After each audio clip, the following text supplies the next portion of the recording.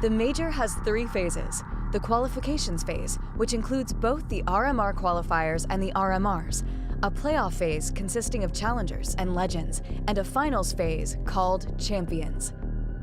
The challengers and legends stages take place in May in France. For the challenger stage, 16 teams compete in a Swiss format across 4 days. Initial matches are best of 1, and all elimination and qualification matches are best of 3. 8 teams from the challengers advance to the legends stage. For the legends stage, the 8 teams from the challenger stage are joined by 8 teams that advance directly from the RMRs. These 16 teams compete in a Swiss format. Initial matches are best of 1, and all elimination and qualification matches are best of 3. 8 teams from legends advance to champions. Champions is the final stage of the major. The 8 best teams of the competition play in a best-of-3 knockout bracket. The winner will have their name cemented in Counter-Strike history and will walk away with $500,000 US. Find schedules, team info, articles, and the best live viewing experience of the Blast TV Paris Major on blast.tv/major.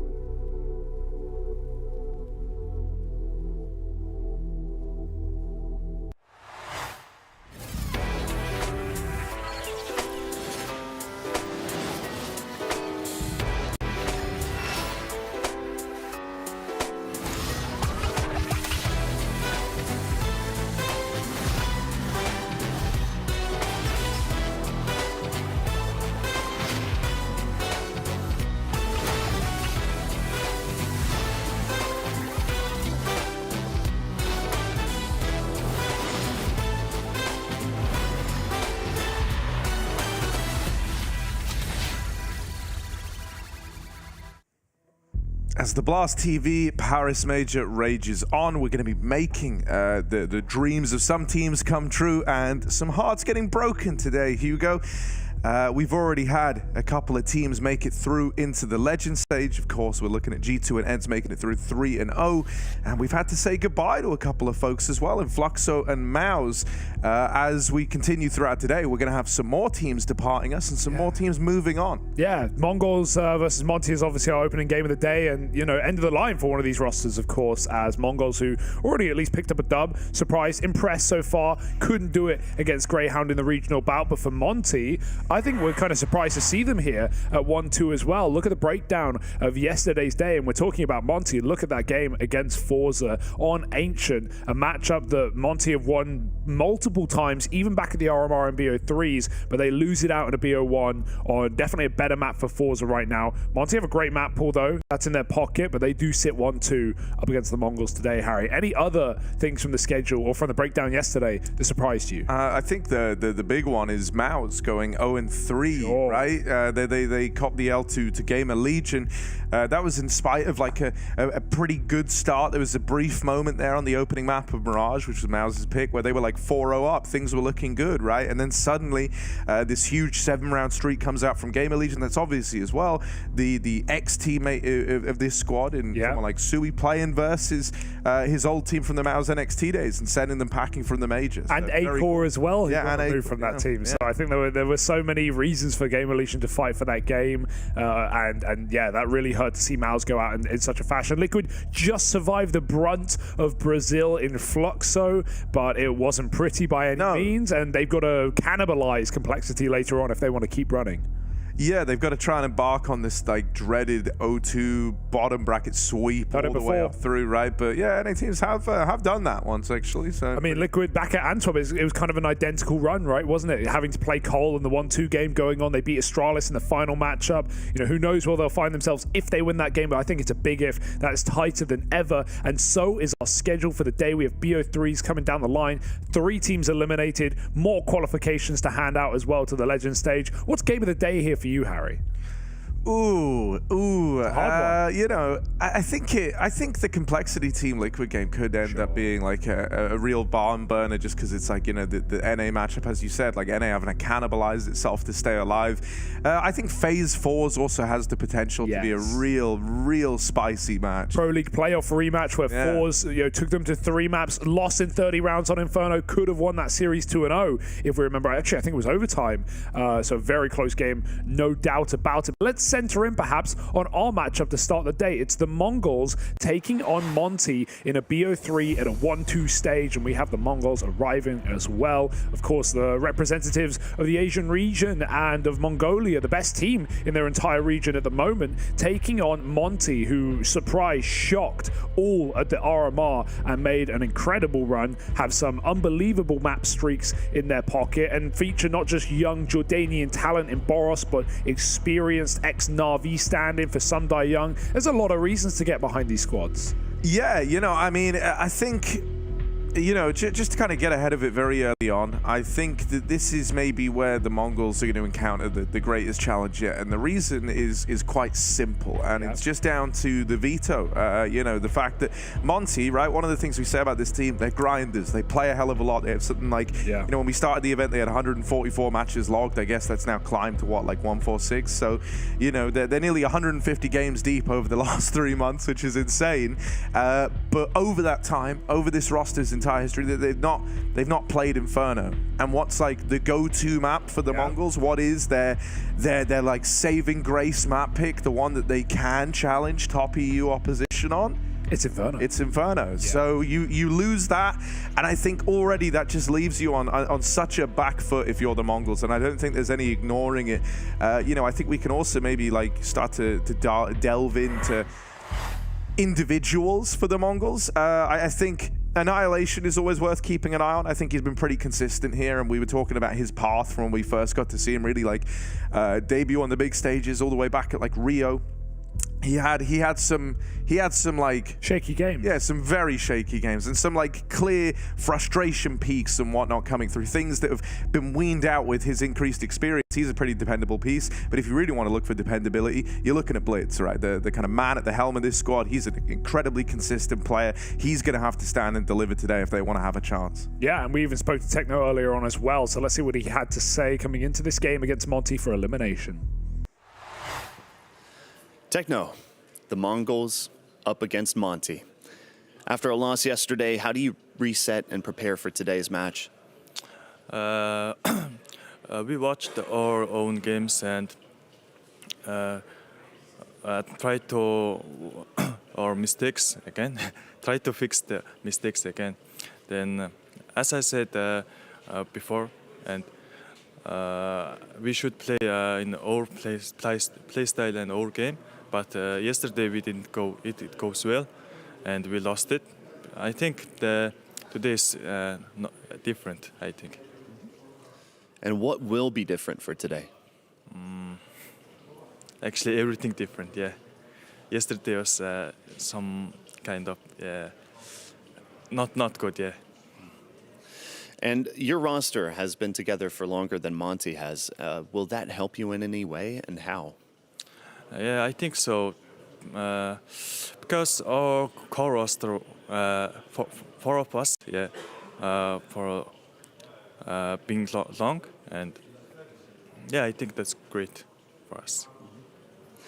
And tell us what it feels like to be playing a 1-2 elimination match at a major. Is it something that gives you a lot of nerves? Is it something that's exciting? Tell us about what it feels like. It didn't. It won't maybe get us to nervous. I think it will be great for us because it will be both rematch. Yeah. And lastly, what is the key to victory for you guys? What is going to take the Mongols into the 2-2 bracket over Monte? As I said again, we should play our play style or game. Yeah. Thank you so much and good luck. Well, Techno's opponent of Monte will be no easy task to play your own style against. This is a very aggressive, very scary team to fight right now, and with a lot of star power behind it. Some brains as well as brawn, and we've recently talked about the in-game leader switch-up that Monte made coming into the major. Right now, I think it is still under question, Harry, to be perfectly honest. Waro, previous in-game leader, of course, the AWPer of this team, has now, had the helm taken by Sumdar Young, who, while we don't argue with his experience and his time in Na'Vi, playing under Electronic, I think we do question the results. We saw that choke against FaZe at 14-10. Sure, it is against FaZe. We can definitely write that off. But then they went on and they absolutely capitulated against Forze as well. So the question is, for Monte, if they can't win this game, was that the right call? Yeah, one of the things I will say is, like, in the statement that Monte put out, they said that, like, this is kind of somewhat experimental and it's not like binding. It's not like Sumdar Young has to keep being the leader. Now, make of that like what you will, right? Still as pretty to whether or not you like switch back. Yeah.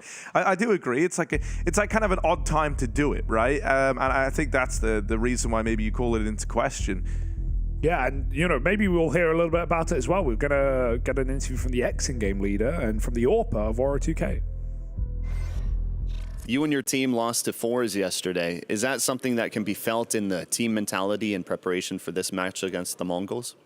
No, we just played bad yesterday. We overplayed a bit, but we did, after game, we did focus on our mistakes, and we're ready for today.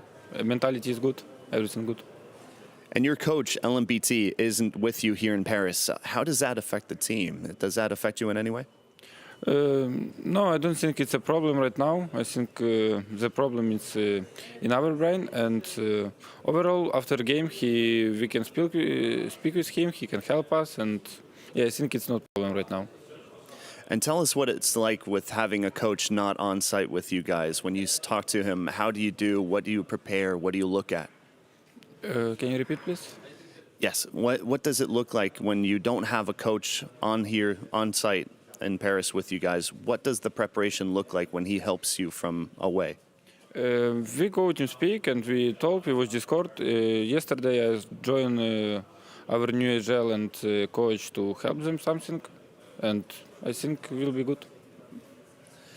And in a young, relatively new team like yours, how does a player like SDY help with his big stage experience in a situation like this one that you're in? He trying to have our moral good, and he doing very great with this. And yeah, he trying to explain like to don't have pressure, don't have anything, and we need to play for fun, and that's it. And playing for fun, what does that look like for Monte? Is that sticking to some tactics, or what is it? It's, I can say it's a bit chaos when we play for fun, but it's work for us, and we do whatever we want to do, and it's not like some structure, but sometimes we can do structure games, sometimes we can play like plus W, and that's it. And lastly, what is the key to victory for you guys to take that win against the Mongols today? Good mood and don't do a lot of mistakes. That's it. Easy tips right there. Thank you so much. Thank you. Good luck, man. Well, good luck and have fun for Waro and Monte in this game today, where they are certainly favourites. The veto's a big one here for me, Harry. I'm hoping we get an Ancient or an Anubis pick from the side of Monte, probably the latter, but we'll have to see. I think the big problem is the Mongols probably have to pick like Nuke, right? And there you go. It didn't look too impressive yesterday, but I mean, even Techno spoke about the difficulties they had. It was an off day for them, but there's the Anubis pick. Woo! 14 map win streak, 19 out of the last 21 for Monte. That's exciting. It's one that Mongols have played a couple of times domestically, but no team at this level. Yeah, the veto is something that there was kind of no getting away from here. I think that Monte were always destined to kind of win that out, right? Because even when you look at Nuke, even though that is one of the maps that the Mongols have always elected to play alongside Inferno, I think even when this roster was peaking, it didn't match up to the level of their Inferno, right? And you know, with this new look of the roster without Score in it, I don't think it's looked as good as it was in their prime. So, you know, for Monte on the other side, sure, it is like their weakest map, you can say, but it's one that they play a hell of a lot and are going to have a lot of ideas on. So I do think the Mongols are going to have their work cut out for them here. Yeah, exactly. We've got Mirage as a decider as well. If we get there, let's see if Mongols can fight up against Monte and take us all the way in this elimination BO3. Join us in just a moment for that.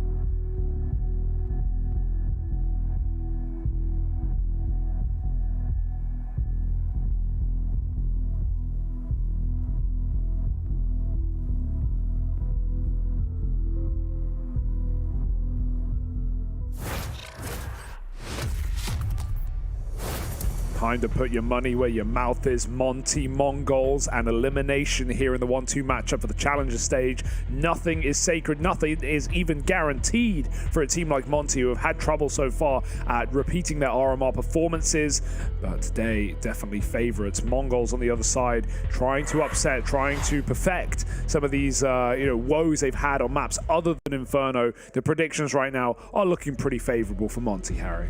Yeah, and I think with good reason. I think they are coming into this as the favorites, and there should be no understating that. You know, that they took the L yesterday to Forze, but I think they're out for blood here. They're out for a bit of revenge. Moving forward, this wasn't the position this team envisioned themselves being in, especially after how convincing they looked back at the RMRs. On top of that, for me, there's just no moving away from the veto problem that was always going to be a thing for the Mongols in this matchup.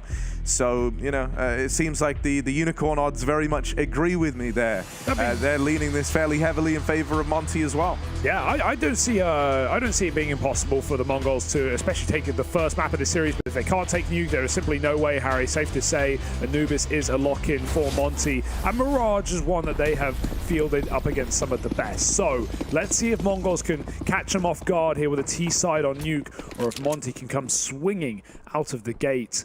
Some troubles on this map yesterday for the Mongols up against Grayhound, especially on that T side, was lacking, despite ample opportunity to convert 4v3s and winnable clutch rounds.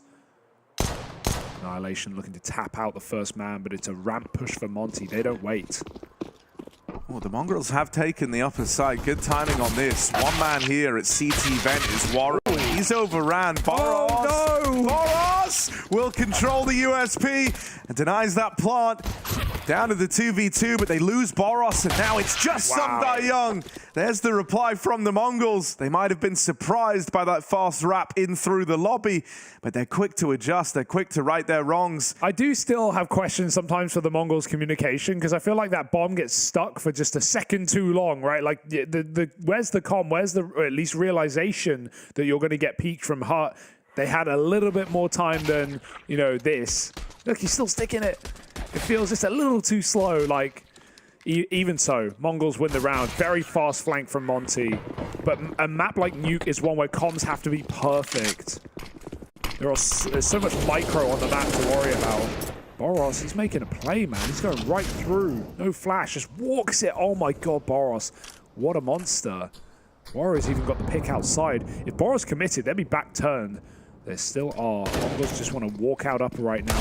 Boros is ready to go. Nice shot, collatted as well. Sumdai Young dies, but there's the flank, and Blitz is suddenly alone. Monte do not relent. They just come at the Mongols swinging and pick up that force buy. Damn. Yeah, what a way to do it as well. You know, there was a lot of straight up fighting from the players, like over towards Yard. You had like Warrior 2K trying to fight there early with the scout. You had smoke pushes across the board. The Mongols expecting a lot more respect than they were given there. And I don't think Monte are the sort of team to give you that respect. Especially if they believe they're the favorites, right? It's one thing to do this up against a FaZe where you know you're going to get punished, but this is the fun part about some of these grindy teams. Like, they don't need to look too deep in the playbook when they can just play in your face CS. And this is something Warrior even talked about in the interview, right? Like, having fun with it, you know, mashing that W key sometimes. And man, Monte have already brought the fight in both these rounds to the Mongols. Let's see if they can keep it up.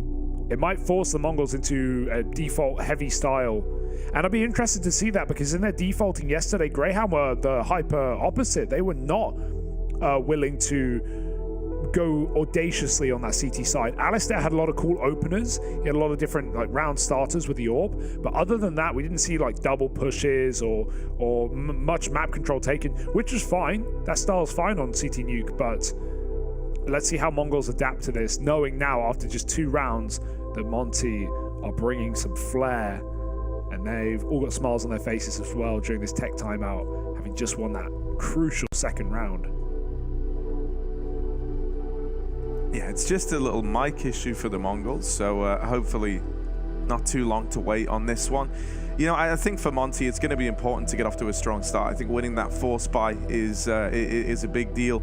You know, this team, after kind of taking a pretty dominant loss to Forze yesterday, I think it's like the fashion they lost in is one that could get under your skin, right? So I kind of hope we see them course correct immediately. I think the only way that this would really start to fall apart is like if the Mongols start racking up a round count, and then Monte maybe get in their heads a bit, right? Because even though this team is one that's impressed us a hell of a lot, you know, when we really look at like the super experienced players who have been used to playing at this level, it really is like Sumdai Young is the one that springs to mind, and then past that point, you know, it's not as proven down the roster.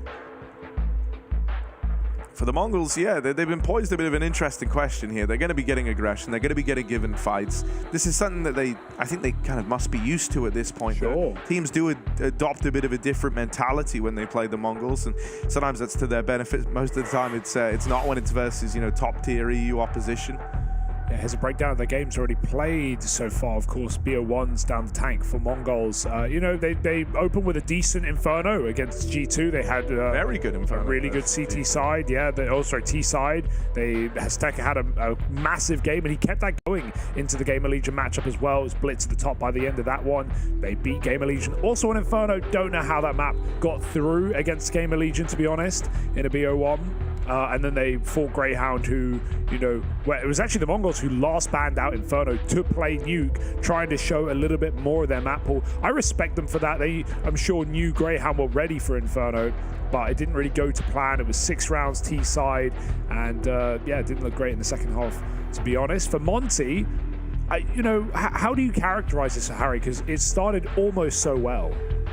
Yeah, I mean, interestingly enough, I think both these teams are somewhat in that position, right, where they played versus, like, you know, they played in a match where you are the heavy underdog going into it, and you end up pushing a team to their limits. Now, Monte, I would say, you know, fared far better there. They were like 14-10 up and ended up losing that 16-14, going the distance on ENCE. They had a great CT side, but it fell apart in that second half when they moved over to the T side of things. You know, I think it's a weird one. It would make it very, very sour for Monte if they end up taking a bit of a downfall, right? Because then you feel like if you just converted on that FaZe game, this would be such a different story, you know? This would be one where Monte would be looking to go through, and that's kind of the issue with the position they're in, being 1-2 down, your back's against the wall throughout, you know? Any sort of mistake, any sort of day where, you know, someone just isn't feeling it, like it's not clicking like it normally does, that entirely uproots your major run and puts a stop to it. So, you know, the pressure's going to be on throughout all of this. And the other thing that kind of adds to that for Monte is obviously they don't have their coach here in LMBT. Yeah. So they don't have that external, you know, voice to try and kind of calm them down a little bit. And LMBT is a very experienced, very accomplished coach. So, you know, I do think his presence would be sorely missed if, for example, this series ends up being closer than maybe you expect just from looking at the names in the server alone. Not even just closer, but I think losing it would be a real disappointment for Monte, considering we know they can beat better teams, right? And at least challenge better teams. But on the flip side, the positive for me, for the MongolZ, is that not only are they getting a chance to expand their map pool in some of these international tournaments, but, you know, just get learning experiences. And we saw how far that went for someone like Azteca, who joined this team, obviously. Or Annihilation. Or Annihilation. But I think Azteca is like the more one-for-one, you know, because Annihilation had been around the block. He played on NKT, been in, you know, international teams back in Asia. But, you know, playing for Azteca, his first couple of tournaments, really poor. Even the RMR had some troubles in maps, single-digit maps. And then, you know, he comes here and he just carries the first 2 games. And I think that's yeah, sure, he fell apart on Nuke against Grayhound. I'll be keeping an eye on him on CT side of this map. He was on the hot roof getting neutered, but at least he's getting better very quickly. Yeah, I mean, you know, I think that's one thing that could be said for this MongolZ squad, and what made it so exciting is you could see the improvement event to event with all iterations of the squad, I feel like. You know, and that was kind of cool, because with you know, other kind of Asian teams in the past, you know, you think like Tyloo, they would kind of keep a very similar form event to event, it felt like. Here we go, we're right back in after that little tech pause. Now, if you forgot what just happened, or maybe you're just joining us, we had the pistol round won out by the MongolZ, but Monte swiftly returned onto them with a force buy. Just a couple of pistols and armor, some well-timed lobby crunches. But this round is the MongolZ forcing back. They try their hand at the upper rush, and they get chewed up and spat out. 1 kill from Annihilation before all is said and done. He's a Deke player. We know that about Annihilation. He can wield that weapon without a doubt. I remember back at Katowice, after the MongolZ were already known as the Bane of Brazil, right? They eliminated 2 Brazilian teams from the Rio Major on the stage as well, knocked out 0-0 Nation. We'll remember that one. But they went on and they continued that streak, you know, fighting Pain and Furia at Kato. And one of the maps they beat Furia on was Nuke. And I remember how many different top hits they had in their pocket on this T side. Really nice execute. So, whew, I want to see some of them today. They didn't go too well against Grayhound, but it didn't seem like we saw the same executes. So do MongolZ have the gonads to go mad for some of these top hits, Harry? That's the question. Not easy. But I hope we see some of them today. Gun round coming in. 3-1 for Monte. Flowing off the back of a force buy. And this is the time to shine for the Mongolians. Yeah, Warrior2K got a lot of kills on the back of that MP9, so he has farmed money for his AWP. He's sat nearly 10K as he plays this bonus round out in round 5. So, you know, you couldn't ask for anything better for your AWP player. But here we go, the Mongols in with a full investment up against the bonus, if you'll call it that. Blitz creeping up. There is someone here waiting on the gap in this smoke. Samdai Young holds for him. And Blitz goes on a bit of a journey, a bit of a jaunt through that smoke. Gives up the opener. Techno does at least equalize with this kill to Warrior2K. But this is where Denkyu's meant to fill the hole. He's only good for a one and done. So the numbers are kept even right now for the Mongols. Still a lurker on top side. In fact, he could just completely clear this one out, but Krasnal's waiting. How long does he hold? Very dedicated, waiting for a lurk right now. Azteca swings, and why would he be ready for CT Vent at this point in the round? 2-on-3. Will they jump the gun on this ramp drop before their teammates down the vent? He's actually rotating to join them. He's taking a really lengthy rotate here. It's smart, but it's going to waste time, so they need kills quickly, and they're not coming their way. Oh, Annihilation. That's a lot of damage, but not the killing blow. Techno going to try play around the doors here. Strong post plant, strong position.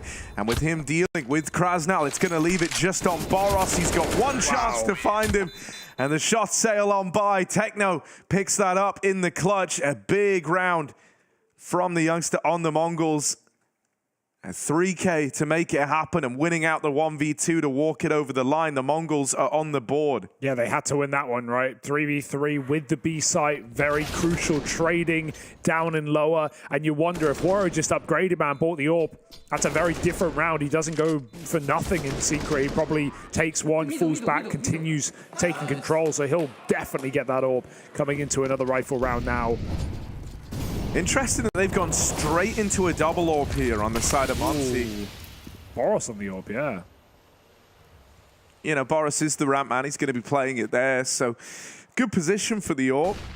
And in some essence, you know, Waro can be freed up potentially, but a fast main drop. That's going to hang Samdai Young out to dry, but Waro makes up for it. Now on the main rotate, he will get cut down. Blitz out of ammo, but they're not able to deal with him. He gets the reload off in time, and in comes Boros with that AWP to put a stop to it. That's sick from Waro, dude. Again, we just said he needs the AWP. He pulls it up, and he gets away with a double kill in main. No one even realizes. They turn around when it's too late after having a chance to commit to the split with their team. Check this. Second player just goes for straight for the trade. But caught out in the open. And ices out that split very easily for Monte. Putting Blitz on just a hero gun in this round. Try set him up for an opener, but it's up against Boros on the ramp. And this guy is sickeningly good. Pistol's going to run his way. Spray and pray. That is beautiful for Boros. Yeah, he hung around. Techno taps out one. Goes toe-to-toe with the AWP. Now getting pushed through the lobby, but he's holding for it. He's considering this at least. It's just if he tries to go back, they're playing this together. And on that swing, he's a dead man. Monte, really nice response to that. Good protocols. Boros as well with Balls of Steel, knows he's up against the eco, so he just hangs around on ramp for all the fights. So dangerous, but he knows he's got support coming in quickly. So 3 kills, 3 peeks into the AK, sure, but it's just assured that Monte going to win that round. They don't jump the gun on the flank either. I almost wonder, did they try and flood ramp there with the pistols up at the front like that because they saw Boros with the AWP, and maybe they're assuming, right, that second AWP was saved or was going to be reinvested in. Sure. Running into him with the rifle there was kind of worst case scenario for the Mongols. All right, another crucial gun round, but again, lacking everything you would want. Take those on a tech. Smoke's coming outside again here for MongolZ. They do like throwing the wall. They'll move out behind it, but Boros is already secret as Waro sets up Well, could be a flash to get him involved. He's going to get mollied though. Flash comes a bit early. Boris can't really do anything with this. Take Garage instead, but Boris can confirm this soon. Creeping up, getting info. Warrow back to spawn, playing a very far off angle that they will not be clearing anytime soon. They're going to try and go for main, but Boros is still unnoticed. Oh, round the world? Warrow's happy with this. Yeah, the one thing that's weird though is like with Boros here, they've completely conceded ramps. So Warrow's trying to watch like both the Hell Walk and the Heaven jump up. This is a lot of responsibility, and you can see it lets him down there. Bartak will tap him out of the round. Boros now tries to make up for this by playing out through Secret. The A players are boxed into a corner, and Boros is dead. It's just DemQ. They know he's here, but they go right into him, and he knows the last man's up in Heaven. DemQ's got the round in the palm of his hands. Annihilation is looking to find him, but he can't. And so there's the round for Monte. DemQ, the man to make it happen. Plays that really well. You know, they keep giving him the fights. By the time they kind of learn he's the back site man, it's already too late. The bomb gets dropped inside of that site, and suddenly Annihilation has to root in through the Heavens. I'm going to say it again. It's communication. Like, where's Blitz looking in that moment? He's looking out towards the main side. He has to flick last second. Like, someone calls, like, bro, you're watching the wrong spot. And then, yeah, Annihilation swings, doesn't look right below him, thinks he's gone further behind the site. But, man, that was another opportunity. It's what we saw against Grayhound for Mongols. So many opportunities to win rounds off of massive opening kills and position, but they can't close these 2v1s, these 3v2s, these rounds that they're favored in. These need to be rounds for Mongols. You don't get them every day. Little upper exec. Flash is fantastic. Krasnar's a blind man, but DemQ moves in for the kills. With that molly down, he has room, and he takes 4 with him before Sundae ends it. Beautiful round from DemQ. And Monte holds strong. These upper XX, no matter how good that util is, when you got a rifle doing that, Mongols are in trouble. Timeout comes through. And they've got money at least.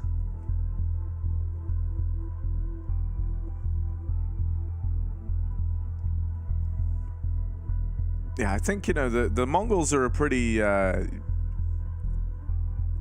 you know, are a team that like to lean into like these yard execs, right? And so I think try go back to that, but maybe, you know, don't jump the gun once they get into those man advantage positions, right? Because I feel like whenever you see Mongols up 3v2, there's like this overwhelming urge that they're really playing to end the round as fast as they can, and I think sometimes they end up, you know, lurching into these rather unfavorable spots despite holding a man advantage. Even in that last, you know, man advantage round that we saw DemQ delivering, you know, they try to like accelerate the pace out into the A site, even though they're sat with quite the advantage. They dealt with Boros, who they know is the ramp player, over towards Secret. There were a lot of options open, and it's like the round is just already moving too fast for you to have time to consider that. Here's them going back to some of this outside control, but it's just Bartak here playing it alone, while the rest of them wait back in lobby. Looks like they want to try run back the A play. Util doesn't blind DemQ, who's playing a safe angle at the back of the site. Bartak will make it down Secret, and the rest of the gang now try to get out the ramp room, but they are mauled, dismembered. As Sundae and Boros move in, they've cut the head off the beast here. The Mongols have got to go back. Low HP on Hasteka, and Bartak has to be the saving grace. Coming up the ladder, looks the wrong way. And DemQ, that kill is delivered for free. He was being flanked as well from lower. I think the comm came in, that they saw him, because there were 2 players walking around Secret. They might have caught a whiff of that lower play. Awkward round for Mongols. The upper, you know, play to get Techno out before they hit ramp. The molly lands after he's dead, you know? Flash, then molly. Sure, it can be nice, you know, blind the backside player, they burn, but the timing's a little bit off on that upper hit. Would have been better having 2 players throw that util. And Monte right now are putting on a show on the CT side. Very mobile, lots of double setups, the orbs all over the place. And Azteca has to save. Yeah, I just think the Mongols, you know, where they do their best work is outside. They know they're going to get given some fights here. They know they're going to have chances to, you know, get that man advantage. And I know you can't plant out in the yard, but, you know, it's still some serious ground to take. You know, if they're able to get into a similar spot as they did a couple of rounds ago, where you have a guy up towards heaven, where, you know, you have that ability to collapse upon the A site, maybe you get down secret and you get given a fight there early, and then suddenly it can open up a lot in the rounds. I never really think, like, oh, great top site exec team when I look at the Mongols. Even though they have some nice utility here, I don't necessarily think like the protocols are fully nailed down for who's watching where, who's holding what, and so they sometimes look pretty messy. I think you can just get away with a lot more when you play in your region, right? Like when you play weaker teams that don't have perfect setups, but you know, going up against proven EU opposition, they are going to be a lot cleaner in their positions, in their crossfires. AK board up but dropped immediately as Warrow's in main now, and he's even got cover for Demq. He'll probably get this kill. Even if he doesn't, look at Demq, ready to receive. And so these pistols are going to get flooded. Mongols in a 3-on-5, flashing outside. Demq is having a fantastic game right now. Set up 17-3, and he has just been the anchor man of this top site. Even if his teammates fall, he is there standing the test of time, and you couldn't ask for anything more if you're Monte. You know, this idea that like the A defense can fall to just one man and you still have a really good chance of winning the round is crazy. And that's part of it, right? Like, you know, I'm sure these XX for Mongols would work a lot better if Demq wasn't going crazy, but he's having a good day, and so that kind of, you know, removes an aspect of your T side. If you know that like every time you run an exec, this guy is going to hit some nice spray transfer, be in the right position, dodge a flash, get a double kill. Yeah, I think he also just has like very good awareness of the kind of like waves of util that the Mongols are throwing whenever they're going for these A set pieces. Like he's been displaced somewhat by a Molotov once throughout this whole thing, and normally just kind of sat behind the silo, playing a very safe angle, one that's hard to flash if you play on like the heaven side of it. So, you know, he has a lot of freedom in a moment where the Mongols think he's at his most vulnerable, right? It's like, no, in reality, he's actually starting to reposition after the flashes, after the utils come in. They got down vent. That's something here. Azteca can cut the rotate, and so will Monte fall for it? It doesn't look like it. They've already got Young in the B bomb site. They have to clear this one. He is positioned very early. He ran, though. So the question is has Azteca hear this? Either way, they need to check these positions. They're going to group up and go together. Boris is cleared outside. That confirms the B site. Young knows it's coming. He announces his presence, but multi-kill would go a long way here for Young. Ooh. Young's dead immediately. Demq manages to get himself tucked in, but he's got to have a big round here, and he's not in the most comfortable spot, although they don't seem aware he's here. Oh, Techno will go check it. Okay, there was a part of me that believed that check was not coming through. Now, Boros has slipped the net in this round. Techno's having a great time inside of the site. He was the guy who won them their last B-take round, and with Warrow dead, it is just Boros. Now, they don't know he's here. They're about to find out. Bartag learns about it the hard way, and you can see the rest of the Mongols were up and leaving. Boros taking a couple to the grave with him here, down on the lowest site. I don't like it. Quick kills. I don't like it. To at least make that expensive. Very expensive. He's just so talented, Harry. He's just got such great aim, and the way that he peaks angles as well. It's not lazy checks. He believes everything, every fight he takes, and pinpoint precision, headshots on 3, but it's only exits essentially. However, yeah, just damage. It means that Monte win the follow-up round. Boom, Mongols are back in the bin. But you know, this is why I like, you know, going for like these more standard yard rounds. I think like play to your strengths. Once you get someone like Techno rolling down towards that B site, like that's now the second time he's kind of pulled off a play like that once they get him down there. And, you know, in terms of having the util accessible to actually make this par thing open up down towards secret, like the Mongols have got it down pat. They've got a lot of variations on the outside, so makes everyone knows them. And it's one that's kind of hard to counter if you're Monte. They might try and play through it in this round, sensing that this is going to be a bit of a weakness for them maybe. So they get flashed through to try and fight in the yard. Young. Nice. Gets away with some good damage. The Mongols, here's the beauty of these smokes. Their options are open. They don't have to cross secret here. They're going to start to take garage. This is something that Blitz really likes to do. You'll frequently find him here. Even as the rest of the team have gone down secret, he's taken this garage position away. And, you know, if he's able to hang around here, like the longer he waits in garage without peeking, the better. The less Monte suspect that he's hanging around in this position. Yeah. They're always going to be considering it, right, because of how the smokes fell.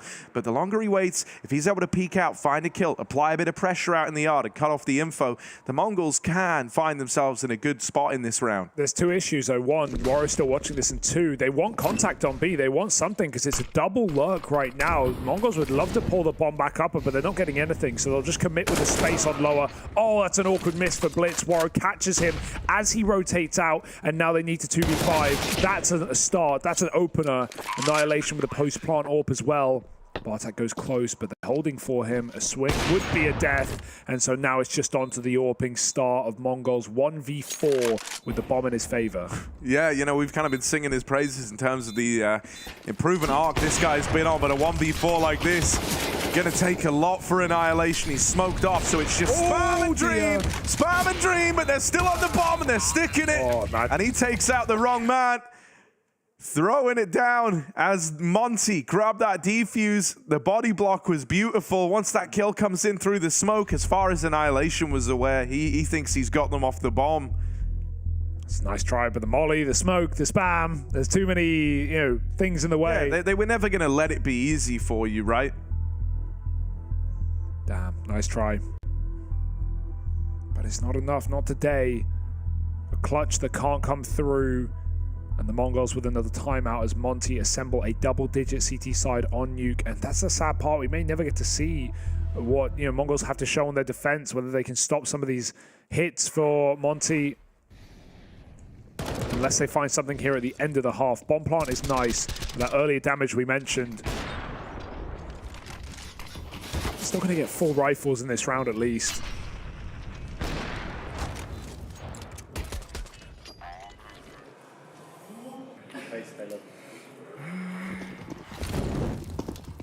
Warrior's been very aware on his outside control, right? Getting rid of all these lurkers. Knowing when to rotate, when to not. And of course, you've already mentioned DemQ's upper holds. There's really not been a weak link in this Monte CT side. Ooh. Smokes again outside. It's just a safe play, right? It's just a best way to get space on this T side. Especially when your upper hits aren't working. But Warrior plays ahead of his teammate's Molotov. And they're going to have to throw a deeper one to lock him out. He's still trying to fight for this. Warrior's feeling confident right now. He gets tucked in this cubby. This shot to heaven, Annihilation may be dead. Warrior's waiting for this fight. And even though they have garage, at what cost? Nice flash. He got stuck on the pole, I think. He couldn't get through. Warrior, oh, jump cleared. I like Annihilation that. Knew he was there. I like that. Bartek with a little bit more. But he will get traded. Subdai Young on that rotate in towards Hell. One man down towards B, but the bomb is right here in the lobby. Techno loses it in the hut, and there's the round stripped away from the Mongols. Monte, you know, I think one of the things you've got to applaud right now is even when a pressure's being applied outside like that, even when they know players have made it down secret, they're not overzealous on these rotates. They know that the Mongols like to have these lurking players. And I think that's been a big part of the success story here for Monte. Is like the lurks have done nothing. If anything, they've been problematic for the Mongols. It's been a consistent source of, you know, mad advantages going the way of Monte. They've not really carried a hell of a lot of impact. In fact, I can't think of the last time the lurk really got away with anything. Agree, yeah. So the only time that lurk got in a good position was when Annihilation got heaven and lost the 1v1. Yeah. Like, even then, Azteca's done nothing coming out of lobby. They're going to go for a door rush now. But already cleared out. Oh, down the vent. They make it all the way through to B. Here's Blitz again on a lurk. That's something. Could this be the round at the end of the half for the Mongols? Subdai Young shuts him out, but at least they've got control. 3 on 4. The weaker guns are really an issue here. There are 3 AKs on Monte. Mongols don't even have that luxury. Yeah, and they're all wounded from making it down the vent in the first place, right? Every single one of them took 56 damage from the molly. They all took the same damage. They're just as wounded as each other. No one's that high health player to give you the the hope in this one. But a lot of time's been allowed to tick off this bomb. Monte are really playing this down to the wire. They've got to be clean in these openers. They will get the trade, but time's going to elude them here.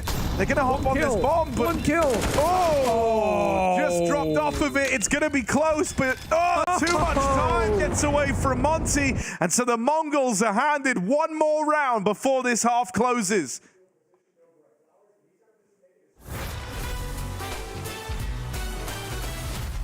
And round 5, what do we get now? Okay, so we got Elise, we're going Elise again. I'll just try Carrigan, because I think Carrigan is gonna give me a lot of hints.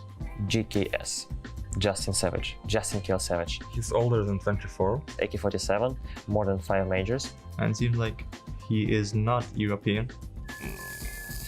It could be Nitro, but at the same time, I think he's been... I'm going to try Nitro. So that's exactly the same result. Not so familiar with all the NA players, so it's maybe a bit tougher on me this one. Okay, let's try Nico. The team is not Liquid, so no one from Liquid could be it. Maybe Rush. We can try for Rush. Twist, he's Canadian, so not that guy. Naf. But then again, it could be Naf, but at the same time, but maybe Canadian. I'm going to try Naf. Hooksy. Wait, it's not Europe. Electronic. More than 8 majors, and it's not even close to the Russia or Europe. Rush is not it, but I have the age, range pretty clear now. American teams, it's Liquid. Liquid? Only Liquid. It's not OC. Stop thinking Liquid. I'm only thinking Liquid. Who else is playing in North America? And he's played a lot of majors, it seems like, so it seems to be like an obvious name, to be honest. Stewie 2K. He's from America, he's retired already, and he's younger than 27, imagine. Maybe he's playing Valorant. Which was the roster that Cloud9 won the Boston major? Was Stewie, Automatic, Rush, Skadoodle maybe? No, it's because the weapon is AK, so that wouldn't fit. Could it be Tarek? Let's try Tarek. Let's go! Why was that one? That one was really hard. Yes, it's Tarek.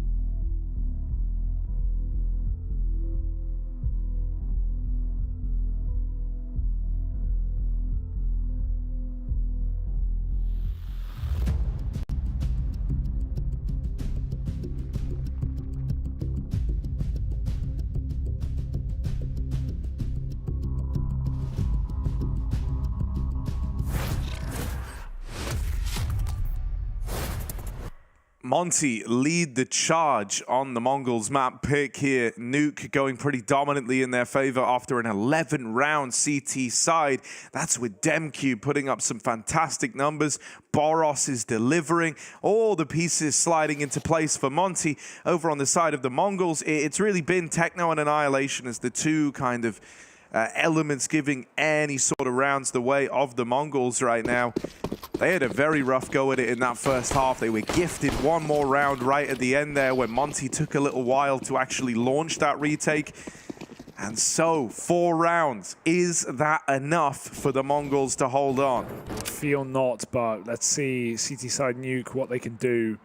Blitz early drops lower as outside is taken. Annihilation knows no one's made it, so Blitz is free to walk up.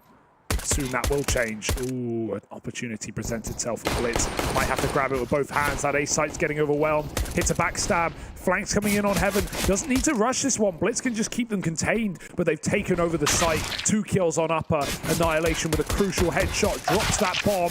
Boros hitting everyone, and Bartak dinked immediately. Boros is nailing them right now.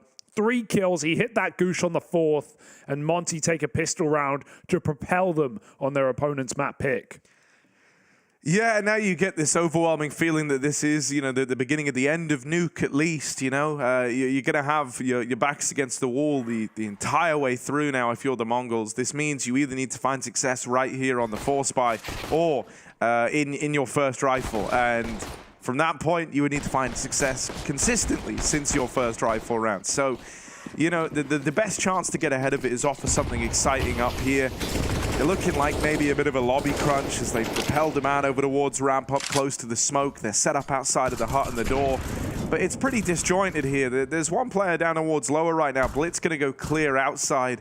So I hope they don't move too much further forward than this towards the lobby. Give Blitz a bit of room. Let him confirm whether or not there's anything outside. And Samdai Young will get caught here. So there's the start you were hoping for. They give Blitz the room to make his move, and he sticks the landing. But that's just going to force Monte into upper, which maybe is what Mongols want here with 3 strong on this top side. They're waiting. Molly's come through. They're going to have to reposition. Locked out of a smoke in main is that rifle. Demku looking for the entry. He's been solid today. Waro just bursts a double, and they drop down the vent. Blitz has already pushed so far forward. He's now out of position. That's really unfortunate. And Waro's even gone through the main smoke. He's going to hear him and try and cut him down outside. He loses that fight. Bartak takes space. He missed that timing. He didn't see the ramp man. There's a player right by. He's going to find him at the end, holding this shot till his teammate gets in position. And now it's a 3-on-2 with no kit. Yeah, I like that from Bartak. Boros waiting for this rotate through. Secret is knocked out of the round by Blitz. So Krasnal's got to do it. Deals with the first man. They're on the bomb. They don't have a kit, so it's the 10-second stick. But that's now down to 5. Krasnal looks to make a bit of noise. He has to pick up the pace. Bartak won't let him in. And so that force buy goes the way of the Mongols. They have an answer. What a round from Blitz. He's very much the hero there. Opens it up with that kill outside. Goes on his rotate to catch Waro over in main and then goes down towards B.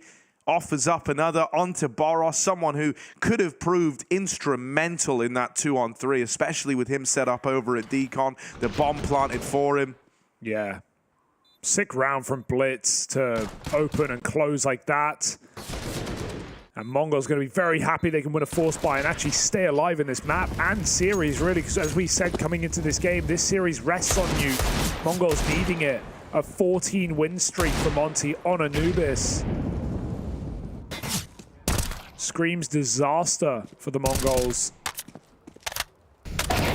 These rifles build up some confidence here against the dry eco. And I even love that Monte go for this eco. They could have definitely ego bought, and it wouldn't have been a bad decision either if they had a plan behind it, but they make sure that they just have the full guns as soon as possible. So 12-6. And Mongols have created their own opportunity, their own destiny, but they've got to do right by it in this gun round. I am just like a pretty hardcore Annihilation believer, so I hope that he can look to field this AWP pretty soon, right? He's going to come into this one with just the rifle, and I mean, this is the time for it, right? You know that your opponents aren't going to have one at least. He's over out in the yard, him and Blitz playing like this tag team, right, between main and the yard. These are two very, very strong outside players for the Mongols. So they've got that going their way at least. Blitz is normally pretty keen as well to be that guy like rotating around, trying to play around these smokes. You're either going to see him fight through it or drop down the vent. And there's that tag team that we talk about. Woo! It's one way to do it. Summon the beast.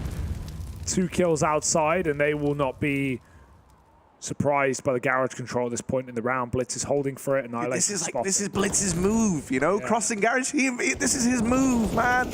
He knows they're in here. Everyone's been locked out. It's just Waro. He's doing what he can. Battles his way back in, but this would be a 1v5. Oh, he's given a third. Don't give Waro the round, and Blitz holds on. Meets him there and succeeds where his 3 teammates tried and failed. Just a nice try. I feel like we've had that a couple of times with Monte where they're in unwinnable rounds and they put them into 1-on-2s.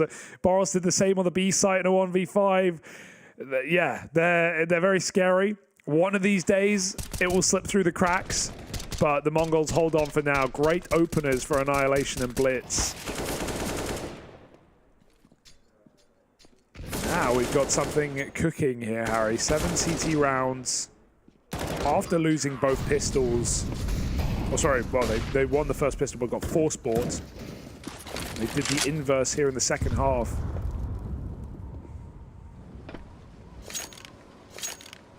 Got some nades on that A site ready to pop.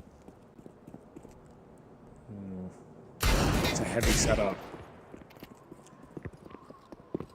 Careful, Azteca.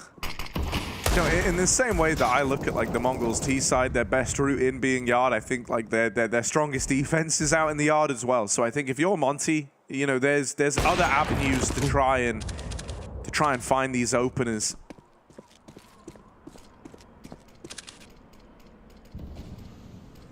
Go through main right now, and that smoke will confirm it. So Blitz has to watch outside, restricting him on helping upper, and they're about to hit upper. Azteca is a good position though for this. Boros gets spotted. How does he hit that shot? And now Boros is the linchpin right now. 3 CTs in position. They can go down the vent, but they're choosing to commit for this aggression. Nice spray for Azteca, and they actually hold on very valiantly on the Mongols. That could have gone wrong. Yeah, I think, you know, the way in for Monte right now, maybe I'm oversimplifying here, but I think it could just be as simple as go ramp, you know? Yeah, I think that really is, you know, and it's not uncommon for that to be a bit of a weak point for the Mongols here. Bartak is not having the best of games. He's the man who's going to find himself over towards ramp. And one other thing you'll notice is that Annihilation with this AWP, because Blitz is someone who likes to play within main, you know, and he'll come outside on reaction to the smokes and whatnot, but you know, Annihilation has to be dedicated with the AWP out, and that slows the rotates. That's a big opener. What a check. Some die young. Almost dies to full damage. Checks the top of garage, gets out with this 5-on-3. They spot Annihilation going deep. So now they do challenge the ramp man. There it is. Bartak gives them the route in. And when you've got this much space, I like that they're wrapping hell. I like that they're going in towards the A play. This is a really punishing round, and it's just Techno left. His teammates have been melted. Go on, do something here. Let's see him style for a second. There's a chance to get weird.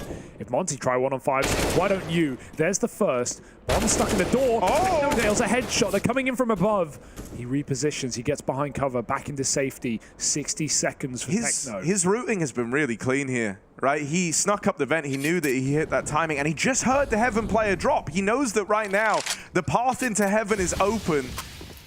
Monte have got to be considering this, but I love the pathing that Techno's taken. He might just get deleted on this first peak. He's not considering it. And so Waro will put a stop to his 1v5 attempt. Nice try. Definitely a nice try. But again, similar to how Monte's was shut out, so will his be. And yeah, man, DemQ's done his homework. He knows Azteca's routing. This nade spray combo at the start of the round gets the first domino, and they all start falling after that. Sundae looks shocked by that kill, but he was aiming for it. And Azteca, to me, is the biggest liability on Nuke. We saw it against Grayhound, like him top hut. He didn't know what to do when he got mollied. He always looked stuck. He always looked confused. Right there, trying to fight door for the wall. Not ready to get smoke spammed.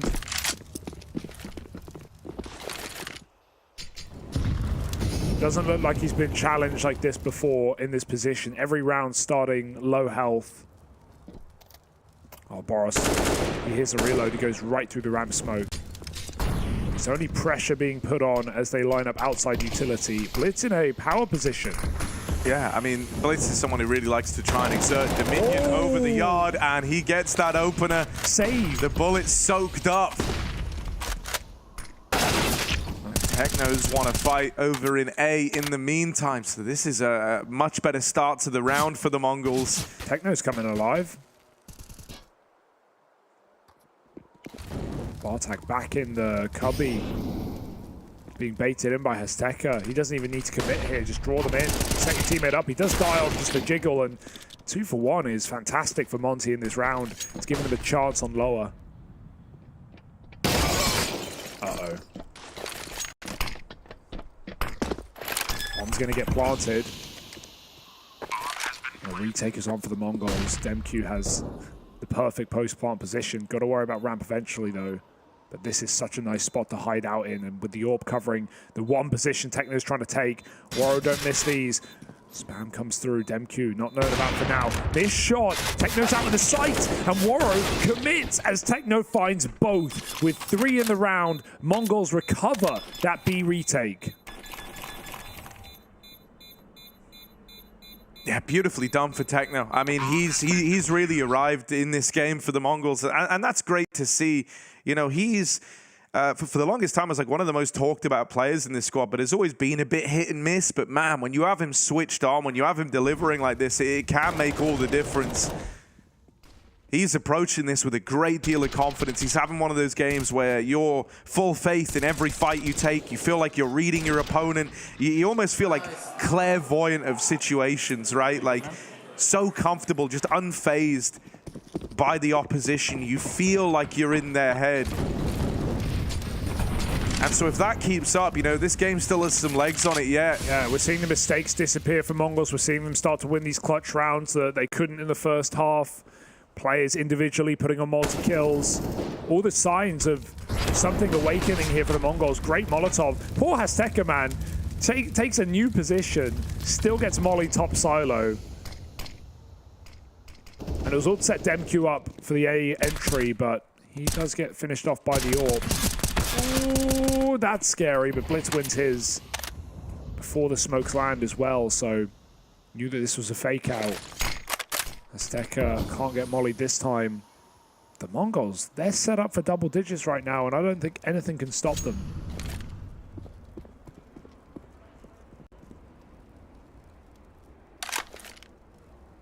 Monte are going to try and get out here through the door, but yeah, you're dead on. I mean, this is teed up for the Mongols to find double digits. 10 rounds await them. If Azteca can hold the line here, only one, and Waro's going to help out. Techno now falls. Blitz has dropped in at the back of the site. This is a pretty big reposition. You never normally find Blitz here, and so it comes as a nasty surprise to Boros. Waro makes it down the vent. He's trying to play some mind games here.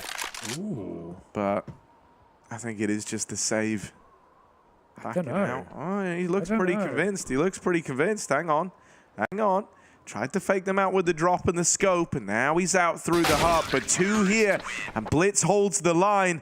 The Mongols will not let up. They will not go easy into that good night. Monte starting to realize that this game is getting away from them. Yeah, this would be insane to see them pull this one back after, you know, the 11-4 half and then losing the pistol round. 12-4, Harry. This felt as good as done. The Mongols were not in this map, but right now Monte cannot break in.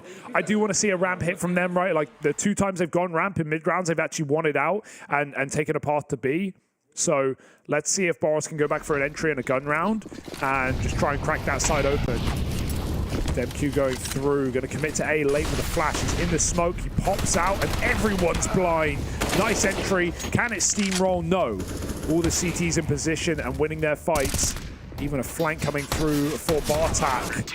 He's starting to pick up pace as well. 11-13. Mongols making this map interesting. And I wonder where the limit lies.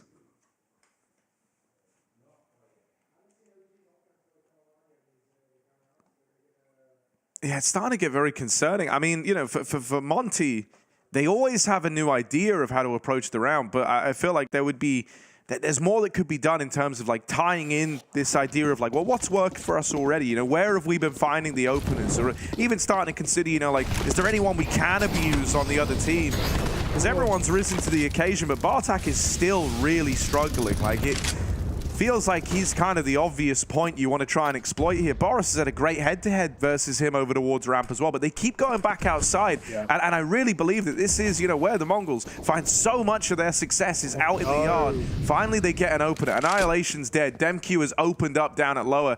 This is likely going to pull some early rotates down towards B. And Demq, I don't think he hit that timing on the peak. I don't think they know there's a player in the B site right now. Techno's made it down the vent, and there's still a man inside of B. There is an unknown factor here. Out towards ramp is Azteca. He had a chance there, so Bartak's got to do it alone. Bested after 1. It all falls onto Blitz. Out through Decon, he's made his presence known. Going to try walk in here, but they're holding this smoke.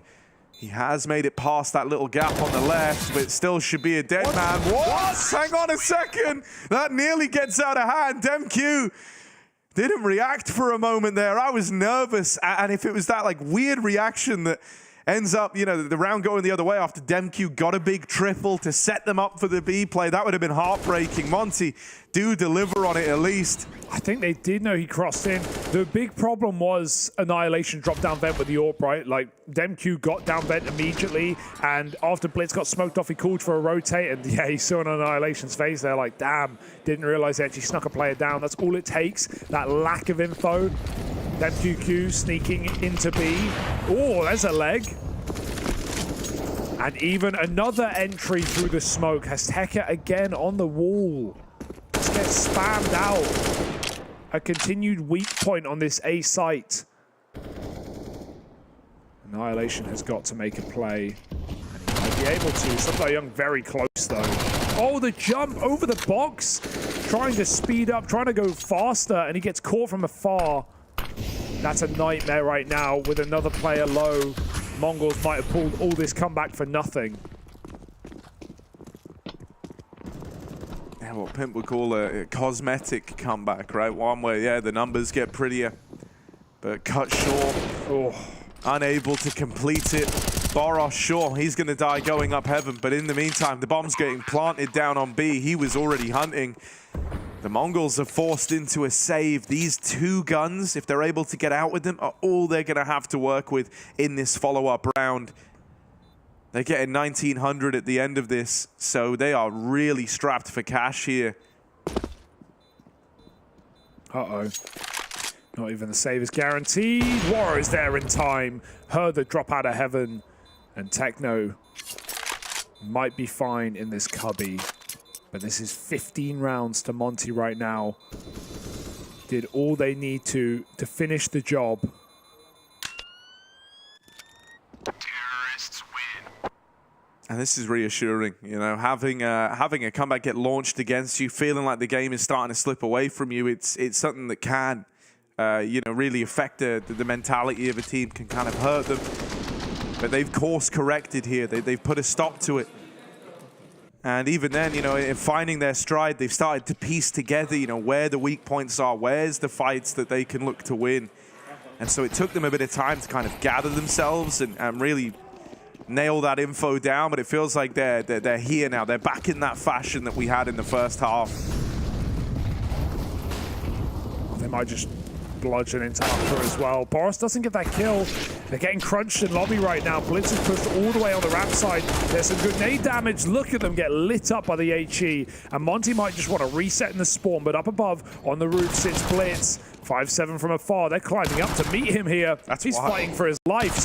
Young does die, and Blitz just trying to survive. Oh my God, how's he doing this? They keep coming up the ladder, man. These are nice fights for Blitz. He wants this. He says, guys, keep trying to trade me. I will. Oh my God, Blitz, another one from the 5-7. Blitz, the master, the grandmaster, sends them packing. And that's 4 in the round from the man at the helm of the MongolZ. He keeps him in it. He doesn't care. He plays like it's done already, like they've won. Just throws himself into every fight. Jumps off the roof with the AWP. And finishes the job. That's despicable from Blitz. He's had a fantastic CT side. My, oh my. It's not done yet. MongolZ hold on for at least another round. And you're going to try with Blitz. Not again. A ramp crunch. MongolZ are looking confident now. Could that be their undoing, though? A trade is allowed, but Annihilation cannot escape, and the ramp has been opened up. Monte can just charge this B bomb site. At least there's a player here. Yeah, one man already down. Blitz trying his best to hold the line. Can't do it. He's overran. He's overwhelmed. And so it's going to come down to this. Techno has delivered some great individual moments down on this B site. This has got to be another one of them. And with Azteca sticking the landing on the backstab, Krasnal is boxed in and should get found here. It's Techno to offer up solutions. A big double kill, drawing the attention away, allowing Azteca to slip in through the back line. And the Mongols keep the comeback dream alive on Nuke. Techno let loose down on V. It's so sick to see, man. Like, you've got Blitz over towards outside, over in the yard. He's a very, rotatey player, but he's playing his A game right now. Then you've got Techno. You unleash that guy either at like anchoring down the top side or down towards B in one of these positions over towards the door and control. He is a beast on this side of the map. So they're all stepping up when they really need to. They're all standing and delivering. Yeah, I can't believe it. The last couple of rounds, they've just looked crazy, man. They are just throwing themselves at Monte. Desperation on the CT side, and it's working every step of the way. They don't want to give up or go down without a fight, leaving nothing unsaid. But this is what we required from the start of the half. Boros running out ramp with a 5-on-4. And this was always going to be the problem, right? It was like you just don't... Oh, no! Not again. The vent. Demq sends a message with that one. It's done. And Waro2K is farmed up Blitz. It's only Techno left. Sure, he's given us great moments down on the B side. Some of the best in the game, but you're not winning this one. Not this 1v5. Monte, what a way to win it. And we kept saying all throughout this second half, ramp just feels like an inevitable problem for the Mongols. It ends up being their downfall. The comeback denied, and Monte run away with the Mongols map pick. Now 1-0 up in this Elim BO3.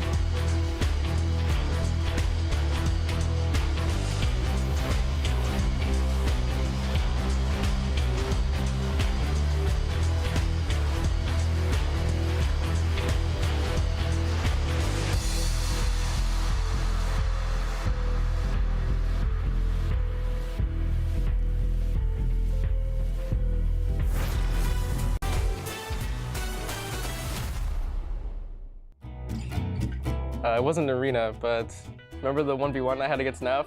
Okay, it was like the all-Canadian round. Yeah, okay. Yeah, that one was actually all funny. right. Yeah, rewatching that, I laughed for sure. This is Canada versus Canada. Oh nothing can go wrong here. I've never been so apathetic to an outcome in my life. Right.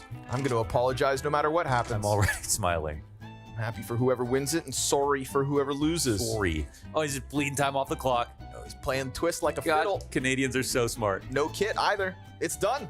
Naf. And in Canadian fashion, it's full pacifist. No one shoots each other. Sorry I had to blow up your site, eh? Yeah. Oh, no problem. It's just your job. That's wonderful. Yeah, the most pacifist clutch ever. You both survived and walked away. It was No just, damage taken from either opponent. Okay.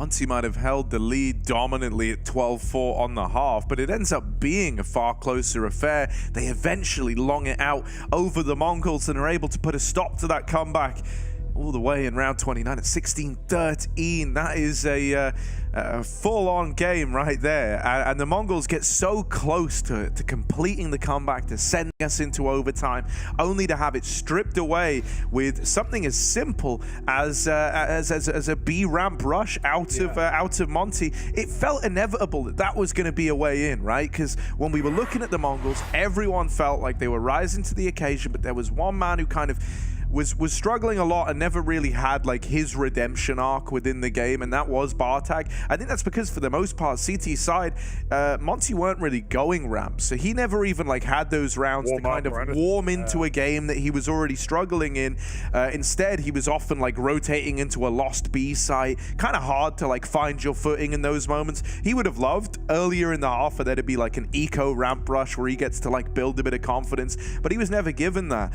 So it ends up being the downfall, and I think that really hurts for the Mongols. It was great for Monte to piece it all together across what ended up being a nearly 30-round game, but you know, there were a couple of standout players for Monte for my money. Obviously, Boros is always worth mentioning. Waro had his rounds in there with the AWP, but Demq was the man that kind of stole the show. Yes. He was so successful in his opening duels. That's where he really set himself apart from the crowd. That and having 32 kills. He was 7-1 in opening fights. He was such an instrumental piece to this Monte puzzle, and that cannot be understated enough.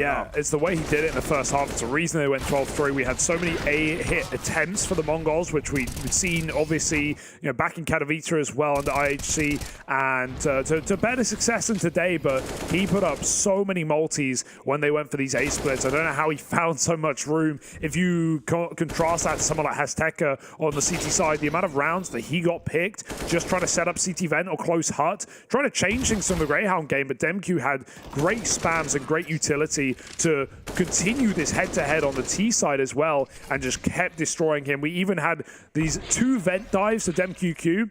Those are the 2 rounds that Monte were able to find to actually convert near the end of the game. It got really scary, but the 2 rounds he got down vent, Annihilation dropped him with the orb, unexpecting, and then we had Hazteca drop down the vent and get knifed as well in the last round. So a couple of very crucial rounds for Demq to not just, you know, destroy on CT side, but then to close on T side to set them up in 5v4. So he had a fantastic game, and Boros was right behind him with impact on T side as well. Yeah, you know, flipping the conversation back towards like the Mongols, I think the thing that's always going to hurt here is this idea that in that first half, if you remember, there were a number of rounds where they would be up at man advantages. They might be in like a 3-on-2 or a 4v2, and it ends up going against them, and that's not uncommon for this team. You know, there was the one that really stands out, as it should to the folks watching at home, was the round where Annihilation makes it up into heaven. They have all this control over towards the A site, and it gets away from them. And it's rounds like that, when you play a game that ends up going the distance, they're the ones that live on in your nightmares. Those moments where you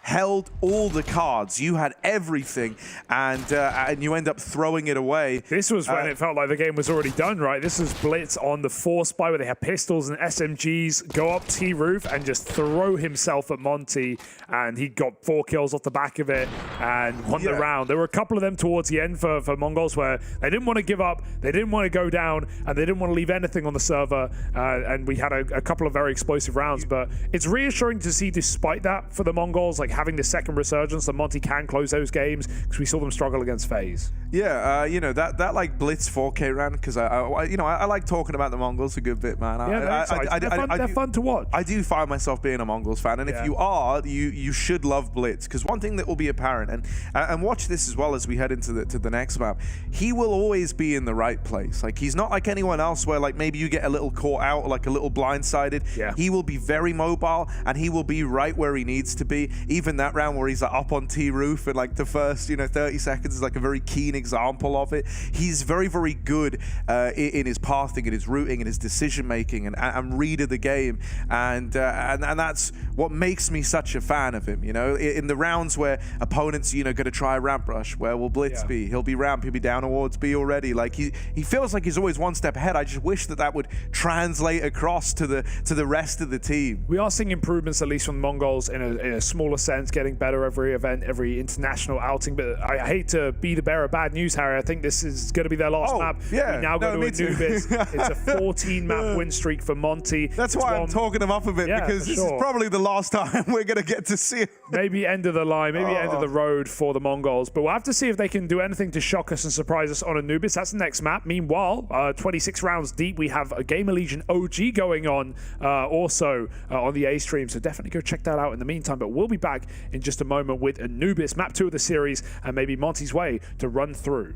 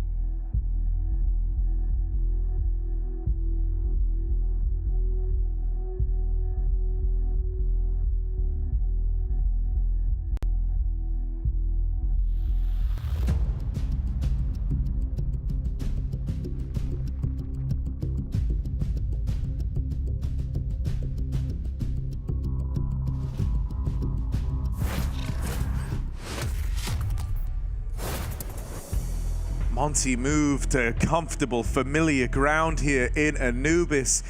They seem pretty smiley, pretty happy with how that one went down, even though it was a labored win back on Nuke. Greener pastures lie ahead for the Monte squad. For the Mongols, this is a moment to try and refocus, right? Regroup. Their greatest challenge now is very much still ahead of them. They're one map away from elimination here in the challenger stage of the Blast TV Paris Major. And they go to a map where, in a matchup where they're already an underdog, and now they go to their opponent's, best map. They're on a, 14-win streak here? 14, 19 out of the last 21, Harry, looking pretty tasty. Unicorn odds are stacked against them, and I think all odds are stacked against them here. Yeah. Monte eyeing up a run through 2-2, leaving themselves with that all-or-nothing scenario. If they're able to get there, you either fall just shy of the Legend stage, or you're able to make it through with your backs against the wall. I gotta say, you know, for the Monte fans out there, there are some favorable matchups available in the 2-2 game if they find themselves there. There are good chances, so we'll have to see. You know, whereas I think, you know, for the Mongols, they've had their kind of easier game against Grayhound. That's one of the, you know, better matchups, I'd say, for this team. But obviously they were unable to do it in a BO1 on Nuke yesterday. And now this is the hardest task ahead of them. You know, ultimately, this event hasn't been a failure for the Mongols. They picked up a big win over GamerLegion. They took G2 to double digits as well. But this may be the biggest challenge yet on such a strong map. I want to see if Mongols have anything prepared for us, because we're talking down on them a lot just off of the numbers, not for the head-to-head, and the fact that they don't play this map a lot. But if there was one guarantee, it felt like, it would be that they knew Anubis was coming through, and there's plenty of data, at least. I don't think it's talking down on Mongols. I just think it's bigging up Monte, right? Like, it's more like they are fantastic at this map, and I think all the research in the world is not going to prepare you for the heat that they bring here. As a man once said, all your plan goes out the window when you get punched in the face. Let's see if Monte can bring those knuckle dusters to this CT side. T-side start for Mongols is something at least. Favored right now in this T-half, but Boros is keen to take fights, not to his benefit. 5 health, and they'll take that space. They know they pushed him back in that B site. Sunday Young rotates off middle early, important considering we do have this B split.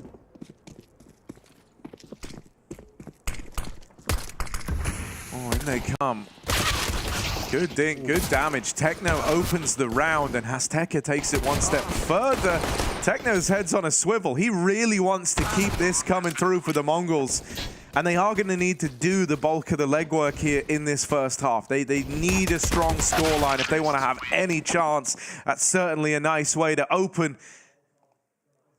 Lots to be happy about at the end of that pistol round there.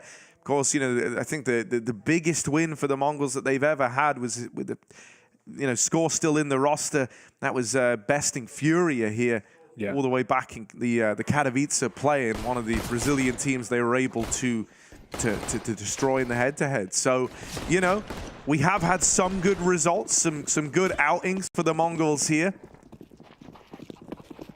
But I do think a lot of it is going to hinge on a well-placed T side. Without a doubt.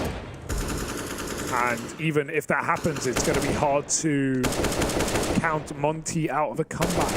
They're saying the second half. They could have committed off that Apeks, but they're in no hurry. They want to see if there's a reaction here for Monte. There will be a padding of A. And ENCE getting thrown, but this is a bit of a fake out right now. It's just Bartek getting curious.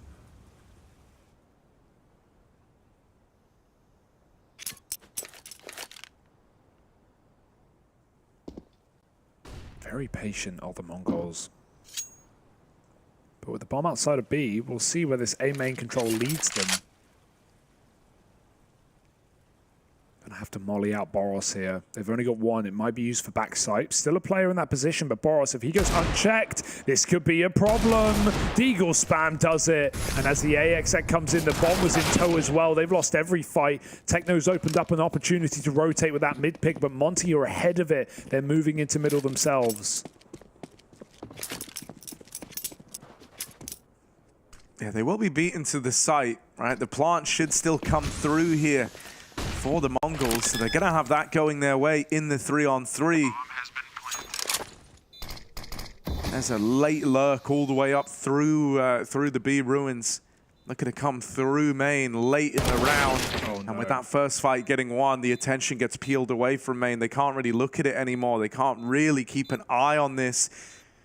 Likely going to come down to this dark player to try and win the round. So Blitz, 1v3, what have you got? There's the first, dropping down. That's unfortunate. Throws the aim off for a second, and that's all it takes for Boros to find him. It's Nuke all over again, Harry. Same thing happened, right? T-side pistol for the Mongols, and then Monte rushed lobby and picked up the force buy once again coming through when they had that 5-on-4 as well. And they go into A, dry. They get one deeged. And then Boros is set up for more advantages, guns, and look what they do with them. Great round for Monte. and devastating for the Mongols, who can't even get off to a strong start at the beginning of their halves. And you mentioned it in that, post-matches or post-map as well, like, those are the rounds that really kick when you lose in 30. Yeah.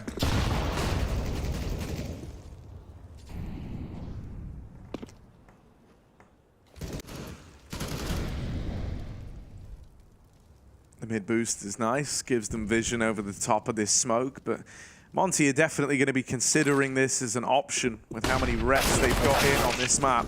Good flash to run down some Die Young, but it's swiftly cancelled out. Boros is on a bit of an island here. The Eagle's going to do it for him. Steka lends a helping hand, but it is the mid-fight won out tenuously by the Mongols. However, they're low on health, and they are churned up by Demq, who was the big man on Nuke. He's arrived on the scene here on Anubis, and he safeguards that round, puts a stop to the full eco from the Mongols getting out of hand. I like the big man. That's a good name for him, I think. He really was on that previous map. So not a guy you want to run into without well-placed utility. Rock solid. And the third supportive man in middle. Unfortunate team kill, but not really the end of the world here. It's only an eco. Mongols can now buy up fully. They didn't want to try and play with those force buy wars. They'd rather rifle rounds, and they'll get them. Ooh, awkward flash for Boros. Does get a bit of cover, gets away with 1 kill. But it's still nice trades for Mongols. They're going to be happy with that. 3-on-3, and they're still in their default. A re-peek to A would be dangerous. Didn't see the orb, but the orb saw him. Annihilation doesn't know how close to death he is. Ooh.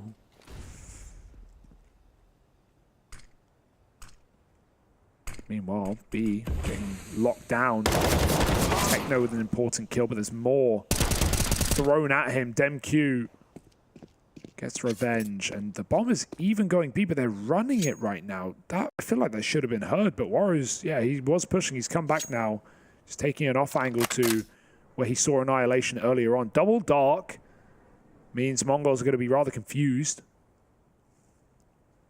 But they're really sending this push, giving massive room for a B plant. He flicks back. Sounded like it was going to be a disaster. Still could be in the 1v1. Demq moving in through dark. Gonna get the bomb down. The Blitz. Not looking aware. Turns away at just the wrong moment. Demq finds him. That second man out through dark. You weren't expecting the kind of double push down there for Monte. And yeah, I almost wonder if, that was them like overcooking the situation, right? Like the footsteps running back towards B almost felt like way too blasé, like way too obvious. And you're thinking like, why would they give us that info? Why would they let us know they're going B? So trying to get ahead of it, trying to take a bit of space. And, as you see, the double dark does have its fruits about it in terms of, the unexpected nature of that second man. Gonna hurt for the Mongols as they battled their way back into that round, only to have it stripped away in the 1v1. A hero gun for Blitz, often the case on these sorts of rounds for the Mongols. So let's see what he can do with it. At bare minimum, there's a couple of other armored players here. So I would like to see Blitz playing near the front. Maybe send in one of the unarmored or like no head armor players. Try draw the attention away, but let that AK sing. Let that open, try and arm the rest of the team. Fast out main, they run it down. Blitz will fall first, so that AK is juggled around, put in the hands of Techno. Will he be able to stand and deliver? Some Die Young gets cut out of it, and it's Techno with the tech, making it happen. Another man falls. Techno delivers his Krasnal from the heavens, and with a bit of help from Waro2K, it leaves Techno in this alone, but he's making magic happen. On for the ace, but it's just taken away from him. Denied by Waro2K. One hell of a round from Techno, but just cut short of all 5, and that's what he needed to provide if the Mongols wanted to win that round. That one hurts. This guy's look really, really sick. Definitely him and Blitz, right? You already mentioned the previous map have been the stars of the show, but this guy is so mechanically skilled. Shows it again with a difficult gun to wield. 4 kills. And not enough to close the clutch. Monte, I do like the utility they use there on the A defense. Sundae drops a smoke in front of the stairs that lets him essentially one way and isolate the site duels very easily. He does die after one, but it gets a lot of space for Monte to run at MongolZ. And they're so proactive on CT. Again, flashing through the dark smoke, willing to take risks, look for fights. But this is still a round that if the MongolZ win, they break Monte's money, thanks to Techno's abundance of kills. That's another entry. This guy's crisp. And he's taking the space as well. He realizes with that position, they're very passive. He can get a lot of room here. It's up to really DemQ or nothing in this round. They're probably going to have to save if DemQ dies. And Techno is looking for him. At this point, you know he has to be a main. They'll split him together. No way he can get more than one. Even then, optimistic, nice clear. MongolZ, this might be their round. Yeah, this has got to be the save, as you say. You know, Monte kind of knew that as well. They weren't scrambling rotates over. They kind of just said, like, DemQ, if you do the impossible, man, if you manage to get out with a multi-kill, we'll try the round. But if you don't, we're just going to save. So that was very much the outlook from how this one started. Really nice timing from the MongolZ even to split DemQ in main, right? Like these are, oftentimes it's like the tiny little differences, like the slight timings getting missed like that is where the MongolZ sometimes fall down, but they do well to face him together and not give him like a chance to even get like a one and done, because maybe that's enough to spur Monte on to give that round more of a look in. Great stuff from Techno here. He's keeping up appearances from that first map. 9-4, sitting top of the board for his team. Top of the server, in fact.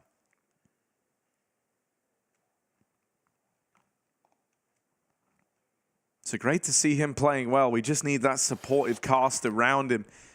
The MongolZ want to make an impact here. Three-man save facilitates another buy for Monte. Only man looking worse for wear is Sundae with the MP9. Good damage on that AWP early. Waro backs off and tries to hold dark. Azteca knows not to go back to that angle. Oh no. Techno seeing the B long push. Will he deal with it? Gets out with one, and Blitz is there to back him up. You're happy you trade that efficiently. Techno almost, flubs his lines there, but recovers the spray, was ready for two as well. Blitz is able to trade 4-on-3 and low players plus the orb. There is a great opportunity gifted to the MongolZ right now. They need to take this with both hands. These are those rounds that we sometimes saw them throw away on Nuke, but I don't imagine this is one of them. They're going to get grouped up. For sure in those trades. They are going into the one man who has something to say here. DemQ with health and a nice position. But even so, they've got a Molotov. Sundae got the spot from Dark, so they know this is an A hit. He can get in position just in time, but not really the range for this fight. DemQ needs to do something miraculous. Sundae getting close right now. He gets that first cross kill. Now they're in trouble. These are how those rounds can fall apart. Big kill for Azteca off the Molotov. Sundae, they're so low. He's going to tear through two. Annihilation, a shot from death, 20 seconds. His teammate is too far out. He hits his shot, but he can't die to this AWP in the 1v1. Waro is stuck out on an island right now. 10 seconds. Where is this flank? It needs to happen now. Attention drawn, but there's the trade they needed. MongolZ leave it down to nothing but seconds to spare, and they still win the round. Yeah, very well done to keep your composure if you're Blitz coming in on that flank and full faith in getting the trade, right? Like you thought he was going to try and play in a little bit faster, but they make it work. Sundae going to be kicking himself on that jiggle over towards main. Knows the AWP is there, knows the AWP is low, knows that kill wins you the round, so he tries to go for it, tries to at least give it a look in. And that's the kill that invites them into that A play. Whew. That was terrifying, though. For a 4-on-3 with all the advantages MongolZ had, that Monte can make it that close. How will their Deagles do? Azteca going to make sure Boss is mollied.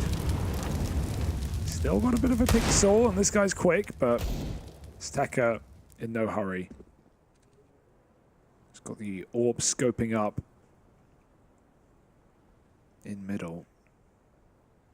And any aggression, any impatience for Monte should be punished in this round. They'll opt against it. Mid's been fully taken, but they've got the info at least. Blitz is just going to try and keep them here. Important util timing. They were trying to crunch him together. The longer he lives in this position, the more room Mongols are going to get, and they've realized that as well. They start to walk into B.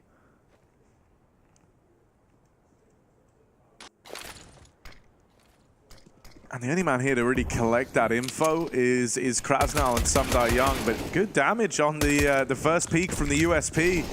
Krasnal's kind of done what he needed to do in this round, getting some damage down range. Oh. There's the spam to find the advantage. Sumdai Young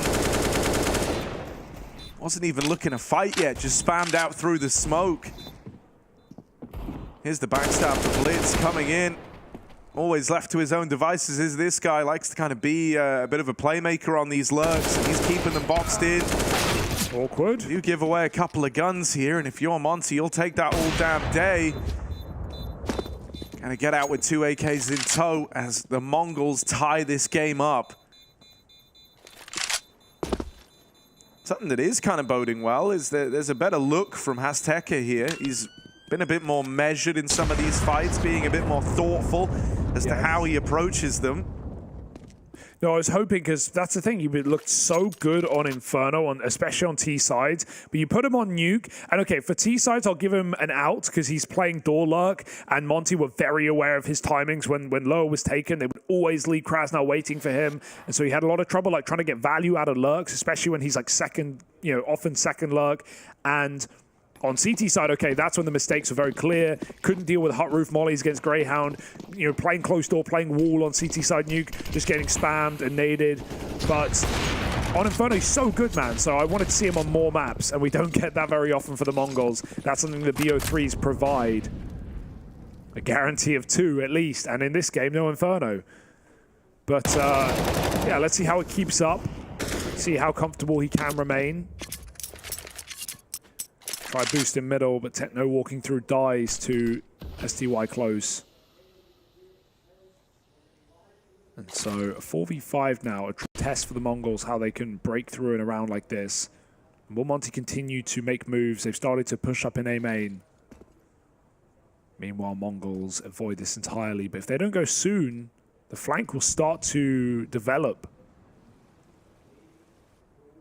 And this only just allows Monte to go stack that B site further, be more reassured in their setup. Blitz can punish everything here.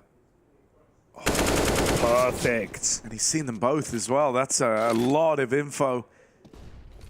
Not going to shape whether or not they commit to this B play. They've got faith in the engagements, and they win them straight up. Sumdai Young won't be able to catch them crossing. That plant comes in, whether he likes it or not. He's kind of sick and tired of waiting behind these smokes. Sumdai Young wants to be involved, right? He's been smoke spammed in a few of these B plays now, so he's trying to get ahead of that. Knowing that a hero play has got to be made, but here's Blitz's backstab coming in all the way through middle. He is right behind them. His teammates in the site, if they just stay alive, if they just buy him time, that's enough for Blitz to win the round. And they play off the back of his contact. The Mongols streaking some rounds together here. That's 4 in a row now. Really liking Blitz's mid control, especially given his role as the in-game leader, right? He can call those timings. He can be very vocal. He can tell his team to wait, tell them when to go, tell them when he's got space, right? And he's finding a lot of impact off of late mid lurks, a lot of attention being drawn, and just his feeling of how much room he's getting in middle can decide so much. Right now, Mongols are putting on a valiant T effort on Anubis. Oh my god, Annihilation just got spammed. Oh, that's such an important kill because Boris can certainly win that fight. And so Blitz doesn't let this go into a 3-on-5, takes out the point man. Double A main setup, rifle being baited for Orb getting spotted, but again, Azteca won't swing into it. Just avoids it. Bait and switch setup here. Sumdai Young, first contact made with the 5-7, and he wins it out. Smoke is nice. Gonna let him retrieve that AK. Close. He's got a bit of a tenuous relationship with these smokes right now to Sumdar Young, but he manages to get out with the gun intact. And in locking them out of A main, you feel pretty comfortable now that this shouldn't be the A play. Especially now that they know your arm, there's a chance as well. The Bartek even saw that second man on the pillar. So start to reroute over towards B, and Blitz opens the round up. The AWP misses. Waro is a dead man. Wow. Blitz is serving right now. Should not be missing that shot, and it's going to dig the grave deeper and deeper for Monte. I love the smoke push from Blitz. It's very ballsy, but Monte just didn't really have eyes on it for a second, and Waro's caught in between positions. Those are the shots he's often good for, but a bit of a quieter map right now for Waro. He's getting avoided as much as his Tekker will allow. And one missed shot means a lost round here for Monte. 6-4. They saved the AWP as well. And Demq looks for some damage at the end. He wants to grab the AWP, but he sees it's been picked up, so gonna have to settle with an AK instead.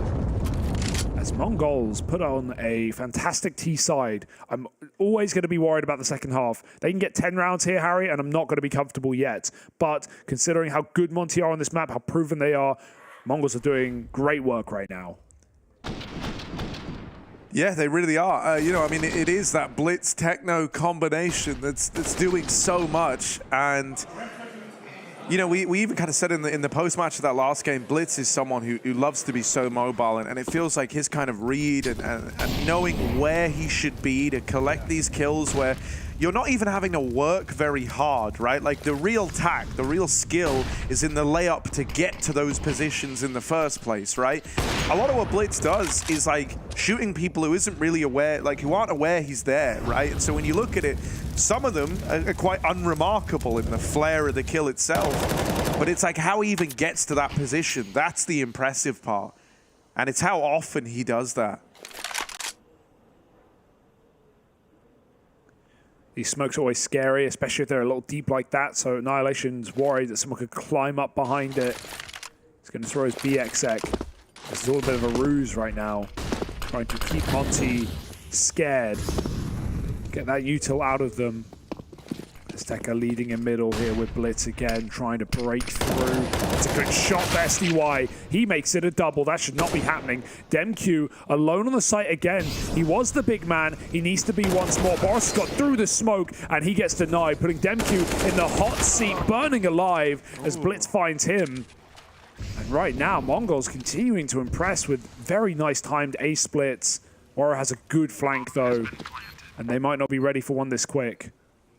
I mean, they're scoped up on it right now. Yeah. And with Krasnal dead, it like really narrows down the angles you've got to hold. They are double layered to deal with the main push.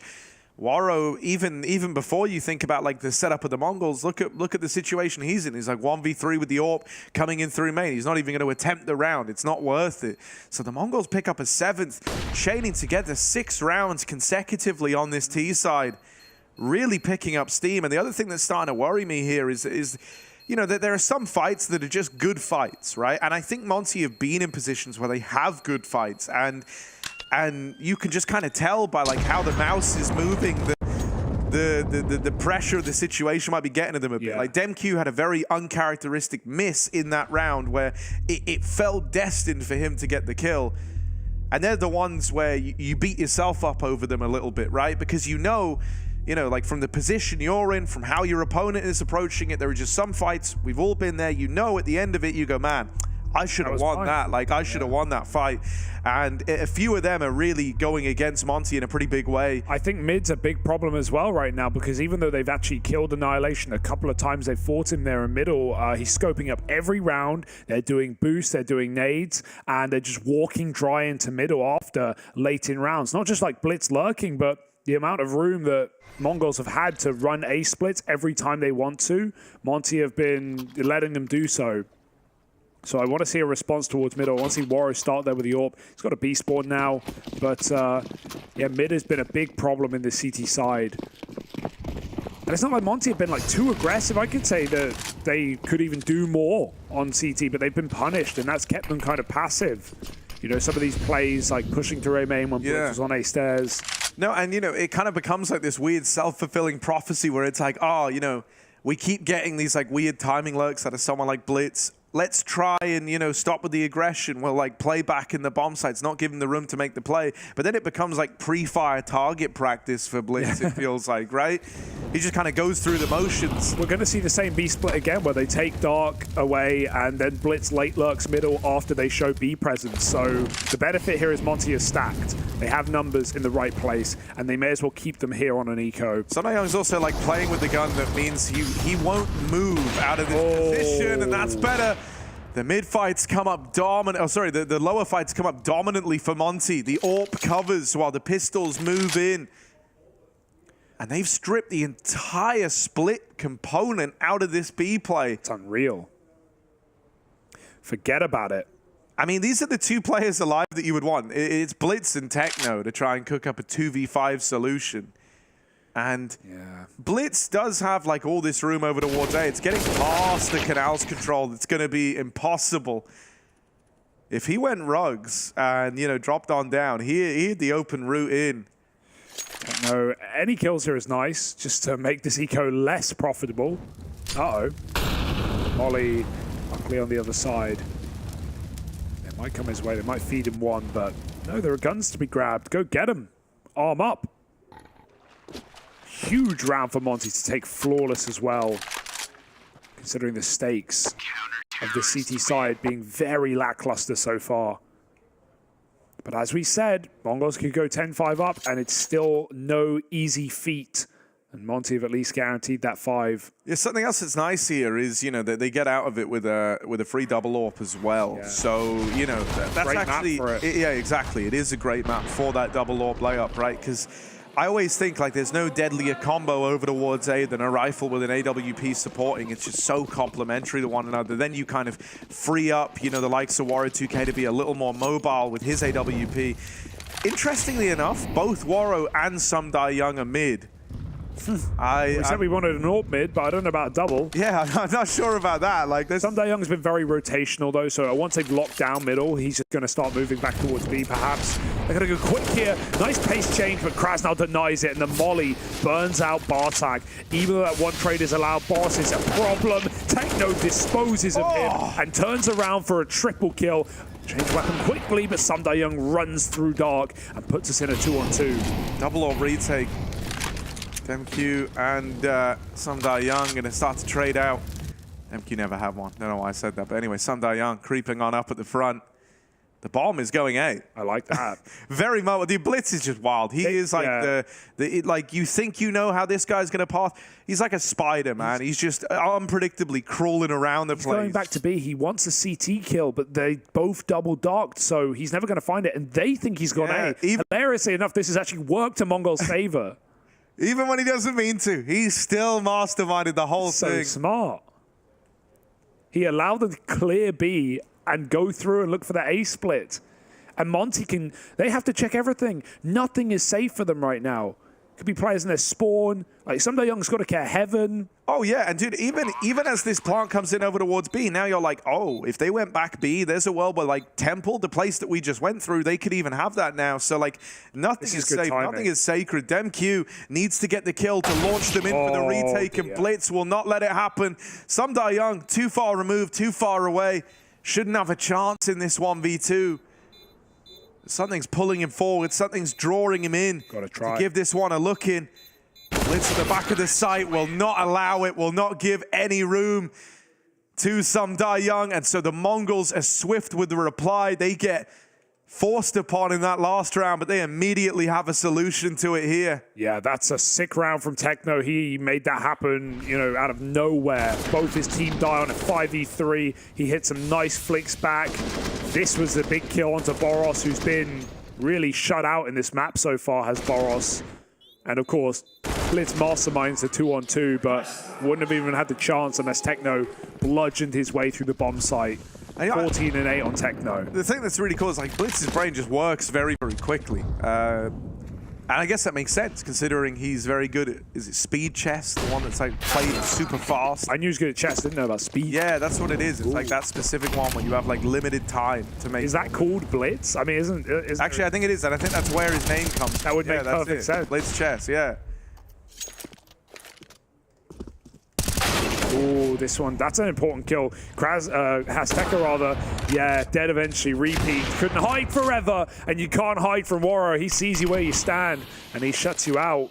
1v4 now for Techno. Flex them muscles. Show what you got. This time, Boros will get his revenge. And this has started to close up a lot more right near the end, right? That kind of 6-round streak that the Mongols were on has now long been forgotten about. And thanks to that early 4 rounds that Monte got off of winning the Force Buy in the second, they've put up a CT side they can be proud of. You know, this actually kind of fits in with the stats that we have for Monte on this map. This is the sort of scoreline you could have expected. And so having, you know, this moment where it looked like the Mongols were in a really good spot and everything was going right for them, now tapering off right towards the end is worst case scenario. We said they really needed to do their best work here on the T side, and even this handful of rounds right near the end of the half could be more than enough for Monte. Especially because, you know, even though this has been a really nice T-side, so much of it has come from 2 individuals. You've had Techno kind of in with the pack, creating a lot of space, cooking up opportunities, and then you've had Blitz, who, while he's had rounds in with the rest of the gang, he's also just been so pronounced and so powerful on these lurks. And that's going to be a lot harder to get away with in this second half, where everyone has to chime in and pull their weight. I'm still interested to the second half because, yes, sure, it's T-sided for a reason, right? And an 8-7 perhaps could be good for Monte. Not amazing, but good, definitely. The only reason I'm talking down it a little bit is because I kind of expected more from Monte, but we've had some great rounds out of Mongols, some great reads. But with some players actually being fairly quiet, like Boros, if he can't find those massive entries that he was giving us on Nuke, I think there could be some trouble here in the second half. So, you know, let's see. We've got one more round left to decide. But right now, it's not feeling like the unstoppable Monte that we've seen prior. But even so, CT Anubis, very constricting. This has been an entertaining map, far more than it had any right to be in this head-to-head. Mongols making it work. Azteca looking more comfortable.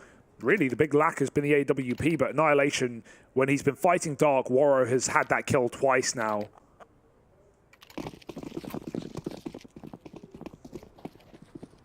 And there's not really been many other successful opening attempts for Annihilation. Oh, another flash peek, and this is what they were doing at the start of the game when they were very confident, even though they got submerged a little bit. They're back to their usual tricks. BXX going to get lined up. But Bartek's very far away. So is he going to run up on Dark later?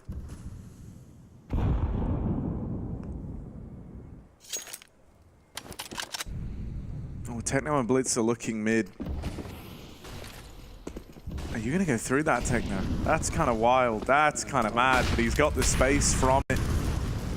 While he's out from Monte, they're aware that this could have happened. The smokes come over from the Mongols to lock out the Temple side. Play.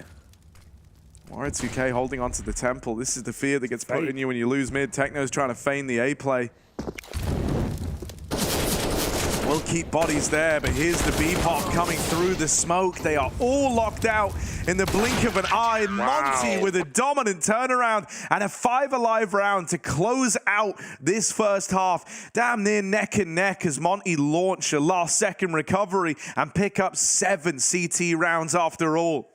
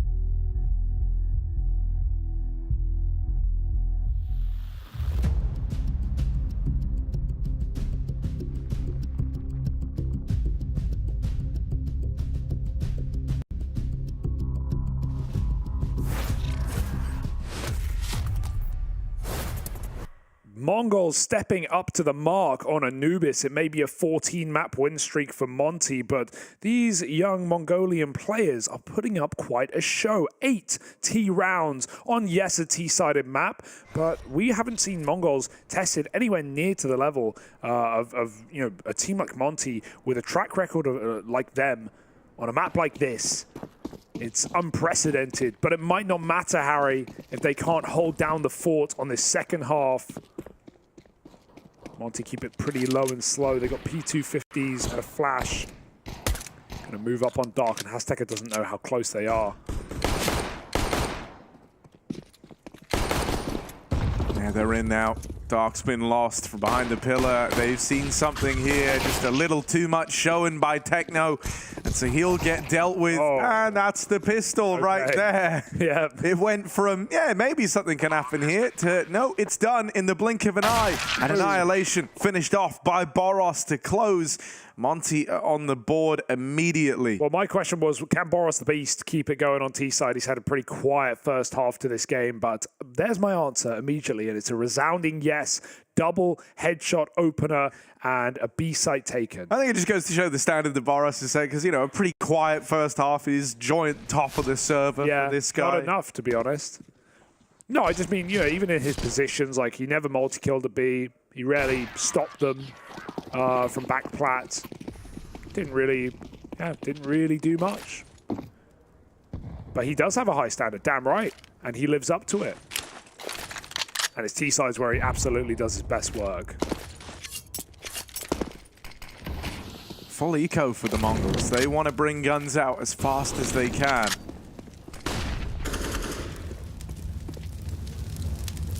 So not really any hope of winning this round.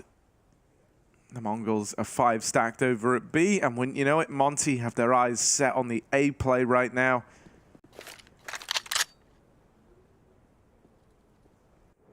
With all this control over towards mid, they're likely going to send in some Young with that Mac 10 just to give it a bit of a push, a bit of a prod. Now, if they go looping through the temple, it's always tempting when you've got this mid space to try and flex it. They will have the backstab here, but this is something that the Mongols are ready for. Oh, hang on, I said they're ready for it, but also they're kind of hanging Blitz out to dry because while they're holding temple, it's not deep enough. And this is a mauling. Yes, a massacre. You could see it coming. Doesn't matter that there's 5 there. They're only on USPs. What can they do? So nice and clean for Monte. Everything you would want if you're a Monte fan right now. A decent first half, a pistol round, and clean conversion. Stick the landing on the gun, and Mongols are in trouble.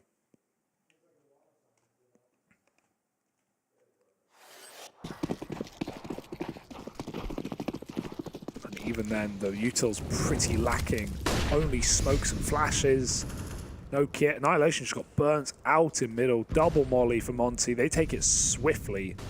It was late lurks for Blitz on the first half, but Monte a decisive mid take. With Krasnal deep in position, they're going to again go hurry towards B. Techno's in a good spot at least to shut out that first man. Boros trying to run down the B site. Has been bested. Techno, wow, just gets through the hail of bullets. Oh, the gun. He didn't quite get it. Now he's got to reload. Luckily enough, Azteca wins that fight on a dem Q down and lower, and that gives Techno the room to get the reload off. Blitz now reinforces. Krasnal dead as Azteca turns on him, and it's just some Young 1v5. This is a great first look at the rifles for the Mongols. That flash is the big factor for Monte. I don't know where it went. They threw 2 entry into B. Techno's in that close cubby, and Boros runs in, right, expecting it to be, you know, blinded, but it, as we saw, did absolutely nothing. If anything, it gives Boros false hope in his teammates' utility. Yeah, which is, you know, it's sort of wild as well, because, like, that's a position you defo should be blinded. I mean, the flash looked like it was going to land on him, but I don't know.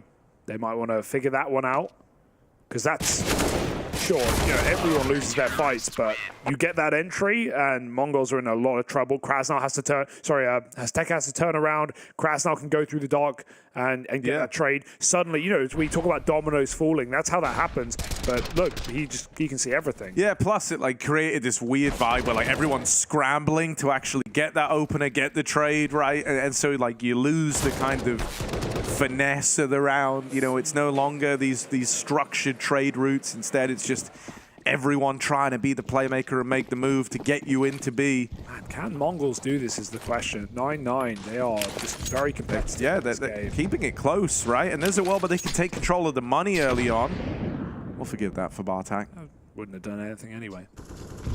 I like that he tried. Monte, this would be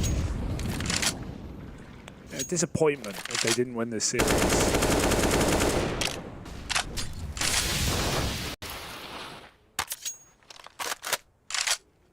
But Mongols playing like they have nothing to lose. They did it towards the end of the Nuke, and they'll do it here as well. The aggro is timed right.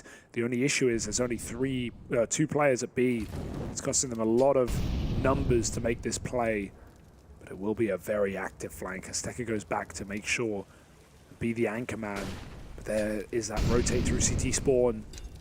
Oh, this is really nice for Mongols right now. Monte don't know what they're going into. Strong on the stack thanks to this info on the flank. Blitz always in the right place. Bartak will fall, but there's still more to find. Blitz dead out in the heavens. Annihilation will get checked. Some die young and MQ make it all happen. It's just Techno. He wrestles with the AK for one. Some die young. Out of the picture now. Second man ready to swing from the fountain, but Techno's got this smoke to move up behind.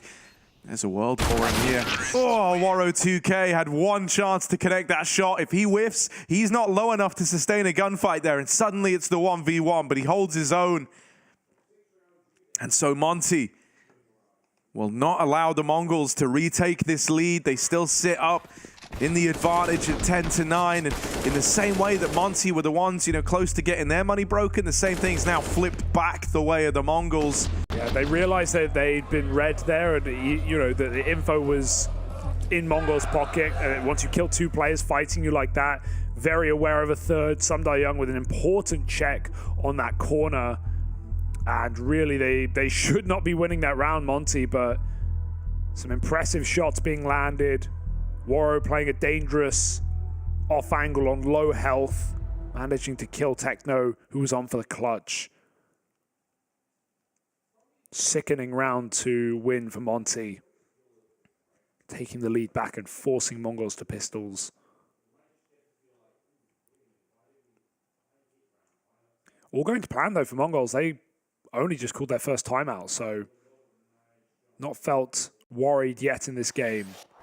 But now that should start to emerge. This is where those T sides can just build and build out of control. Or this. Annihilation always has a D, you get him. Yeah, he does. You gotta love him for that. You love someone who could just buy a deagle and get you the guaranteed one. Cheeky boost as well.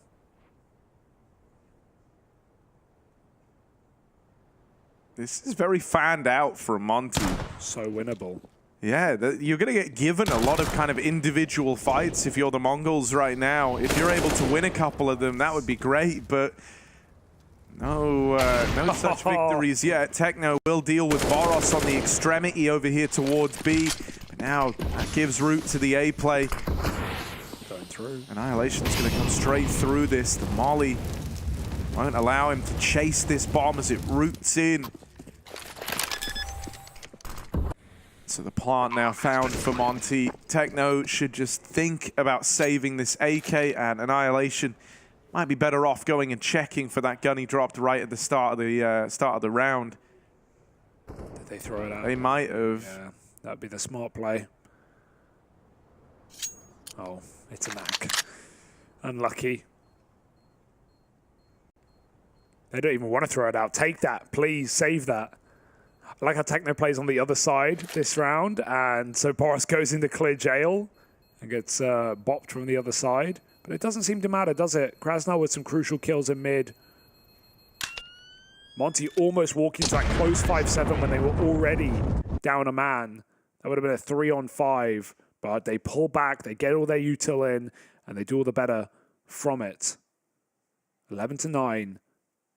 And Mongols at least have all the money in the world, right? They can get the AWP on Annihilation. They've got a saved AK. They're still in a position to compete here early in the half. Yeah, we need more from Annihilation this game. Yes. You know, that's like a pretty glaring problem right now because Techno and Blitz still keeping this fantastic level going. It feels like they're so determined. As far as they're concerned, nothing can stop them. Like Blitz again wins another opening fight. Okay. And a tag from Annihilation, that's going to leave a bad taste in your mouth. Could have been the double opener, and that would have really made you feel safe in this round. It's still a lot of damage onto some Young. Yeah, look at Boros go up through middle, give Blitz a taste of his own medicine. Oh no. Lady, what are you doing? Annihilation will reply at least, holds on for a moment, but it's Boros who was just unleashed at the beginning of this round. He's a monster, Harry. He just goes through smokes. He sees two in middle and does not care. Still walks it, knowing the Mongols are going to have rotated off. And catches that third man. Annihilation's lucky to have taken a kill with him. 2-on-2. Young with his AWP now in a power position. Bomb is wide. It's a bit of a problem for the post, as Tekka, though, still has to close the gap. That Molly could have done everything. He doesn't throw it, though. Techno's playing with his food. Young does get Molly, has to take a fight, and it's beautiful. Tekka throws the Molly and then climbs up. Could have waited. The kills would have been delivered to him. And a bit of a fumbling of the bag there for the Mongols, but we've seen it come many times before. Oh, that one hurts. No, it does. Everything from, the leg that you talk about that could have been a kill, right? Young goes on to win the round on 10 health.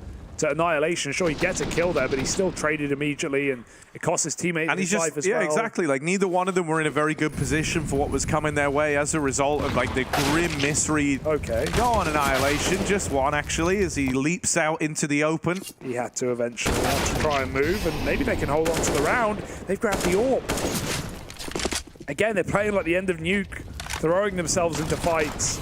Trying to flex their individual prowess, dropped off of middle, but a big gap in it. Yeah, Demq is in the round-winning position here. If he's able to take a bit of space. Hello. Now Blitz, good head on his shoulders. He's heard them rotate through rugs, but isn't ready for some Young. Now they know that it's going to be this A play, but that's where Demq is the man in the mist, the one that could change the outcome of this round. Beautiful. Some Young has already made it happen. Oh no. And Techno living on borrowed time here. Yeah, that's the info. Demq's got it. So there's the backstab stick in the landing of Monte.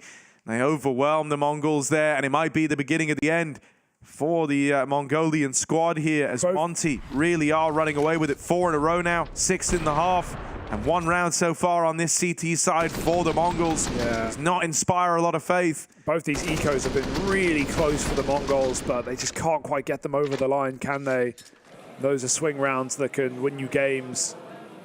This hurts right now for the Mongols, but it's also reassuring to see Monte with a fine first half come through and look very impressive in the second, as they should on T-side Anubis on their map pick, on a map that they have an unbelievable streak on.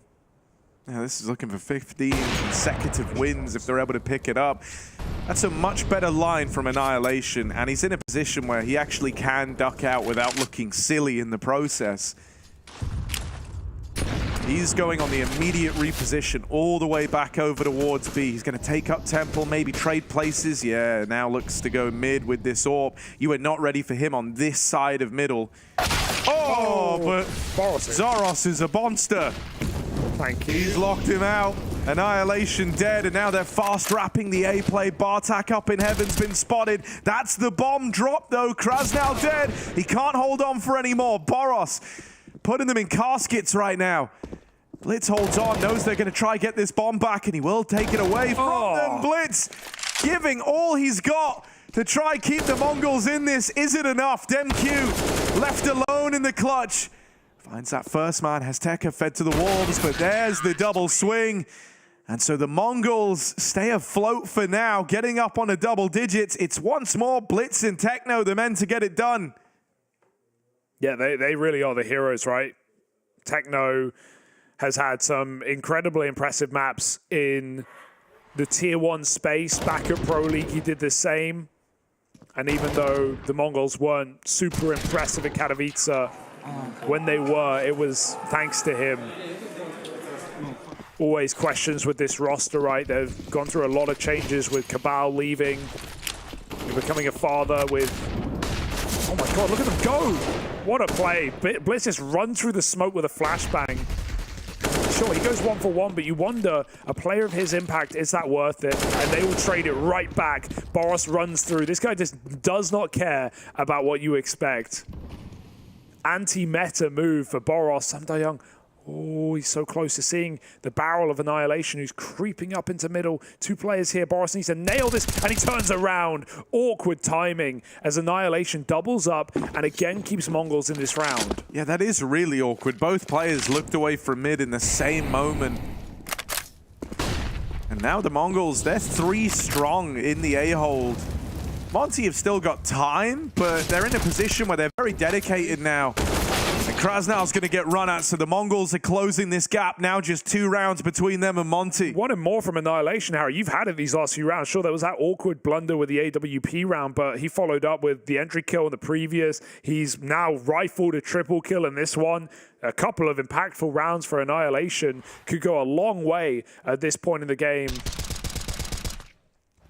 And again, you almost just see that very clear change where the Mongols realize, like, okay, we're about to lose this match. Say the same thing happened on Nuke, and we're seeing a lot less of these passive setups, a lot more opening moves being made. They do it again. They flash blitz through the smoke last round. This time they dry walk B after 5 seconds.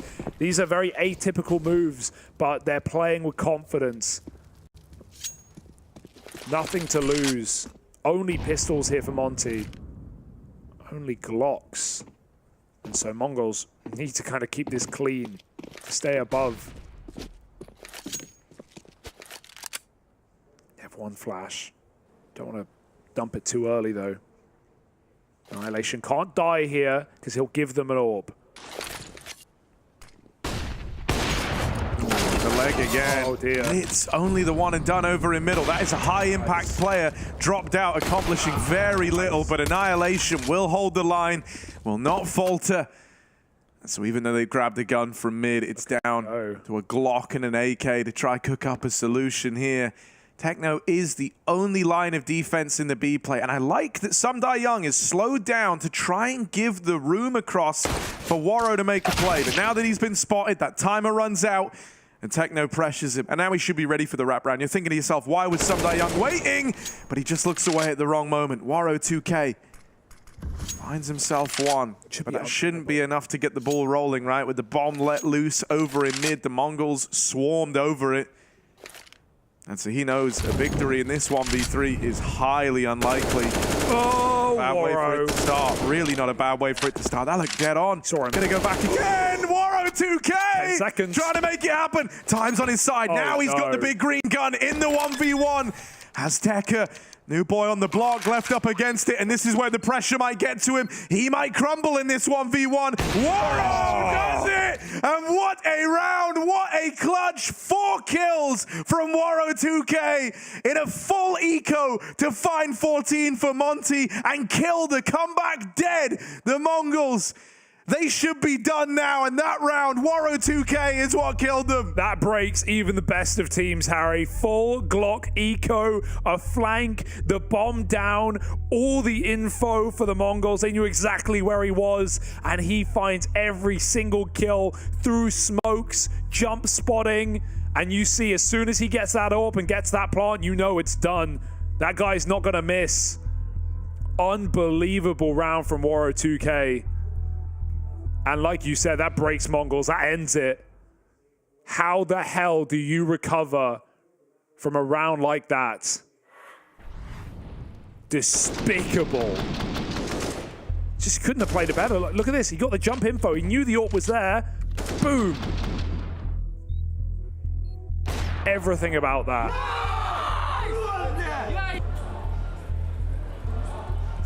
and how can you not crumble? Yeah, I mean, dude, Monte, no, like those are the rounds that win you a game. Those are the rounds that just crush the morale of your opponent. What a time for Waro to step up like that, man. Crazy. And on a full eco as well. Like, that's what makes it hurt so much more. You know, if that was like a, you know, every clutch hurts, but some hurt more than others, and that is one that hurts like at the max possible level. The Mongols were launching this insane comeback attempt. They're building up on Monte's huge streak map, one that's meant to be like Monte's go-to, and the Mongols are building in, and everyone's believing. Annihilation's having a second win. Blitz and Techno have been lights out all game, and then in a 3v1, you end up throwing it all away. Up against Glocks, or what started as Glocks, builds into so much more. And look what it's done. It's not just about the mental, it's about the tangible, the physical here. The Mongols don't just have their kind of heads in their hands at the end of that round. They're reaching for the wallets too, man. They've got nothing here. They've got the AWP. That's a great piece to have, one M4, but other than that, it's very limited. Right, the util is lacking. The kit on Annihilation is very much appreciated. They've got something to fight with here, but if they lose this, it is done. There is no coming back. They will be broke up against 15, and this dream of a major run draws to a close for the Mongols, so it's do or die now. On the harder half, with the worst weaponry, and with the momentum cut out, this shotgun up close is not as good as you'd think. And they're even going to molly it as well, forcing Techno further forward. He's going to have to call for a smoke. 35 seconds is the one benefit, and Blitz has found an opening kill. Suddenly, things look up for a second. Blitz throws himself in the middle, and again, the Mongols, when all is done, they just take fights, and they just shine. Some of these aimers always got their eyes on the prize. There's an AWP spot, but Azteca doesn't need to move. Waste that clock down. And Waro just wants to run away, keep that AWP. A stalemate called. And a 12th round found out of nowhere. Counter-terrorists win. Ooh, a little awkward. And that's the thing, you don't want to be losing these guns at this point, but either way, they keep 4 alive. Monte. Can't celebrate too soon. Yeah, dude. I really thought that was going to be like the big final push to kind of throw you over the finish line. Normally it is, right? Normally there are these like momentum breaking rounds that really tee you up. When you see Mongols in these positions, because they've done it both maps now, they do take like just kind of crazy duels that Monte aren't ready for, because they're not set up by flashes and they're not super calculated, and they can be punished as well. I think a tier 1 team would punish some of these players, these desperate peaks, but Mongols keep catching Monte off guard with mid swings with no flash. Every time they've like swung mid in the mid round, they've got a multi-kill, and like those are the things that shouldn't really be happening. Yeah, I think you do have to praise the mentality for the Mongols, because that's actually a really good point. I don't think it's like they're not a team that get defeated, right? Like desperate, sure. Well, I think that's fine. Like, they might make very outlandish plays, but in those sort of moments, it's like that's when you're questioning your confidence the most usually, and so you kind of move away from the wild plays. In some sense, it can feel kind of liberating knowing that if you don't give it all now, if you don't try everything and go for some of these crazy peaks, then you weren't going to turn this around. And so, Blitz up close in mid. This is meant to be his fight, but DemQ with the deagle. Oh, don't arm them. We already learned that lesson. Now they've been given a rifle that can get juggled across. Waro will fall at the hands of Annihilation out on long. Bartak with a mid swing. Plays up close to this smoke. This is a ballsy old angle for him to take. He's going to go through it. Oh, why not, man? Why not? I kind of love it. They are not ready for this, surely.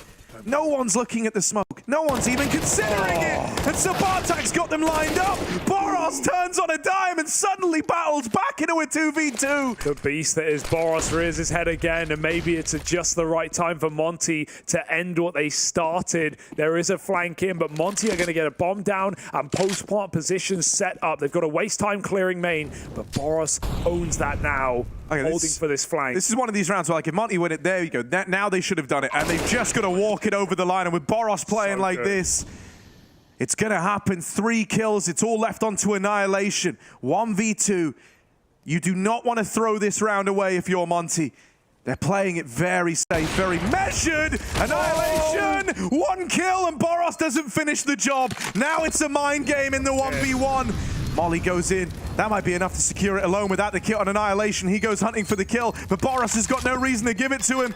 Tap on the bomb. Oh, Boros calls his bluff with that check. He's got the info. He knows he's won the round, and he'll even get that last man. Boros comes alive, and he saves Monte. Match and series point now locked in. And last time, after one of these sorts of rounds, the Mongols were able to fall back into having something. They had an M4, they had an AWP, they had a couple of bits and pieces. There is no such luck now. Most they have is 3K, so you're looking at Famises, but for the most part, it's Deegs, it's Armor. They are broke. Boros nearly 30 kills deep. In behind him is Waro 2K, the man that offered up that insane clutch on the Glock round. The 2 game winners, without a doubt, here for Monte, and it's incredible to see Boros in these high-stakes moments with as little LAN experience as he has continue to do things like this. This is where, you know, if you're Monte, you just got to screw your heads on. This is the easiest chance you're going to have to close. Last time you won one of those crazy rounds, they went into the next, maybe feeling a little confident that, like, the job was done. Maybe got a little ahead of themselves, trying to close it out and go for the throat. This is one where if they just play grouped, if they play together, and that's exactly what they're doing right now, they should be able to trade their way to a win here. You're just lacking the facilities, if you're the Mongols, to put a stop to this sort of B play. And I love the call, because they're just going to contact together, like you said, playing, you know, close, trade game allowed, and there's no one here. There's only one man in the site, no matter how good he can be. Dude, Aztec has pushed canals, and so they think this is the A play. They're quad stacked over on the A site. There's just one man in B. Techno falls, getting nothing done. And so it's going to come down to this retake. Azteca leaves the door open, at least in the 4v4. Yeah, there's a kit as well, but Mongols have to hit some unbelievable shots, and Boros is dead, but everyone else has taken space. Smokes are deep. Mongols must wait the fade. Azteca with a crucial kill needed, dead immediately. Blitz hits a Deeg, and a 3-on-3 ensues, but in the site is Waro, looking to finish what he started. Trades even odds, but still Monte ready to finish the job and send Mongols out of the major. They're on the stick, they get off it. Bomb ticking, and Sundar Young doesn't need to move a muscle. Experience reigns true, and Monte will eliminate the Mongols from the major. 16-12, 2-0. A valiant attempt for the Mongols on a map that Monte have defeated the best on, but that 14 streak becomes 15 today, and Anubis comes up for the kids. Oh, it's gonna hurt. It is gonna hurt for the Mongols, man. Like, knowing that they were close to another one of these comebacks, but their time in the sun is over. And now we look at Monte looking to recover from this 1-2 record. They're up in the 2-2 matchup. Sundar Young was shockingly aware of the, you know, the kind of stakes riding on this game. He put the tweet out where he said, like, yeah, it's do or die, right? This is it. We either rise to the occasion or we're not, or it's not good enough. And Monte managed that today, putting a stop to comebacks twice across these maps, right? Remaining resilient. Yeah, I want to talk Boros, man, because again, he really is the real deal. This guy's 19 years old, Harry, at his 3rd LAN, and he's doing things like this. It is unprecedented to see someone with this much skill be accomplished, this much confidence as well. The amount of smoke pushes he went for on the T sides, some of the unbelievable plays that almost make no sense, but with aim like his, with clutches coming through like that for Waro, how can you not be believing in the Monte dream run right now? They may have fell to 4s yesterday, they may have choked a 14-10 to FaZe, but in games like this, they eat the Mongols for breakfast. And man, the Mongols for sure looking improved, having better tournaments, having better maps, showing a bit more of a map pool, competing on Anubis, something we haven't really seen played internationally for this team. It's a good sign, but it's still not enough. We'll hear what Techno has to say after his loss and elimination from the major. Techno, this was a 2-map out of a best of 3 that did not go your way. How do you feel right now? Of course, feeling not good, yeah. Can't describe it, yeah. But there's not a lot to look back on that you can't be proud of. I mean, the results haven't been with you, but you got to the Paris Major. Was that the goal in itself, or do you feel disappointed right now? I'm feeling disappointed because last 2 major, we did the same result and 1-3 like this. We just want to improve our result and achievement, but it didn't go as well. Yeah, didn't think we. Yeah, okay. Sorry. Nothing to be sorry about. But looking back at the Paris Major here, what are you most proud of? This is the last CSGO major. That's the proud of it. And what's next for the Mongols for you guys? What's right in the future for you? Maybe CS2. Yeah, that's it. All right. Do you want to say something to the fans watching out there? Yeah, that's good. Can I say MongolZ? Yeah. Okay. За тэгээд энэ хүртэл дэмжижсэн тэгээд монголчуудаа баярлалаа. Тэгээд хүмүүстээ баярлалаа. Тэгээд бид яг хүссэн яг хэмжээндээ бас яг одоо үр дүн гаргаж чадсангүй. Тэгээд уучлаарай. Тэгээд бидний гэхдээ цааш дулан дэмжээрэй. Бид нар цааш сайжраад олон тэмцээнд амжилт үзүүлнэ гэхдээ итгэлтэй байгаа. Баярлалаа. Thank you so much. It was a pleasure having you guys here. Back to you guys. Always hurts to see the loss and see the elimination, but you can't win them all. And today, Monte, without a doubt, the better team. Disappointing for Techno, the same results of previous majors gone by, but we are seeing small improvements across in their game plan and their map pool. And for some of the individuals, I think he was, for me, and I think for both of us, the highlight of this team alongside with Blitz, the 2 players who were consistent across basically every map they played, win or loss, and yeah, a bright future for a young Techno, but not at the Paris Major, Harry. Yeah, I feel a little bad because I feel like there are a few players here who have really adapted to the level well over time, and then there are some that just feel like they need a little more time to get that going, right? This has been the case on both of these maps where you were launching these sick comebacks, you were making it all happen, but it ends up getting stolen away from you. These were really close games, Don't get me wrong, it's cool that Monte had the resilience to close it out, and there was some great individual performances from the Monte side in there, but I look at this as one where actually you should be kind of homing in on the Mongols a little bit more and talking about them. They had so many chances, so close, only to have 1 or 2 of those must-win rounds go against them, and they're the ones that live on in your nightmares, as we were saying. Monte did pick up the dub. Great game from Boros, and they actually spoke to him, so let's see what Boros had to say. Yeah, thank you guys. We're right here with the winner, Boros from Monte. Congratulations on your victory. Anubis was a great map for you. Can you explain what that felt like? I don't know, just playing my best, and I did it, and we win. Yeah. What's the secret to your success? Because right now you've been tapping some heads and you've been pulling out some tricks. What's the secret? Just playing, keep playing and improving every day, and we are preparing for our matches, and this helped me to play more good. Yeah. And we just managed to close the game. It's a good feeling.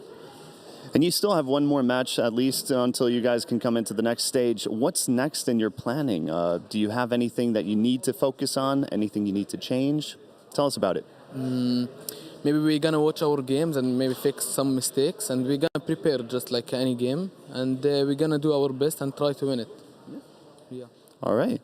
And one more question. Who do you want to face in your next match? I don't know, actually. I don't know. I don't have anyone in my mind right now. Any of the underdogs or any of the favorites? Maybe I would prefer to play against the favorite. So when we win, it feels good. Nice. Nice. That is the voice of somebody with confidence. Back to you guys, Harry and Hugo. Boris wants to kill Giants, no doubt about it, and they're already on the road to do so. They shocked and shook up the RMR and even took Vitality all the way, but now just one match away from the Legend stage for Monte. A feat many expected, I guess you could say, off of their run in the RMR, and it's not been without, difficulty, Harry. This has been a hard-fought tournament for Monte, but now just one BO3 away. Are you believing? Yeah, I mean, I do find myself, rooting for this squad, right? They've got some very, very nice pieces, and I think whenever you see that in all its glory, right, you have like a strong game from Wario2K, you've got Boros putting up numbers, DemQ as well, I think is worth mentioning as you kind of get into like some high pressure moments. He had a really good day today, especially on that opening map of Nuke where he was lights out, like 7-1 in opening duels. There is some really nice pieces here, and then you've got that like bow tied on it with Samdai Young as the kind of more experienced, veteran player within the squad. So yeah, I do fancy their chances of kind of course correcting here, right? The big worry for me was that Forze lost the other day, just the nature in which it went down. I think that probably shook Monte's faith a little bit in like their ancient, something that they've been really, really good at. It was just how the loss happened. Yeah. Like it didn't really feel like the Monte we're used to seeing. It showed what happened when a team prepped for them as well, as just coming off the back of having just played a 30-round game against FaZe on that map. Like Forze came in, Jerry, we heard in the interview, was very confident about facing them on that map specifically. Excited that they were finally moving away from the overpasses the Anubis that head-to-head always had. So yeah, there's it's a young team, it's an inexperienced team, but the potential is there, and the individuals are certainly there, and it's a team that's improving every single series we see from them. So yeah, it's going to depend on their matchup, definitely, but I like the fighting talk for Boris to try and take on maybe a bigger team, a more proven team, and the feeling of elation that comes with defeating someone there. We've got our results so far, still in that GamerLegion OG matchup, going to a third map, also fighting onwards for elimination and to go 2-2, and obviously the Mongols have been eliminated for the sad side of things, but Monte fight on, and we have more matches coming down. Up next is the cannibalization of North America, as we've been talking about. Complexity versus Liquid. Man meat on the table. We'll have to see who eats who in that next elim game. Join us after the break.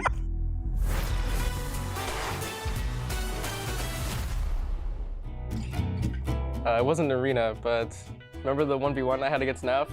Okay, it was like the all-Canadian round. Yeah, okay. Yeah, that one was actually all funny. right. Yeah, rewatching that, I laughed for sure. This is Canada versus Canada. Oh, nothing can go wrong here.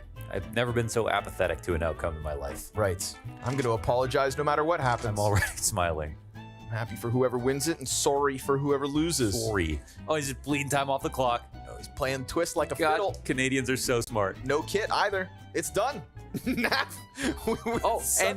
in Canadian fashion, it's full pacifist. No one shoots each other. Sorry I had to blow up your site, eh? Yeah. Oh, no problem. It's just your job. That's wonderful. Yeah, the most pacifist clutch ever. You both survived and walked away. No damage taken from either opponent. Okay.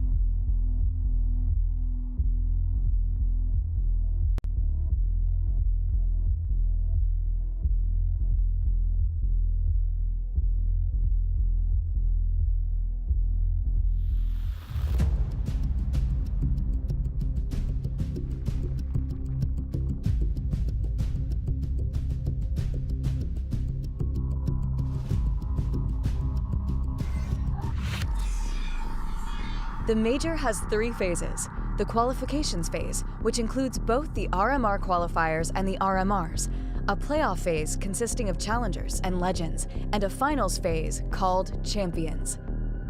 The challengers and legends stages take place in May in France. For the challenger stage, 16 teams compete in a Swiss format across 4 days. Initial matches are best of 1, and all elimination and qualification matches are best of 3. 8 teams from the challengers advance to the legends stage.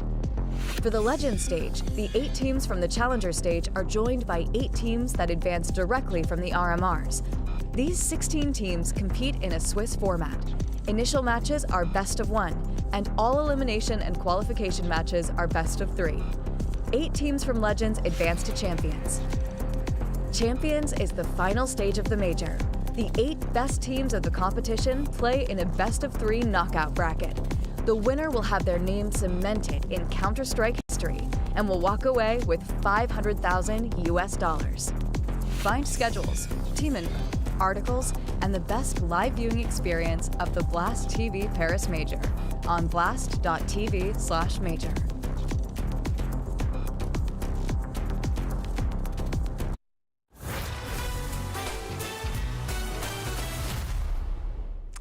Ladies and gentlemen, we are back in business. We chopped and changed the casters. Myself and Chatty B are going to be guiding you through the next 2 BO3s. And this one, I like the word you chose, Chad. When we were discussing how we'd frame this one, Cole versus Liquid, you came up with cannibalism. It's definitely North America on North America action. And in terms of hopefuls, you know, Liquid, they've already had a very bumpy ride coming in. And as we heard from Nafla yesterday, he was talking about maybe, in his words, maybe we're more comfortable in best of 3. But that's Naf, you know. He's, you know, a little bit more relaxed in the servers where he does his better work, but some grim looks on the faces of both these teams here. Yeah, we mentioned cannibalism. There's not a whole lot of North American representation here at the Paris Major for Blast TV.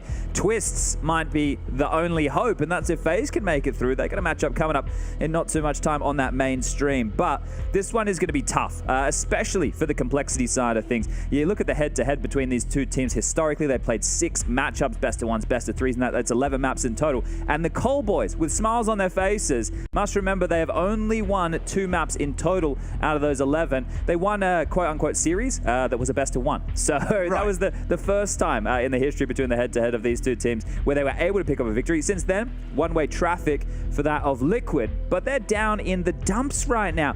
If yesterday's game didn't fill them with some type of camaraderie, some kind of team vibe, some type of, we can do this, guys, then they might have a tough time here today. I mean, we were there. We were watching that Liquid game. Would you say that that's the kind of performance that fills you with confidence? No, but it was the type of game where they needed a leash to come online, Yakinda at the same time. By the time that map 3 happened, both of them, those 2 individuals, 2 of the biggest riflers in the server today, came online, and it made things possible for Liquid. So at least there's that positive for them to look at. I'll give you a positive for Cole. All right. They nearly got into the playoffs of Katowice.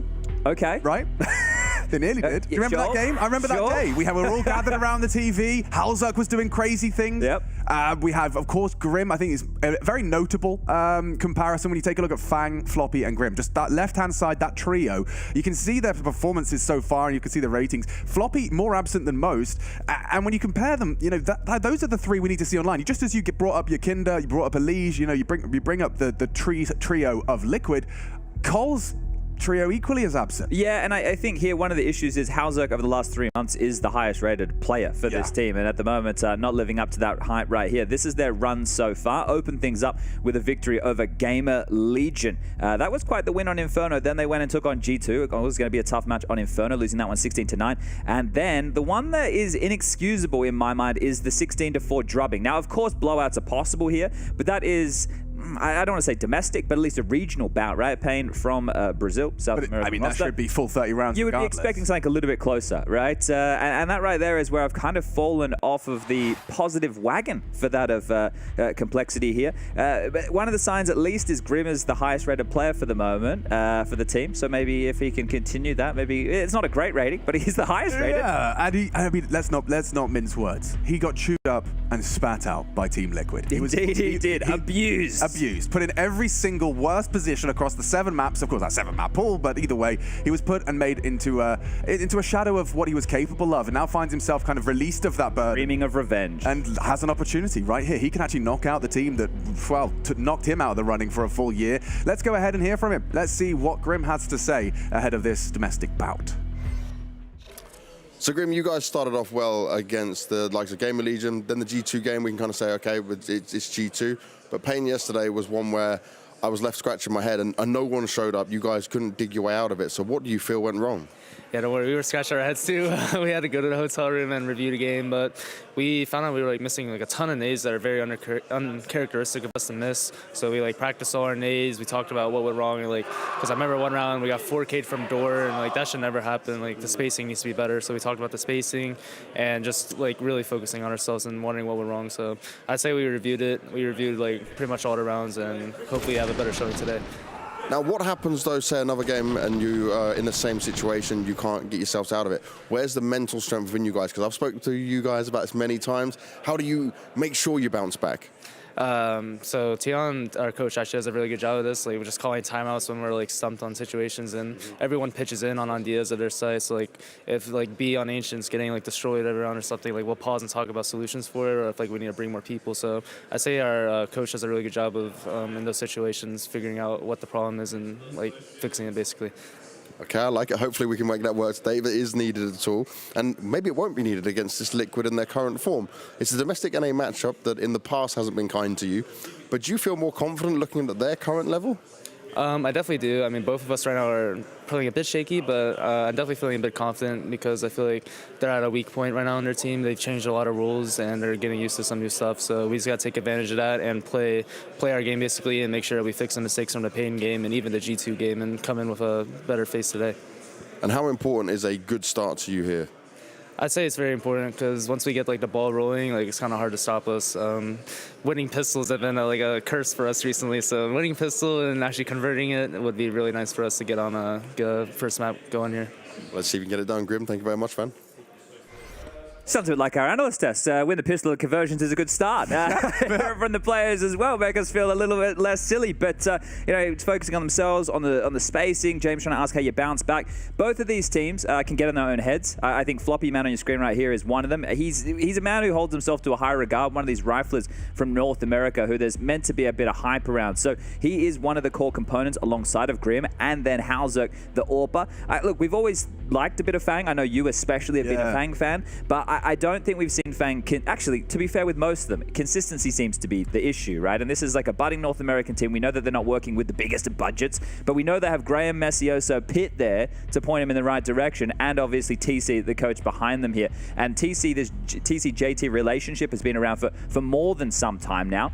They even had a core of this team, JT, Floppy, Fang, played with OC in Extra Salt before he left them for greener pastures of Liquid, which I don't know how green that's looking for poor OC. He hasn't had fantastic performances since being in that Liquid roster. Oh, damn, Chad. Okay, I hadn't thought about that component. So actually, when you think about it, you got JT, TC, and you've got Grim in terms of a bit of a Liquid history. Yeah, so there's overlaps from both sides of the server here, and I mentioned that head-to-head. We'll do it again in case people missed it. So these teams, over the cores of these rosters, were going back some time here, but they've had 6 matchups against each other, whether it be best of 3s or best of 1s. That's 11 maps in total, and Cole have only won 2 maps of those 11. So very favorable here for Liquid going into today's game. But one of the little fun facts of that is, if you take the average of the rounds played in each of those maps, it averages out at 26.8 rounds. Now, I know I'm taking the averages here, but that means we've had a couple of 16-14s, a couple of 16-12s, some close to fairs. So is it possible? Yeah, if they can get those pistols, convert them, Complexity might be able to take advantage of a Liquid who is looking rough around the edges. Yeah, rough around the edges, no doubt. And actually, I think there's no better way to kind of dip a litmus test into where Liquid heads are at coming into today's matchup than hearing from them themselves. Why don't we bring them up on your screens? You can see that we've got Elige, Naf, Nitro, OC, and Yakinda, and this is a mix that when you look at it on paper, or at least when I do, I'm not going to speak for you, Chad, but when I look at this on paper, it just feels like it's a recipe. It should be a recipe for success. Look, Nitro 0.85. He can do that if everyone else is rocking a 1.1 or 1.2. Well, the team has had some deeper runs in tournaments, right? Even a grand final appearance against Vitality back in a Pro League season. So you know that it's possible, and we've seen that it's possible over the 12 majors that the likes of Elige and Nitro Metro have been at. They've been in grand finals of majors before. Yeah. We know how tidy Naf is as an individual. And then Yakinda, you bring in this import, right? He is, over the last 3 months, the highest rated player for the team. And he's the highest rated player in the tournament. But it needs everybody to show up. It needs them not to be tilting at one another. It needs the mood to be good. And OC, the man with the tennis ball here at the end of your table, I know you can't see him right now. He's the man who felt that he was the only one really bringing any hype, any excitement, trying to get them fired up. They're going to need more of that today. And they go in as favorites. So I'm not sure if they feel they're favorites, considering the circumstances. I'm not sure what the mood in the camp is at all. It looks standard for Liquid, which is not good. No, right. I like what you did there. But mood in the camp, let's have a little look as we tune in with OC, who's sat down with James Banks. OC, for you individually, this has been the best event you've had statistic-wise since the Americas RMR when it came to the road to Rio. So what's changed for you personally? I think my confidence is definitely back. I think some of my teammates also said in like past interviews that they know that I have it in me, but it's just that the confidence isn't there yet. And I definitely feel like it's getting there. And also I don't know, I sat down and just like looked at my game and tried to optimize everything. And yeah, I came really prepared for this major. And even though I feel like I'm not doing as much as I can, I still feel like it's good to see like improvement in my role. It definitely is. There's definitely helping, but right now the results are kind of up and down with you guys. Even the Fluxo win yesterday wasn't super convincing, but how did that win make you feel? Was that one with like a sigh of relief, or was it one of like, okay, we did what we needed to do? I think it was a bit of a sigh of relief, but also it was kind of a mix of also we came and did what we had to do, but also it's like after the first day, we just needed a win under our belt to get our confidence back. And I think it was a really big, important win yesterday, especially after the first map loss. You know, after going down 0-2 and losing the first map in the series, we still managed to stay in it mentally, and you know that's really good to see. And hopefully we show up even better today. And in terms of showing up better today, it's the domestic matchup. You and Complexity do have quite a lot of history for sure, but it's one that you individually perform really well on. So is this one where you're going to shine again? Yeah, I think I have a really good idea of how they like to play. Of course, I've played with them, a lot of the players already, so I know their play style, and yeah, I'm really confident going into this match. And even if I'm not performing individually, as long as my team is doing really well and we win the match, then that's all that matters to me. So. And how do you see this matchup on the individual basis? Do you see this as Liquid just have way more to work with and should be able to dominate? Is this where we should see the full force Liquid back?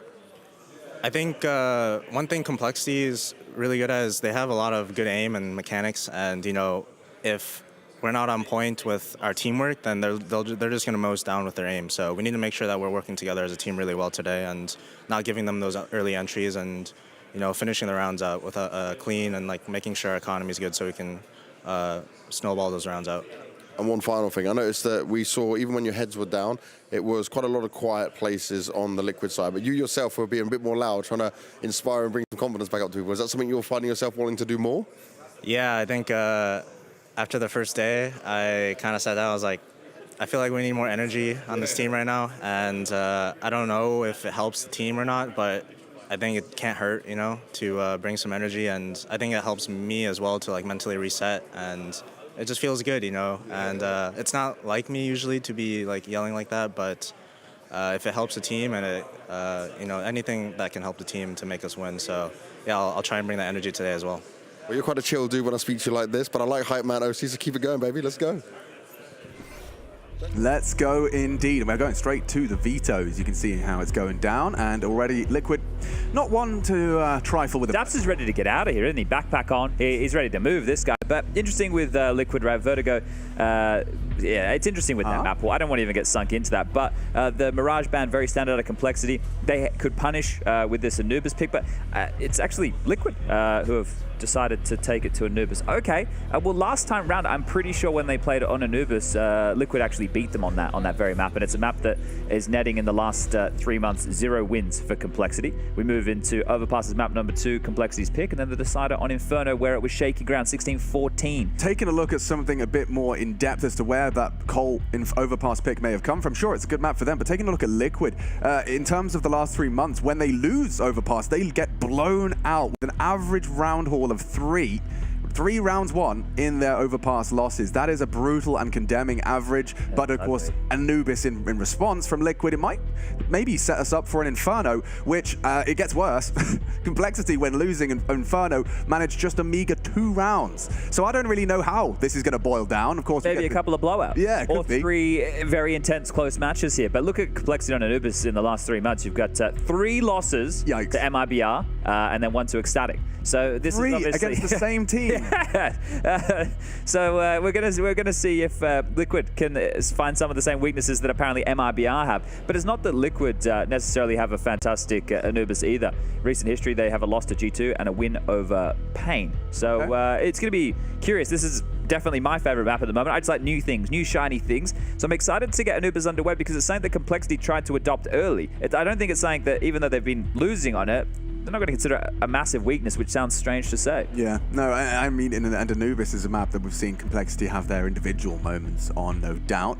I think this is going to become, you know, as it always does with Counter-Strike at the highest level, it is going to come down to the team that shows up on the day. You can see fist bumps are being exchanged, and it's going to be very interesting to see what kind of demeanor we get out of Liquid. We were watching them up against Fluxo, and it was a bloody up and down, fluctuating journey, an adventure of the highest highs, the lowest lows, a full emotional spectrum as the odds are on screen, and Liquid understandably favored. Yeah, and that's obviously back to that head-to-head that we were talking about. But talking of the head-to-head, we're about to get this one underway. Team Liquid, they'll be on the attacking side here on their map choice. Complexity opting to start on the defense. And this one looking like it is ready to go. Freeze time starting to tick on down. And this is an elimination game. Survival once more for Team Liquid. Backs against the wall. 3 consecutive best-of-3s required if the North American hopefuls want to make it through to that legend stage. It's going to be an uphill battle, and it continues today with Complexity on the other side. Yeah, I mean, people like to frame them as slow starters. Let's see if they can back it up with back-to-back-to-back best-of-3s. As we get into the pistol, Complexity take to that defensive start. And it's going to be Elige working middle alongside for the ride. You've got 2 with the bomb leaning B. Kinder containing any early aggressions. OC going to be on those T stairs. Housekeeping dark. Yeah, Complexity started 3 middle here in case of a rush, which is pretty common these days. And Floppy's going to take a little bit of contact there. Spots one out on this default spread. So especially on a map like Anubis, you're going to be expecting some more out-of-the-box plays from the CT. So a default spread from the Ts means that if they are going for any of those aggro plays, you can work that puzzle out. Now, with 1 smoke and a flash from Nitro, looks like he's going to lob that one towards Temple, which is exactly where Grim resides right now. Choice to make. He opts to stay behind it and tap, and nothing to be found. So into the site they go. Very little resistance initially. I say that as Halzerk is cut down. OC's P250, the perfect weapon for this range. It's USP versus P250. That's an even fight. It's an even duel. It's not going to be easy for Floppy to get back in there. This feels almost already round done. Yeah, I know there's the kit in play, right? But this Elige lurk top mid is going to be so difficult to deal with, even with Floppy coming late, making noise. That's going to be called across here. So OC and Elige can work this one out together. Nice. Should be. Yeah, the rest falling into place now for Liquid. 1 by 1 they fall. JT helpless as he tries to get out of cave, and yeah, that is going to be a Liquid pistol, and doing so with 5 alive. I don't want to speak too soon. Hold on. Might get one on the way out. Oh, no, he won't. Okay, 5 alive. A perfect start to Liquid's attacking campaign. Yeah, it looks like the, like I said, NAF. You should get that nice little cheeky upgrade into head armor for cheap. The rest of them all took a little bit of damage there, so we'll see how much it costs them to get those upgrades in. But Complexity didn't have a single fight there that I felt they were favored. In that entire round, none of the players felt like they were in a position to win a single duel. So a clean one for Liquid, like as clean as it could possibly get. And that is hopefully how they want to go on here. A full eco. A full one. Like, it doesn't get better than this. And only 1 SMG, so let's keep our eyes on Nitro. He actually had the most money. He's actually opted to just take the Mac 10 and drop someone else something else. So let's see where they go with this. An interesting boost, I suppose. Hoping that at least one of them can hit that dip. That's all this is, right? This is just a hope and a prayer. All right, guys, we've got the USPs. We have no armor, no flash, no upgrades of any kind. Let's hope that they just, wow, lazy clear on the corner. And you can see the bait that's been set up. So JT on a slightly wider angle. Oh. Actually landed inside of... Look at how funky that is in the wall. Yeah, that is a little unusual. It's already feeling like an A stack, especially now that, yeah, okay, now your Kinder's sussed it out, and Elise's running straight in. He just wants another frag. Puts Fang in a body bag, and the rest to fall into place. So, Liquid going to be getting... Is this going to be 2 spotless rounds? Complexity yet to find a single kill, and that is definitely going to get the juices flowing. Yeah, when you're 2 rounds in, ADR, the highest right now on the Complexity side is 50. So let's see if they can get some kills and start turning that up. This is very early stages, and maybe you're not too familiar with Anubis, the newest map in the pool. Definitely T-sided. The CTs have to make a lot of like gambly maneuvers, aggressive plays, try and rumble the defaults of the Ts. Now, this buy, the rifles do come out. Not a single defuse kit in play for Complexity here. Also slightly light on in the Molotov department. So Liquid can really just take this one slow. There's no rush. You just wait out the early crowd control utility. Then if they choose not to take it, you make a move. They have to respect it. There you go. Fang's going to really be under some scrutiny in middle here as the smokes start to fade. Oh, that's a brutal headshot sent Fang's way. Yakinda looks like he's gone out the right side of bed. That was a mouthful. He's going to give a little bit more of a mouthful of lead to Halzerk. He really didn't pull the trigger first. Still gets away with murder. 2 down at Yakinda's hand. And now the rest should fall into place. Elige will provide the trade.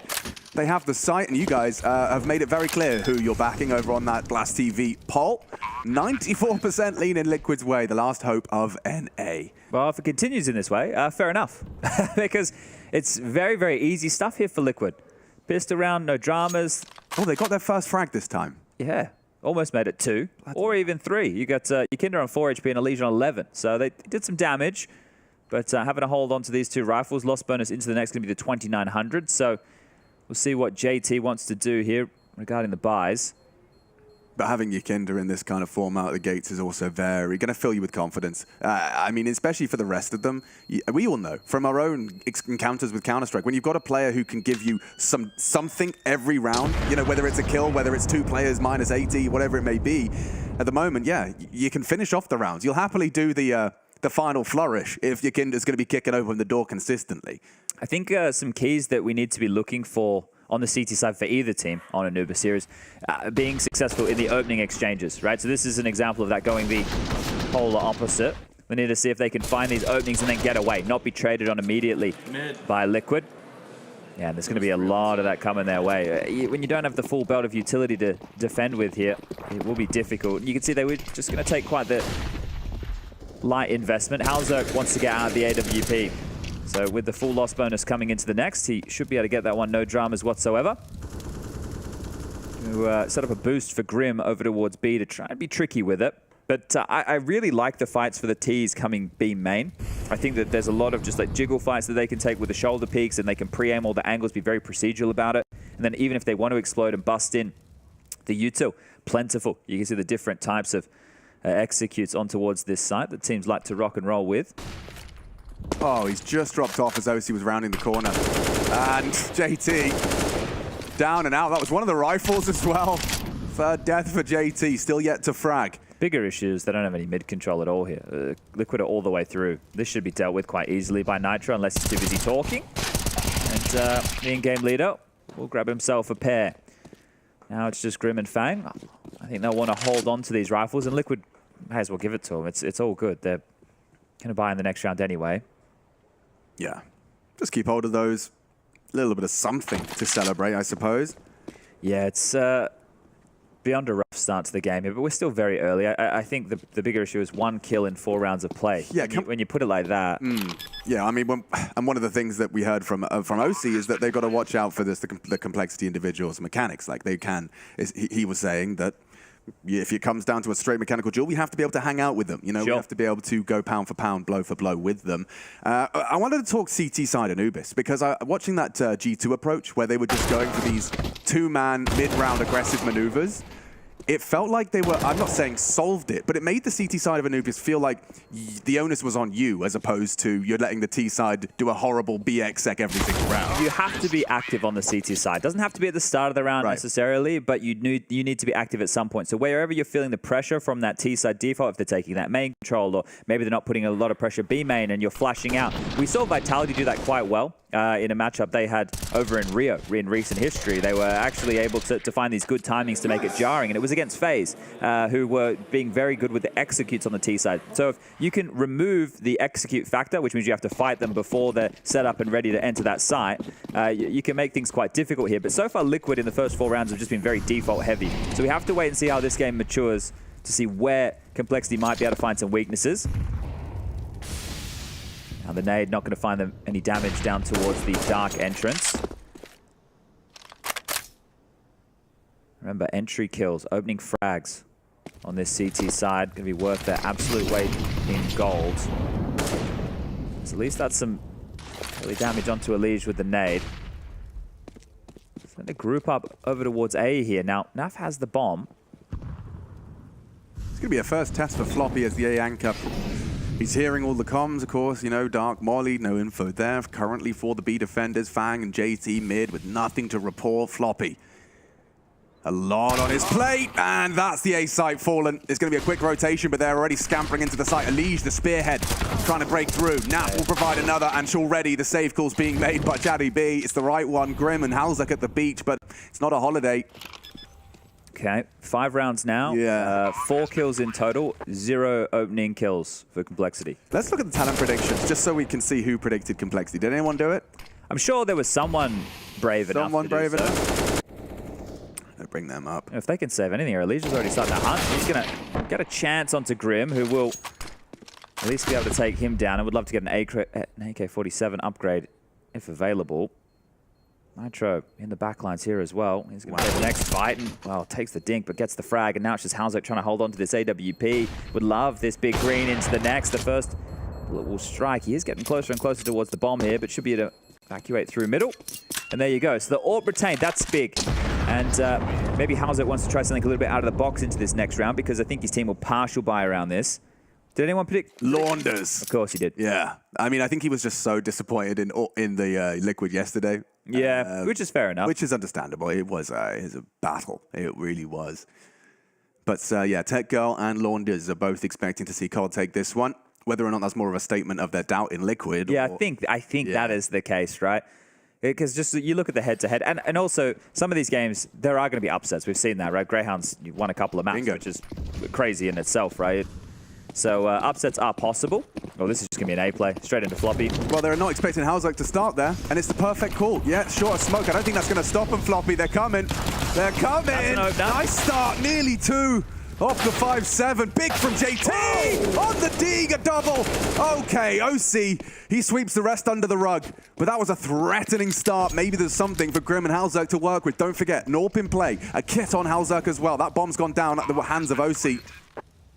And this is the duel. This is the one to determine just how much we have to say. It's Naf versus Grim. Old teammates head-to-head and a 97 dink. That could have been the difference. Okay. Down goes the AWP. 6th round in a row secured.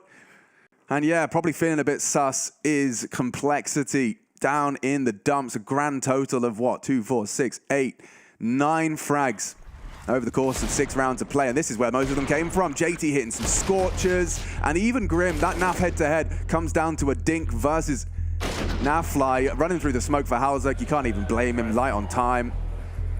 But that's 6 already in the bank. They cannot continue this way. And yeah, TC, right time to be calling a tactical. Yeah, but 6 rounds in, you're going into round 7, and if we're going to be realistic about this, by Chatty B's old school brand of Counter-Strike, there's only been 1 full gun round so far. This is the 2nd full gun round. The first one was light on util, didn't have the AWP, didn't have all the goodies. I'm with you. So it was a rifle round, sure, but it was one of the weaker opportunities in that regard. Their first rifle round dismantled. Now let's see what happens in their second. If we don't see any fight now, maybe we won't see any fight at all. But the bar, if we set it for Complexity like we would any other team, if they can get themselves 4 or 5 rounds on this CT side, then the conversation going into the second means anything is possible. Look at those notes. They looked very organized.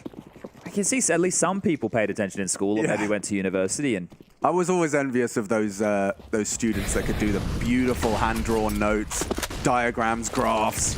Yeah, try not to look at my pad. Well, it's a different approach. Chicken scratch, I think. Yeah, it's like if Harry Potter and Sanskrit combined. Chatty B's handwriting. This is a retake B setup essentially here. You can see how passive they're playing. So they're giving up all this territory.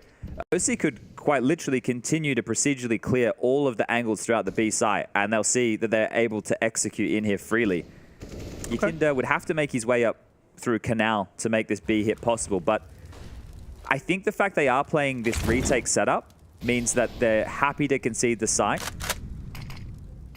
That smoke is going to be disrespected. Nav thought he had a window, and he does. He kicks open the front door. A nice find from Grim. Onto OC, but there's way more to be done, and Yakinda's too deadly. Yeah, doesn't get it quite on the money. And a bit of a flank through mid. Fang might have something to say, because that bomb's late into the site. Nav's gone and done it. Gets it through. I mean, he made all of this space, and with the low HP, he's opting for the AWP. Look at this head-to-head. This is a great catch from context. And yeah, Floppy's not going to be clear in that corner. Understandable, given the time and the state of affairs. And what is Cole supposed to... So this was a gunny? Yep. It's not gone swimmingly. Their only opening kill for Complexity so far came from Floppy over towards A when they did an all-in rush through a smoke. Yeah. So keeping track of that, which I will do throughout. This is Liquid's pick, and you're starting to, really feel it. Yeah, and it's basic. They haven't done anything crazy. They're just defaulting. That's all they're doing. They're defaulting and then playing together to finish the rounds. Hasn't been any need to do anything else, and Yakinda's going to find him here, isn't he? Mounts himself up on the wall. Oh, is he going to look to his left? Seen him now. See you later, alligator. And that's Halzerk losing the AWP. So trying to hide in plain sight right there. Now down to 3,700. Will have to be another partial investment here. They cannot risk the purchase. All right, well, at least it might be a quick day. Yeah, quick day, but not a good day for Complexity and their fans. A reminder that this is, we're at the do or die stages of our first stage of the major, the challenger stage, and already, up against the ropes. 1 win, 2 losses, no margin for error for either side. In this domestic derby, he's coming through.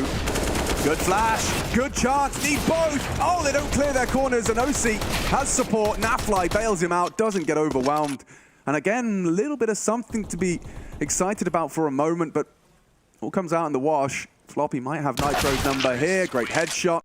And another in the bank. Now, Liquid, notice, at an 8-0 start, there is not jubilations. There is not crazy celebrations. This is like, it feels like they've just come in and it's work. It's work right now. This is the thing. It looks like outsiders or VP are in the server, right? This is what we spoke about with Yakinda coming across to this team. It feels like maybe he brought a little bit of that vibe as well. But to be fair, it's not like Elige and Nitro always the loudest. The thing was with Yakinda coming in, it's like, okay, well, we got someone crazy who likes to push through smokes and likes to yell. Sounds like Stewie, right? Sounds like when Liquid was at the top of the pops, but Yakinda's definitely tapered off in that regard. And maybe that's because he feels he has more responsible to help out with the macro of the game. Also needs to make sure he's constantly contributing with the frags. Oh, wait. No. I thought that was a CT volley. Excuse me.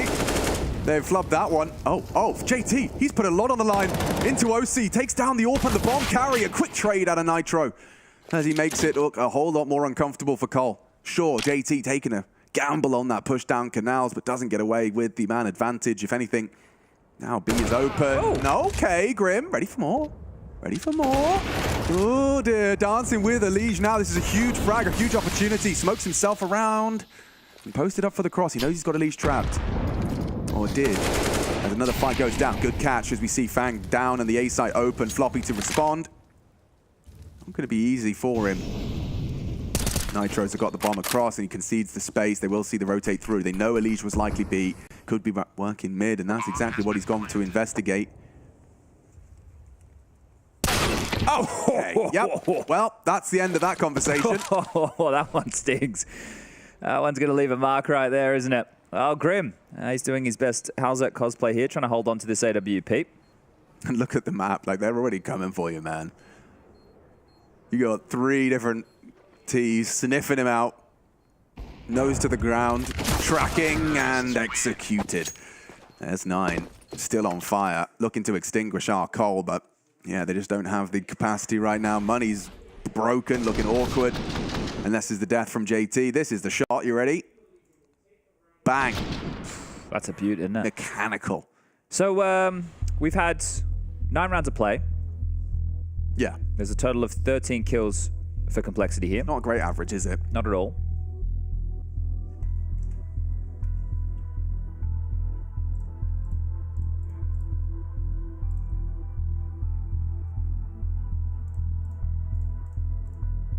What are we talking? Like 1.5 kills around? Yeah, I was just... Is that how the maths tracks out? Yeah, about that. Yeah, I had to bring up the calculator. I was like, how Hold on a second. How make this one work? So they've got 2 opening kills so far, Complexity. Both of them have come on half buy rounds with pistols. The rest of the opening frags have all gone in the favor of Liquid here, who are having no dramas. The bombers only need to detonate in 2 rounds for Liquid to find victory here. So not having any issues, just removing everybody from the server on the Complexity side of things. Here's the round timeline for all of you to take a look at. And moving into round number 10, it might be more of the same.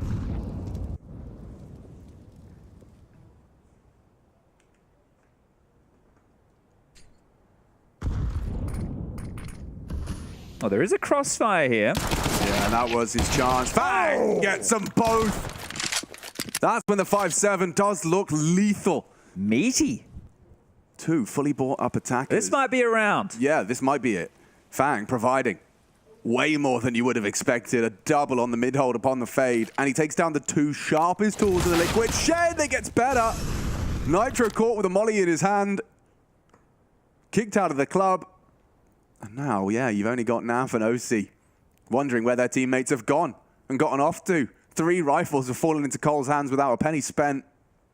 Could still get uncomfortable if this Grim line, or JT, excuse me, Grim behind him, they'll smoke him off. That's their main avenue in. They can't really risk just charging through that smoke. There will be an AK-47 staring at them if they do try and get that bomb down. But you can see they have absolutely no idea where the CTs are. Like Naf just clearing out Ivy. They're obviously worried about Temple, CT. Most of them are going to be flanking or coming through Dark here. So if OC is just able to post up and grab 1 or 2, there's still a chance for this considering where Naf has planted. Yeah, not forgetting the absence of a kit. With that bomb plant, they do have to hurry this up. And OC, wow, he gets nothing done. Here we go. Yeah, I mean, now he's known to close, but 5 members of Cole charging towards him, and he will get taken down quickly. Succumbs to the floppy AK.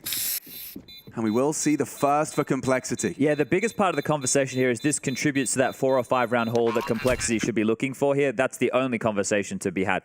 It's not necessarily a spectacular round. It's just good to see some people hit some shots. Another opening kill coming their way. This was fantastic from Fang right here, but in terms of damage to the economy, right? In terms of something that they can replicate. Neither of those things are in the conversation just yet, but that might change. The double AWP setup out once more here. Yeah, they brought 3 AKs and an AWP for free as well. Like, in terms of the turning of the tide, that's like something to keep an eye on. At least it won't feel as bad if they lose this round. They'll be able to buy again. So there's always a silver lining. But maybe now we see something more direct out of Liquid, right? They've been doing a lot of these defaults. Elysian, Yakina just crawling across mid there. And here we go, some aggression again. The Archer's smoke is down. Looking for gold is Grim. He's going to back off now, so don't really have anybody responding to Canal. It's the 2 top mid, Yakinda and Elige to work together. Elige has flashed forward. Naf and OC doing the same, working B once more. And the double AWP setup, Fang has dropped back into the passive position of the A connector. Are they coming investigating? Yeah, flashing a push, it'd be nice, wouldn't it? Well, Halzak versus OC. We get an AWP head-to-head, and the Norwegian prevails. OC, send back to spawn. Advantage call. Can they find 2 in a row? It looks like the AWPs are working. Fang does connect. Nitro with 1 back onto the A main aggress. It's floppy gone. Elige flirting with something. There's a gap. There's no big gap. Expecting this.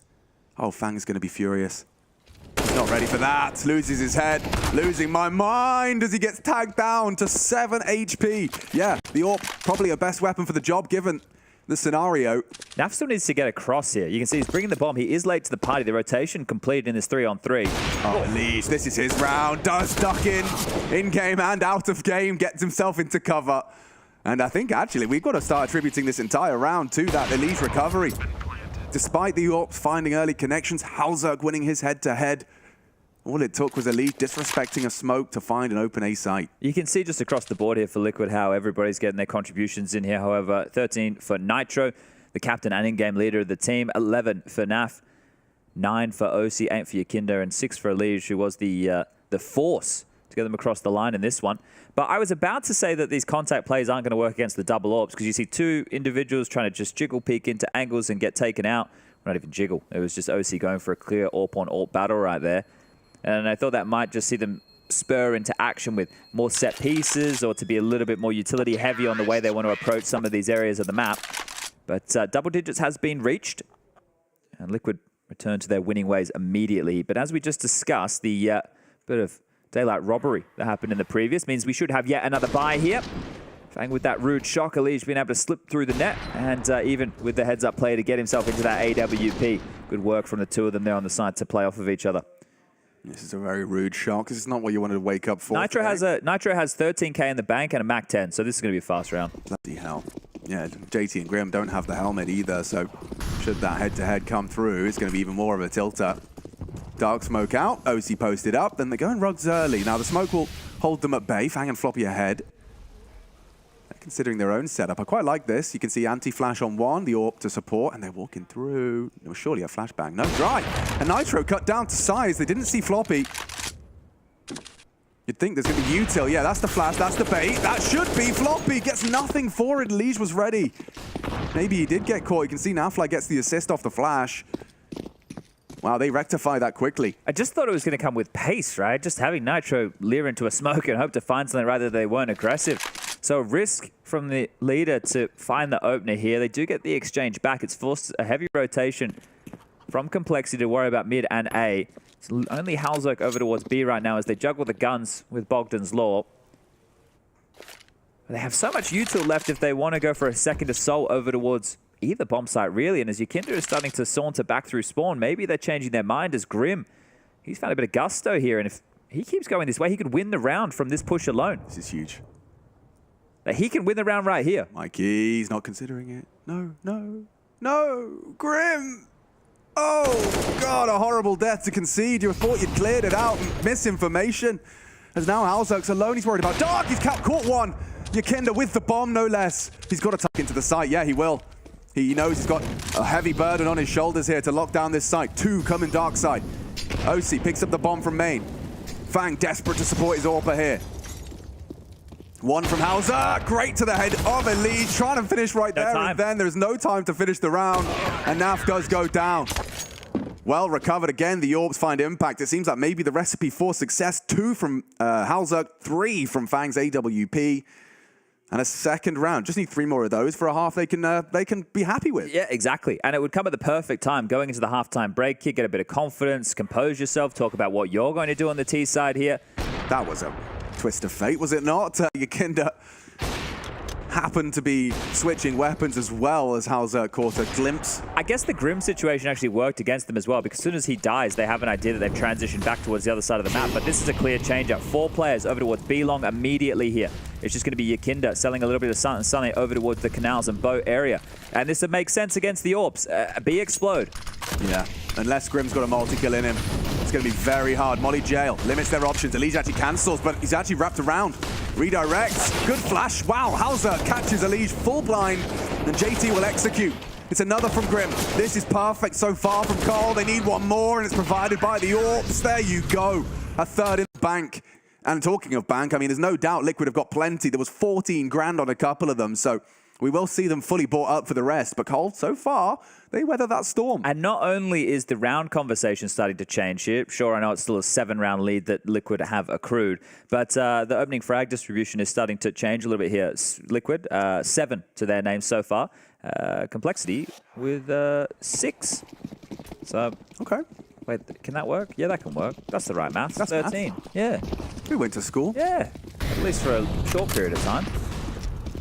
Again, a change. Okay, Liquid pack roll A didn't work. Pack roll B didn't work. Well, try a little bit heavier mid right now, shall we? As JT finds his boots wet. Elige not even considering this is a possibility. He's going to go down for free.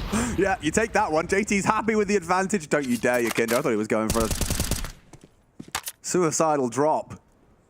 But yeah, advantage call. Here we go. We might have a half after all. It's crazy, though, that Liquid are going to have gun rounds every single round, right? They'll still be able to buy next round. The loss bonus has started to build in their favor for this, and they still have residual cash to deal with.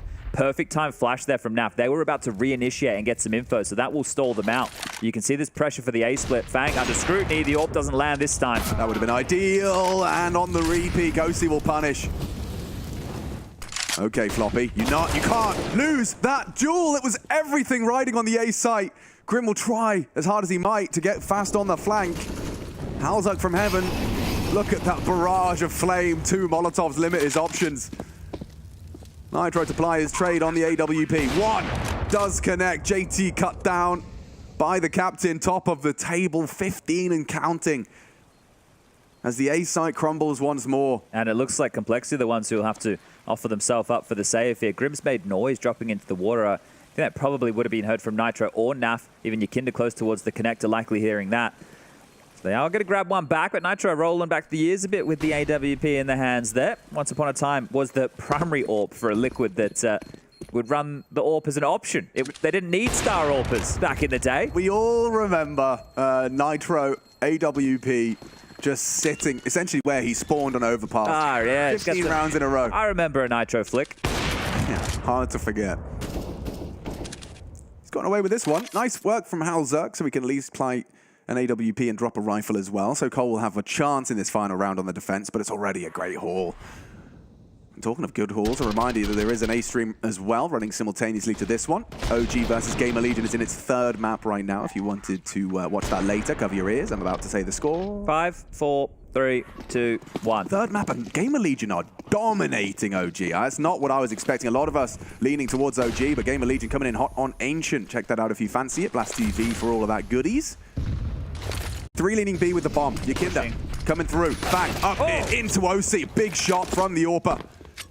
A change of pace from Cole trying to bring the fight to Liquid, but they leave empty-handed.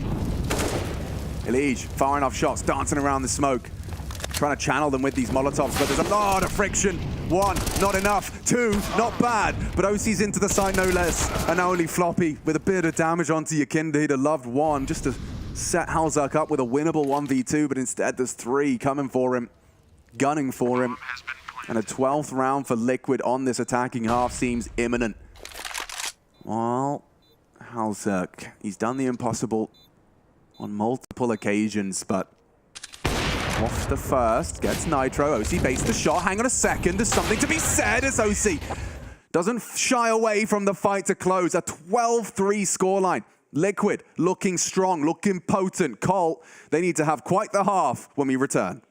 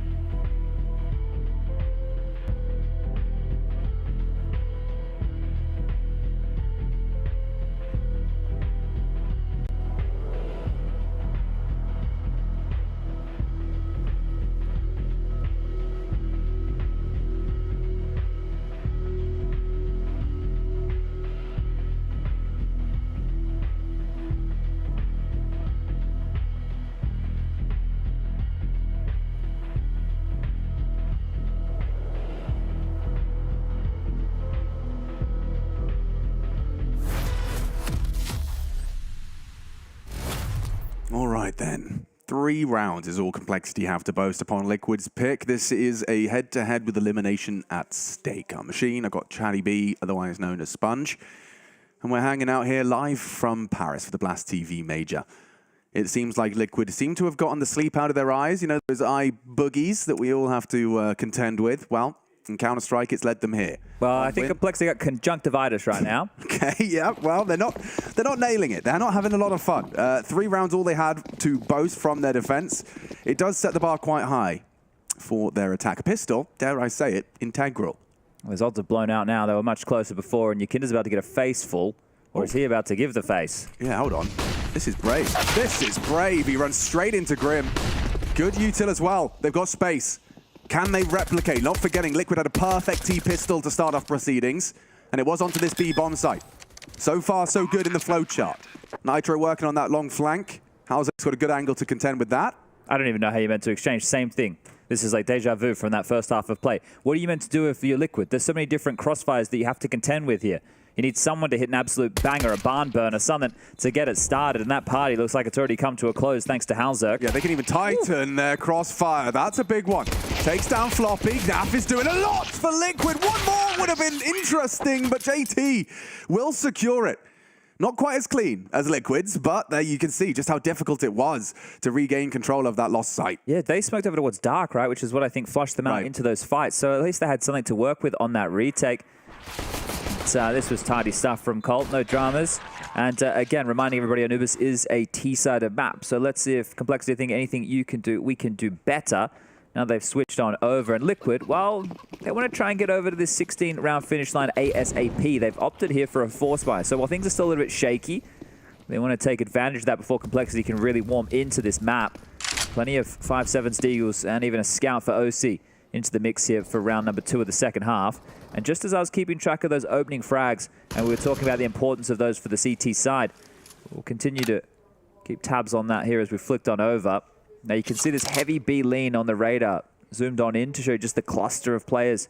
Top mid, B side. It's just really a Liege tending with the middle and A side of the map. So a gamble from Liquid, but I like it. If they lose A, they'll just hold on to their goodies. They'll have the double dip. They'll use this again into round number 3. You can see the death trap to be sprung should they contend with B. No one there, and they haven't got any particularly information investigations towards B long, so it is just Elige here. Just hoping. Yeah. Like, anyone fancy walking into my crosshair? His biggest positive right now is if they do come through middle, the bomb is here, but he has to deal with 3. Elige, no slouch when it comes to putting the crosshair on the head. Up he goes, and down goes Halzerk. 1 and 2 from the Elige. They'll go for this now. Yeah, definitely now. Look at the util that's left over. Smoke splashes. The rotation already starts to come in. There's multiple members on the flank. OC puffing up his chest with the scout and making some noise. They can be a flash into A main to take this initial fight if they do this right. He's been having a nightmare holding on to A on the first half. Here comes the flash, surely. Yeah, Naf's lining it up. That's the duel ahead of the flash. Naf didn't get it out of the fingertips, and Yakinda goes ahead of it. Good damage onto Nitro. That might call it off. Yeah, now they should save it. They had a crack at going for that, just mismanaging the options on that retake there. There was a conversation to be had, but Liquid not getting it done as a unit, and Complexity, well, they will suffer those early casualties to Elige's dig. But they weather the storm. They grab their 5th round, and they'll even hold on to 3 rifles here. Spoiler alert. Cover your ears. Spoiler alert. Damn.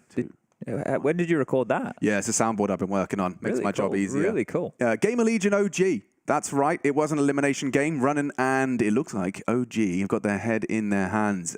Surprise to many. GamerLegion survive and will have the 2-2 record for one last stab at getting to that legend stage. Woo. Spoiler over. Yeah, well, I think this is where we need a visual element for it. Otherwise, right? they'll just be muted forever. Exactly. Yeah, fair. And I see someone running through the living room to grab their remote. I was like, no, Alex, please! They're covering their ears. They're shaking their eyes. See no evil, hear no evil. Go on. Elige's dig look good. I'd like one more. But so far, so good. You know, if they just... It's the same round. Look at the setup. Same round. Might have a different result. Yeah, well, they have a few more things to work with, namely that Galil this time round. Otherwise...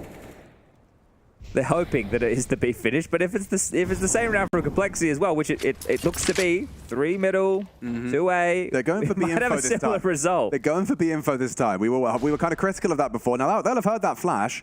Ooh, surely one of them's going to be responsible for the fade. Surely one of them. Fang staring at it. Elige again at his usual destructive ways takes down Grim. Well, they just heard the Galil, so do they reroute now? There's a minute on the clock. They're going to go to B. It's quick. So is Yakinda and Naf, though. They've got the read on this. He's going to tuck in. Oh, gets the smoke out. He needed the headshot, yeah. Belated on the smoke, and now the site is lost, as is the round. So call that 6. Yeah, Nitro holding on to this fine. OC is going to try and find this rifle in middle, I think. So that's an upgrade, indeed.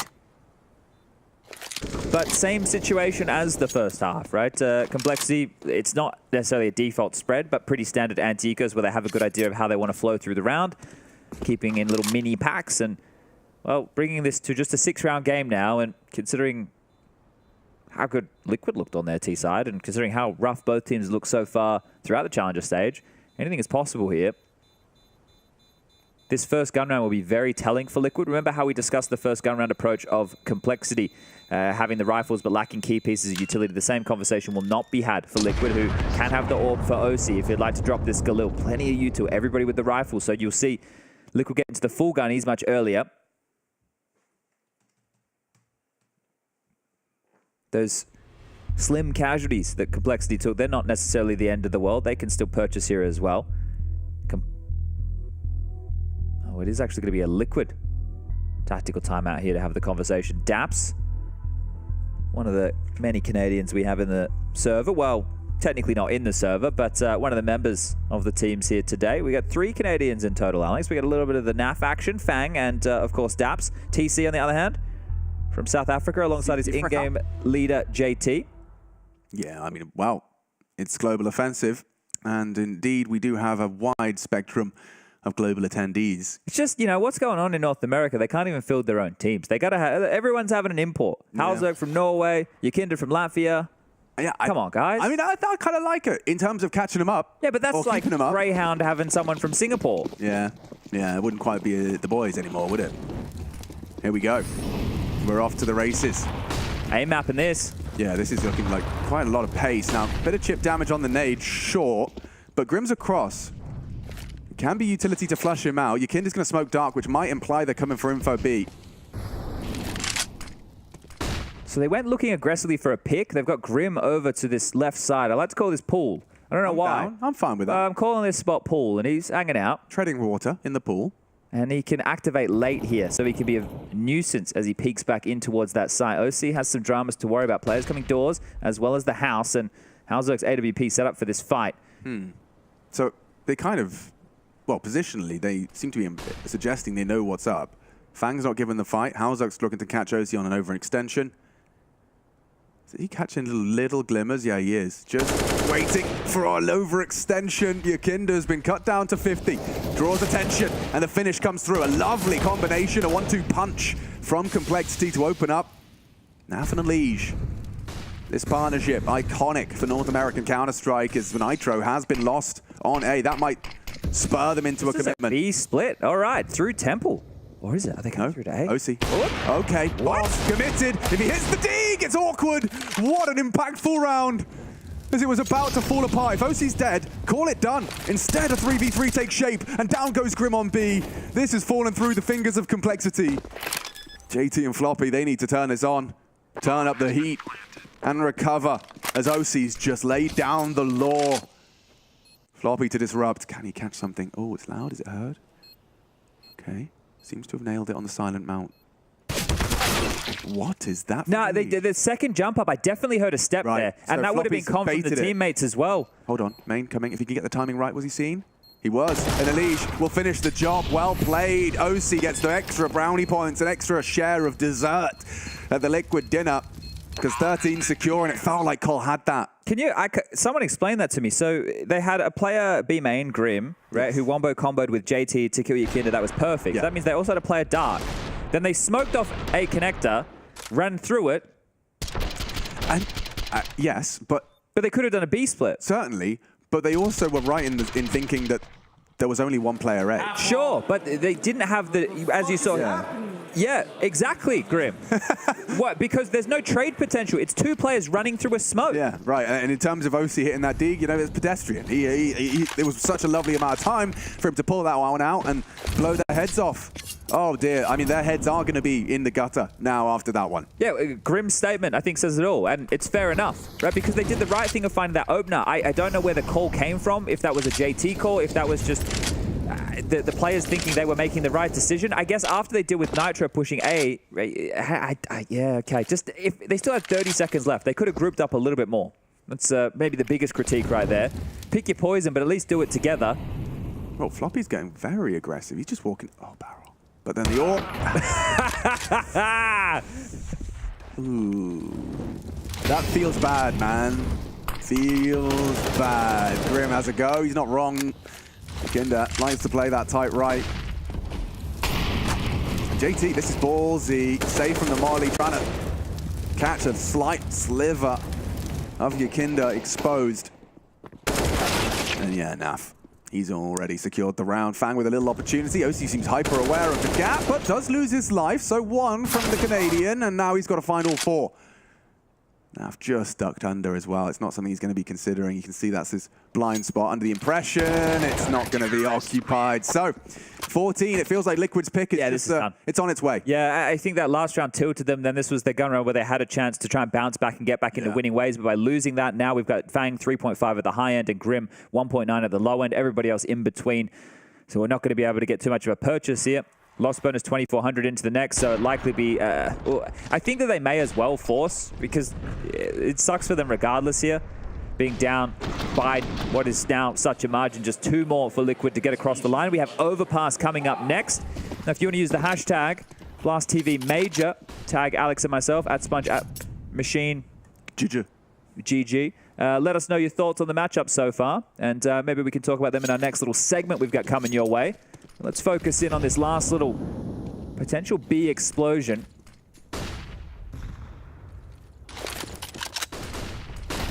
Okay, well, Yakinda has actually gone down, and so has the B defense entirely. Nice combination.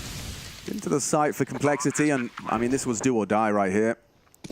Liquid should just go fishing here, right? See if anybody oversteps the mark, they can find a pick to get back in. Otherwise, the advised decision would be the save, and you can see they're already understanding that.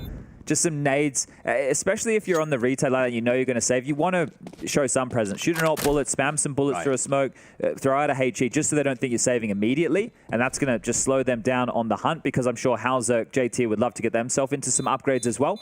But a great little round right there. And it feels like they're trying to really exploit this B defense. Yakinda getting bullied over towards the dark position in multiple rounds. They're more than happy to pincer in on him. He's playing quite far forward, so we'll see if that evolves. Well, that is a gift. I mean, just as we and many logical, critical thinkers have written out the Anubis pick, thinking this has gone Liquid's way, there is just a little glimmer of hope just chiseled into the stone there with a quick 1-2 punch, 2 frags, and a lost B site. So you can see how that one felt from Naf's perspective. Blinded, white dead. screen and eliminated. That perfectly summarizes. These plays are so hot. Yeah, but, and you even get to see like the players' reaction in the moment of how they're handling that situation. So really giving us a lot of context on how these scenarios are unfolding here is, well, chopping and changing their preference of site here. Complexity heading as a unit over towards A. And it seems like a good call. They've conditioned B a couple of times, and it's forced Liquid now to play 3 defenders over towards the B side of the map. OC's joined the party. It's Elysian Nitro. Mainly Nitro, the man to defend, is playing in a somewhat retake position from Heaven. So if they full exec, oh, they're coming ahead of the Yuto here. Elysian Yakinda not far behind, and Nitro contributes with the opening. Grim not expecting that. Oh dear, it's fallen apart. Ripped apart upon the entrance and disrespecting that Akon smoke. You can see why teams typically like to have a molly and a smoke to, you know, a la jungle smoke, bench molly. Sure, barrage. yeah. You know, it's such a brutal push, and there's so many other things you want to be clearing. I mean, missed AWP shot there. JT in the clutch, Alex. Oh, come on. Well, a missed AWP shot is the only reason I'm saying it's a bit of a blessing. No, I'm with you, because he should be dead. Yeah, and now he is. Okay. He's got some type of Kevlar on there, JT. Magical. Just dodging bullets, absorbing them. All right, well, we're back where we thought we'd be. Because they're so focused on Nitro here. You can see how, like, focused on his position. They just come on through. Nobody really looking. You can see they're trying to transition to the side to get that bomb down. And, yeah, the shake of the head, the tut of the tongue. This one has gone down the gurgler here. Team Liquid looking to pick up their map choice. If they can get it done, it's just 3 AKs, 2 Deagles, and very light util to work with here on the complexity side of the server.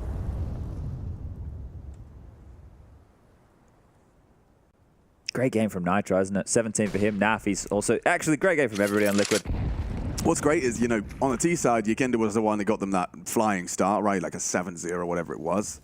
And from there, everyone else has come online nicely.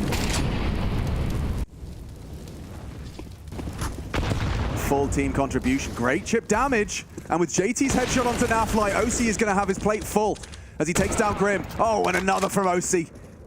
Rocking and a rolling to finish this one. Liquid's pick 2 clicks away. Floppy, Halzuk, what do you got for us? Lost bomb, lost hope. Halzuk with a gap in mid for now. Let's have a look how much he can build out of this one. Yakinda's going to be summoned to acknowledge that gap. He doesn't really have the health to contend with it. Oh, loud, very loud. Yakinda was not expecting that. A clean headshot from the Norwegian. And now that pressure comes from both fronts. He's loud about this. Forces Osi to acknowledge. Base the shot. Looks for the finish on the spray. Chips him down. Now they can combine. And there's a round to be had after all. Floppy and Halzug not giving up. But still Nitro an issue. As a headshot comes through. Damn, Halzug on the dig, on the rifle. He recovers and colsey play on. Now, whether or not they can bring this back into a really competitive fair and then take us into overtime is a different conversation. But in terms of a little bit of confidence for some of the individuals with their plays or moves going into the next map, their map choice of Overpass, that's a positive, right? You've seen a couple of them, like Fang with the 5-7 in mid on the first half. JT had a couple of nice bangers on the Deagle here. This one is going to be a confidence booster for Halzuk. The double AWP setup of Halzuk and Fang finding some success as well. So if more of these names are starting to contribute with multi-kills or things that they could get excited about or be proud of in terms of what they delivered, that's a good sign because the series is not done yet. But the serious nature of what is on the line for both of these teams is going to sink in for complexity after this map, right? 100%. The elimination going into your map choice, all the pressure on you to then convert and take this to the third, see if we can go the distance of Inferno. OC, yeah. Flashed in forward. Fang stampeding. Head-to-head. And one out despite the help from Elige. Elige's Molotov implies he was quite close. Fang will burrow into the smoke to try and build upon it. Already a nice kill. Well, Naf's push here. Nitro's gone down. If that didn't... It gets worse. Yeah, this should be a Liquid save, right? They've lost complete A control. The bomb's starting to transition back over, but... If they don't... Elige is investigating Floppy hasn't cleared this. So if Halzuk's knife out...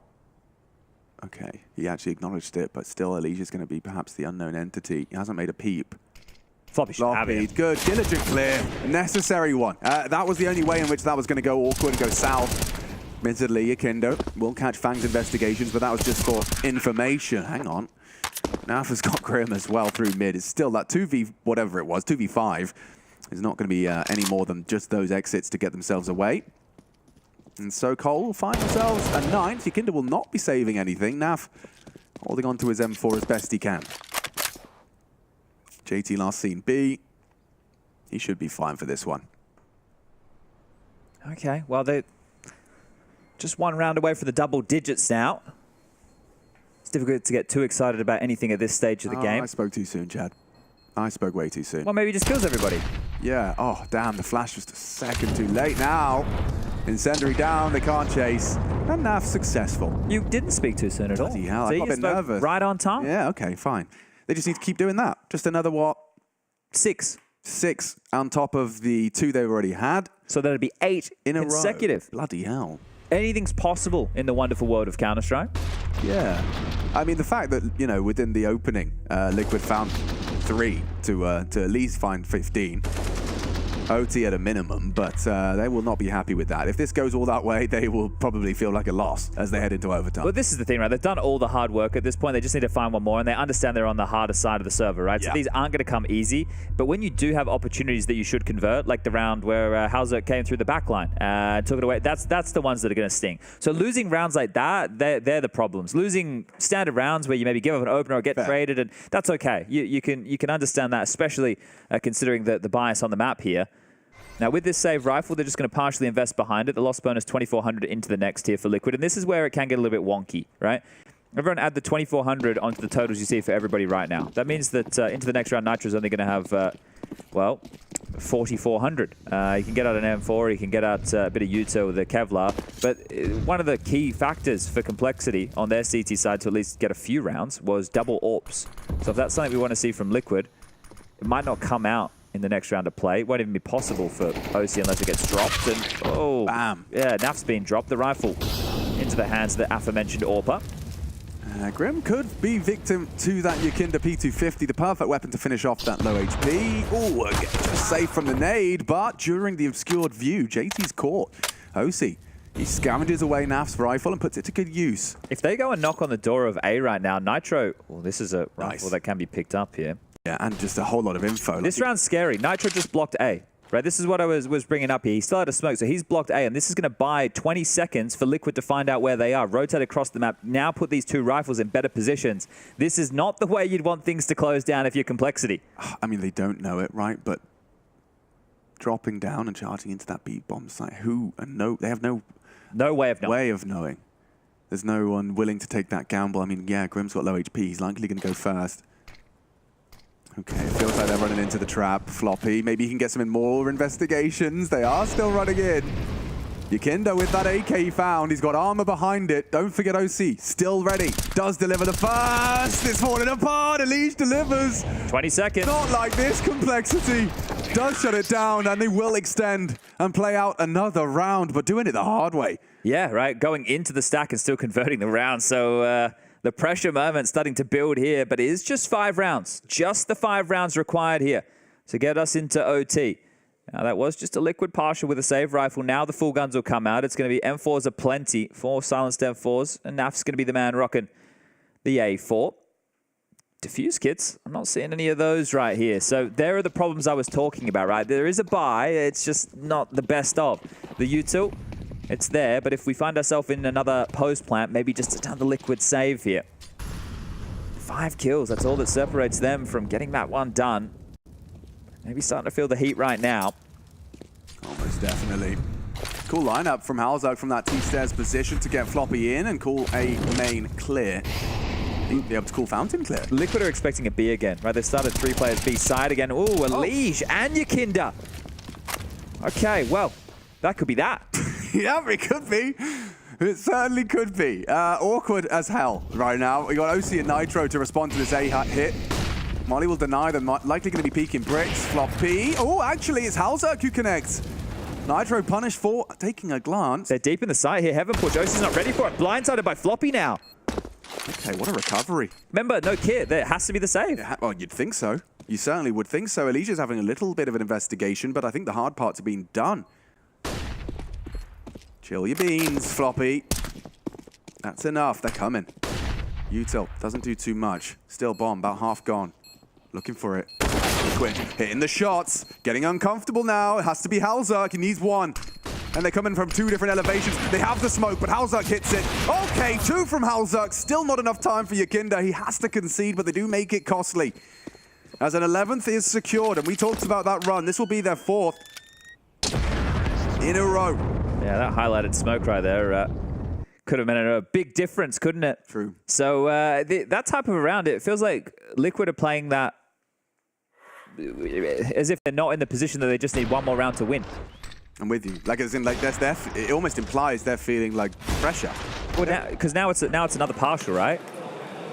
So another partial buy here from Liquid, which means Complexity maybe get up to 12. Then we see the guns come out again. And I had that conversation about the AWPs, where are they at? And how many was it? Was it 3 alive? Like, you could have had a pretty valid attempt into this You one. could have bought this round. Yeah. If 3 people stayed alive, they could have dropped down 4s. They could have bought. Okay, well, this, yeah, it's getting closer than it perhaps should. Certainly in Liquid's mind. And that's backed up more so because I just spoke about how many silenced M4s they had in the previous. 4 out of the 5. So it definitely could have dropped. But playing with fire here. They're rocking this same situation again. 4B on the stack and just one player lingering mid or A. The criminally undercleared corner. And understandably so. You can see Naf with his snub-nosed pistol. Hoping to be overlooked. Oh, diligent stuff from JT maybe. You have to get right in the corner to clear that. It doesn't look like they're going to. Oh, the temptation from Naf. The temptation. They're not going to clear him. 2 backs are turned, and this is really falling apart now. 3 in a row. 3 consecutive frags. And a nice one through the smoke. Halzak still doesn't get the gift of a kill. Tags up OC. A leg shot through the smoke. They've lost the bomb.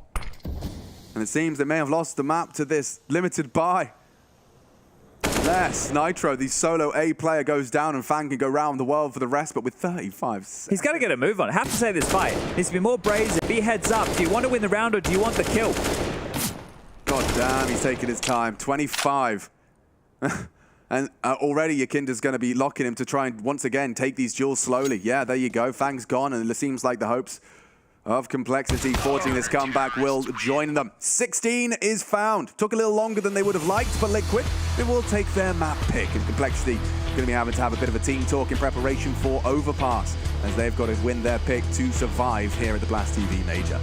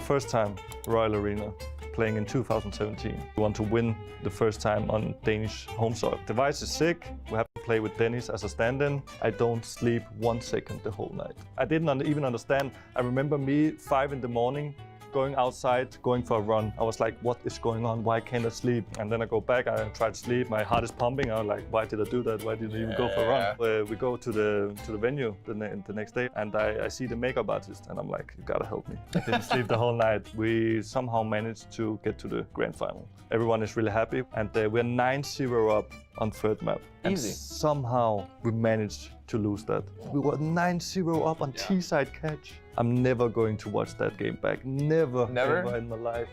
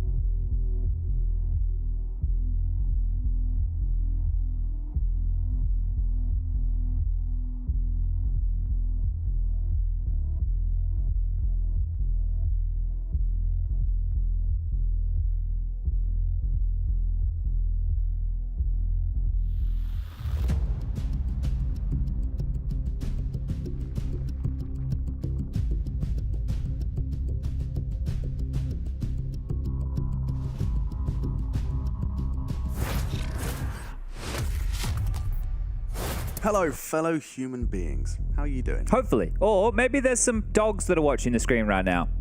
You're a good boy. Yeah, good boy. Someone really enjoyed that. Yeah, Someone hopefully. hated that as well. But I did see a dog that really liked Ariana Grande. You see that?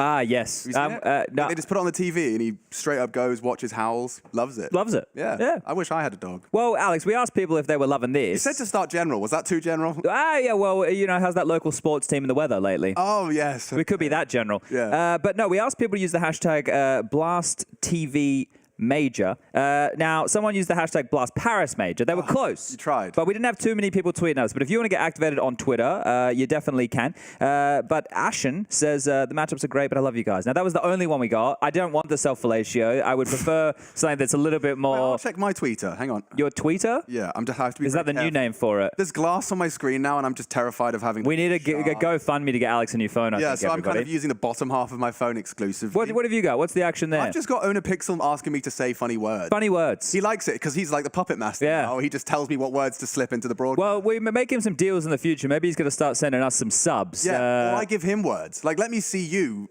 appropriately use. Give him some German. Anti-disestablishmentarianism. Oh, that's not German. I'll give you a German one. I think there's actually a German version of that one. How about, I can't think of a single complex German word. Wait. Entschuldigung. Scherzo. Anyway, as well, if you want to check out all the action on Blast.tv, both streams are available. I'm taking a look right now what Connor and Launders are up to. They have the FaZe vs. Forze game, which could be a bit of a banger. Who have you got on that one? You got Fazzy? I do have FaZe, but Zorti right now is an absolute monster. Here it is, a bit of a B-stream update for you. You can see them getting into round number 3, isn't it, though? Yeah, and Zorti, I mean, isn't he the highest rated player right now in the Yes, yeah, he's been a beast. I think Shelfie as well. I talked to some of the other players around there. I was like, yeah, Shelfie, he's a bit of of a monster. So yeah, this Forze team is definitely getting a lot of excitement, and this is a qualification match to the Legend stage, whereas our one we got right here is an elimination match. So maybe we should turn our attention to Complexity versus Liquid, which will be going down on the same map as you were just seeing there, Overpass. Complexity might need a talk or two before they get into map number 2. When you think about... he's fraternizing with the enemy. He was in their ranks.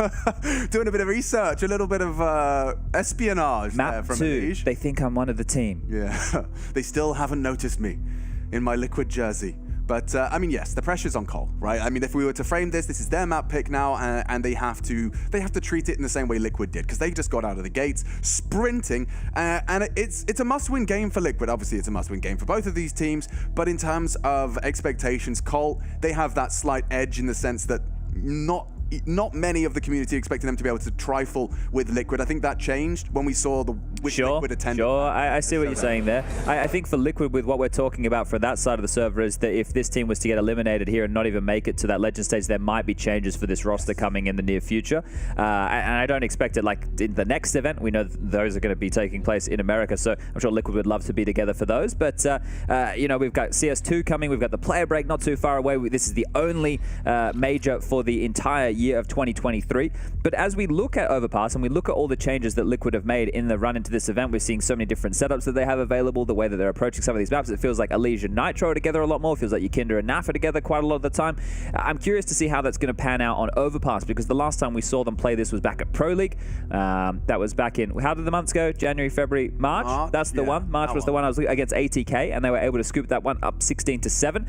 So I guess it's confidence for Complexity of why they've decided to take this one here to Overpass. I thought maybe they'd want to try and trifle with a little bit of Nuke, considering how Liquid's Nuke can look, but also I would say that Complexity's Nuke can also be somewhat rough around the edges there.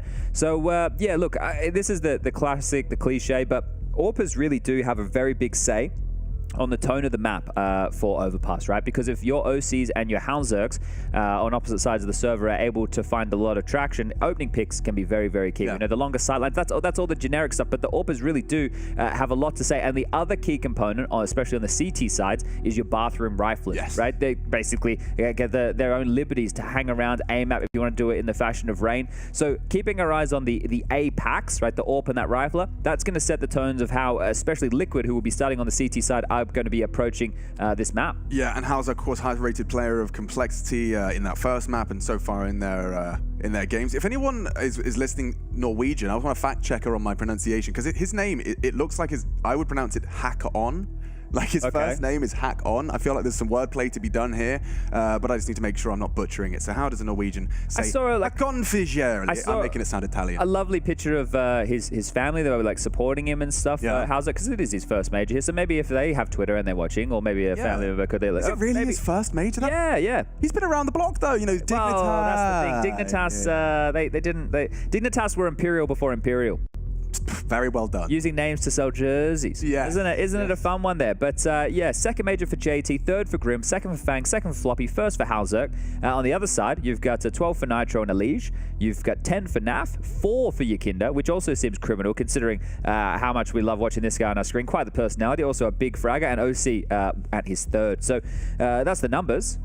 And that's I guess, it doesn't really tell you a whole lot about this matchup, does it? No, it just tells you about their major history. It doesn't, but I also, I mean, Yakinda, you say how much we enjoy having him on our screens. I also enjoy the way in which he gives his interviews. It has sure gotten him into some hot water in the past. Well, people love quoting it against him, don't they? But at least he says something. But that's it. I mean, you know, which one would you rather have? You know, a player that just keeps all of his cards so close to his chest that they have no personality, which actually Yakinda's old team kind of fell victim to. Or, you know, you'd go out there, you put yourself out there, you present, I mean, a curated, honest version of what's it's their perspective. Down. Like, for example, this quote: "We all feel pretty confident because this was our first complete boot camp where we could work on maps and get ready." If that's true, Liquid's first, like, and when he says complete, as in, I guess he felt like it was an actual satisfactory, good use of time. And then you come in and you get blown out to the point where you've got to win 3 best of 3s consecutively to survive at the Challenger stage. And I will remind you that, you know, though this is, of course, a part of the major sticks in game, the top 16 in many players' minds is where you can claim I was in the top 16 of the major. That feels like an achievement in itself, and one of these teams is not going to be able to say that at the end of, well, this map or this series. Yeah, definitely so. We can explore that a little bit later, but let's get our teeth into this pistol round. Yeehaw! 4 players in connector here for Complexity, and I will say that they always are known, especially JT, for geeky utility, and this is a map where his flashes need to be impeccable. T-side dual Berettas for Halzerk is something outside of the box here, but JT with a smoke and a flash, true to his name. As OC from Divider is going to get a shock here because they've actually picked the perfect timing. They're so much closer than he expects, Alex. Oh, right. So much closer than he expects. He is about to get a rude awakening as Naf does fire off a good shot, and so does the entire force. OC beheads another. Fang done. And it's only Floppy for 1 in the rebuttal. This one's already set in stone. This is locked, and indeed, Liquid loaded to find another pistol round. Now, I will remind you that winning pistols wasn't necessarily an immediate correlation for Liquid yesterday up against Fluxo. Have I got that wrong? They got the first 4. That's right. Lost a lot. It was Fluxo who was struggling with the pistols. Yeah, but exactly in that sense, you know, Liquid were winning pistols and not winning maps. Yes, that's what I was trying to say. Yeah. Well, that in itself is very true. I thought OC was going to get overrun here. Lucky that Naf was hanging about to make things a little bit easier on him here. All right, the sleeves are going up for this one, Chad. I reckon we're going 3. Let's see. Really? Yeah. Okay, I think we're done in 2. I know you are. I know you do. But I'm here. I'm flying my Complexity flag. I'm practically American. I call football soccer now. Oh, okay. We've lost him, have we, everybody? I'm sorry about this. I apologize. I know the majority of our viewers are European. No, for sure, dude. I love soccer. Oh, that was bad. Yeah, no, I'd like to apologize to everyone that I may have offended. Floppy looking to, well, actually go for a little bit of early control. He's got himself out the short pipe, and no one's going to be housekeeping short. Look at this monster push, though, from Liquid, right? On an anti-eco or an anti-force, the terminology, I suppose, needs to get updated with the times. Do you clear Floppy, though? I mean, yes. Oh, sorry, I thought he'd be in the corner. That's the end of that, and this is going down about as well as it could have for Colt. But look how trapped they are. Look how small the map just got. One of the biggest maps. Look how tiny it looks on that radar. They can't go back. They can only really go forward, and that's going to be into 3 players. OC towards long, Elige in the bathrooms, and Yakinda helping out where he can. Oh, they found a bit of a gap into a bottle of flames. Yay. I wonder if Nitro comes down behind them here. I mean, I feel like he wants to. The kind of game he's having, yeah, he could stop there, but he's not going to. No, and he might get a couple kills. Wait, murder, destruction. Oh, JT. Yeah, he hits it, but Naf is immediately there to finish off what his captain started. Maybe there's something to be said here about Grim's gap onto Naf. I assume he's going to clear his right-hand side diligently. He does deliver. Costs him half his health. But Grim through, and Halzerk bringing that bomber through. If they can find Elige, we're cooking with something. Halzerk's been heard, they know where you are, and Elige does not let up. So, Liquid, a nice start. 2-0 to get started. And, I mean, this is kind of reminiscent of how that defense on Anubis was going in terms of Complexity. Not too many frags in that department. We've got 3 so far across these opening 2. It's better than Anubis. Definitely better. Yeah. We'll give them that much. I think it was the first 5 where they really didn't get much going in that department. If you're Liquid there, you only lost 2 MP9s. So it's all good. You know? No complaint. And Nitro doesn't even need a gun. He's just going to rock and roll with a Tech 9 here, understanding what the buy situation is going to be looking like. I was just taking a quick scroll back and having a look at... Oh, it might work. Stack nades? Maybe. Nope. Dodged. Chuck tester. Duck, dive, dodge, and dead. That's the name of it. So is Nitro. Sorry, boss. Yo. Relatively costly now. Rather TK and then an M4 if he grabs another. Pretty good round, considering the investment here. Oh, yeah. It could have been even spicier, but it's all fine. No stress, 3 alive, and actually Naf with 3. Make it 4 kills if you include Nitro's skull that he broke. Halzerk can't afford the AWP here, but is going to bring out the Cree. So he is going to bring a scope into the first rifle round, but taking care of business are Liquid. And Naf, he's not going to be feeling too bad about that one. That's just sometimes how she unfolds. Now, OC will get his AWP out on the other side of the server. Let's see how Complexity want to go on here. So Floppy and JD to try and open up some space towards B. The extinguish from Fang to get him some space in towards the playground quickly. Grim in the connector position. 2-1-2 split right now as Yakinda flashed off. Back on the head of Naf here, looking for a fight towards Connector, and you can see this is on a bit of a time delay. Yeah, I mean, I was surprised to see, you know, the Liquid roster having such a targetable overpass when you consider how beautiful Yakinda's ex-team Outsiders, now VP, played it. You know, they have such a thorough approach for it in terms of regaining map control, and you can see that the Liquid have certainly started to embody some of those similar traits. Oh, sound, yeah, that's Grim burning down Lil in the underpass, but nothing particularly substantial. 5 of these one-shot headshots. Going to start maneuvering into the final push. But the bomb is Monster side. So with all of this control banana, a re-smoke Monster, OC's going looking. And he has a lot of support behind him. Oh, misses the shot. Fang aware. And they want to try and force the issue, but he has so much support. You can see how confident he is. They're coming for you. And OC will get one. Gets away. Eye back to the scope for more. Oh, a JT. Yeah, that's an easy collection. It gets so clean for Liquid. Only the one casualty.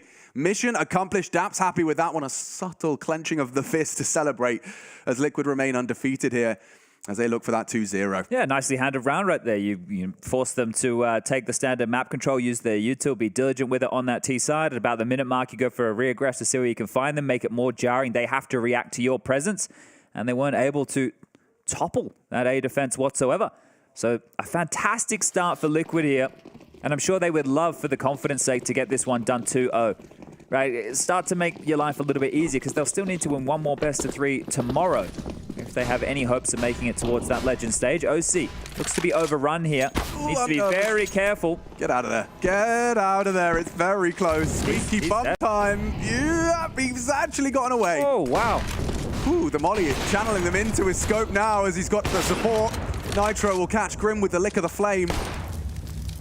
And this one's going to be resulting in the same. Elige puts the bomb on the ground. Hawkon, by the way, is how we call him. Okay. Still a gangster name. And yeah, Fang burnt down. And still hits a cracker. Hey, it forces OC on the rebuy. JT's dig certainly could have one in it, but Naf goes looking. And on fire indeed. Liquid on fire. Somewhat of an oxymoron. And Complexity probably feeling a little moronic themselves as they find themselves on their map pick, yet to find a single threatening round.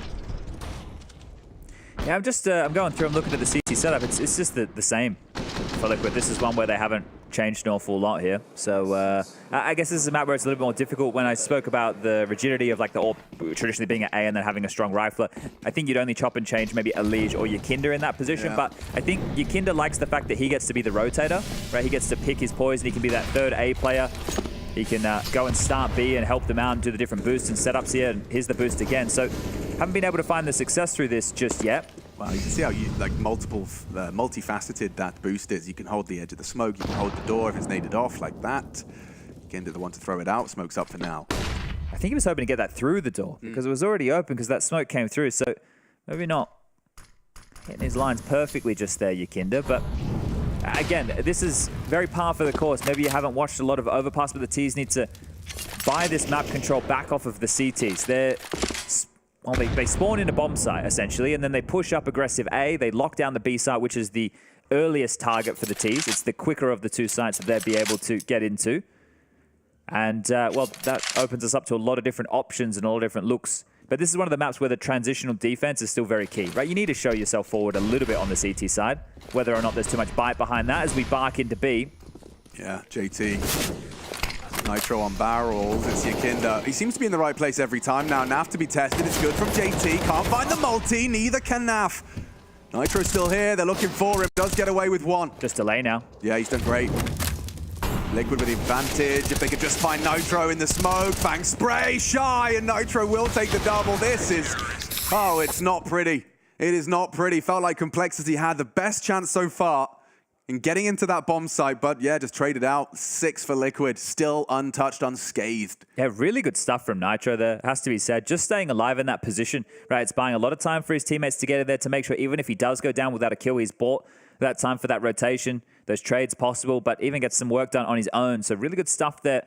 And double AWPs is Liquid's 7th round of play here. So this is curious. Yakinda with the big green, OC the same.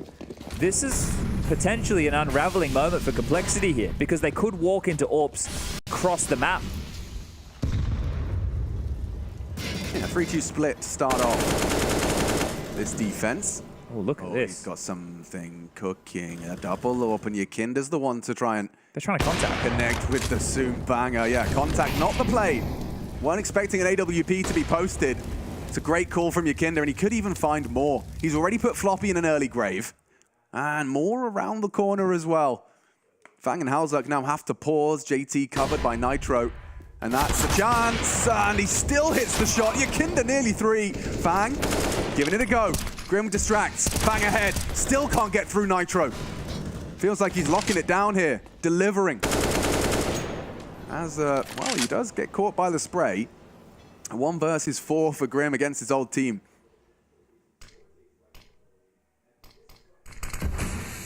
You can see bomb under OC's watch and purview. It's just so difficult to even consider this for Grim. There's another smoke on a Liege here that they can lob out towards Monster at any time. This is a really standard defense. I used to see this a lot from Cloud9 with Nafany playing the position that Naf finds himself. Then you have the likes of... Oh my god, maybe Nafany was just a huge Naf fan. Maybe. Yeah. I don't know why. That was Nat Fanny. You missed what I did. Oh, sorry. You said as a big Naf fan, and I said I don't know why. Oh. Wow, actually... We've done something there. We did something. We did something. I enjoyed it. I got a little bit of a dopamine release. Okay. Yeah. Well, that's good. I don't know if... Not much more. They're not giving us a lot, are they, Complexity? No. Halzak's got 0 kills. 2 for JT, 2 for Floppy, 3 for Fang, 4 for Grim. And Grim is, well, maybe the perfect word for this right now. Yeah, Grim miss for sure. Oosh. I mean, you don't want to get locked out like this. It's a horrible feeling. Like they haven't done better than 2 frags across these 7 rounds. Yeah, and this is the thing. Normally in these scenarios, I'm happy to give teams the benefit of the doubt if rounds are close or maybe they're just losing. And there's a couple of scenarios where they're keeping the money in check, but they're not doing that. They're not keeping the money in check. Naf has 7K, Elige has 7.6, OC has 9.2. That's after a full buy. Nitro has residual of a little bit as same as Yakinda. So it's not even like Complexity have them in a breaking point. What would have to happen is Complexity going to take a partial behind this Grim saved AK. Then they move into the next gun round. They need to make sure that they can, you know, string 2, potentially 3 rounds together if they want to break them. Then they can have a really good T-half. 4 or 5 become even possible at that point. And hey, who knows just how deep this one could run. But it will be light investments off the back of that timeout around this AK to try and make the most of it. You may as well. Yeah, I mean, well, nothing else is sticking, you know. Let's try and facilitate Grim to have a pop-off. And the money is getting a little out of hand now for Liquid. Those survival we talked about, the absence of frags from Cole has meant those coffers have been swelling. You know, one of the other problems with last round is essentially, and we didn't need to highlight it because it didn't matter, but Liquid had 4B as that fight was coming the entire time. OC was heaven, like either just before or after that first Yakinda AWP kill came in. So they were all there ready to deal with that. And it's going to happen again. Yeah. Look at Elige. They've got 4 here. I mean, and this is such a luxury. You know, so many teams, if you get the right reads, you can have 4 in the right place. Maybe Nitro. No, never mind. It's Naflight. I thought he was in trouble. So did he. Flashed off, spraying in panic, but Naf's got his captain safe and sound. There's all of the potency in this one. Fading away. Bullet by bullet, frag by frag. JT's Deagle. Just hanging out, popping on a wash. When you start games in a hole like this, even on maps that are heavily sided, right? It's like twice in a row, you've got no momentum, you've got no steam, you've got nothing to get excited about. That you have to hope to have another comeback into the game. You don't have an opening pick at all. You don't have a single opening kill. Timeout again? Oh, what's that going to achieve at this point? TC is probably feeling equally as helpless. Because it is, yeah, I mean, as we've been highlighting, it is not to do necessarily with any sort of like mis-executions or mismanagement. You're just, at this point, running into the meat grinder round after round. If you can't get through Nitro, then Naf is there. If you do get through Nafly, you've got Yakinda to deal with, and yeah.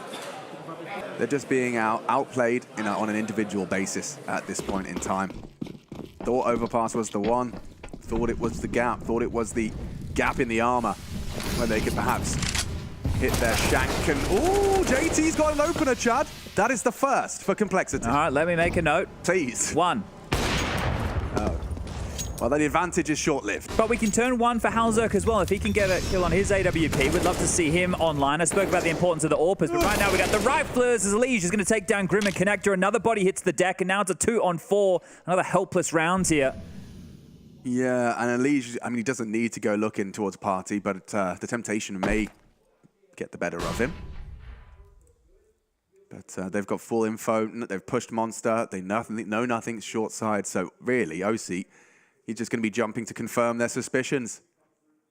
Trying to do so safely. Obviously, you don't want to be exposed to Halzerk's post here. The biggest issue with this right now is Nitro's pushed out the B side, so the A will get wrapped on regardless. Liege can come up connector behind them at any point. OC can give up the site. All he needs to do is make the signal. Hey guys, they're here. Yep. Now this rotation over. 2 from bank side, or CT side, then 2 on the flank. They're pinned in. They're locked in. Should be no way they get out of this one. 2 versus 4, and yeah, even Halzerk's unable to plant. He actually hits the shot onto a Liege, but brought down to 10 HP. Has another go at it. Nitro long, so won't be able to dispute the plant. See, known to be bank. It's going to fall to Floppy eventually, but they're not ready for long. They're not ready for long. Taking this space is good, though. Halzerk's hit another shot onto Naf. Can Floppy convert this 2 versus 4? Already on the defuse, the answer's no. 9, continuing their streak. Liquid rack up another, well handled in the final close. At least there was a question. There was a question for a moment. We weren't 100% certain. You know what else is happening, Alex? Up next on our little B stream right here, we got Apeks versus Pain. I still don't know which way to slice that one. I'm a bit of a Pain fan. I like the individuals of Pain. I love Big Yazera's story as well, of picking a, And Zevi as well. Frustrations, apparent and understandable, considering what's at stake here. You know, you packed your suitcase for 2 weeks, but you've only worn a couple of those gaming jerseys before it's unnecessary. And look at this forward position. Floppy's done well into the side, but OC keeps it level. That's 2 now. Can we see Cole break it down? Grim, ouch. Nade will finish him off. It's a Liege with a topspin Pokeball to the face. And Fang, next victim, just straight into Alicia's scope. M4. They might consider it clear after that one. Hiding out in the depths of graffiti. Another 2-on-4 situation here with the bomb at T-spawn. Yeah, and the 2-man push, a bit of a role reversal now. As the CTs are pushing Monster, and they're flashing through for the double peak. It gets so easy for Liquid. You can see, I mean, they're not celebrating a 10-0. Right now, it's just like, I told you, they've clocked in, they're at the office, and they need to win 3 best-of-3s back-to-back. I don't think there'll be any celebrations until, or if they win tomorrow. Because this one here already feels like a foregone conclusion. Is going to continue to go that way, isn't it? Liege is looking tidy, and this is always a fun fact. Yeah, and OC still trying to bring that hype. Everybody else, hey, maybe he'll break through one day. Maybe after the 3rd best of 3. Someone else might celebrate his 2nd time out for Complexity now. I mean, there are players on this roster that are indisputably legends, you know, and yet legend stage could very well elude them. Complexity, however, don't seem to be in a position to disrupt the Liquid run. We've had some more people get involved on the Twitter sphere. They tweeted me their good boy. Like they had a papa. Very happy looking border collie of some description. A real cutie. So Bumbo says, I feel like if Liquid can make it out of the challenger stage, they can make playoffs. Definitely up for conversation, I think. They can warm into the tournament for sure. I mean, if you kind of get it out of the way, yeah. Look at this change, right? So they've dealt with the B plays time and time again. Now they're playing a 3-man ace start. So they have actually OC's AWP down in connector. Now they have Yakinda and Elige ready to bop with the AK. Spams away. Won't find the kill, but OC here in connector to try and help him out. And then if they try and go long, they'll have to go into Elige at tree. It's actually not a bad call to back away from this completely. But obviously, as time passes and as no action is found, it seems Yakinda's already starting to get a bit... They come in connector on this. Yeah, well, OC would be screwed. He hasn't revealed himself. They don't know it's an AWP down here. Oh. That's not ideal. don't think it was hurt. He's still not turning around. OC. OC's getting hunted. Oh me, oh my. And Fang hits the scout shot. Okay, Elish down. OC does need to get out, and he will. Oh my God! He just goes back in for another. A double dip, loses the AWP, takes Floppy out. Some weapons in play. And Yakinda a forward position. They may overlook this. The Latvian can pull home the 11th for Liquid in the perfect gap. He's thread the needle. Oh, and desks will be slammed. As Halzerk with a nade in his hand from behind. Grim, the next one. And oh, he just about turns around in time. 2-on-2. Rotate down, connected towards B here. It looks like it's just going to be Nitro to deal with on the site. He's actually just smoked offshore at 17 seconds. Run through, I dare you, as the miss the molly. Everybody's dead. Come on in, he says. Oh, no. The water's warm. Nitro with the double. Oh, Jesus. And that's 11 now for Liquid. Yeah, they got 16K practically after that one. It's one-way traffic. It certainly is. No way in for Complexity. We've had 1-16-0. Oh, I shouldn't have said it. I shouldn't have. Yeah, I've ruined it. You did. Oh, I'm sorry. You did. But that's all right. Just always a slip of the tongue. Slip of the tongue. Everyone has to get a blowout at the major. It's part of the law. Everyone needs to come and get blow. The story that you were talking about a little bit earlier. Yeah. Yep. Yep. I feel it. I mean, it's great that we get to hear the players' frustrations because, you know, we can speculate, but it's apparent and it's been made clear. Hard confirmed, isn't it? All right, well, if they can salvage 4, right? If they can salvage these next 4 rounds Complexity, we can still have a conversation. The game's not over yet. This is the real last chance. Yeah. They've got everything they need to make a round out of this. So you got Toilet's info through Ala Long. You're worried about Yakinda, knowing he could be pushed up, but he's everywhere. He's all over the place. Omnipresent. Yeah. And has been looking rather godlike. And as Floppy's got Yakinda to deal with every time he's in the right position. This time a forward short pipe push. Onto Floppy. Nice timing on that smoke from Mouz. That will limit their options. He has support as well. And so Lee's actually going more aggressive than he needed to. Delivers onto Grim. Nitro needs 1 and does find JT. So a 2 versus 4 established as Halzerk is next victim. It's too easy for Captain America. Justin Coakley. Screen as white as mayonnaise as the 12th comes through. Depends if it's Belgian. though. You get a nice, that kind of yellow creamy. That's true. Yeah. Yeah. As white as Hellman's. Be specific. Brands now are coming out to play. Or any other mayonnaise. Yeah, whatever your preference is. 12-0.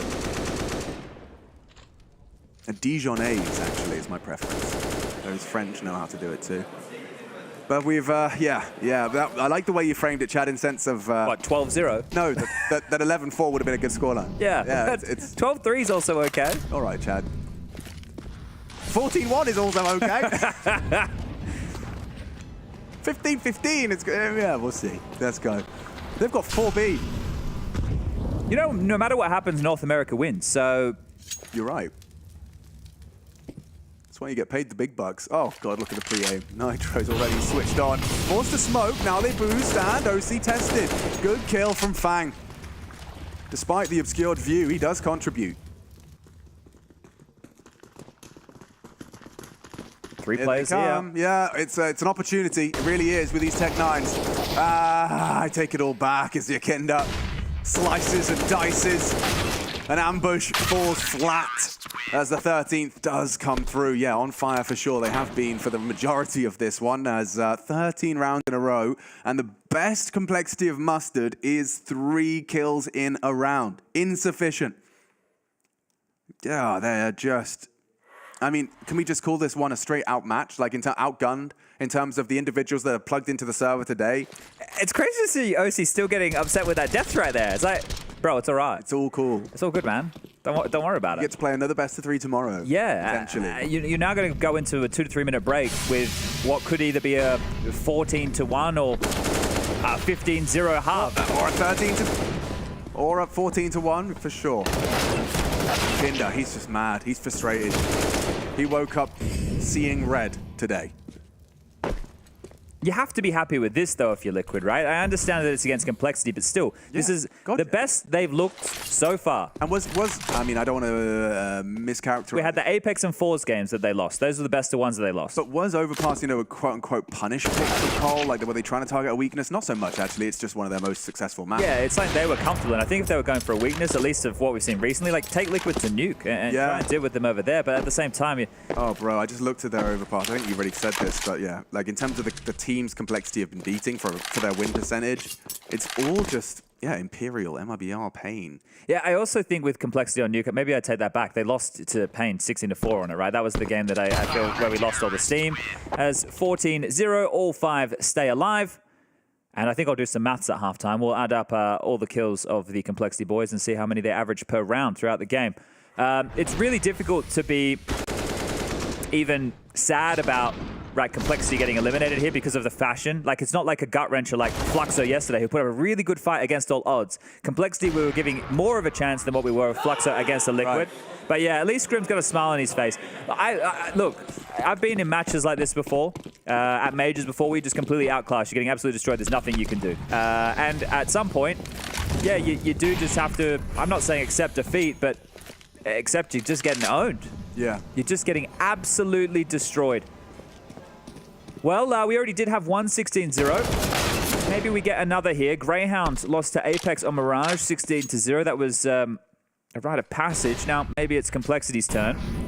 If anything, yeah, it's going to be a nice bit of a confidence booster that you got Misery as company. This might be the first major where 2 16-0s have ever happened. Yeah, potentially. Dead, course. They're going to win this one. What have you done, Chad? It's not me, it's the poll. Ah, you pollers. Look what you've done. Blame the social media team. Boy, this is the bomb. This is the bomb. He's on his own. A lead through the stone. Oh, they lost the bomb and they're nowhere near him. Okay, really awkward now. This is the best bet. And you King just hit the no-scope onto Fang. A one-on-one for pride, for honor. Can Halzak give him a round, something to hold on to in our final round of the half. Elige dancing around the pillar. 15. Liquid maintain it, undefeated for an entire half of Counter-Strike.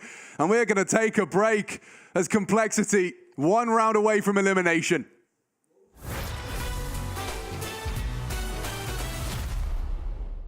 That's the first guess. I'll do one of my teammates. Let's do Brokey. See what we get. Nico. Alright, now I'm going Fish. Let's try. He's older than Sortuan, another European player. He's been at more than 10 meters. Cool, Sarah. Let's go continue and get this one. Nope. I guess from my team, like Rain, Carrigan fit that narrative. I'll try for Rain, see what happens. Yes, Cool Sarah only been at 9 meters. Carrigan. So he's from Europe. He's older than 32. Guys, we're going for Swedish legends or Polish legends now. I think it might be Taz. Nope, but it's one of the guys. Yeah. I'm trying my best. Freiburg. No, he's 30. I think Neo is playing with Taz, so it will be Pasha in that case. Okay, let's try Pasha beats. Yes, easy. Let's go. I knew it, I don't know. I had a feeling. That's so clever. Pasha beats was on point. Lost it.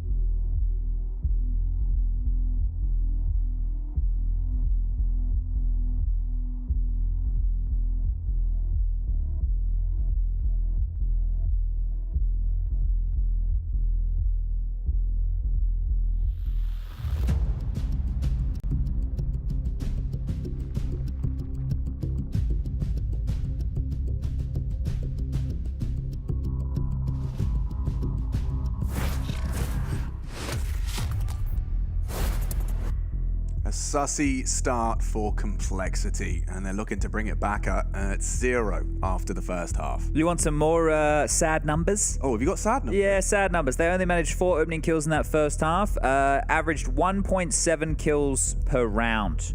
And this is the best the mood in the Liquid camp has looked in a very long time. So thank you very much, Complexity. You've just given them the biggest confidence boost they could have hoped for. Yeah, on your pick of Overpass. And you get nothing done on your attack. Now, let's not make no... Actually, yeah, this is worse than getting 16-0 in a best of 1. Yeah, it is. Because that's middle ground. This is your choice. This is like your best. You've just made this a million times worse. Oh, dear. Let's see. I mean, will we have a second? 16-0. Supposed to be a blue moon. To be clear, in competitive Counter-Strike, it is not supposed to... Look at the odds. Jesus. I haven't seen that before. And Elise puts Fang straight down. This could be it. JT rotating, scampering. Yakinda's going into an open B site. You might pull the plug on this. Look, he's going to call it clear. Do they commit? Are they committing? They can still drop back. It looks like they want to. Oh! JT is going to ruin our dreams of that 0 scoreline. 3 quick succession on the taps. He's got another one on him. Case, alongside Nitro. They're not going to clear this corner. 1, 2 is asking too much as Floppy gets him. It's only Yakinda. Saw the elbow. No, and there you go. A denial as they start their path into 15 consecutive rounds. And honestly, at least now, they can say we didn't get 16-0. Yes, they can. So that right there is... It's an achievement. The smallest of victories that you could possibly have hoped for in an elimination match at the Challenger stage of the Blast TV Paris Major. And there you go. There you go. Yeah, look, a lot of people might think that's a bit silly considering the circumstances, but... You have to. You have to. Yeah. What else are you going to do? You're going to go, oh, nice, boys, we're still going to lose. Yeah. Nice one, mate. Exactly. Here we go. As JT is mad. He is definitely going to put it all and leave it all on the server. Why not? You know, we talk about nothing to lose. Well, you cannot lose another round here. Complexity. Yeah, the margin for error does not exist. 0. Nada. Rien. Oh la. Qu'est-ce que ça? Nitro's got on Fang. And that's all they'll have to celebrate in this one. Nice second from Halzak. Nitro going to hit a couple of bursts, but it's Halzak for a third. So, JT and Halzak combined. Good to see those guys managing to contribute. We are going to need every single member of Complexity to have rounds like that back to back to back to back, all the way back into a 15-15 scoreline. Now, Liquid are not going to get sweat on their brow for the entirety of this half, right up until... What do you reckon? Yeah. 15-14, I would imagine. 14. Yeah, at that point, then maybe, just maybe. But this is where Liquid will just take a very light investment, get the AKs out into the next. There's no stress here. There's no rush to... Well, you'd want to get it over as quick as possible, but take your time. Make sure you get the guns out. Make sure you just do this diligently. Don't let anything crazy happen. We did have an insane FaZe Vitality comeback, right? Vitality 14-1 down, first off of Anubis. This was a couple months ago now. That's true.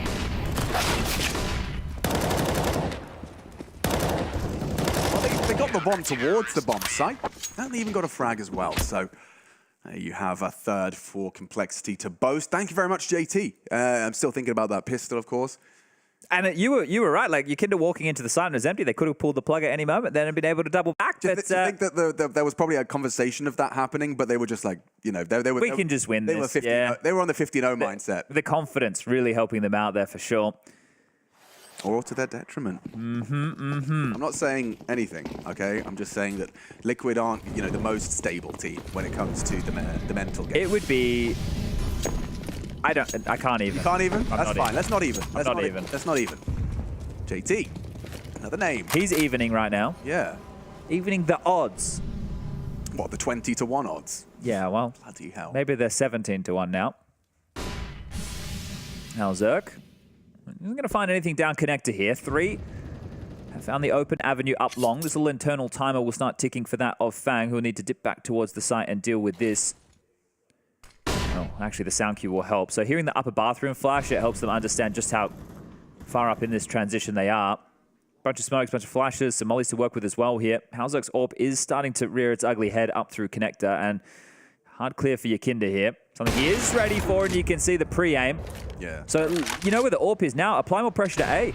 Yeah, they're going long, and I love this. Elige first in. Look at Grim. He's got his head on a swivel. Good flash. He does manage to maneuver away. It should still be good, as Kinder has just put his name in the feed thrice. As Nitro will put the cherry on top. Looks like it's all done. Unless... Yeah, no, denied as Nitro secures it. There you go. Business is certainly booming. Liquid, they'll take it in 2. They'll take it convincingly in Complexity. They are going to have a very quiet bus ride home to the hotel, head in hands as their journey ends here in this domestic derby. There was expectations for perhaps a little bit more of a volatile scoreline. Perhaps we see both maps were blowouts. Both maps are blowouts. You consider how that first map started 12-3 first half for Liquid, second map 15-0 on their map choice, as you so astutely pointed out. I think the fact that they got so absolutely dominated in that second map has actually probably lifted the mood in the camp for now for Complexity until they sit down in a review and they talk about it. But when you get that owned, when you get that dismantled, you feel helpless. There's nothing you can do. Look, and at some point the acceptance came in that they were just getting brutalized. JT doing his best to put up a fight. They're going to be disappointed. That's no doubt. These are competitors. They're not here to lose. They're not here to mess about. They're here to get those dubs and see if they can make it through the next stage of play. But this is it. This is it for Halzok's first major. It comes to a close. And the rest of Complexity as well. Yeah, you mentioned a long bus ride home. I think it's going to be a long flight home to see what comes next for this team. And Banks trying to grab a loser interview here. I want to see who the willing victim is. It looks like JT is the man who's been thrown into this one and ready on the sidelines. Yes, it took a little bit of time to get me a player to talk to. JT, thank you very much for giving me the chance to talk to you. I know this one's going to sting and I know this one's going to suck, but at least getting that last round, is there a positive in there? There was still some smiles and some cheers from you at the end of that. I think none of us have been 16-0 before, so we're just like, we have to win this next round. This is like basically like the major finals for us, just this next round. So yeah, just happy we didn't get 16-0. And besides that, I mean, we just played like shit, and it is what it is. And when it comes to that, though, both games started off so slowly. You weren't able to get things going, and this is against the Liquid that I would say has not shown their best strength so far at this tournament. When it comes to playing against them, is this a mental block from you guys? What was missing? What was not getting going? I mean, honestly, everything was going wrong. We're losing all our duels. Teamwork was off. Like our reads are off. So I think just I can't pinpoint on anything. I think just everything was going wrong for us, and they were playing really well. When I spoke to you guys about this before, I spoke to you about it, Grim, in the pre-match interview as well. How do you build yourselves out of a situation like this when it's going wrong? You had this against Pain. You've had this in the past as well. There needs to be someone that can fire this back up or reset you guys. I mean, it's difficult. We have to just take tack pauses and decide what we want to do and decide what we want to fix. But that thing with that as well is like obviously they can change what they're doing. So sometimes we're trying to fix it and it doesn't work, or I'm not sure. Honestly, I just try to take tack pauses, see what's going wrong, just try and fix things. Well, it is the end of the road here at the major for you guys. Is there any final words you want to say? Just hope Liquid win the next game. It's big for NA, and especially after that, if they lose the next game, it would be really disappointing. So hopefully they go on forward. JT, thank you very much. We'll keep it moving. Back to you, Chad and Alex. Thank you very much, Banks. Yeah, I like the way JT framed that. And as any good leader should at that point, you sit there and go, well, none of us have been 16-0. What else can you say? It's a consolation. To rally the troops. Yeah, right. People will be there in the future. It's somewhere which hopefully they never have to find themselves again. I just did the maths on this. So over the last 3 maps played, the Pain game where they got blown out of the water 16-4, and then the 2 maps we just saw here in this Liquid series, they averaged 6 rounds per map. So the last 3 maps, probably something that Complexity want to forget. Liquid, on the other hand, definitely do not want to forget this level of performance. Yukinda, Nitro, Elige, Naf, OC, everybody performing on point. And we're back with James for an interview with Nitro.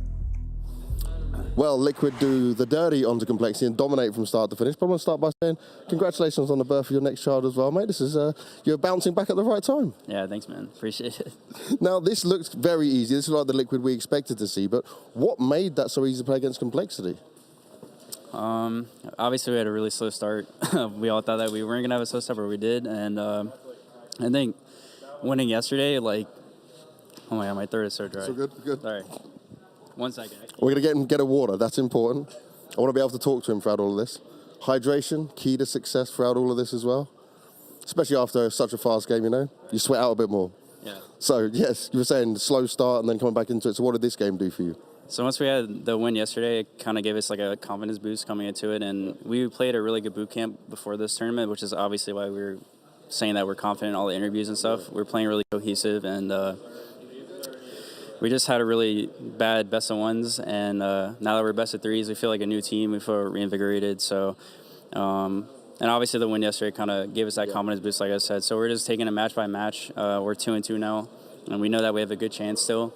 We believed the whole time that we had a good chance to win. Even down 0-2, we understand that we still can. We're still in the tournament, so we're not like our heads aren't in our butts. Like we're still trying our best, and now we're 2-2. So now we really have a good chance to make it. And I want to touch on OC as well. He seems to be playing better than we've ever seen him play. He seems to be playing with a huge amount of confidence. Is that something you've been working on? Yeah, Daps and him and Yukender and me, I've been trying to boost his confidence here and there, watching some demos of different oppers, seeing what kind of style he really wants to have, and he's been having really good comms. He's been amazing in this tournament. He's been having really good comms, boosting the morale and stuff. So we're all super proud of how he's been playing, and it's been good lately. He's been having really good scrim results and all that stuff. So it's been good. And you're very confident you're going to go make it and go all the way, because we all expect you to be in that situation now, one more game away. Man, I'm not saying anything. No more confidence. I'm not saying anything, man. I'm not jinxing shite, okay? I'm not saying anything. No jinxes. We'll have to wait and see tomorrow. Chad and Alex, back to you. I mean, no more confidence. No, put it in the bin. We're just here to play Counter-Strike. Well, you want confidence? Check this one out. I was reading the interview Blast TV did with Naf, and right at the end of it, of course it's the headline, so I was digging to see the context of it. They asked him, like, you have to take it on a game-by-game basis. How exactly do you do that from this point?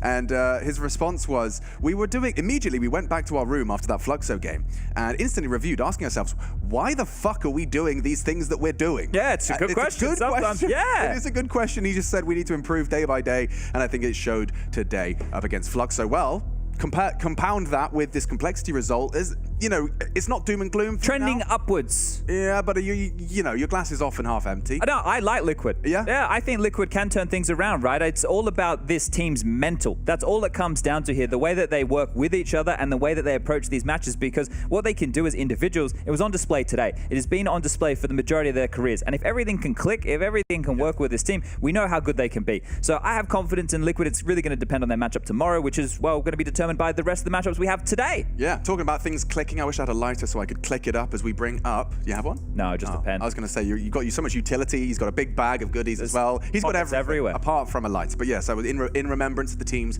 that have already been eliminated, maybe we can bring up the graphic to summarize. It's only it feels like the game is, or rather the tournament has only just begun. It's only day 3. Day 3, and eliminated teams, that list is already full of, definitely some surprises, especially given the result just over on the OG GamerLegion. If you were going to power rank these in terms of most disappointing to see eliminated this early, it would start with Mouz, then OG, then Complexity, then MongolZ, and then Fluxo, right? That would be the order here. So Mouz is the biggest loss we've had so far, and obviously you saw just how heartbroken they were yesterday.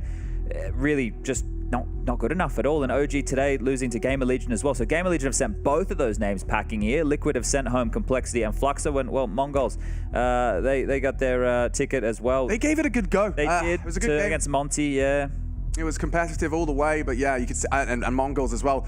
It's becoming a recurring trend of this, close but no cigar. Yeah. It's when you want that you wanted to get that little extra out of the team, you can't help but feel like their regional locks and the ways in which they have to qualify, and it's not ideal in terms of eking out that little extra. Yeah, when you talk about region, MongolZ still have Grayhounds from the region still in the tournament, playing against NIP for a spot in the next stage. That'll be on the A stream coming up after the FaZe Forze game, which is currently live. Blast.tv, you can check out all the action there. We have Apeks versus Pain coming up next as our game, which is quite a tidy affair. Pain representing Brazil, obviously the Americas region, and Apeks, another one of these international rosters that's been put together. Here's that A stream that I was just talking about. It was a very commanding first half from FaZe. I think it was 12-3. Bro. Looking to close things down. Yeah, and Forze's pick, no less. It looks like they have managed to put up a bit of a fight. Jesus, they've Nuke got 5 in a row. Nuke next and Inferno if they need it. So quite the normie map pool.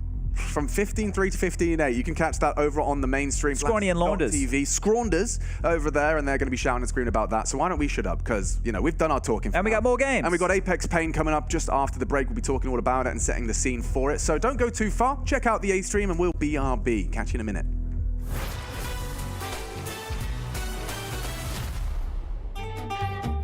Our first time Royal Arena, playing in 2017. We want to win the first time on Danish home soil. Device is sick. We have to play with Dennis as a stand-in. I don't sleep 1 second the whole night. I didn't even understand. I remember me 5 in the morning going outside, going for a run. I was like, what is going on? Why can't I sleep? And then I go back, I try to sleep. My heart is pumping. I'm like, why did I do that? Why didn't I even go for a run? We go to the venue the next day, and I see the makeup artist, and I'm like, you gotta help me. I didn't sleep the whole night. We somehow managed to get to the grand final. Everyone is really happy, and we're 9-0 up on third map. And Easy. somehow we managed to lose that. We were 9-0 up on T-side catch. I'm never going to watch that game back. Never ever in my life.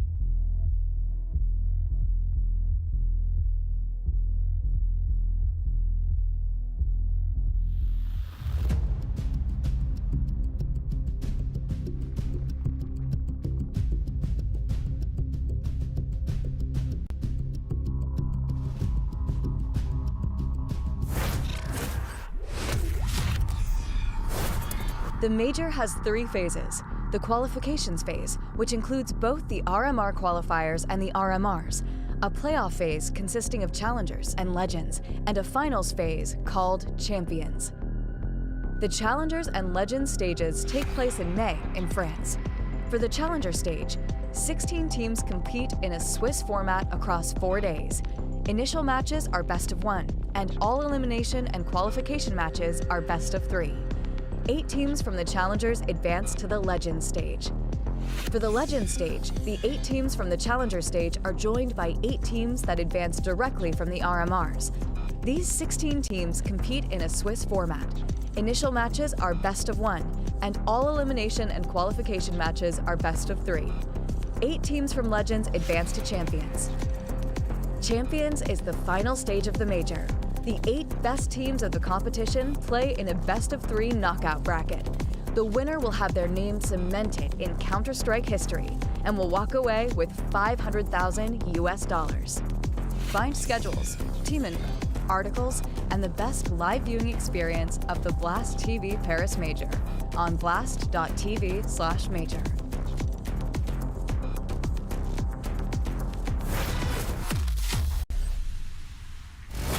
Time to get ready for Apeks taking on Pain. The international roster looking to take down the Brazilians and secure themselves a spot in the next stage of competition. Legend stage awaits for one of these 2 teams and 2 names that you would be, well, maybe not expecting to see so far in the tournament. It's great to see the 2 of them getting to go toe-to-toe. Some newer names, Kix and JL. Maybe not names you're so familiar with. However, you got the contrast of the Stiko, the Jacobs, the Nork from the NIP days, and then Pain on the other side of the server. Big Yazera, I love his story. The fact that he got thrust into the in-game leader role. He's been looking great. He's been running with it. Great guns. And Zevi and Skulls, that is the young generation of this team who are bringing the firepower power. The big fraggers, the Rifler and the Orpa duo, and they've been looking hot to trot. There are a lot of Pain fans out there, and not just from Brazil, Alex. Yeah, dude, I mean, I make no secret of my Zevi fanboy moment. I think I just love a high sense Orpa. There's a reason Simple's so flashy. Zevi's equally in that crazy EDPI kind of category. And you've got Apeks as well in front of you. I mean, JL's been incredible. Some of his individual moments we've seen so far have been mind-blowing. Of course, Jacob, I don't know, there's got a soft spot for him because it feels like he's always been on the grind. Like, he has not relented. Another Norwegian, honorary Australian. Extremum didn't go so well for them, but found himself in this Apeks team who have stuck with them over time, right? This chopped and changed the roster a bit. It didn't really feel like they were going to find too much success, but this major is the chance to change that conversation. The newest addition to the team, the in-game leader, Kixon. And then you got to talk about the coaching staff that isn't on the screen. Mitha, we all remember him from his tropes throughout Danish Counter-Strike. He helps out the academy team here as well as the main roster now. And Cuban of legendary Golden 5 Polish fame from the 1.6 days, and even Virtus Pro when he was coaching them in CSGO. So yeah, lots of history. Lots of history, no doubt about it. I was actually very surprised to see Cuban in the hotel. So what the bloody hell are you doing Always here? smiling. And he also looks great in the Apeks jersey. Shout out to Apeks for not making an ugly gaming jersey. It's actually very hard to do. Oh, it's got the machine tick of approval. In my mind, yeah. I mean, we all know about complementary colors. You know, that orange and blue does look rather professional. These guys look like they've come to do business, and they have been doing damage. Why don't we hear from JL himself as he recaps and recounts how they got here? So, Jay, I want to start by the thing of saying your first major is also the last major at 23 years old. What does this mean for you? It means a lot. I mean, I'm 23 years old, but my CSGO career hasn't been that long. So I'm still a youngster. Like, even though I'm 23, like, I'd say it's not a number that matters. Yeah, so I'm feeling good. And you're proving it in the server, because it's not a number that matters, but your numbers are damn good. You must be feeling super confident. After that G2 game, super confident. Come on. I mean, there's no shame to losing to one of the best teams in the world, and they're major champion contenders, and like they played super well. And what did you say when it comes to that, though, when you look back at a game versus G2? What do you learn from it? What did Cuban tell you? What did you review? I mean, of course they played well, but I think we lost to ourselves. I mean, I think we were the favorites coming into Anubis, but I mean, we played really bad. Like, we made mistakes that we never would do in real games, and we lost ourselves. We didn't play confident, we were scared. I mean, we're playing against Monte, Nico, Hunter, JKS, Hooksy, for goddamn sake. Like, it's super big lineup. Like, yeah, it's a lot. It definitely is. Now, I also want to touch on the fact that you and your relationship with Cuban, from Mad Lions to now, how important is it that he believes in you, that he wants you with him? It means a lot to me because, I mean, he's a guy with huge experience, the Golden 5, and I see that he believes in me and trusts in me and know that I can become a good tier 1 player, and it means a lot because there are not many players that can do that. I mean, I'm not saying I'm going to do it, but I'm going to do it. I like it. I love your confidence, man. Now, today, though, you've got to have a huge amount of confidence and a good game plan because Pain, they've been spending a lot of more time on these big events in Europe. They've had a lot of good games under their belt. What do you make of it when it comes to preparing a game plan for this type of team? Because they're very different to your usual opposition. Actually, not sure about the game plan because, I mean, I try to stay away from game plans because we don't want to make it too much cooks in the kitchen. Okay. And as players, I mean, me at least, I found out about the game plan before the game. Before each map, and I think it's the right way to go because I'm that sort of player who doesn't like to think about the game too much. I just want to do my things and play my own game, and that's when I perform the best. But I think we just have to trust in ourselves and play the game and not overthink it. Oh, they can be 3B, 4B. Just go for it and kill them. If they're 4B, just kill them. Like, it's that simple. So we're looking for a lot of heads-up Counter-Strike? Yes, of course. Just simple, go kill, and that's it. I like it, JL. Thank you very much, man. Good luck. Have a good day. That's JL there, and yeah, you know, talking and considering himself still a youngster, as his career is obviously just really getting going. He's hanging out at his first major, and it's not a bad haul so far. Yeah, I think when he's referencing that G2 game, that's a sound way to look at things, right? You're going up against one of the best teams here within the Challenger stage, one of the top 5 teams coming into this tournament alongside like the Na'Vi, Vitality, Heroic.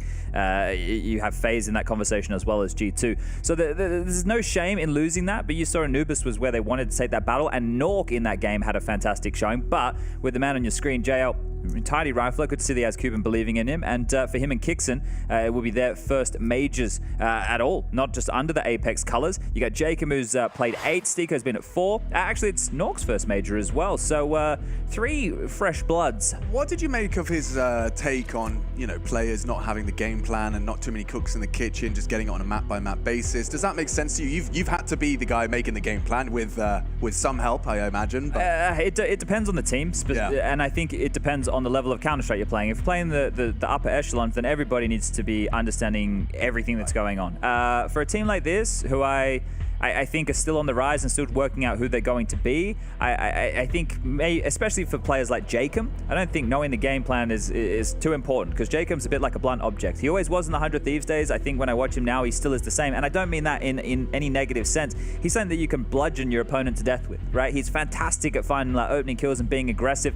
So for some of the individuals, yeah, you might not all need to be too clued in on the game plan, especially in best of ones, right? But in this game against Pain, who play, I want to say, a pretty standard version of Counter-Strike. That's one of the things that we liked about their approach. I think that their individuals making plays and making space is going to be one way to make Pain crack, right? So if we can see a bit of that today, if we can see JL rifling while Jacob getting stuck in, then there's a chance for Apeks. Yeah, I think people have this as a 50-50 game. Yeah, 50-50 for sure. And interesting though, their world ranking is pretty, inseparable. You got world rank 18 according to HLTV, 24 for Apeks. And let's bring up Pain. They actually come in as the higher rank, the higher seed in that respect. And we'll have a look at that roster. If you're unfamiliar, these are some names you're gonna be hearing a lot from. Skulls, Zevi, Hardzao, Big Uzera, and Nekiz, who's gonna be making all of those calls. And it's gonna be interesting as well, just to see how things shape up. In terms of players to watch, I've obviously made Zevi mine. Is there anyone else you put on that list? Big Uzera? That's a high flyer. I think it has to be Zevi and Skulls if we're looking for firepower. I think Big Uzera, though, how it just does a fantastic job in terms of the impact he finds to this team, as well as being the in-game leader, a role that he wasn't doing before, a role that he had to pick up when they had the roster change, right? And I look at Nekiz, he's the man who was on the bench. He returned to the team, and he's come on in. He has a great attitude, Nekiz. We got to speak to him a lot back in Pro League and just chat with him about how things are, and they have a very good attitude about things, Pain, and I just love the way that this team grinds through. They're always under everybody's radar. This is the best Brazilian team in the world. Oh, actually, no, there's Furia. This is the second best Brazilian team in the world right now. Yeah, and they've been trying for a while. Big Uzera, Hardzao, and Nekiz on the Pain roster since 2019. And in contrast, of course, the other Zevi, Skulls, arriving just last year. But in that conversation, they've been chasing this for a while, but now they might have found the right mix. Yeah, and this wouldn't have even been the roster if PKL hadn't decided to step down. I think he had some health issues or some personal issues. So then Big Uzera has to take over in-game leading, and then Nekiz comes back off the bench. And then at that point, it all just works out of this perfect blend. I think we'll call it a happy accident. Yeah, happy accidents. I have them all the time. Let's go ahead, though, and check in with Nekiz as he was talking just ahead of this game. So Nekiz, how does Pain view their performance so far at the Major? Because in the games you won, you absolutely dominated, and against FaZe, it was super competitive. Yeah, the thing is that we are playing super good lately. We're super confident playing the matches. Of course, if you play against FaZe, it's gonna be hard. You cannot win like you won against Fluxo or Complexity. They're very good teams too, but FaZe, it's probably one of the contenders of winning the Major. So yeah, but we are super confident, and we hope we can do the massive win against Apeks today. Now, I want to understand your story a bit more, because I know for you guys, you haven't been home for a long time. You've been playing a lot of international events. You've been boot camping in Europe, getting good practice in. So tell me and the viewers at home how long this has been, because it's been a few months, right? Yeah. Since I joined the team, it was maybe in February or something like that. They were already competing in Mexico, so they were outside home for a while. But right now, I think I'm 4 months, maybe 5 away from home. So it's massive. Sometimes it's really bad, but we are here for this. We want to win the Major. We want to go to the finals or something like that. So we need to put a lot of effort and work on these things. So yeah. And how much time have you guys spent in boot camps within Europe and getting the European practice? Okay, we were playing in Serbia for 15 days. Yeah, it was very good for us. We built a lot of good strategies. We built a very good structure as well during the practice. So yeah, playing against European teams, practicing against them is always better. So yeah. And how much does it mean for you guys to make it to the Legend stage and go another step further? Because Stockholm, when it was the previous Pain, you know, the first time they got to a major, it was a very difficult time for Pain, right? It was a tough one. But this looks like completely different. You guys are in great form. The numbers, the stats, everything's looking good for you guys. Yeah. The thing is that we treat the things like step by step, you know. So I think the first major that we played, it was the first step. Right now we are going to the next step, which is going to Legends. Maybe we can go a step further, maybe going to playoffs or something like that, but it's going to be great. It's going to be great. Now, going up against Apeks, though, this is a team that I think a lot of people didn't expect to be shining so well here. How do you think they fit into your play style, and what do you learn about them? What do you think they're going to be able to challenge you on more so than, say, your Fluxo and Complexity did? Yeah, I think they are just like us. Nobody trusts in them and in us going to the Legend states, maybe.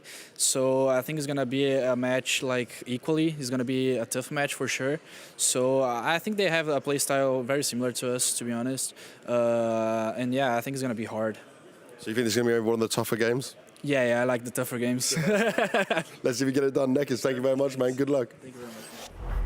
That's a one sound dude, is he not? I mean, everything that comes out of his mouth, I'm just sitting there nodding along like a dog. Yeah, great little interview right there. Lots of nuggets for us to take in the cast. We've got the video on the screen here. Standard ban for Apeks. Pain getting rid of Overpass. And this one, I think, maybe an ancient pick for Apeks, something that they have success on. What are we looking here? We could go anywhere if we're Pain. Mirage, maybe. Vertigo is something they're confident in. Yeah, Vertigo pick here. I think Inferno should go out in the next wave for Pain.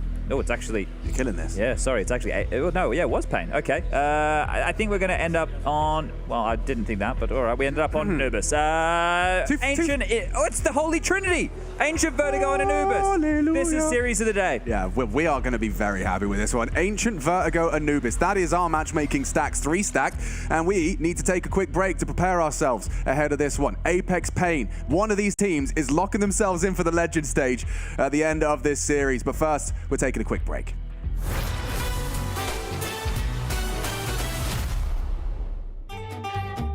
Our first time Royal Arena, playing in 2017. We want to win the first time on Danish home soil. Device is sick. We have to play with Dennis as a stand-in. I don't sleep 1 second the whole night. I didn't even understand. I remember me 5 in the morning, going outside, going for a run. I was like, what is going on? Why can't I sleep? And then I go back, I try to sleep. My heart is pumping. I'm like, why did I do that? Why didn't I even go for a run? We go to the venue the next day, and I see the makeup artist, and I'm like, you gotta help me. I didn't sleep the whole night. We somehow managed to get to the grand final. Everyone is really happy, and we're 9-0 up on third map. Easy. And somehow we managed to lose that. We were 9-0 up on T-side catch. I'm never going to watch that game back. Never ever in my life.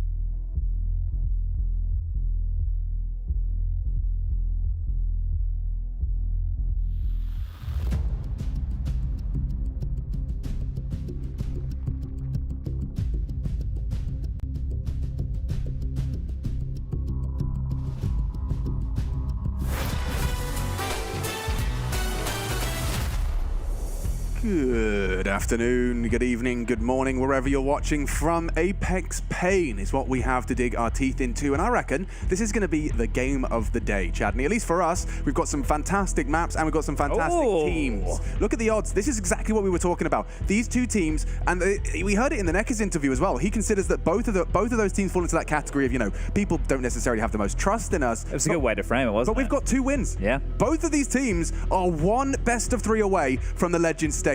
I doubted them in the RMR. I doubted them before, but now one of them about to be a legend. Pain, Apeks. You look at Nuke, a name that we've seen chewed up and spat out, the ninjas in pajamas leaving him high and dry. And Pain finally finding the right recipe of 5, now locking horns for a battle in the Legend stage. Yeah, you mentioned best of 3. It is actually Pain's first best of 3 at the Challenger stage. So there's some best of 1s up to this point, but they're fast out mid.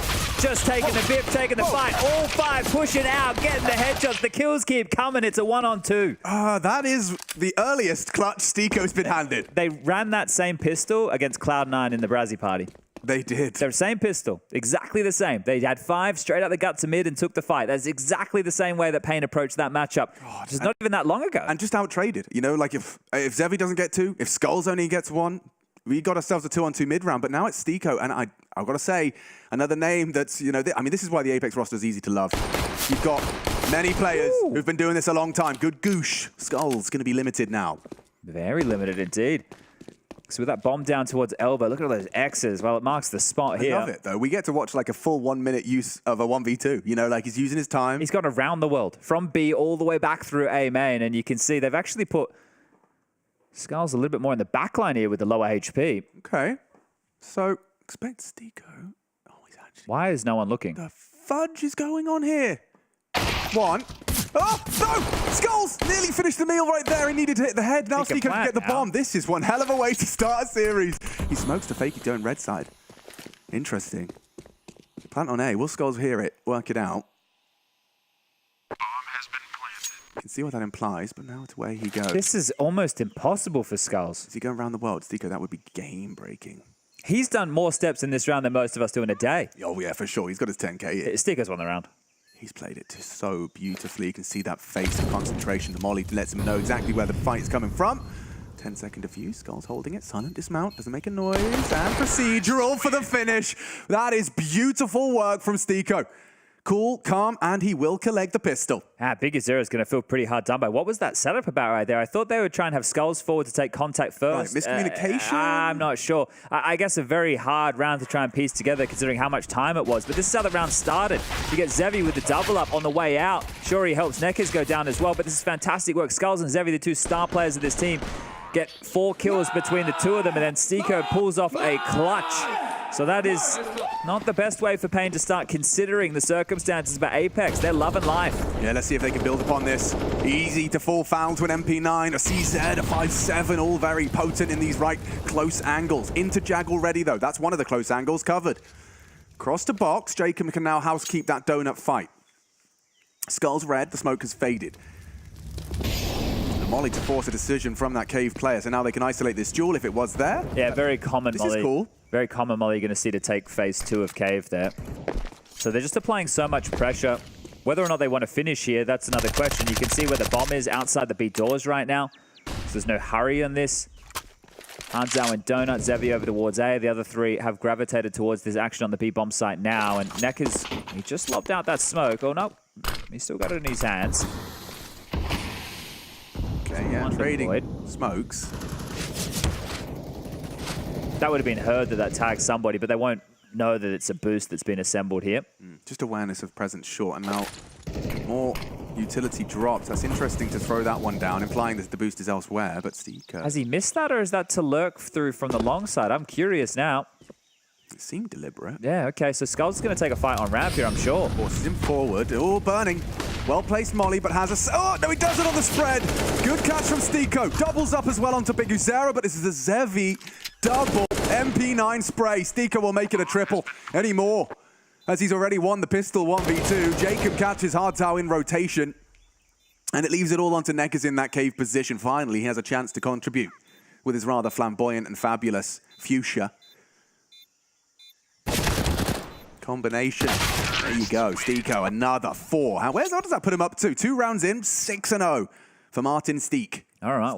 Stike. We might need some more people at home to use the hashtag BlastTV Major and let us know how to get the bits and bobs correct. But this is Zevi just holding it down and getting the double up through the smoke right there. That's a tidy way to get a 2-piece feed on the MP9, but it will be the eco for Pain now. So handling business in 2 somewhat sketchy scenarios right there. So this is a really good start for Apeks. You have to be loving this, and I like that. It's another theme of what you're going to be seeing here is the evolution of this map. Did you see the stack nade lineup? Like 3 people are doing that triple nade on the... Just soften from elbow. Yeah, it's out. really cool. This is the fun thing of newer maps, right? They're still evolving. Whereas like Vertigo, it doesn't feel like it's evolving at all anymore. It becomes that ancient Anubis definitely out. Yeah, like an innovation of rock, paper, scissors. You know, they start adding the lift and the spark. Down goes Jacob. Nice handling by Kixon. And JL builds upon it as well. The damage inflicted the round 1. HardZao just going to be galloping around. I want to start setting the scene for the next round of play here. So I just referenced the Brazzy Putty match that Pain had against Cloud9 and their pistol on the CT side. They ran all 5 out mid, exactly as they did here against Apeks. Well, early on in that Cloud9 matchup as well, they wanted to contest for middle. HardZao's dead. And what they did was, I call this the G2. G2 were the first team I saw doing this. They send players over towards A, go through donut. 1 player from A will flash over towards middle. They'll have 1 guy red. 2 guys come out donut and fight mid, 1 guy red to also assist and flashes and smokes from A, and then 1 guy just caretaking B. So let's see if that's part of the game plan here early. Actually, I can tell you, it's probably not part of the game plan here early. What is going on? Double AWPs immediately from Pain Gaming. So I like it. I enjoy the fact that they're investing in this early. It means that they could free up Zevi a little bit here. HardZao will be able to lock down A as that anchor with his own AWP, and Zevi can wield this elsewhere. And it's the right call, because guess what? Apeks coming fast B. This is quick. Extinguish. And look at Kixon. He is kicking open the door. Look at the flash. His neck is so blind doing the dance. So many bodies on the site. He still draws blood. It's Neckers and Zevi. Oh, kicking up a fuss. A leg shot. Not enough. Not sufficient. JL alive and kicking. Just about. Cave smoke will fade. They've got another one there. That's lovely. He whips out the AWP as well. Nork. I mean, what a perfect counter to a double AWP setup. Yeah, just overrun here. Zevi, if you got that kill onto JL, maybe we have a conversation, and maybe we do now. HardZao takes down Nork, overstepping the mark. The smoke is no good. That's awful. That's awful. It means JL can actually, with 2 HP, contribute. He should have the element of surprise for 1. Neck is gone. Steeko already a good one. And Big Uzera does fall to JL. They will hold on. Thought that frag from HardZao's AWP was going to be providing just a little more. And yeah, no, not to be. As he gets away, I reckon. Yeah, JL should go down to the bomb here. There's no way. He's getting out of dodge with 2 points of health. They do not retain an AWP for Nork here, but that's all good. They have more than enough cash if they'd like to bring one out. You've already got 9K for Kixon. I know they have to rebuy right now, but this is a great start. I got my eyes on that main stream as well if you want to check out that actionblast.tv. Thought Forze were really forging quite the comeback as well on that first map. Oh, this is FaZe's map pick now as well, so looking to try and punish them here on Nuke. But yeah, this smokes being deep and Joe having that gap, it meant they didn't really have to panic. Nice fucking round, boys. And happy with that. So good to see the hype here out of the Apeks lads. It's just going to be this AWP that was saved, which has been handed over towards Zevi to try and make at least something as mid control completely taken here. Now, I referenced that mid play that Pain had gone for in the past, the fact that they had opened up with double AWPs and didn't find any success. I think that's going to put their game plan in a bit of a tailspin, because it is going to be round 6 before we see the rifles come out again in its full capacity for the Brazilians. Now, the best thing they have right now is a HardZao smoke over towards A. If he can stop the A main push, at least the rotation for Zevi can get back over. Noisy. Jacob will have heard that and has communicated. You see the lips moving right there. So they know that at least somebody is back over towards A. But what does he have? Well, that's a question they'll have to wait and see. As apparently that's enough information to get the bomb floating all the way back to join that of JL outside the B doors. And on this consistent info play push is now Pain coming down low. Yeah, I mean, it's a bit of a banana skin here. Orb's gone. You could lose something. You've lost the orb, sure, but if you round this corner a bit lackadaisical, they do go down. That's what you needed. Kixon keeps it all under. Look like JL's gun jam. Hello? Jacob? Skulls? I mean, it goes both ways. Neither of them got the full movement. But I think, yeah, he hasn't made a sound. Skulls and Jacob have passed each other in the smoke. It's a slightly awkward turn of events, but it feels like Nork is still checking. Yeah, he's ready. Well, not ready for that, but ready for something. Yikes. Yikes. I should be dead in a moment. Here comes Jacob. And now it's just removing this orb that Hards Out did scavenge off the corpse of Zevi, so he donated it, only to get it back. Yeah. Really recycling this one. But you already talked about that, yeah, the ramifications of going for that early double up. There's a reason we don't see it all too well, all too often. It's seen as more of like a panic button people can hit, and by the time you recover from the investment, you find yourselves in a bit of a hole. Yeah, I like the pace from Apeks out the gates early, though. They didn't do a default spread. They just kind of went for a bit of an uppercut. And there's not too many teams who are approaching the game like that. I was speaking to a couple of players. I won't be throwing their names under the bus here, but they're like, yeah, Apeks can, in some regards can be a bit like Furia V2 in terms of their stubbornness and their aggression in looking for fights here. Well, also, what we talk about with Furia is that it's either going to work magnificently or fail catastrophically. Precisely, yeah. Here's this push. Ooh. Okay, the flashes are going to come over. They're going to push 2 out donut. 1 red, 1 B. Okay, well, to receive. Jacob kicks it. Flashes. And bodies are being sprayed on down. 1 for 1. Hards Out double. And Pain leave with the advantage. It was all worth it. Off the Zevi flash. Biguzera, what is he doing? Going ahead of the flash. Beautiful handling of business on the ramp. He gets and extends their lead. And you'd think with a flash like that, you got some confidence pushing the smoke, but Biguzera had the perfect counter. But this is the layers on this, right? So they know that at least 3 bodies are being dedicated into making that mid play happen. 1 red, 2 out donut, and then somebody from A throwing. So it means there can only be 1 player on B. So of course the punish would be best to go up that long ramp position. So Biguzera, knowing these layers, understanding that once they see that play towards middle, expects the most likely option and now sets them up with a 2v4 to close. Yeah. Great way to find your first round, unless Nork has got something to say about it. Does connect onto Neck. Biguzera's here. They know he was likely on this side. Cubby to be cleared. They got to be diligent about this. Deco playing with fire, loses his life. And now Zevi can lock it down as well. Wow, disrespecting the Flames all the way down to 10 HP. That's crazy. Yeah, I mean, I guess he really was worried about Biguzera. Well, Nork has the bomb here, and he had a phenomenal showing on Anubis versus G2. He was owning Monte. He was having a great game. So let's see what he can get done here. I'm not sure if he's even going to give it a crack, but Biguzera being noisy means the site is being somewhat evacuated. Nork, red carpet, rolled out, bomb can go down.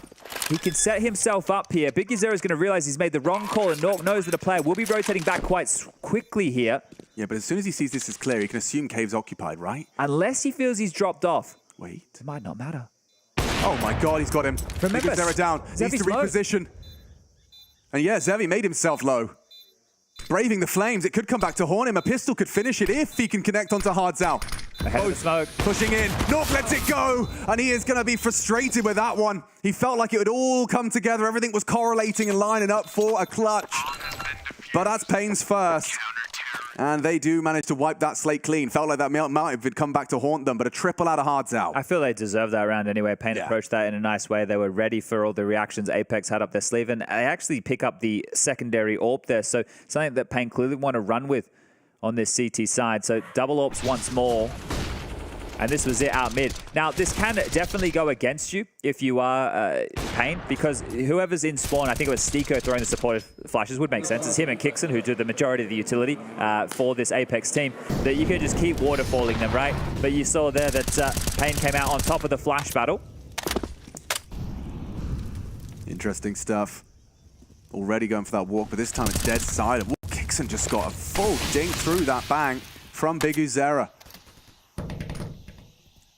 Biguzera now cut down to size. That is aggressive from JL. Take it easy. Skulls is ready for the rebuttal. Hards Out's in trouble. Yeah, he is in a lot of trouble. Hards Out. Yeah, sure. He's tagging shots. Finishes it off onto Nork. The 1-2 punch, and he will post up for main. Stiko needs help, and he just Jake him on the site.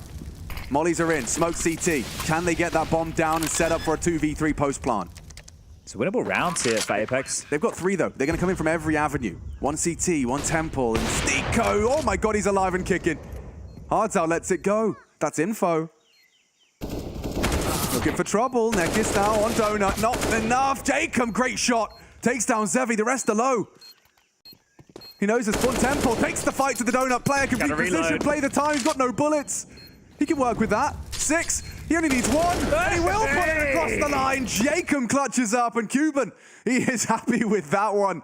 Pain Gaming sent straight back to spawn. And this man on the screen right here, maybe you haven't seen him in the last couple of years, right? But he used to be part of the Renegades 100 Thieves roster, the one that made it to the semi-final of the Berlin Major, back for Starladder in 2019. It was quite the run. I think they ended up losing to eventual winners, well, not eventual winners, eventual finalists, which makes sense. Yep. The eventual winners would have been Australians. That was, the device broke the trophy. Yeah, that's right. Probably not the first device is broken there, but Jacob, he's been around the block, and then some. He has. It's a bit of a backbreaker around there, isn't it? Straight down to just pistols here. This is a fantastic start for Apeks. Yeah, this is very promising. And for a team that, you know, I imagine there is a slight edge given to them in the sense that they might be overlooked. We're in the depths of prep from some teams, but obviously when you know the head-to-heads come and you'll have a look.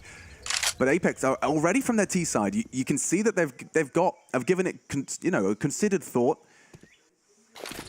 Constant different shapes and forms this attack has taken. BigUzera has already tagged down, frag. Stiko will find them both, and now the site is theirs. The round as well to follow. Good catch from the Obs as he gets every single one. Jacob's got mid clear.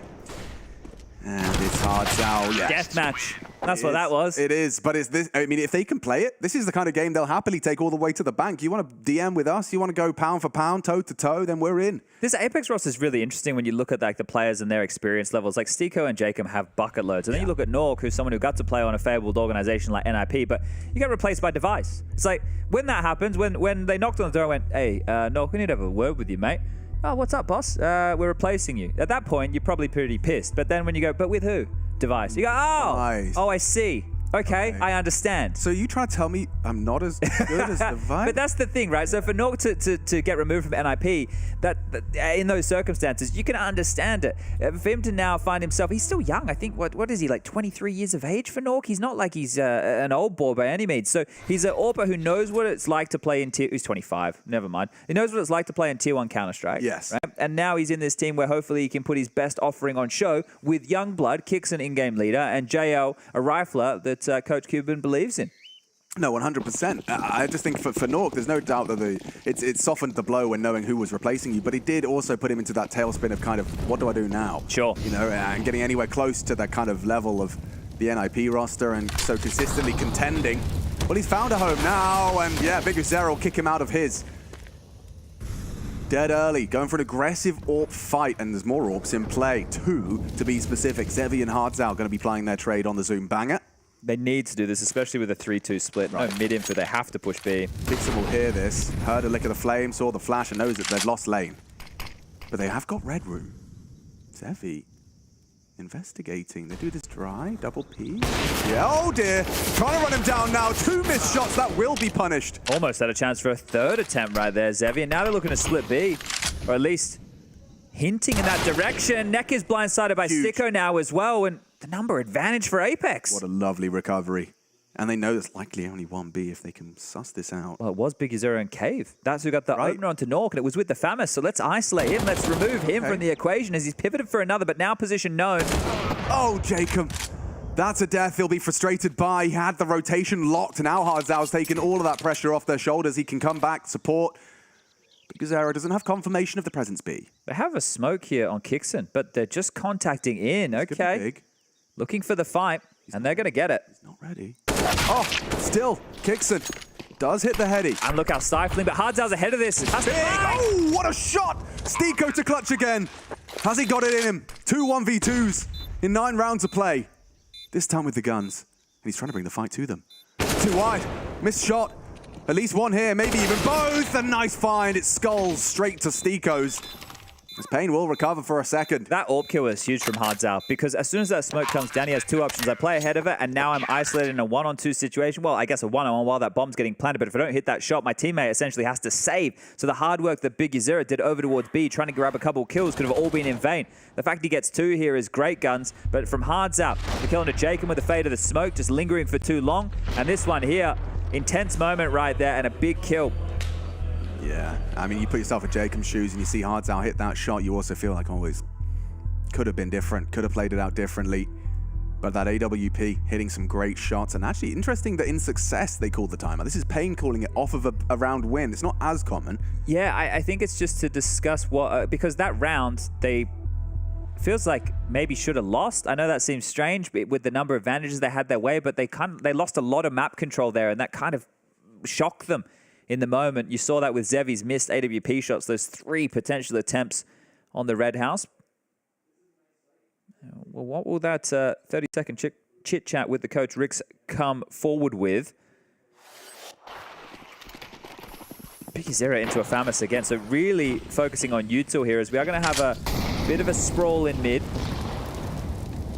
We haven't quite been able to replicate the chaos of the pistol in these mid fights. Of course, that's a lovely one-way, but it is very telegraphed. And what's going on there? Good damage onto Jacob. They were playing either side of that, and I think that's enough to ward them off. Hearts out. Fired off a shot towards A side, so all upon A is noted. JL getting cave appears to be a waypoint, just taking a look at the rotations from Apeks right now. So the fact that he has got cave has just drawn that rotation all the way back around. They have, well, a bit of utility that's being juggled around here for Nuke to try and set them up with, it appears. Couple of smokes, you can do long and short, molly off the site and go. Stico versus Skulls, yeah, that was an interesting duel. Oh, jump spotted. Get away. Fight's coming. Zevi, forward position for the ramp fight. They're coming behind him though, and it still gets the shot. Where's the punish? Big Uzera activates and hits the double necessary. Make it a triple. This is a man we're going to have to keep singing the praises of, as again they come towards his bomb site, and again he leaves with a round. I reckon I can make an argument for him being the best in-game leader in Brazil.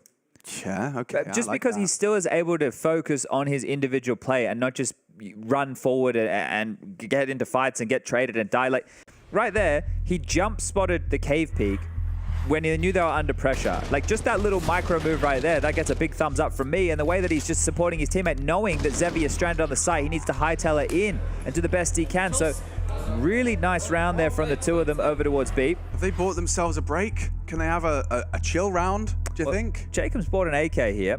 Okay. So there will be some form of pressure coming their way. First time out call from Apeks.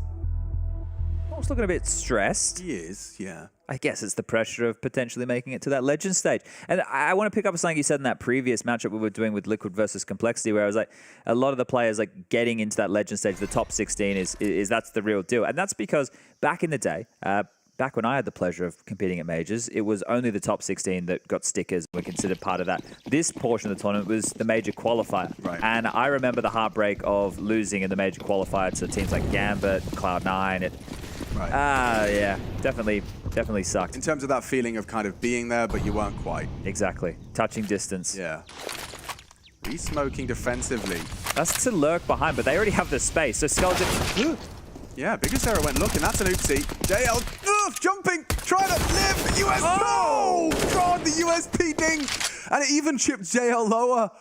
They got 19 points of health on 2 of their players. I'm not sure if I can call this a 5v3 with a straight face. Especially with the space that Nekis has. If they rotate back through spawn. He's holding for now, but he's got the bomb. He can't be there forever. Yeah. Nuke's going to be so mad. We already seen his frustrations. Oh, man. He's had two glances. A third. Needs it. Gets a headshot. Okay. Nekis 2 of the 3. That's made a whole round out of this now. Mission accomplished. Sure, Kixon burrowed into B. He'll be activating shortly. Hardzao responsible for the other letter in the alphabet, and well, things are going to get quiet for a moment as we start to play the games of deception. Kixon making noise. This is deliberate. Does Hardzao rotate off of this? He's been spotted, even better. Stico takes the gap. Hardzao's rotated CT side. Yeah, he's not going to expect this because he just blocked A-Main. Yeah, not at all. A-Main was literally just blocked. He thought he bought himself a bit of a buffer here, and then when the U2 went down on B, it almost confirmed his suspicions. So now it's just Zevi looking for the save, and well, with a couple of upgraded weapons. I love the way they played that. Like, just the loud mouth on B. Just, he's been seen, I've heard steps, and now I've got a smoke being thrown my way. I am going to be calling for backup, you know? And they walk into A. It's just beautifully executed, exploiting their opponent's decision-making and communications. Really cool. That's an 8th. They've won out this T-half already. And it could have all gone wrong, because imagine if Skulls gets both of these kills here, which he was oh so close to being able to do. Yeah, or somehow Nekis doesn't get one back by that Jacob Deagle. Wow. Still by. Only just. Hard's out and Zevi with no util. Early pressure. Look at this. When you're throwing early pressure nades like this, you either want to force a reaction or bait all the util. And, well, they got the reaction. Hard's out onto Stiko. So there's a find early. Gets an upgrade. Deploys a deep smoke, and that'll change the plans of Apeks. Now, if you're a team who uses a lot of utility early for your openers, like top red smoke, you're getting the mollies in, like you just saw that B fake there, trying to keep the feet moving. If you don't find space or find an opening pick, it's going to give you limited utility to close the round with, removing your options. Zevi's quick on this, gets JL, nice headshot. The re-peek is debatable. His team has the advantage, but Jacob has taken down an AWPer. And this battle, Skulls, red room fading, could have a look. Jacob not ready, is extending their chances. Another quick rundown and a double from Skulls to secure a fourth. Well, he got on this time round, didn't he? Yeah, no problem whatsoever. He'll close the round out. Convincing stuff, and triple for Skulls, putting him up at the top of the scoreboard for the boys. Yeah, even though this game at one point had quite the difference in round counts of both teams, it has a whole different taste than the Complexity Liquid game, which was blowout, very one-sided. We've had clutches, we've had rounds that have gone either way. We've had biff sprawls, some really good shots. So definitely a much more enthralling game of Counter-Strike we've got on our hands right here for qualification. No elimination on the line for either of these two teams right now. Whoever loses this, however, will be down in that 2-2 bucket tomorrow, fighting for their life. This is a free crack at the King, and that King being the Legend stage. Fast B into the AWP, missed shot. Yeah, they shouldn't have anything to be said about this one, as they do launch 2, make it 3 out of the round. Nothing more than a deagle out of Kixon. Sure, great headshot, forces the rebuy onto a second member of Pain, but bomb is there. I think teammates are gone. I think the damage is pretty good, considering the finances for Pain right now. So 2 kills, actually not too shabby. And if Kixon, on 21 points of health, could find another, they'll be extremely happy with that. The magic number, once upon a time, used to be 3. The change in the economy made it a whole lot less magic, but 3 kills here nonetheless would be fantastic. Yeah, see if he's got a third in him. Smart angles held. He's not going to find too much more. Skulls will convert. And so, there's the 5th for Pain Gaming. As you were saying, yeah, this has got a very different flavor to it than our first best of 3 of the day. Despite Liquid's shortcomings in the battle with Fluxo. I wonder if we see Apeks play more through middle right now, because they know they're up against this double AWP, which has been very persistent. Now, your issues when you play through double AWP is not getting out mid. You should be able to get out mid against the double AWP. It's when you go donut to A, having to worry about the AWP there. 2 mid fight. Yeah, a bit of a biff here, isn't it? Hearts are hoping as well. 2v3. Skull's going to be flushed out if they do choose to molly. They haven't. He's stampeding, but he's not going to clear his corners. Back turned and a free frag, a double for Pain. They do come mid, but it's handled with grace, with elegance, as JL does give us something to be celebrating for Apeks. And as the dust settles, the round calms. Yeah, if they were going to go for more red room pressure, I get it. Because against the double AWPs, they're normally a bit more on the extremities, right? I know there's longer sight lines, but you can really force some awkward rotations and start to segregate each of the CT setups over towards the A and the B sites here. But with a one-man advantage here, Pain be able to grab their 6th round. You'd love to net this one up to an 8-7.5, sure, in Apeks' favor, but it's a recovery. Oh, big one. And this is an angle that should work out for Big Uzera. Extending their advantage. Stiko to activate. They know he's likely the A lurk. He's been doing it time and time again. This time, oh, Hardsal's been caught out. Again, it happens. Nice shot. Still does recover. A great headshot. And the end falls into place. Could 8-7 really be locked in? This started bleak for Pain Gaming's defense. Flying out of the gate with a 5-0 to get Apeks' T side off with a bang. And a recovery for sure. I think that it could have been an even better half for Pain here, right? You think if they didn't lose that Stiko clutch, they didn't lose that round. Surprised right there, aren't they? Starting to look a little bit more in the dumps here, Apeks. I wouldn't say they're dejected by any means, but they will be trying to eject Pain in this round with a force buy. Yeah. Mac 10s and Deagles. You've lost 5 of the last 6 rounds of play. I think there's a reason for the dejection. Dixon, oh, he's testing Big Uzera. Mac 10, VM4, and they'll leave with a one-on-one trade. For a moment, Nekis builds upon it. Brought lower by JL. Jacob puts everything into that Deagle duel and loses it. But you can see the Furia comparison in some of that there. I know it was a lighter by round, but they pick up the rifle and they just continue running forward looking for the fights, right? They could take their time. They could, you know, take an extra breath here, but they clearly want to use their individual ability, their aim, and try and catch them off guard with a bit of momentum. So this is a round that I don't think Stiko and Nork have too many chances in, considering the circumstances. They don't have the weapons. They don't have the space. The best thing they have is the time. Yeah, I mean, he's a diligent player, is Stiko, and he's just out-orped Zevi with his Desert Eagle. Okay, well... Just do that 3 more times. And Neckers is on 28 points of health here. Maybe I spoke a little bit too soon. Maybe there is an opportunity for them to pull another clutch, and Stiko's already been involved in one. Nork had the chance at another. Oops. Smoke myself off, Cave. I'm still going to walk through it. Yeah. It's not bad. You might get this duel on Neckers. Oh, brilliant play. Stiko, he is heating up. Is he really going to recover this? He's been heard long, loud. Nork makes it clear they're both here. Skull's wrapping around. Perfect play. Hidden, though, is Stiko. Nork aware. This is all heating up. This is chaotic. Stiko, another. Can they finish? He's given him a chance. A massive delivery. Triple kill from Stiko. To end on a bang. To end with a smile on your face. Hardzao holding on. Nork will close. That is going to feel good to finish. We take a break. 9-6 the scoreline, map 1.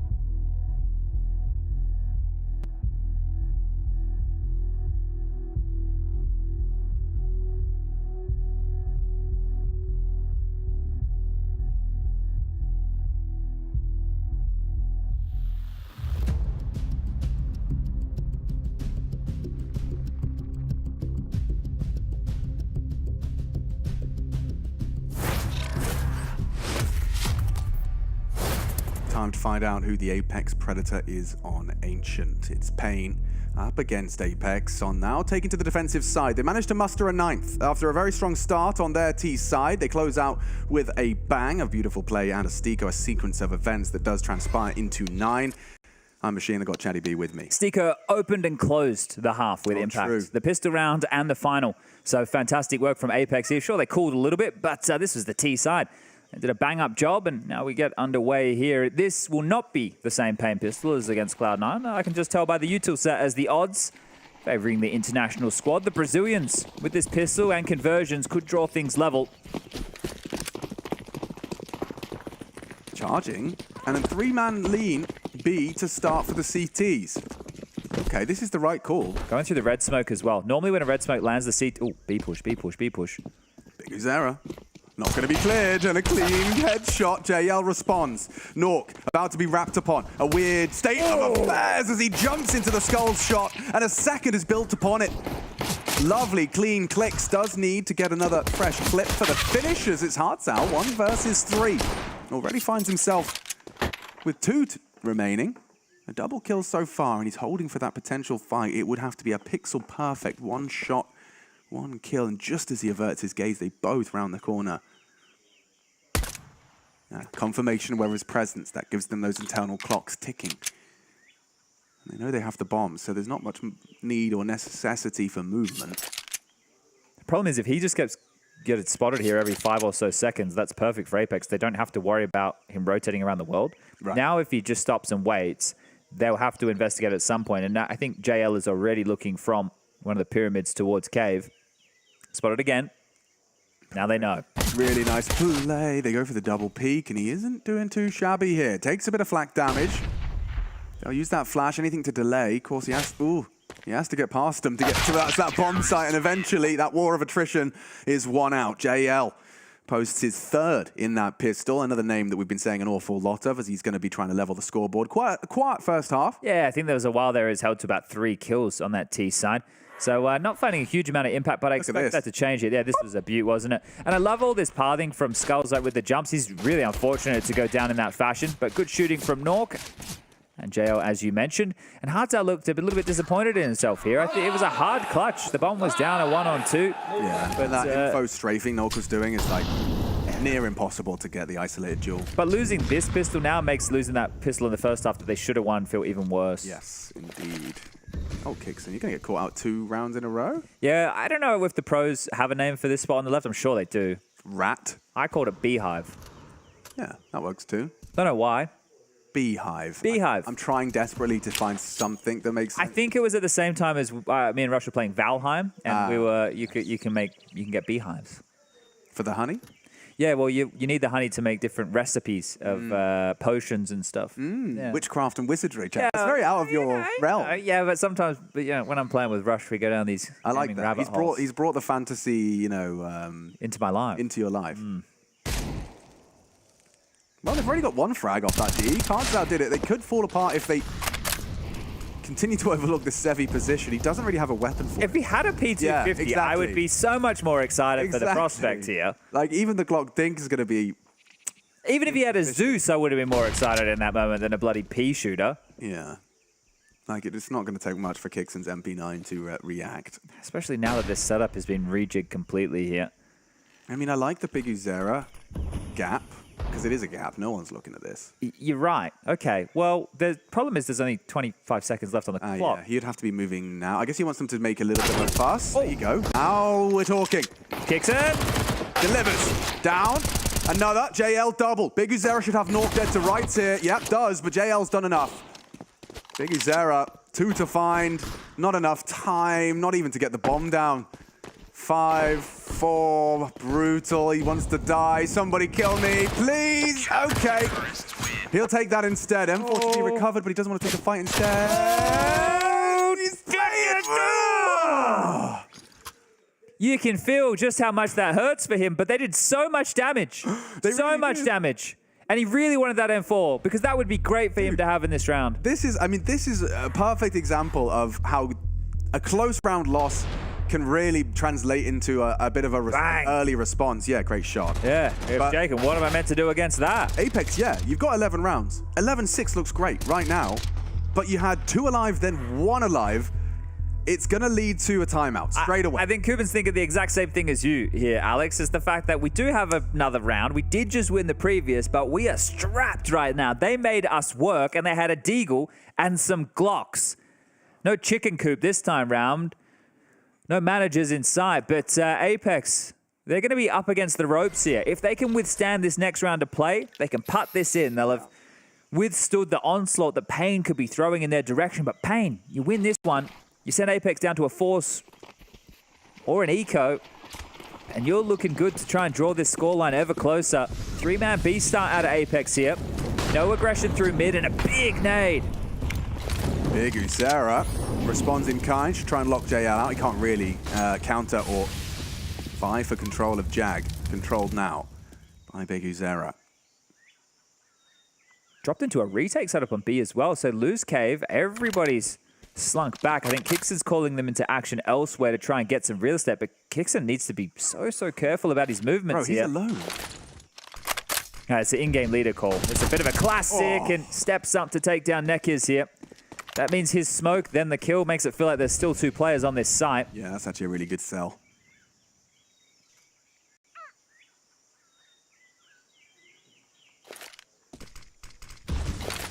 And now with that second smoke, it sells it even more. You can see, trying to use that nade to pick up the weapon safely. Spotted again, but AK recovered. So play maintained for the 4 AKs. But they don't have... Hello. Okay, they've got something now. Never mind. In towards A. Tree booster's a problem here. Especially if he'd have just baited a little more. That's better. That's good. Steeko can combine for 2. Okay, Zevi through the smoke here. 2 on 2. Open runway right now in towards the B bomb site here. Zevi and Big Uzera, they're going to make their way across. The bomb to get planted, and well, Apeks do not want to rotate back through CT spawn. They want to come on in through the back line. So up and over Tetris towards the B lane, both either from cave or long. Diffuse kit on Nork, but very low on HP for this. Yeah, walking up that ramp side, Big Uzera should have the first cleanly, but as he looked away, burn, Steeko's there, ready to play, hits the shot. And Steeko not ready for Zevi.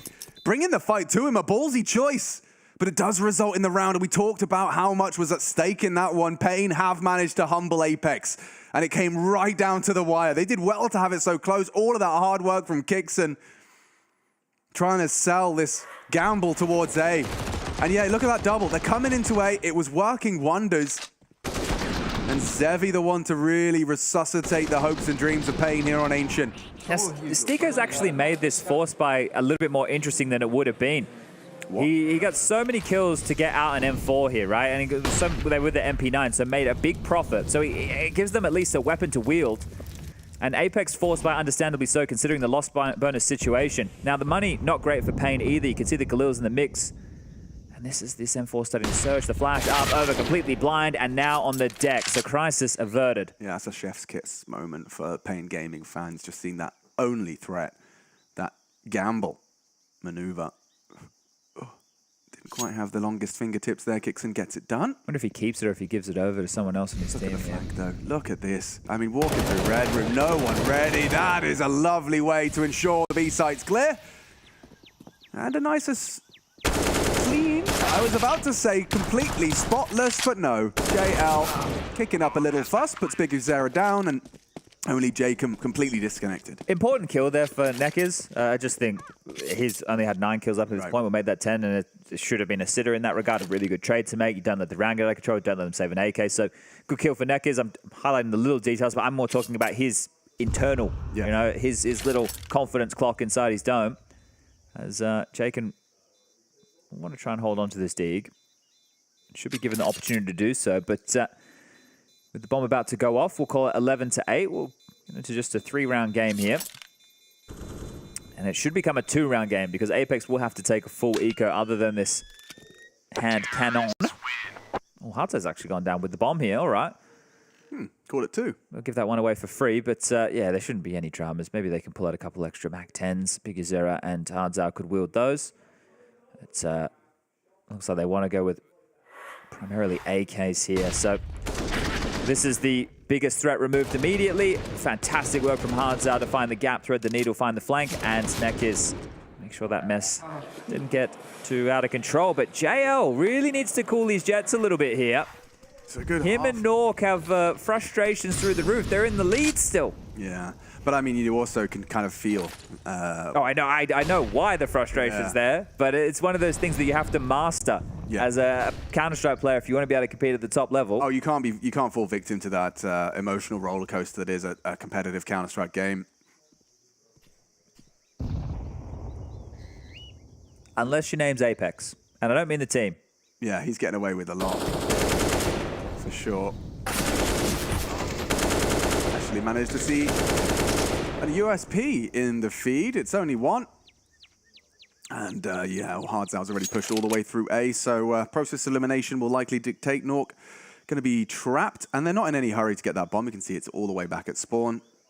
Looks like HardZao is going to find him. And so that gap will close.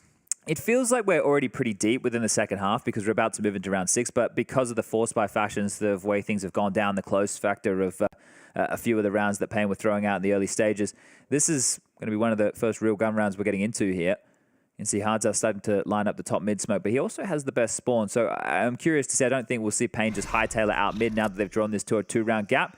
Taking a look at the CTs, Nork didn't have really well, he had a good A spawn, but doesn't have an AWP to wield. So 5 silenced M4s, no defuse kit, light on util for some players, and they will biff for mid. Oh, playing with fire as Skulls, he leaps through that smoke and returns. A main push. With a lot of space in middle. Stiko has already got it now, but Nekiz is into B. The whole team's got it. JL should have one. Yeah, Nekiz investigating caves. Gets that second as well from JL. This flank is so fast. Yeah, Big Zero will finally neutralize him, but Stiko is coming. And he is gunning for a 12th. Oh my god, flanks on flanks. Yeah, exactly, because Nork was not ready for that one. The bomb is down on B. He goes looking A. And, oh, Stiko's going to have at least a 3B. Yeah, 1. This is such a fruity round. Does he just go for it? Might force Big Zero to panic. Goes looking. Oh, no. Beautiful. They can't and stop they know him. where he is. They can't stop him. It's a 10-second defuse, Chad, and this is helpless. What's he supposed to do? Jacob laughing at him. All the way to the bank. Stiko with the A main push immediately out the gates of the round. How quick he was on that flank was not considered whatsoever. Fudge. They're not at all. And we're talking about flanks on flanks, right? The fact that Skulls was behind them there. Of course he doesn't think that Stiko's been able to make it around the world. Where was this gap? How did this manifest? Why is nobody considering it? You got HardZao in the cave position. Has to push out. And there you go. There's the opposite. Not frustration. Joy, elation. I love it. We could just have a JL cam. You can have a pretty good idea of just how many different things these players go through in terms of the feeling. All over the shop. Ups, downs, lefts, rights. Let's get this one started. Round 22 ahead of us. Yeah, Apeks have taken another timeout here. I think this is, maybe they know they were lucky to win that round, all things considered. But again, Stiko has been quite the hero with the impact. Top of the scoreboard here, 20 kills in total, tied up with HardZao on the other side of things. He's been helped out by Jacob, 17, and JL has really come alive since we've been in the second half, 15 in total now. Nork that has cooled a little bit. Both teams can get themselves back into the buy department. Both teams with AWPs. Oh my god, we're about to lose a lot of bodies. It's Jacob, draws first blood. Stiko unable to build upon it as Skulls does just that. He puts 2 in the feed. Next fight for Kixon. Yeah, it's a hard one. As Big as Zera. Gonna be staring at that possibility. Yeah, he's got dead to rights as they extend their lead. A 2-man, make it 3. Advantage for Pain Gaming's 4th round here on the T side. And they just took a timeout to have the discussion of how they were going to defend this round, Apeks. They're starting 3-2. Like, that's old meta of Ancient here. But, hey. Exploited, I guess. But that's the thing. It was all just Skulls in middle. He was very fortunate with that lineup. It didn't seem to start in their favor, but definitely ended so. So this is the bomb now traversing back over towards the B bomb site. HardZao is tucked in towards A main, so Nork, if he makes any sound cues, HardZao will be able to communicate that. I'm going to jump over to his POV just in case. And we just stick with Nork here, who wants to save the AWP. If he unscopes, which I don't suspect he will, but it would be enough to condemn him. Hardzau's got his ear pressed to the wall in A main, so any sound cue Nork accidentally generates will be the end of him. And I say that as Big Azera's coming for him anyway. They don't have answers, Donut. Oh, and he hasn't glanced back. Big Azera's found the timing. He's got the perfect window. Okay, hits the shot. Hunt's coming now. Skulls and Zevi immediately moving. Hardzau already here. God, they really want to take this AWP away. Hardzau has a molly. He's screwed. He is in a lot He is of screwed. trouble. And a HE on Skulls as well. Damn. Don't need the molly. Hardzau. Yeah, that makes that look easy, Zhao. 12 though to 10 now. And yeah, 4-3, the scoreline in the second half. But these timeouts from Apeks, right, this last one didn't help them out whatsoever, especially when it's as easy as that. Skulls didn't even need to move his crosshair. And Jacob can't do anything about that one. A huge round from Skulls here. We spoke about the potency of this rifle up. And again, the ups, the downs. Yeah, they're giving it to us. I love it. JL Cam will keep that check-in going as they are chugging towards the real business end of this game. This is an Apeks pick. So far, only boasting 3 on the defense, and that's including the pistol and the second. So Zevi should be able to put this one in. Nothing really invested, a flashbang at the high end. Kixon's treated himself to 1. He's going to set up for this 3-man USP push, or make it 2. Zevi already just purging. Oh, Nekius in support, stops the AWP from being overwhelmed, and they're playing this by the book.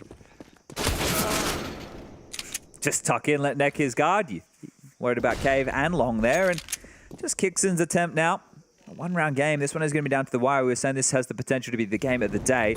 These two teams quite even in regards to the expectations the world has on them, but Pain, they've been the ones definitely in our sights a little bit more so. Fortunate based off the region they're from, having a chance to play in a few more of these international tournaments and get this experience, but you can see just how much it's helped them. Heard from Nekiz, who was having the interview with James Banks before we got into this, just talking about the different practice, how long they've been away from home. But the key in that interview for me was it was the correct attitude displayed. We're here to win. We're here to play Counter-Strike. There's nothing else to it. Yeah, well, specifically, yeah. He even said, you know, we're going to try and win the major. Of course. Of course you are. Of course you are. Yeah, it'd be weird if you weren't. This is a competitive game after all. You can't be going in saying, well, we'd just like to do a bit of damage. We'd just like to have a go, have some fun. Steeko gets a face full of info. Ahead of the molly is Hardzau. Jacob. Maybe. Going to be overlooked. A brilliant opportunity for the multi-kill. He only gets 1. A distraction, though, as Kixon does Everyone's strike. here. They're aware. The bodies are here. And Nork, aggressive on the AWP, gets Skulls down quick. Apeks, this is a nice return to form for them, and right in time as Nork will close. They'll recover a couple of extra AKs for good measure, but that was a shutdown of a pace change from Pain. That feels really, really good if you're Apeks to have 2 players over towards A. After the previous round, you had just lost a mid fight where you were hoping to get some mid control. Now you've played 2 players immediately at the start of the round on that A site. You've kind of called their bluff in a way here, so a good read as Apeks will stall out Pain for now. A timeout back the other way. We've had a few of these in the last spread of rounds, so we may as well use them before we get to the end of the game. Pain's turn to have a conversation. Yeah, always feels like a caveat to add when you have such a close game and one team hasn't used all their timeouts. Like, well, could that have been the difference maker? Could we have just had an extra time to work on the buy, work on the strat, work on the call? I think they're going to send Skulls out mid again here. I'm just taking a look at some of the posture of the spawns, seeing how things are structured. Hardzau setting up the mid utility by the looks of things, and he did find great success there. So this was the A shutdown where Jacob found some revenge from the previous. It kind of caused this chaos where Nork appeared to thrive with that AWP picking up 1, but just the response time. Apeks want to fight, that's quite clear. Lovely play. Nice! Nice! Okay, well, the smokes are sailing through the sky, folks. Let's see if that battle in mid is coming. Skulls definitely is, but there's no support for Nork. What's he supposed to do? Stare at a smoke with the AWP? Pays a heavy price for the aggression. Skulls operating about half health. Oh, Jacob, he's pushing this. They really want him. Forced into his own smoke. Big Uzera on the extinguish, now down, an opening kill. But they got red space. Yeah, not for long. Hardzau, caught by Nork. Only 3 members of Pain here. Kixon's got a nice angle. Skulls should be a dead man. Nice catch. They build upon this as Apeks heading towards 14. Could do so perfectly. This is the kind of finish you want to see. You can see how heads up Apeks were again. They didn't take a fight on mid, but they were heavy to take the fights over towards B. And then their response time, again, once they dealt with the initial exchanges they were looking for, they take full control. They understand that the players from Pain need to be taking space elsewhere on the map. And they just push on back, take those fights, win them out. Put themselves just 2 rounds away now. If they can remove this AWP from Zevi with the 1900 loss bonus into the next, Pain are going to have nothing to work with. And 3, 2, 1. Team Ace. Yeah, everyone gets one. There you go. Finally, he does get to be a part of it. You get a kill. You get a kill. You all get a kill. And this win is not free. No, this one is going to be hard earned. As coming up next, Vertigo, and the third will be Anubis, if we do need to get there. Is the trio. And this is Jet. Well, I mean, they really wanted Big Uzer. Yeah, like, everyone. Look at the chaos. Look at this. Just charging into him. Bunch of Tony Robertson Firewalkers out here today. Look at this. Every single member of the squad contributes into that one. That was round 25, and our 26th is already off. Well, I think Apeks have done enough to stay strong here.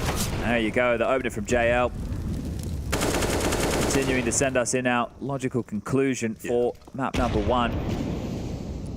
Good half win from Apeks. Once again, we have to talk to the clutch factor. I think that's one of the difference makers, as well as the pistol rounds. We had this conversation at the start of the tournament in the Challenger stage where we had the best of ones on play. Games can quite truly be decided by those pistol rounds and the clutches. And in the isolation of just Ancient, that is true. Apeks have come out on top in both of those categories. I think Pain are going to be kicking themselves, especially as you just go back to round number 1. A round that they probably should have won.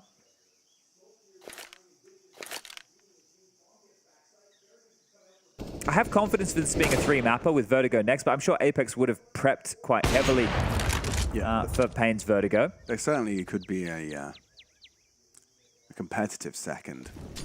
Don't know whether or not Anubis is a guarantee, but given the state of play on Ancient, you know, Pain really did push them to their limit. But as you've already highlighted, it was the... I think we got a third. Okay. I'll go on record right now. I think we got a third. Okay, I'm excited for it. I mean, I definitely wouldn't be complaining getting a Vertigo and an Anubis between these two. Some high-octane Counter-Strike, as Skulls does. Put 1 down. And Hard's out, unable to get much more. So, 15 is already locked in. OT at a minimum. But I don't think that sounds all too good for the CTs. Now, they've got plenty of cash to splash in terms of having their stabs at this. 4 opportunities to secure their map pick. Ideally, they do it now, but AKs will be in play. And I wonder what the call is from Pain. I feel like they'll go back to fighting mid because that's what's worked for them in a couple of these rounds here. The thing is, if the fight is going to keep coming from Apeks in terms of the B lane pushes, then this is... Okay, 2 fighting mid again. Yeah, here they come. They want some blood. Those early frags have favored Pain. Will they again? Nuke gets away, disappears into the smoke as Zevi's gone too. It looks like it's all falling into place beautifully from Jacob as he tames the spray onto Neckers. Just Big Uzera here and would need the impossible in order to extend play. Yeah, I don't know what the Apeks tagline is, but I think it should be just run at them here, as that's exactly what they've done. 16-11. That one's going to feel real good. A couple of major debutants, Kixon and JL, getting a victory here in the best of 3. Better than they were able to do against G2, and now just 16 rounds away from the Legend stage. Yes, indeed, Chad. I mean, of course, it's not done. You've already called it. It's going the distance. But tell your friends, tell your pets, this game is just heating up. Vertigo waiting in the wings and a happy JL with a map under his belt.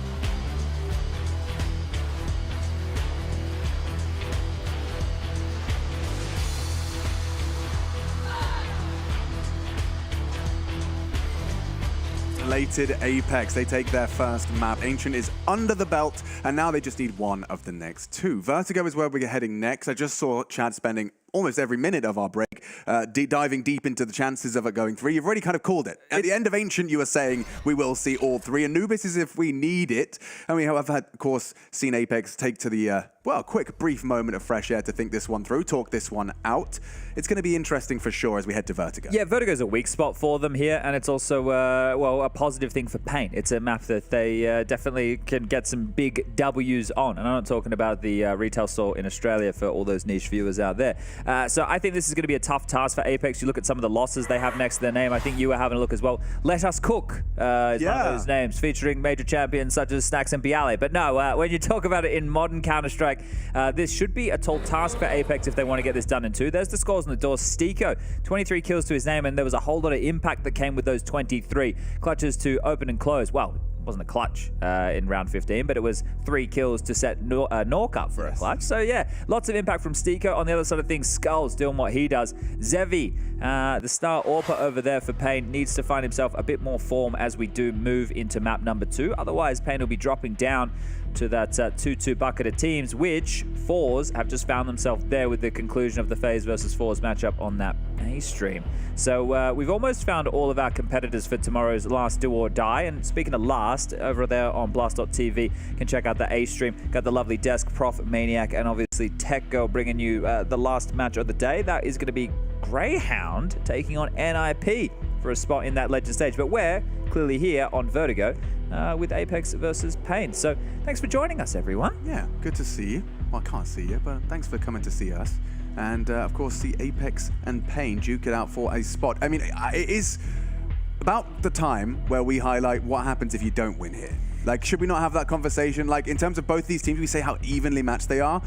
The loser of this game probably doesn't get such an even match tomorrow in that last do or die. Yeah, it's going to be quite difficult. Who's in that pool? Well, at the moment, it's Forze, GamerLegion, Liquid, obviously, with their victory earlier, and Monte, right? Yeah. So it's either going to be Grayhound or NIP, probably Grayhound in that regard, and then obviously the loser of this one. So it's quite the deadly force of teams down there. And one of the keys when they were losing rounds, there's a little bit hit and miss for that of Apeks, was the frustrations. JL, quite clear on his face. Nork as well, seem to have a tough time keeping their emotions in check. And going into a map where they are definitely not favored, it's Pain's choice.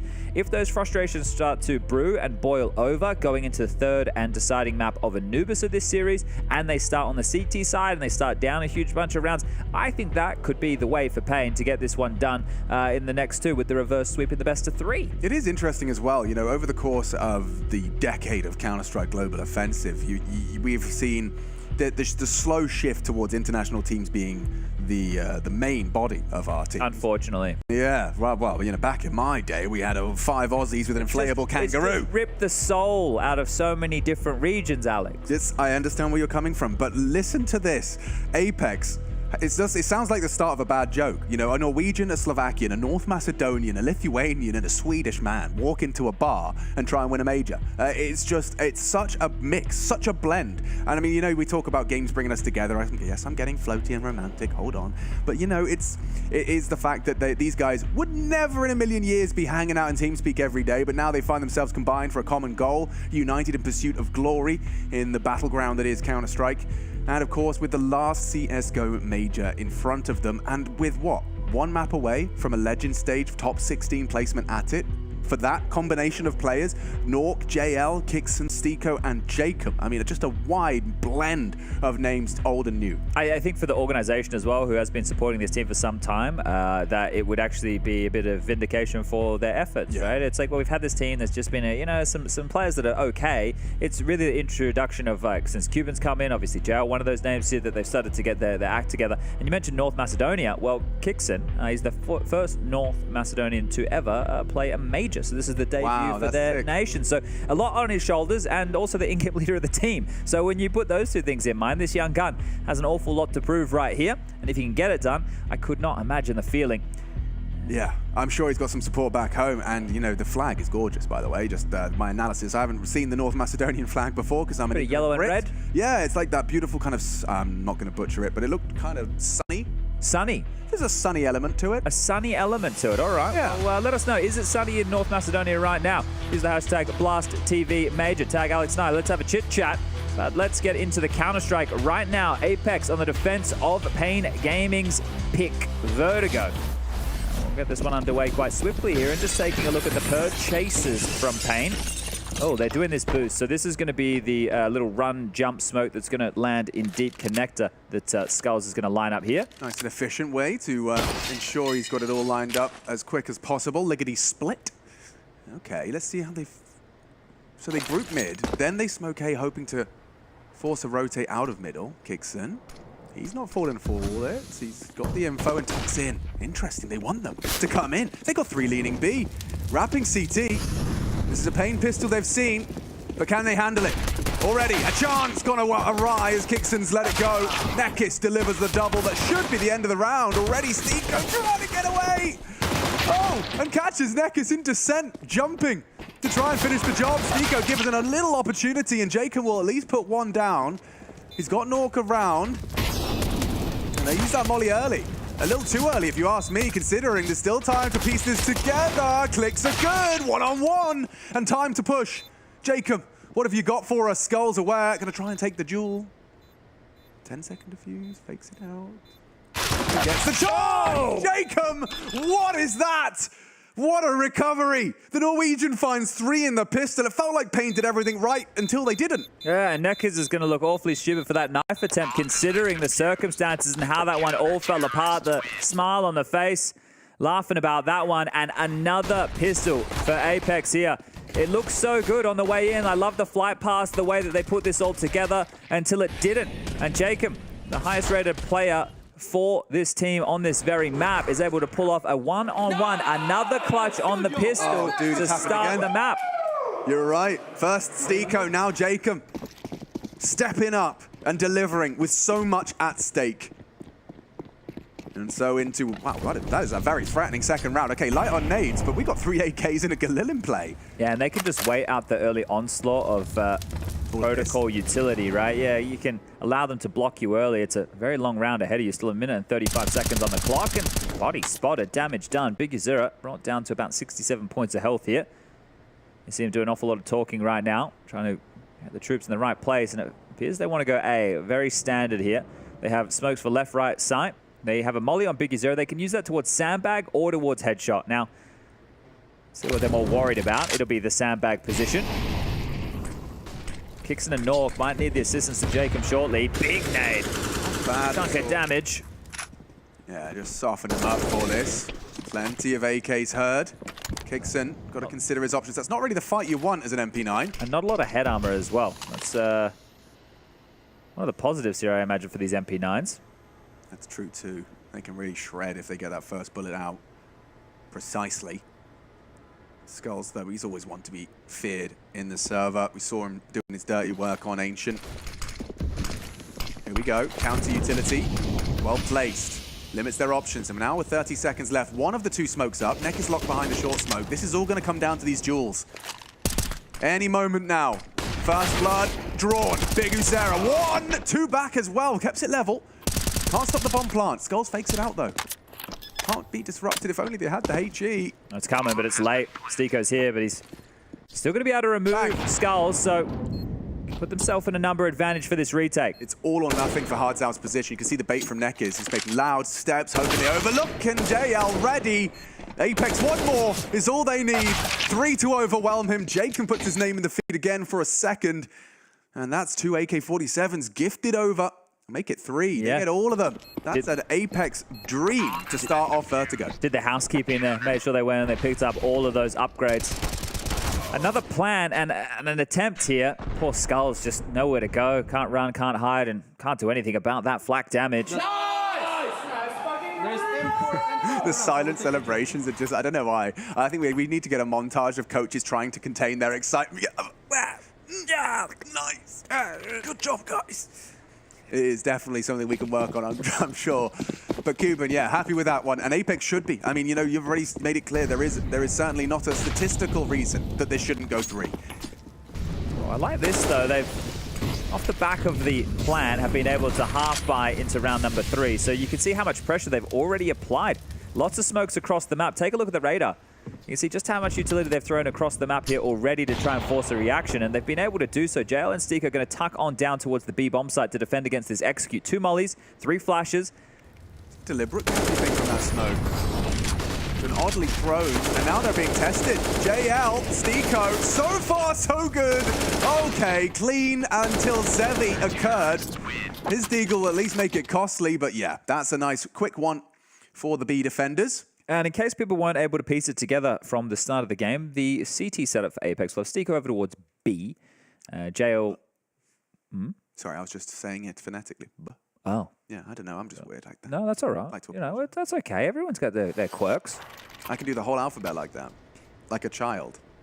Maybe when we're on the way home. Yeah. Say I want that personal treatment. Yeah, I got you, bro. Yeah. JL middle.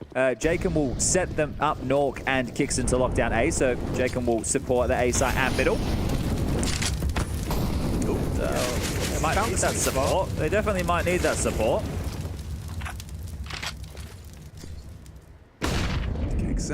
Doesn't need to do too much more. He just wants to make sure there's no disrespect to the smoke as he replaces it. Yeah, so you see this here, and it's the evolution of the job we're trying to give Mahone to do now. Look at the evolution of the A-ramp vertigo smokes here, but this one here can be one-wayed over. Oof, naughty. And then there's a response again with their own. Oh, that's a big mid-fight. Hardzau's won it out cleanly. 100-0 for Jacob, and that's his first death. Does that result in a first paying round? That felt like very premeditated in terms of walking out, looking at that fight. And as I've been looking at the top down for a lot of these first 4 rounds, Jacob's been in that position a couple of times now. So just an A finish could be perfect here. They're gambling, though. They're putting all their eggs in this basket. Look at the util available for Apeks to try and defend this. So this is the thing. If they do not fight, if Kixon doesn't get in their face, they're in trouble. Kixon, if he gets the timing right. Hawk needs to flash, and now... Here it comes. Swinging out and deleted. Big Uzera delivers. Skulls, Zevi, all put the name in the feed. Team kill, sure, but that shouldn't be too much more for Stiko. They know where he is, and already heading home, looking to hold on to what he can. Yeah, Hansel's also on the hunt here. He started moving immediately, trying to see if he can take this one away. So this is going to be the first round for Pain. Their attacking side here, and quite simple stuff. Walk out mid, take the fight, deal with Jacob, and then execute over towards A with all the bells and whistles. And they just had that simple exchange over towards the A ramp of the util. That was really one of the only key operating features for the opener. Now, I think if mid has been identified as a weakness that Pain are hoping to exploit here, Apeks need to have something early that they can try and do to apply some pressure there. If JO gets called across to B to help out Stiko, then Jacob's going to be holding it quite passively. They might need to throw in some aggressive maneuvers early here to see if they can remove that option from the Pain Gaming camp. As far as the buy goes, Stiko could drop something, but this is the reason that we do see Apeks take a tactical timeout. Really just work out what the best option going forward is, and with the loss bonus of only 1900, you should see them go for the force. And here's the man of the moment, Coach Cuban, having a chit-chat. Not a Kit Kat. I could go for some chocolate right now. Yeah, well, we have taken a break. Apeks just getting their heads back in order. And I can see they're just getting ready to get Grayhound versus NIP underway on that A stream over Blast.tv. All those fun factors over there. Scrawny and Launders will be bringing you the action of that one. So you can watch it. If you got dual monitors, maybe you got a tablet and a PC screen, maybe you got a TV, maybe you got all the good stuff. But let us know how you're watching the game as Run Boost, here we go. That's a start. Everything cool over there? Into B. Definitely cool. Cool as a cucumber on the B site right now. This force bite from Apeks rumbled immediately. I like the idea. Lovely idea. And it results in an early B site. Just like that. Neck is, however, caught off. Good awareness. And actually, yeah, Jacob, he's coming for you. Is he? Not a pair of hards out. Hard clear. And it leaves us in the clear. A nice conversion for their second round. Yeah, looking to hold on to these goodies, aren't they? Next round should be an eco from everybody else on Apeks. So we'll be drawing this one ever closer, just the one round now. And this is the thing, I think that we need to see the flex out of Apeks here once we get into the later gun rounds. This is still very early stages. If this is going to be a competitive affair, I think with how evenly matched these two teams may be on paper, I think expecting Pain to pick up their map is pretty standard. Kicks in. Very lucky to be alive. The steps below him. Doesn't want to go for the frag. Oof, okay. Could have had a chance right there. Well, James Banks has actually heard your call, your plea, and delivered us some chockey. That was really quick. Yeah, do you fancy anything for later? Well, there's an awful lot of options right there. I'll let you consider. There's no Kit Kat. There is no Kit Kat. No, maybe I'll save some of those for later this evening. Yes, we'll get that slow release energy. Yeah, maybe take something home for Harry as well. Oh, yeah. He's been having too much fun. We got to keep him fed and watered.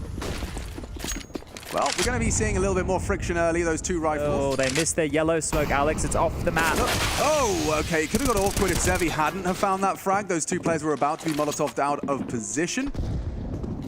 Instead, it looks like it's just going to fall neatly into place as Nekis takes the head off of Jacob. Yeah, one juggled M4 maintained at the bare minimum, but JL no Kevlar behind that, so...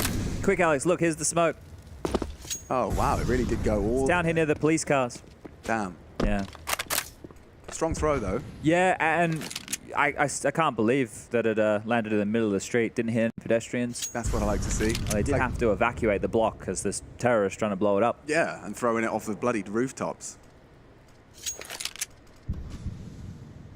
I used to have a unrealistic fear of people dropping coins off of tall buildings. Oh, that's just what people do, huh? Everyone goes... I don't know. Well, yeah, at one point in my life, that was the talk of the town. Like, you know, if you dropped a 5p piece off the, what's it called? The Empire State Building.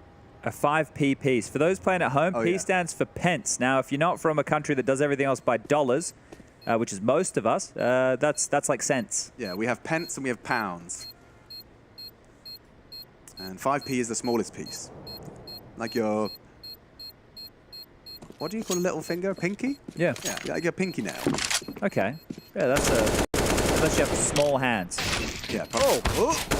Take away another gun here if they can. Stiko will get something done onto Zevi there, but this is already a very good start for Pain, and you can see a slight smile on the face right there. Give him the 5. Don't leave him hanging. Those 5 fingers, not the 5 pence. As we will now return to gun rounds.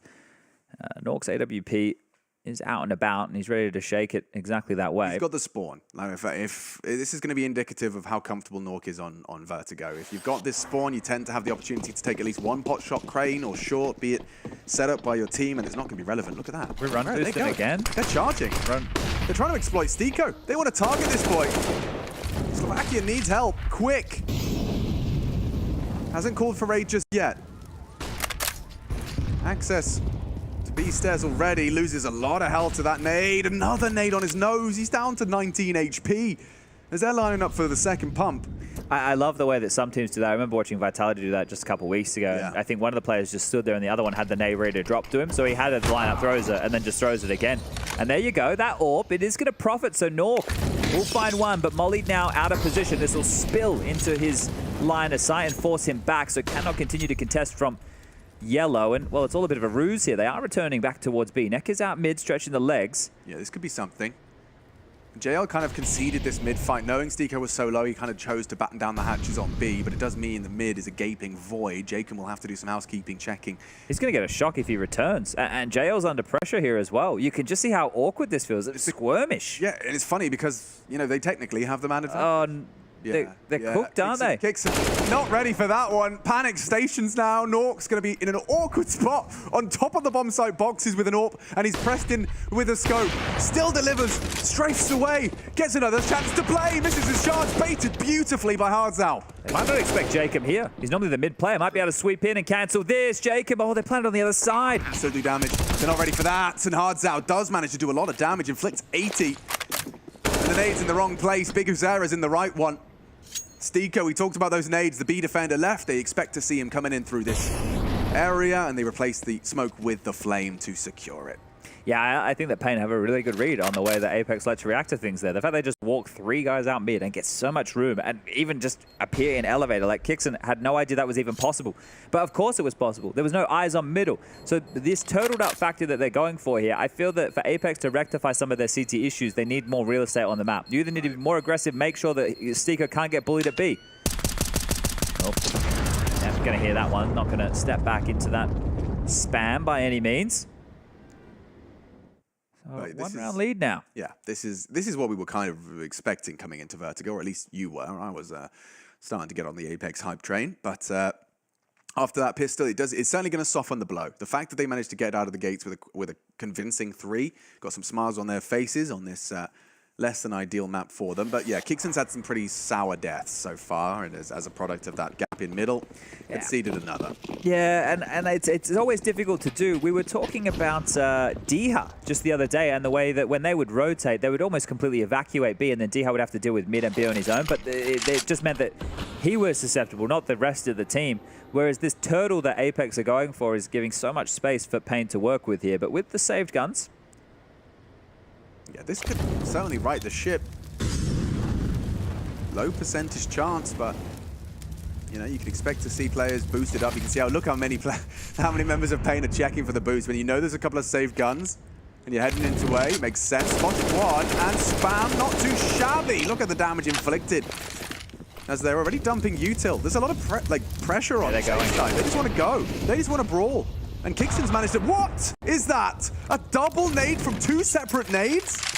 Big Uzera skulls, dunked on by Kixon, and Mekis ruins their day. Just as there was something quite beautiful occurring.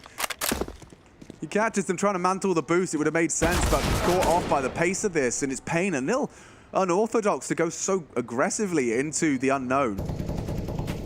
It's worked wonderfully. You know, again, Stiko's options are minimal. Suboptimal. Unidyllic.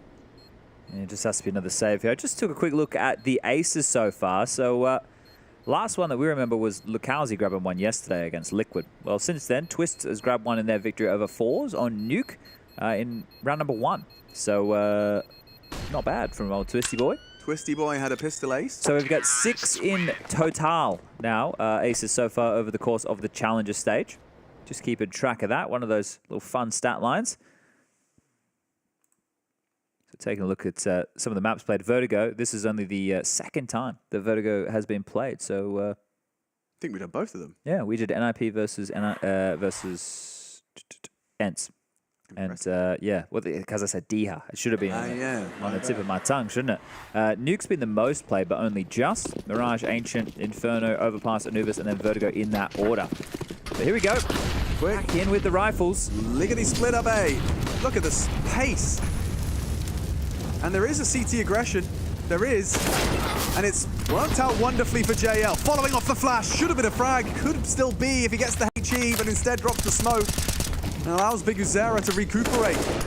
Pressure from that boost. Hardtown brings Stiko low.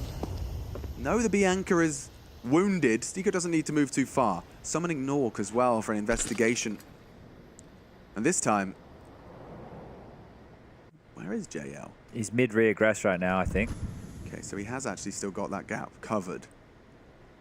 So that trouble, yeah, nice shots from 100 to 4. Skulls brought very low. Stiko, if he gets 1, he's done his job, and he's been caught. Nice work from Hardtown. The gap, though, should do. Nice nade. More required, as that's the flank from JL. Coming in hot. Does connect onto the bomb. This falls apart. This is a 4th for Apeks. Finally breaking their silence. How long has it been? A run of 5 from Pain.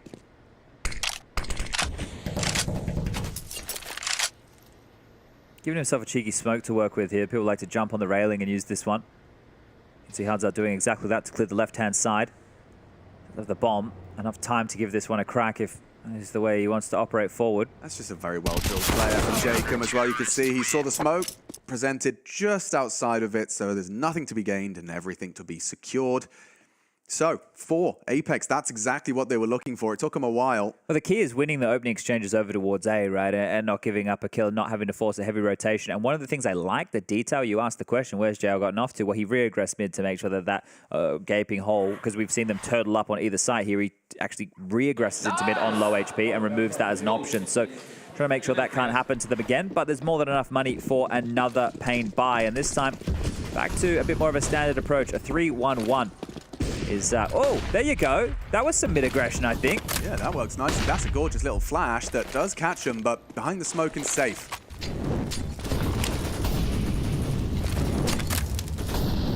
Kicks its util done. Maintains control of the scaff position. And they look to be going for a reaggress. Look at those, too short. Neckers could be set for success. The crosshair was there, and the headshot is 2. But it's a 2-for-1. Make it another 3 in the feed, and BigUzera doing damage. They don't have to commit here. It's all going to come down to how much space Skulls can take. You can see that Stiko's gotten off to the wrong side of the map. He has pushed through middle. Now, if they expect this to be the A finishes, all the wrong call. And it's surprising to see this fall apart considering that opening AWP pick. Now, Zevi staying silent not to give the jig up. Pressure applied towards A right now is probably not going to cause Stiko to investigate elsewhere, and the gap that he's been able to find is on a timer because BigUzera is coming. So how far up the stairs can Stiko get before BigUzera finds him, if he finds him? Zevi's considered it. Oh, brilliant. Stiko slaps Zevi down, considering that BigUzera flank as well, getting this util to facilitate across. Getting away from those stairs as best he can. Tagging up one, gets the info, but from behind he will go down. And yeah, Nuke, it's not his round. It felt like Stiko had done something to make it interesting. That bomb just ticked a bit too quick for him. A nice attempt from Stiko, all things considered. I'm a bit frustrated if I'm Nuke in this round because I get the opener for the team and nobody else is able to get anything done over towards A. So that is a bit of a rough one to swallow here. The Swedish AWPer finding a bit of impact in a round like this, but still not enough for the international squad to be able to convert. And handled here from Pain, right? They just hit their necessary shots walking up towards that A side of things, and they put the question marks around what happens next for Apeks once more. Now, we saw how liberal they were with timeouts over on Ancient. You know, when things were down, felt like Cuban had no issues taking that to have a conversation. I think he feels confident enough in them moving into round number 11 here. It's impressive some of the scalps they've taken on Vertigo, Pain, this year. You know, in terms of European top teams. Certainly making light work. I need to be careful with who I say next, but into the breach, of course, a legend team. True. Thank you. Literally legends. Jinx, buy me a Coke or any other sugary beverage.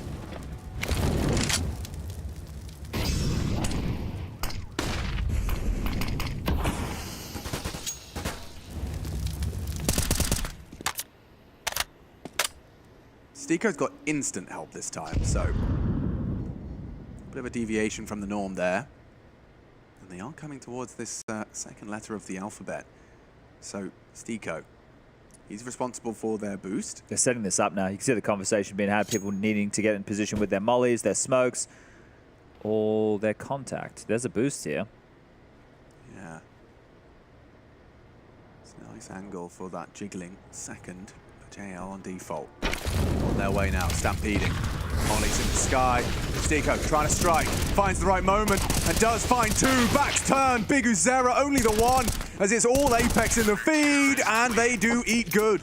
In round 11, putting themselves up to 5 and making a competitive half out of this still. Yeah, felt a little bit suspicious, too quiet across the rest of the map right there. So really well done from Stiko towards that start to grab himself the double up. Good to see him and Jacob towards the top of the scoreboard yet again here. But they are keeping this one competitive. We did have the run of 5 from Pain.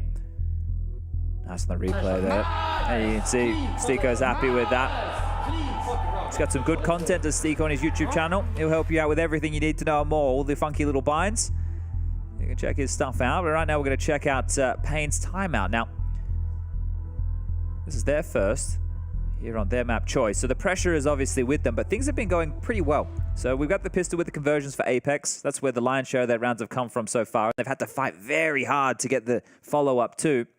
Whereas Pain have looked like they've been in control. It hasn't necessarily needed big multi-kills. It feels more outmaneuvered is the way that they've been able to accrue this 6. But this is an important round for them. If they lose this, they will be down to a save in the following, and that will open the door for Apeks to tie things up and potentially even take the lead. Listening. It all hinges on the way in which this starts. Nuke might disagree, but typically it's about that opener. JL in prime position this time. What's JL doing all the way over an A? He's in the right place. Staying dynamic, staying one step ahead of his opponent, kicks someone's answers, and gets a face full of AK. He does have the touch of the classic in-game leader syndrome about him in some of these, right? Knowing that he needs the info for the team to be able to make that next stage of calling, and it will cost him his life. Well, that's the opposite of the opening Apeks were hoping for.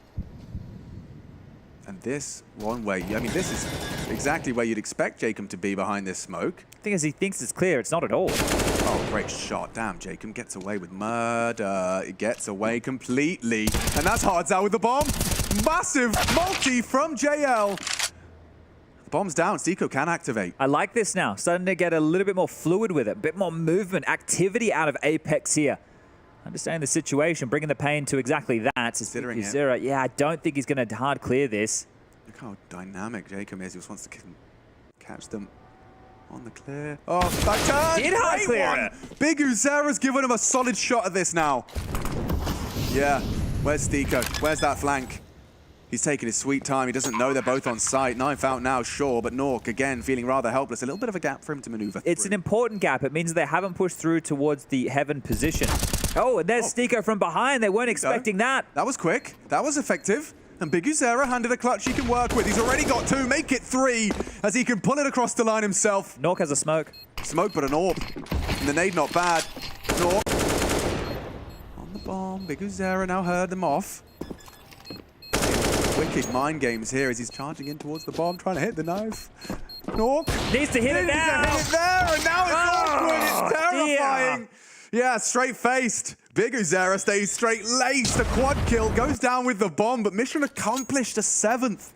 Locked on in. Oof, I wonder if Big Uzera could have gotten away from the bomb there if he had run a little bit further. I don't know. We didn't exactly get to see. He was too busy doing the fist bumps there at the end, but they're actually a little bit strapped for cash here, Payne. And that one's a stinker there for Apeks, considering I love that JL reaggress. As you mentioned, what's he doing over there? Well, they had changed their setup a little bit. They brought Nuke's AWP to mid. They kept Stico at B, and they, well, did lose Kixon early towards that A side of the map, but it felt like they had done enough to recover between Jacob and JL. It did. Yeah, I loved the way Jacob was playing that. And, you know, we are also chalking that up to a Big Uzera clear. Like that hard clear timing onto Sandbags did... well, not seal the deal, but we saw that 1v1 transpire. You can see the risk of that, right? Like, as he's walking out, he has to worry about players everywhere, and he has a teammate with him, so worst case, hopefully he gets traded. But the fact that he's happy to sweep that with and his clear back turned it. Exactly. So you're having a lot of faith. And here's the knife at the end. We're getting this from, I think that's Skull's perspective. And yeah, it was. And that's just funny because he hadn't even stuck the defuse. Yeah, I think he just got a little lost in the sauce there. This is like a 3rd round buy from both teams. Feels like a bonus from Payne, and like M4's lacking kits and U2 here from Apeks. And yet we find ourselves in round 13. It's off the back of... Look how far Nuke's down. What the fudge? Okay, Hardsau can't believe his luck, and Jacob's trying again. What an Apeks! Okay. It's just like Ancient though, right? I remember again I said that some players have told me these guys are a little bit like Fury of V2. Well, there you go. There's another example of exactly that. If the fight doesn't come the way you want it, take it on your own terms. But this time, stomaching a 2-man disadvantage. They couldn't get it done with a 1-man disadvantage. Let's see how they go now, as they're going to have some heroics, multiple members requiring multi-frags now. 3v5. Goes 3v4. JL. He provided the first, and actually has opted to back up B. So you can see that Kixon he's responsible for all of A, and he's worried about his mid flank. Lining up to the incendiary. This will stop it. No, it won't. Tell a lie, as Skulls will be punching in those digits. Oh, no. And that's held by Stico. So there's the mid flank and lurk.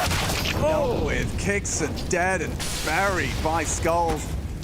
The headhunter himself. A double from him. And a smoke short, sure. Another one picked up by JL. He has the kit. He has a chance. If he could just get that smoke on the bomb, it could get awkward. There it is. JL up and over. Need a double spray. Ghost transfer beautifully. Holding now for the hold. And it's only a 1v1. And just playing time beautifully. Hardzau's got this one in the bag. He's picked up the kit. We'd have to whiff it. Sitting it. Ooh. Lovely. That's the one out half on their map pick. Pain. A lot of vertigo repetitions, and it shows in their gameplay. It's that frustration we were talking about yet again. The conversation being, sure, they win Ancient. They move into a map where they are not the favorites whatsoever. This is Pain's home turf. If Pain pick this one up and these frustrations continue to brew with the type of rounds they feel they're losing, you move into Anubis as the third and deciding map here, a map that we know can be very streaky, especially for that T side. This could be Apeks falling short in their 2-1 matchup. Remember, this is not an elimination game. It's a progression match to that Legend stage, but still for both of these teams, it would be a step in the right direction. Another missed smoke as well. Need to get back in the training room and make sure they're not missing that one. Yeah, no, that is if you're hard to miss. Well, especially if you're the A rotator player. Like, that's one thing that you should practice more than anything, is making sure that you get the different quick variations. Like, you can have spawn lineups for all of the deep ramp smokes. I think there's players who even have some of them where you can do different variations for yellow, the deep yellow smoke lineups as well.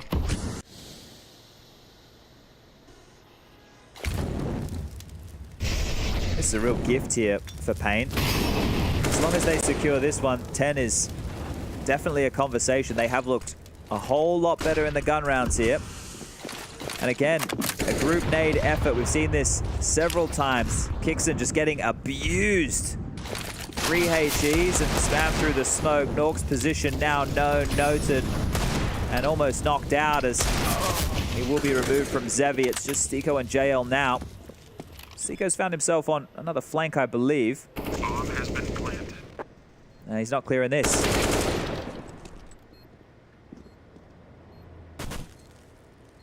Save it, JL.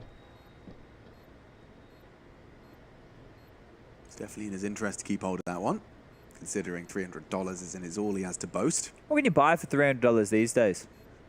A ticket to Moulin Rouge. One? One. Oh. Yeah. How familiar are you with the Moulin Rouge? Watched the movie. Okay, and it's a bit more full frontal in person. And I can probably remember the chorus of Mr. Cellophane. I think I did a small performance of that. All right. Should've been my name, Mr. Cellophane, because you can look right through me. It's a good area of Parry as well there. I've been out there 10 years ago. Yeah, I'm old. All right, back into the game. You've been to Moulin Rouge? I didn't go in. I was outside. But my mother's dance studio had several students go and dance in the Moulin Rouge. Ooh, yeah, I'm considering. I think it could be a good use of my time. Oh, we're here. We may as well make the most of it. And hopefully the players do too. It's not every day you get to come to Paris. It's not every day you get to be one map away from the Legend stage. Well, yeah, for Apeks, for Pain, it should just be a formality. Once they get that 10th in the bank, a 10-round T side on their map pick is certainly very appealing to the concept of an Anubis. It is Anubis, right? Ooh, wow, that is our third. That's exciting. 3 in mid. J-Chem. Wow, that's exactly what the doctor ordered. Never mind a double. And Big Uzera's caught just as the smoke does bloom. Needed that as well, Kixon. A big contribution to try and delay that 10th. If they convert this here, Apeks, they've been great in the pistols, right? They've had all 3 so far. So that classic cliche conversation as Nork's AWP will strike, and now it's Skulls and a 1-on-4.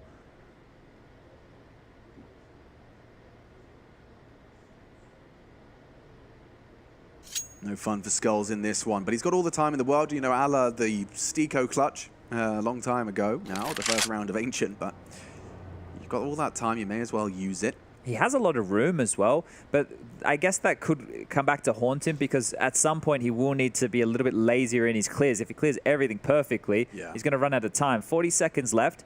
JL is going to be the real nuisance here because he's going between looking for the elevator slip and the Guardian or window construction, whatever you want to call it, jump up. Yeah, so JL's going to have a good time with this one.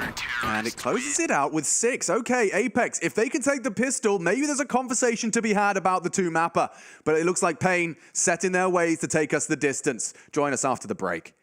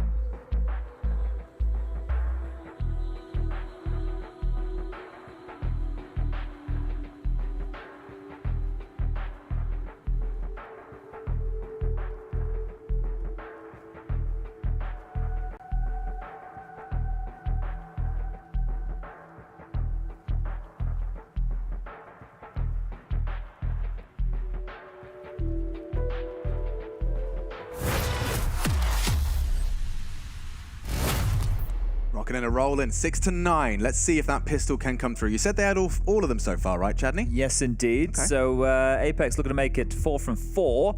And that would be one way to draw themselves back into this game. Now, Pain, the heavy favorites here on Vertigo.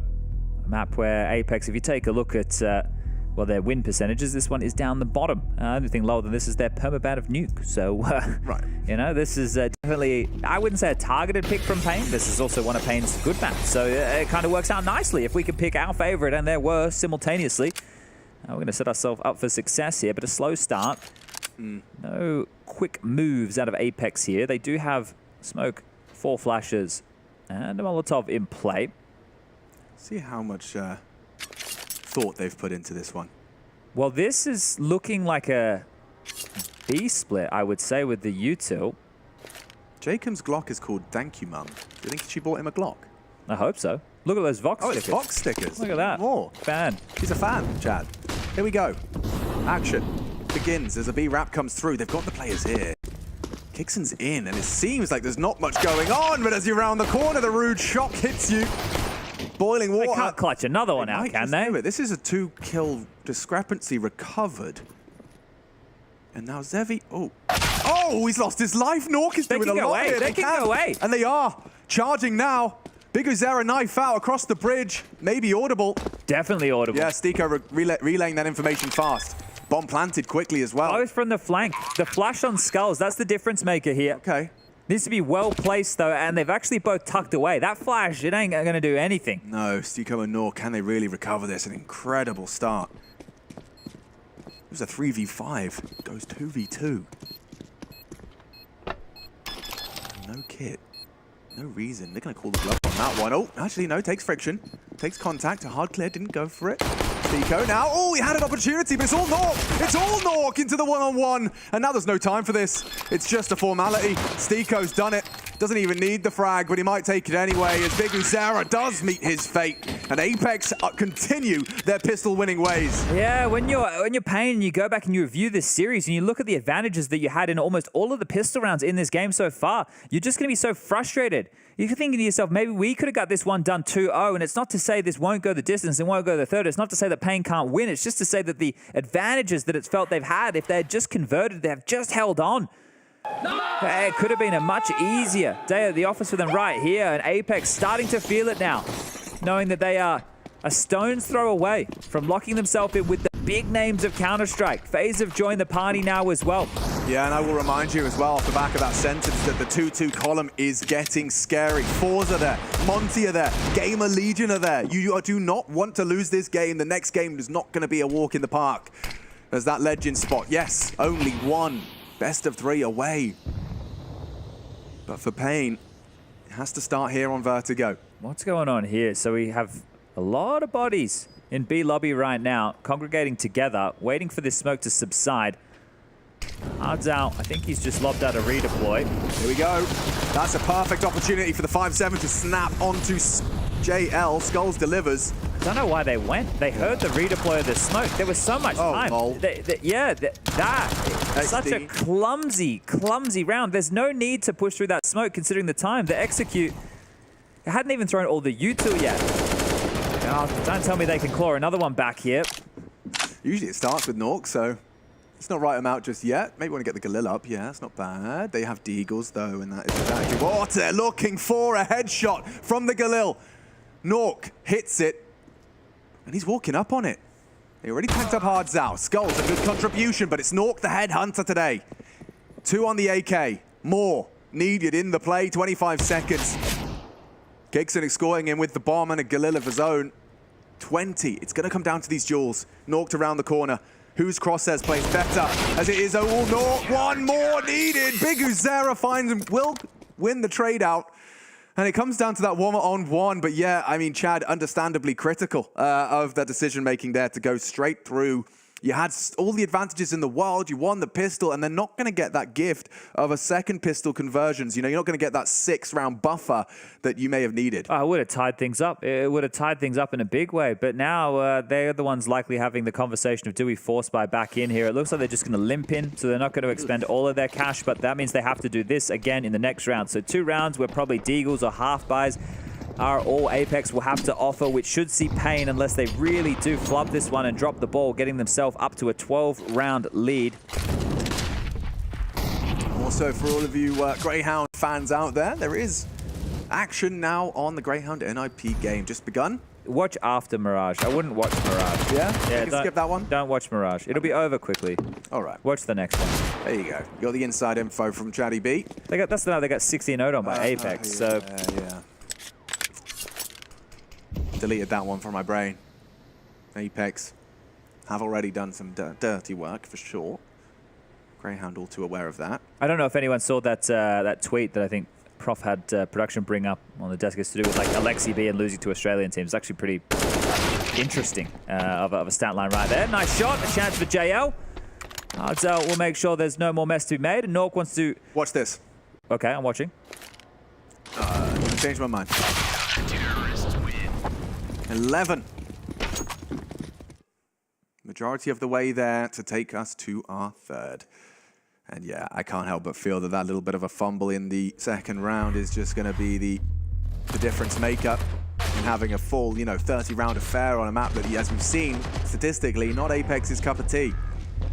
So I heard, because in that round, I'm looking at Hardzal throw the smoke, I heard it get pinged off the back wall before they were even running through. So if you hear that coming... Well, and that's the thing, but at the same time, they're probably communicating let go and releasing stuff, and if it's already committed, like I understand why they... But after the first guy goes down, I guess call off. But then the other conversation, and this is, I'm kind of going through the thought process of all of this, is, okay, well, we've called the go, and all the util's being used. If we don't go, and we've already lost one guy, then now we're in a man disadvantage with no map control, right? So there's a lot of things to be decided in that moment, but it just felt like it was maybe not the most ideal way to approach that situation. Yeah, well, I mean, also from my perspective as well, is the idea of if you do commit through smokes or you do go all in on that, if you want to try and reset, you've also given up a couple of rifles, which really...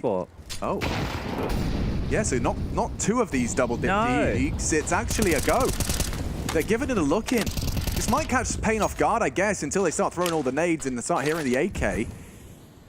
Only one in play, Nork on that. Khalil as well. It's essentially the game here. Yeah, hanging in the balance of a very sketchy looking buy. Investment from Apeks. Chips to the center. Jacob Sevi caught out. Jacob, a master of this mid-fight. Does so on T-side. And look at the space he's managed to find. Play smoke. And JL already just going to try and catch a timing on this advance into Skullsby's site. I think as the smoke starts to fade, they'll pressure mid and then he can jump up and go B. He's just jumped up now. Just like that, they fall apart. Looks like hopes and dreams of a 2-0 here. Fading away with Apeks. Seco D, good for 1. Ooh. And a second. He knows where he is and he has the bomb. Hold on. Not another Steeko clutch. I mean, how many are we seeing here? I'm running out of fingers. Steeko using his to punch in the digits. And he's going forward. Forward? You don't have the health for this. I guess he's got the gun for it. Oh, not ready and closed. And yeah, a bit of a reluctant acceptance that the hard part might have been done with the double dig and just caught out as Hardzal will make sure he brings the very best goodies through. I think here the plant is very decent here. All the damage is good too. But yeah, like just how close that was when you consider some of these other lighter factors that we were talking about. Apeks would have had a real shot in the second half, and they still could. They are showing that they have some teeth. And they have kept the money of pain in this weirdish limbo period. Hardzal can drop one. So actually, maybe all good in that department, especially with Silence M4s equipped here. But this is great on the dig. It's not always beautiful to see the big headshots coming through like that. But Steeko getting caught off by Hardzal in the final moments there, as the plant will facilitate yet another average buy. 3 Galils, an AK, and a Deagle this time. Bit of util. At least they have plenty of smokes. Aggressive. Look at Hardzal. I guess he's expecting the kind of broken Apeks to be waiting for him around the corner. But yeah, he just knives all the way out, charges through. You can see what that's done to Stiko. He's a bit baffled as to what just happened. If they can win this round here, Apeks, maybe I'll give him a second look in here, but this is where it needs to start. They need this opener right now, and they can't get it. Nekkers with the spam, the double up, looking for more. Nekkers cannot get the third. Kixon on the T side, finding success towards A. Yeah, that's a great start from Kixon, but it's already cost them a great deal. Nekkers with some impact right there. It's 2.5 kills. You can see Zevi is very hungry to finish what Nekkers started, but it's not with a clean headshot. That's a huge shot. Now re-aggressing. Like, that's given the Apeks advantage, but for how long? He's happy for Jules. Like, he's straight up just waiting for anyone to look for answers ramp as Skulls is burrowing behind enemy lines. Oh, the timing on this is a similar scene as to what we had in the first half. Stiko made a similar play, but he flanked B, whereas Skulls going to find himself probably the same place, but this time they're not in the sight, and they're even giving away their position. He knows he's licking his chops, and they turn around. Kixon the delay with the third in the round. He had his knife out for just a microsecond too long. A millisecond in it. That's tough. That's 3 from Kixon. What a time to find a bit of form.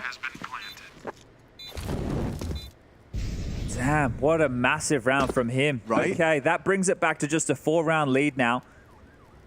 Hardzao will be able to retain this, but because they've been winning, they have min loss bonus of 1,400. So Nekkers will be able to buy next round as well. Hardzao can drop something. They can stay competitive in this, but Apeks have put them into a bit of a breaking point here.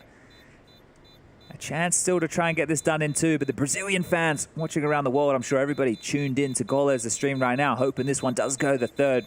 Pain would love to join Furia in that next round of play.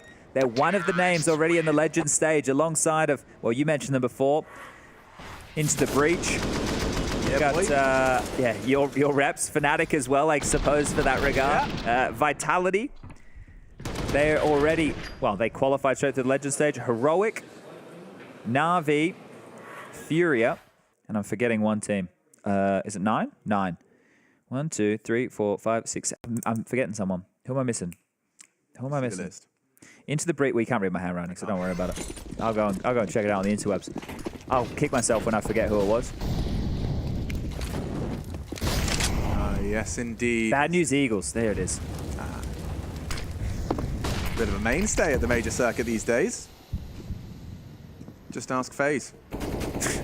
Yeah, that was an exciting game back in Rio last year.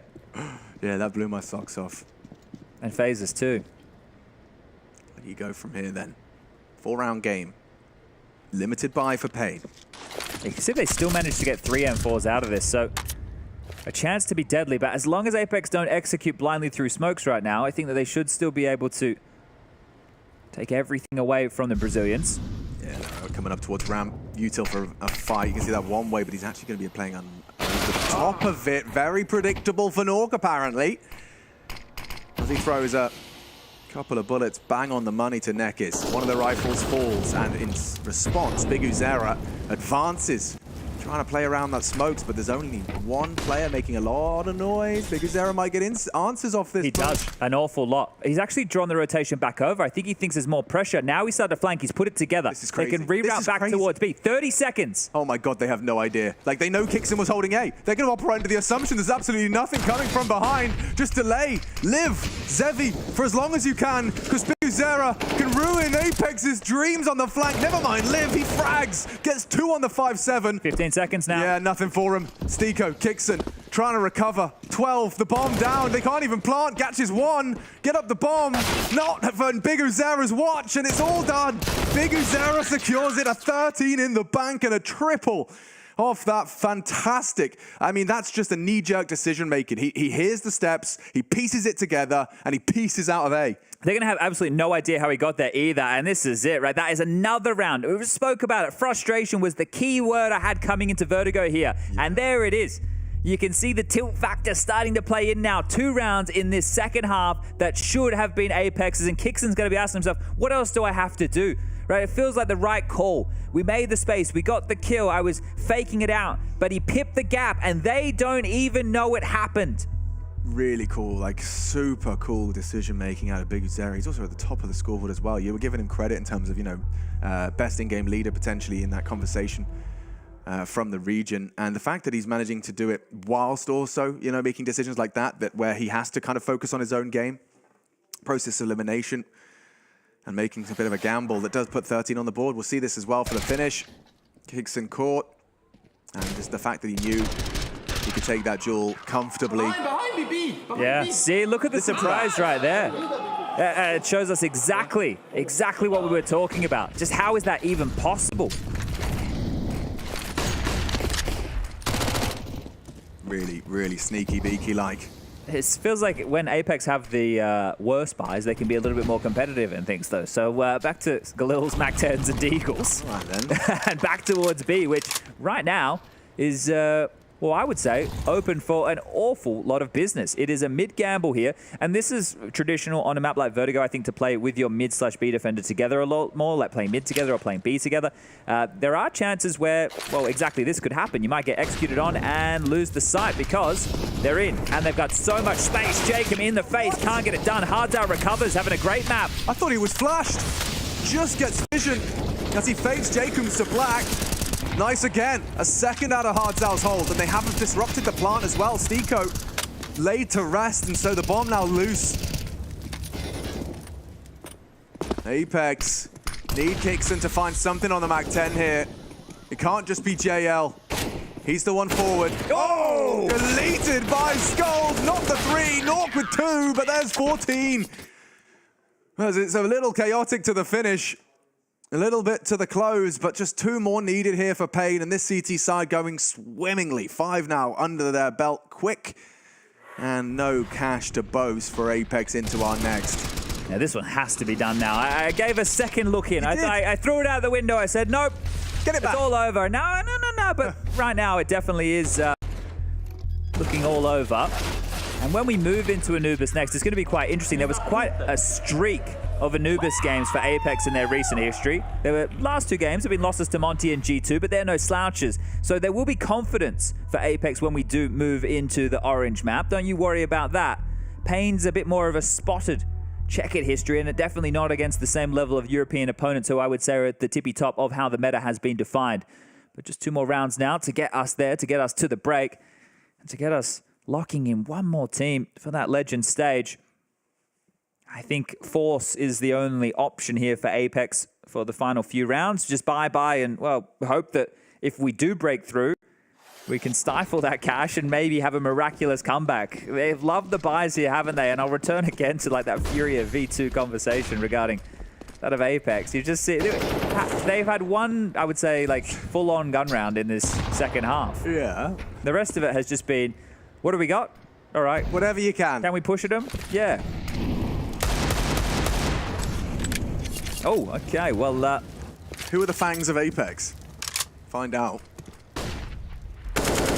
Maybe it could be the jaws of Apeks. Yeah. JL and Jacob.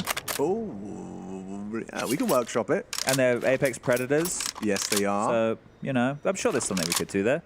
We do also have Grayhound versus NIP right now on Mirage. Check that out, plus.tv on the A stream with Launders and Scrawny. Once that one's done, I will make sure I go and sit myself right in front of that TV screen. Molly comes, Nekis fights. And Nekis fights. Hits a headshot. He was in a very compromised position there. Still kind of nails it. Big Uzera doesn't quite find what he's looking for in the first engagement. Does need to fall out and reload. I would love to see Stiko with the boys. Could be interesting. JL, oh, so close to finding that headshot he was so hoping for. And now they'll get that bomb down. Stiko will join the boys. Just in time. Better late than never, I heard. Does trade the death of Jacob.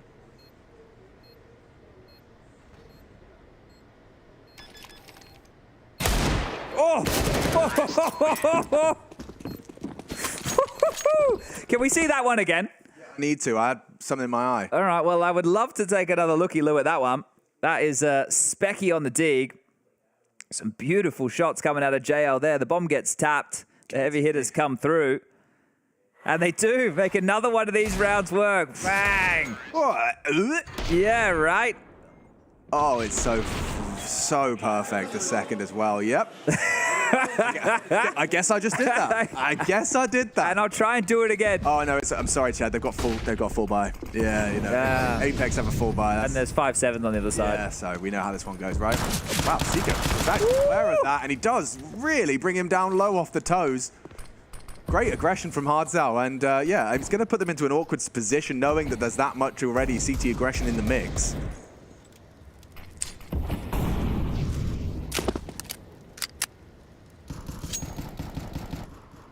It has been a bit more of a tempered start here. It hasn't been grouped up and execute together. They've taken a little bit of time.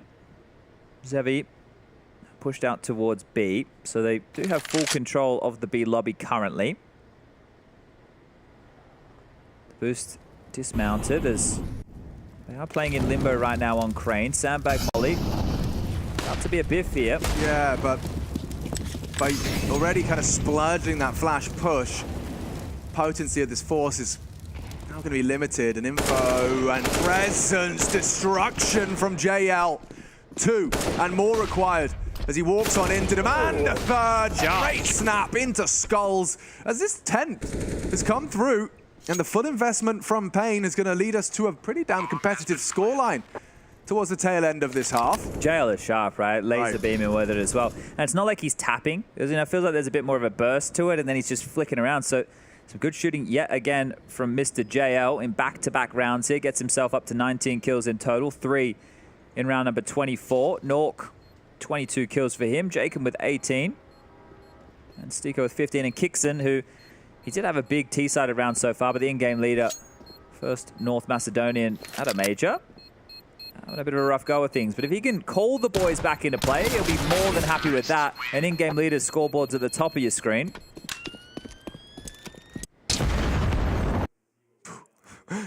That was nearly awkward, JL. That was really nearly awkward. You see, he was running a little too close to the sun there, but gets away. They should get another because of that force buy of Pain. So now it should be the full eco. Next round, I would expect a timeout from Pain just to say, hey, boys, we've let it get close now. Should we close it? Yeah. Yeah, and those conversations actually tend to be where things get worse. Yeah. You don't ever want someone to say that out loud. You just want it to happen. And this one, admittedly, is not where that conversation should be going down. It's yeah, they're going for a full economical and going to be just hoping that they can catch someone going for a walk-up A.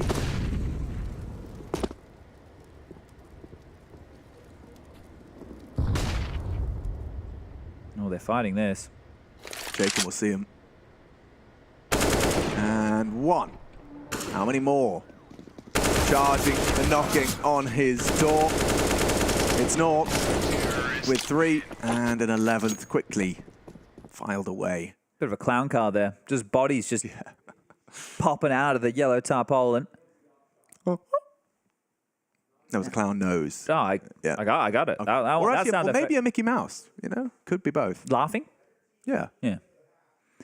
Well, this buy, I haven't seen the timeout from Pain yet. I guess it's not coming through here. All right, fair enough. Oh, yeah. Who needs an M4 when you can have an AK? Really feeling the extra funds.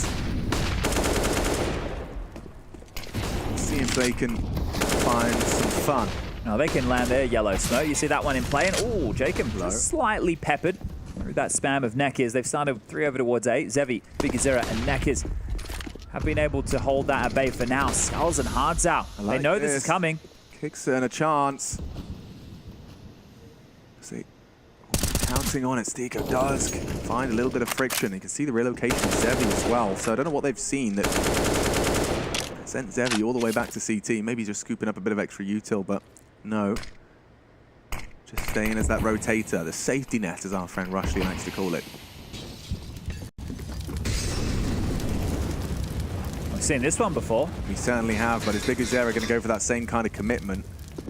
Kixon. Equally as unaware as last time. Yeah.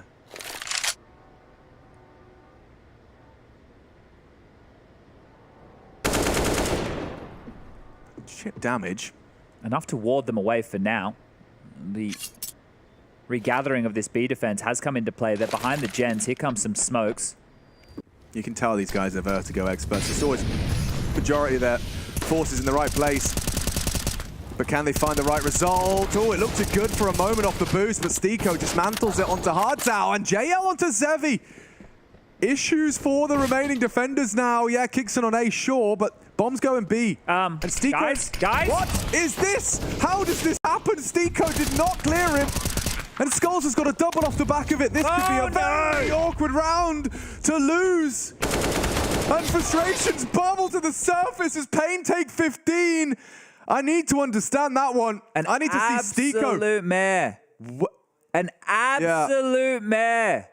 So he must have come out of the smoke. I think he's come over the top on the pallet, right? And he just hasn't looked down. He just hasn't looked down. Skulls because we saw that there were 3 players there, and as soon as the 2 die initially, I think Stiko thinks that end for the boost. He doesn't realize this is so ridiculous. Look at the time on the clock as well. What another round, another absolute blunder for Apeks here. And the tilt factor is going to be off the charts. Everyone head in hands after that one. Off the charts. Oh no. Take that one into your break. Take that one into Anubis. It's gonna something that they're gonna have to shake off here. If they could just have one good round now. Like, don't let this be the end. Don't let them immediately be having the team talk off the back of that loss. For Apeks, it's mental. They do need to make this gun round count. I'm not even talking about overtime. I'm just talking about recovery. Putting that momentum back in your court for a little bit. You can see, like, face palming your whole team in a line. Pulling palm to face. Key in this round right here, they're ahead of this sandbag smoke. They've disrespected it, right? So Jacob, he spotted. Yeah, I think Nekis saw, I thought he saw something. There was definitely a flash of light. A glance. About to get more than a glance. Yeah, but now this is a quick one. Look how quickly Jacob scales into the site. Elevator though, he wasn't ready for the fight. Zevi, quick, and already doing damage. Just an MP9. Nork will outpower him with the AWP. Maybe a 2-on-2 that can still favor them. Hardtow's going straight through that smoke. That achieves nothing in the long run. And loud about it. Kixon could be caught out if he does mantle up. Kit in front of them. They've got plenty of that. Nork knows he could be the difference maker. Takes down Skulls. Options for Hardtow. Oh, 1 damage. Insufficient off the HE. Will get that smoke down. Makes it awkward for Nork. Yeah, fires off the shot to draw attention. Kixon gonna have to hit the spray off the fake, or he's holding it, pulls him off, and it should be done. It should be. Nork, it's awkward, Bates good, and we will see another round of play. Whew, I got worried. If there was 2 of those Nork smoke diffuse moments in one game, he could have definitely been feeling even more frustrated. But there you go. They will extend play, and we likely see the full 30. Yeah, okay, well, again, financial woes available here. Nekis grabs that freebie, but the scaling on them was a bit of the problem there. It's Nork. It's all Nork. 30 kills for him, 10 above anybody else on his team. Nice! And maybe still believing they can get this one done. It's not going to be done in regulation. However, overtime will be required if Apeks want to get a 2-0 and get that ticket to that Legend stage.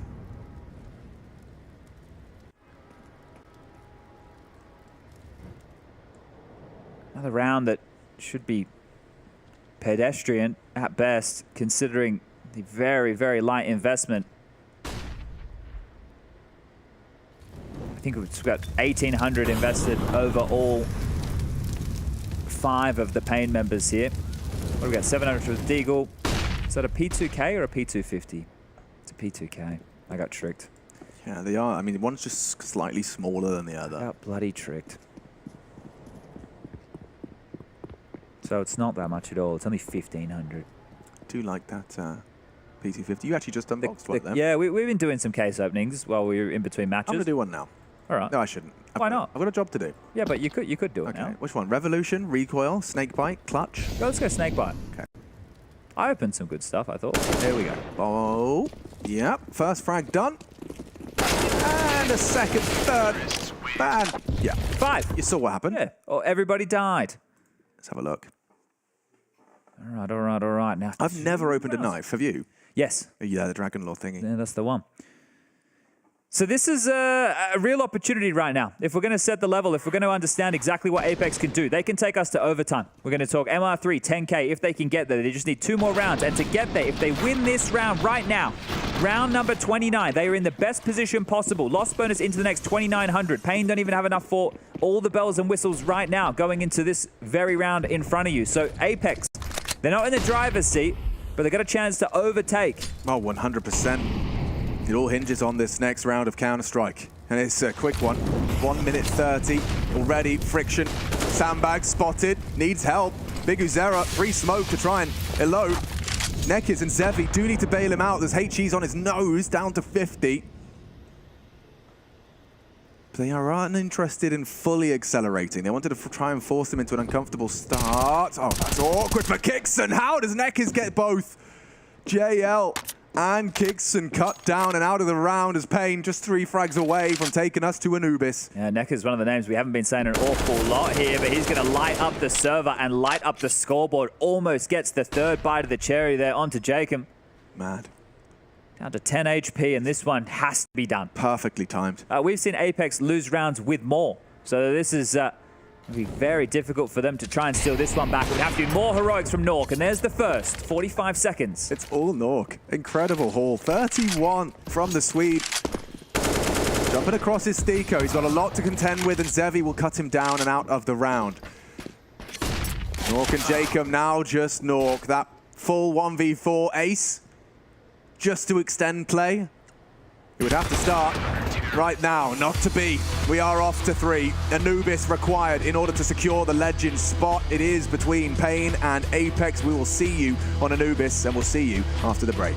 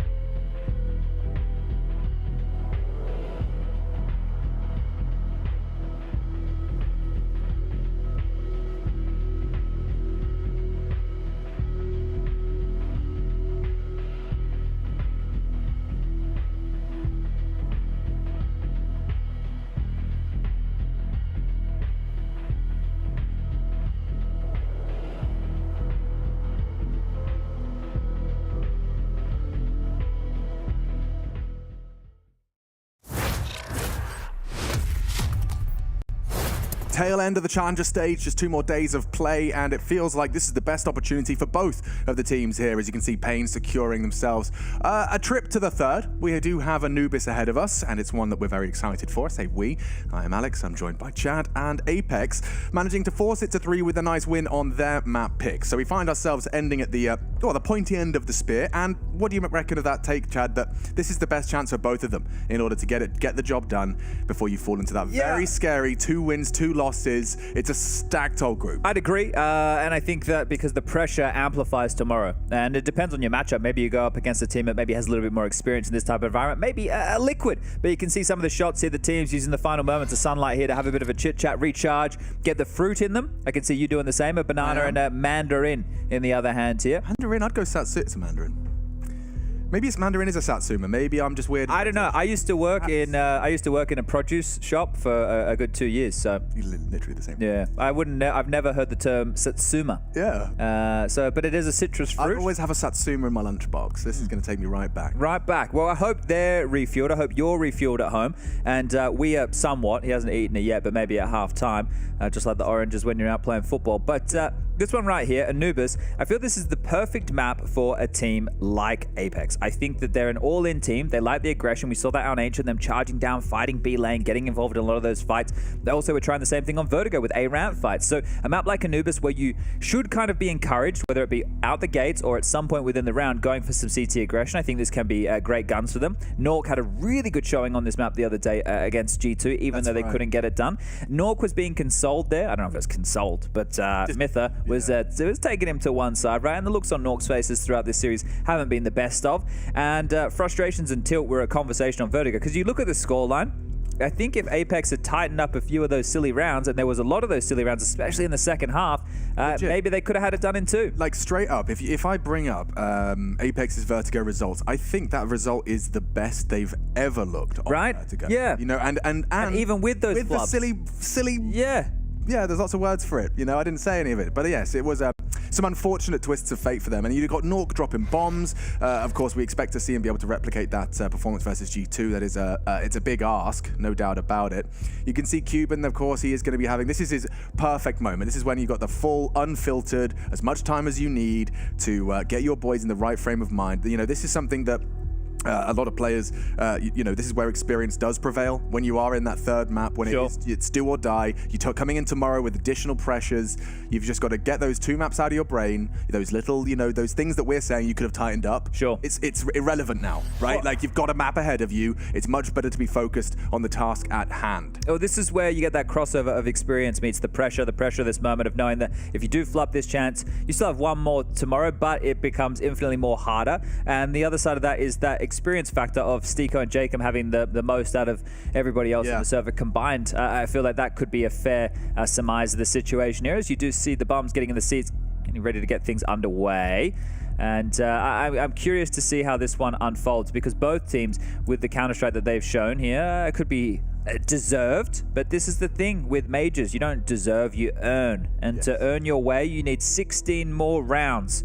Here as we move into Anubis, and I'll touch on it again. There was a streak of, let me just count this out, 1, 2, 3, 4, 5, 6, 7, 8, 9 in a row on Anubis for Apeks. Now, sure, that has varying results to teams, but in this list, OG, Eternal Fire, a team that really does love a bit of Anubis. Aurora, that was a team that was definitely screeching to the top of the list. Those are the bigger listed names. But then in more recent times, they lost to Monte, a team that also loves Anubis, and G2, one of the best Counter-Strike teams in the world. So with that in mind, I would be favoring Apeks coming into this third and final map. It's just going to come down to those frustrations I was discussing, and if they can be held onto, because I don't think Pain are necessarily a slouch on this at all, but they have had a lot more domestic competition, or regional competition is maybe a better way to put it. So their playbook is definitely not going to be as fleshed out or maybe as current in the meta, but they're a very good team. Yeah, but I always wonder about that. You know, like when you're having great successes domestically on a map, does that, you know, give you kind of bad feeling of your strength, or does it kind of get you into that kind of false sense of security where you think everything's going to work the same way against teams like Apeks? It's going to be a very different kettle of fish they find themselves swimming with here.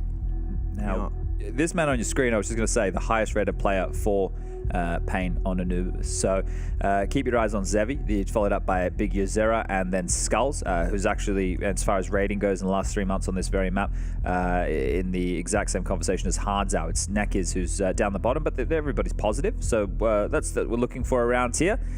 Orbs are going to play a big factor on a map like Anubis, but looks like we are not too far from getting this one underway. You can see the little timer at the top of your screen, 1:30.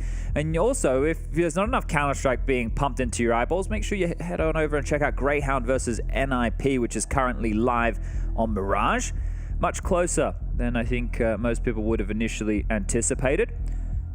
And you can see here, you got a bit of a B-Stream update all tied up, legs 11, as it is looking like Grayhound will be moving into an eco, so NIP should be taking the lead here. Yeah, looking at that round recap, wow, we get all the information we need as to how that's played out. I think one of the biggest things to play Grayhound in that run, they've got both pistols, but the CT pistol, they lost the Force. So, okay. Yeah, something we're going to have to go and watch in the future here. But this is the thing, I don't know Apeks well enough to understand how they're going to handle that map loss and some of the rounds that they lost. So I think for them, and this is the fun part, because they've been able to get all the pistols, is to come on here and start strong with exactly that, right? Make sure that they're able to get that ball rolling immediately and forget about the woes of the loss. Essentially, this becomes a best of one now. And one of these two teams anticipating that Legend stage. You would love to get it done today, because then you get not only tomorrow, but Friday off as well. So 2 extra days to prep, or at least just relax. It was good to see teams like ENCE last night. They were kind of just taking a bit of weight off their shoulders, celebrating the achievement so far, knowing that you have a couple more days of prep time. Right, they're talking to them, they're going to have cracking that next day, but no more chit-chat about that. Let's get this one underway. You know what that music means. Map number 3, Apeks versus Pain, the final in this series. The final for one of these two teams to get through to that next stage of play. Here we go. Apeks on the attack, Pain on the defense, and quite a heavy lean towards A immediately from both teams. 3-man stack from Pain. Oh, Hardzow was thinking he's going to go for a look, and yeah, there's a lot more than he bargained for. He still catches one. And Zevi elsewhere on the aggress from A does tap another head. Now, it cost him a great deal of health, but taking Nuke out of the equation is certainly a pretty good way to start off for Pain in pursuit of their first pistol.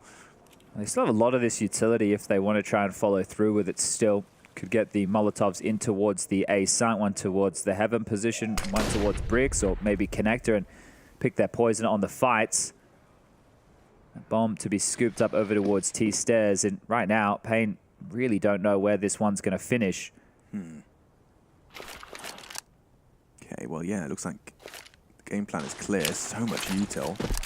And Kixon's going to be throwing out the initial smoke, hoping to force a bit of a rotate. Yeah, Big Azera is going to be acknowledging that. And actually Zevi falling away from it as well. But now, yeah, summoned back quickly. Skulls gets info. And needs a frag. Shy from Zevi. He's 4 HP, don't forget, so he isn't going to be taking as many chances as Kixon's going to get the plant down uncontested. Look at the util. Limits them, channels them into Heaven, into Jacob. If he can hit a shot just like that, another one beheaded. Stiko a double and a rectified pistol to continue their winning ways. Apeks get away with it again. From the disadvantage, from the double opening. Just those woes. I'm just looking at this from the Pain perspective, right, and understanding how much this hurts to lose another pistol. And another pistol where you have an advantage. I think in almost all of the pistols thus far, they have had advantages. Yeah, God, all the way back to Ancient and that 1v2. Yeah. You know? It's just like it's haunting them. And again, this time, Stiko and Jacob getting the job done. Look at that awareness. He actually goes forward and look at that to take that fight. Madness. Okay, so much at stake. Like, this is concentration stations at the maximum. Or anything you have left. In terms of energy, in terms of strategy, this is the map where it all has to be laid out. You don't leave anything in your back pocket now. Well, speaking of now, they've been stalled out. So they wanted to leer in towards A quite quickly, but that smoke now starting to subside. Should see them re-engage for this control. To clear out these close angles. Basket can be a bit of a problem, but as we can see, nobody home. It's just Zevi on a deeper angle here. Deeper with the Deagle. Skulls has a flash for him. And Jacob loses his head. Oh my God, 2 dead, and he hits another bullet as well. Kixon's got to go quick. Heaven spotted. Elbow sticking out of Skull. Zevi's given him something. One more from a 5-7, from a Scout, from a Deagle. But there's no rotation. They don't commit to this A site, and nor do Pain. They don't believe it. This is weird. And maybe that is the right call, having to silently slink on out. SoundQ may dipping into the water, but I don't think anybody will have heard that one. So it is somewhat fortunate that Neckers and Hardzout didn't completely rotate away. But between two mines here, Apeks just hoping that there is going to be Pain wanting to keep moving. And we saw this one before. We'll see it again.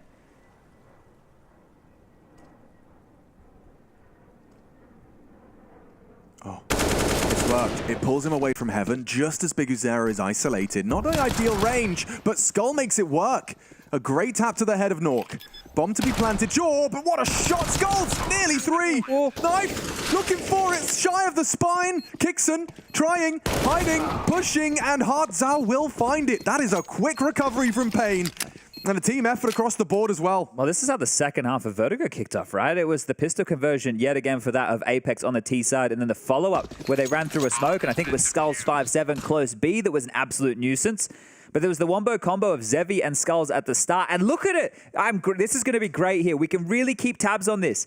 The fact that this is how you're reacting in map 2 of in round 2 of map 3, that is going to be a long game. You've got to keep lids on it. Yeah, the young players, first major JL and Kixon. Yeah, I mean, I can completely understand it because it was JL who fell to that Zevi Deeg. Probably felt a bit hard done by with that shot. But yeah, you gotta let it go.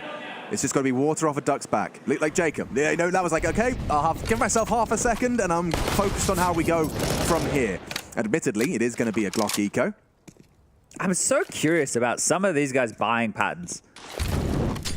Like, you're going to have 1900 next round, right? They've brought a AK into the mix here to... Wait. Yeah, Kixon, I think, must have bought that one. Yeah. But, so they have to do some damage with this. If you don't get any kill, waste the money.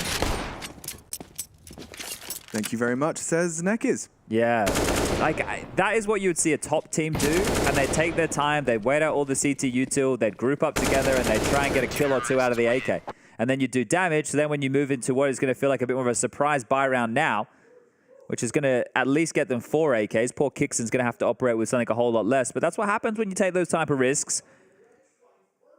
But this is the thing, with 4.2, 4.3k, it is only going to get you an AK, a smoke, a flash, maybe a molly if you'd prefer that instead, right? You're not going to have full belts of utility, which then limits the amount of options you have on the map, which means that your openers, right? Do you want to be aggressive mid with util to do the double mollies? Do you want to, and if you get blocked in any area against the team who has full utility, you get blocked at all.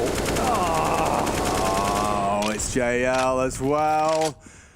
It all compounds, Chad. Frustrations and frustrating deaths for JL. 0 and 4. Let me check his ADR. How many times has he hit people? Yeah, he has 44 average damage. Just not able to find any kills just yet. But you can see him slumped over like a character from Sesame Street. Skulls traded, Kixon 1. Zevi holding on. Oh my god, he's good for 2. Managing the spray on the M4. Now, the bomb was seen A, but Zevi's so low, he's actually summoned Biguzera to housekeep, maintain control of the bomb. I say that as he's actually pushing forward. He wants answers. Oh and my he's giving him the frag. Kixon, all to play for now. And Zevi, forward position. Crosshairs there, and Kixon pulls it in to tie us up. A 4K for the 2-2 split. That is going to feel real good for the leader right there. Look, the heads-up maneuver, the flashing forward, the taking the fight. Well, it's a dud flash, does absolutely nothing. This is how it kicked off. A great opener from Neckers, just spamming through that smoke.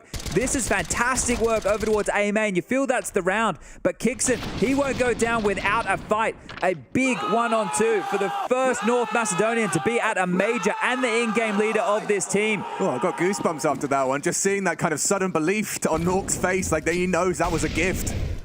That was a gift. And Kixon leading by example. Molly Jail forces the transition away. Hardzout tuck in. Jacob burnt down to half. They're going on this. Kixon does immediately get held at bay, and maybe that's enough to perhaps call the bluff, pull away. Oh dear. Apeks, short-lived celebrations as it's a quick, clean 5 kills for Pain. Straight back to their winning ways. Feels like Apeks are easy team to solve, at least in understanding the concept of how they want to approach the game. Yeah. It's not always easy to stop it because they'll just come on out and bop you in the head, right? But in terms of like them being together and trying to execute, and we spoke about this before we got into the game, being like more explosive or more execute heavy or more tempo heavy in your calling, they've gone from doing pack roll stuff over towards A to now pack roll stuff over towards B. And a lot of the time, these haven't even worked or looked close. The only gun rounds that they were able to scoop up was because of a clutch. Otherwise, they were shut out in a multi-kill. And there's JL's Deagle. Gonna find Neckers, but Zevi keeps on picking and keeps on plucking them. Always ready. Yeah, they took the Deags for it. And they all just wanted to stand and bang for that dark fight. Had it been a rifle in the form of Neckers only, you know, that's a different round. That's the result. That maybe even a recoverable rifle. But Zevi, he quickly resolves the situation. And Big Viserys going walkabouts. Just wanted to finish this. He's not interested in letting Nork piece this together. You can see 2 different elevations. See if Nork can get a kill here. Okay. Hard Sound's contained the B peak with a very powerful angle. So just going to go for a nice, slow Deagle hunt. He has found the gap, as it were, but of course not interested in picking up that bomb. He's just looking for damage. While we have him on our screen, I was just looking back at the stats from that G2 game. So there he goes. This was the choice of Apeks against G2. And on the T side, Nork went 16 for 7 as far as kills went. So it was +9 overall. Had a 1.64 rating, 94.6 ADR, 86.7 KAST. So that's when he's getting involved in a kill assist or traded within a round. So being active within the round. And he also had a fantastic showing on that CT side. So him having a slow start right now, we are still in the very early stages of this one. And we do need to wait and see once they can get that AWP out in his hands to make him more functional. But he was a key component in that game being close. So he needs to come online here if Apeks want to have a chance. I think this is the first technical pause we have seen as a duo, Chad. It's been smooth sailing in that department, but looks like we've lost a player. Jacob just going to be disconnected from the server temporarily. Gives them a moment, obviously not to talk, but a chance to hydrate, as you should too. This is a quick hydro homie warning if you aren't drinking. If you're doing 1 bottle of water per series, that's not bad. That's not bad. That's kind of the But they're rookie benchmark. numbers, so see if you can get, you know, one per map, really, if you want to. Like 1 per map's actually a lot of water. 2.5 liters is like minimum, like normie stuff. 3 liters plus, you're a hydro homie, I reckon. And I don't know what liters is in. Does anyone else use any other weird loot units for that? No, they don't. Actually, though, the Americans do. Yeah. Ounces and stuff. They have ounces in their liquid. Fluid ounces. How many fluid ounces is 3 liters? Fluid ounce. Learning here today. We were learning about Leonardo da Vinci last night. Just seeing when he was alive. I had no idea. I didn't learn that in school. And apparently we learned that the Mona Lisa got stolen. We did. Back Harry in Russell. 1911. Yeah, and that's apparently one of the many reasons it became so notorious and infamous. And it turned out he couldn't sell it because then everyone knew that he stole it, so he had to give it to a museum. And there's also a little bit of a conspiracy theory that the Mona Lisa was actually the version made by his assistant, who was actually learning from him. Oh, dear. Yeah, Da Vinci had someone copying and painting the same thing he was. Don't let the HUD fool you guys. I promise you we're not playing 4v5. If we were, we'll give that could be schoolyard rules. I got it. Technical wizard, me. Well, take us through this one, Mr. Tech Wizard. It's about to be a B play. They're going to be behind both these aggressive units. The Deagle didn't quite hit the mark, but with a swish and a flick of his Tech 9, he also gets absolutely nothing done. There's something to be celebrated. Come on, Steeko with 3, and maybe a plant. No, Dark Plant. There's him. He's got him. A lovely, lovely find from Steeko. Once again, I don't know how. 3 on the Glock. I can't quite. Like, inexplicable fragging from him. But we get guns now, Chad. That's exciting. As was this. I mean, 1, a joke. 2, even more. And a 3rd, and nobody's laughing anymore. Yeah, it just makes good on what Nork had started right there.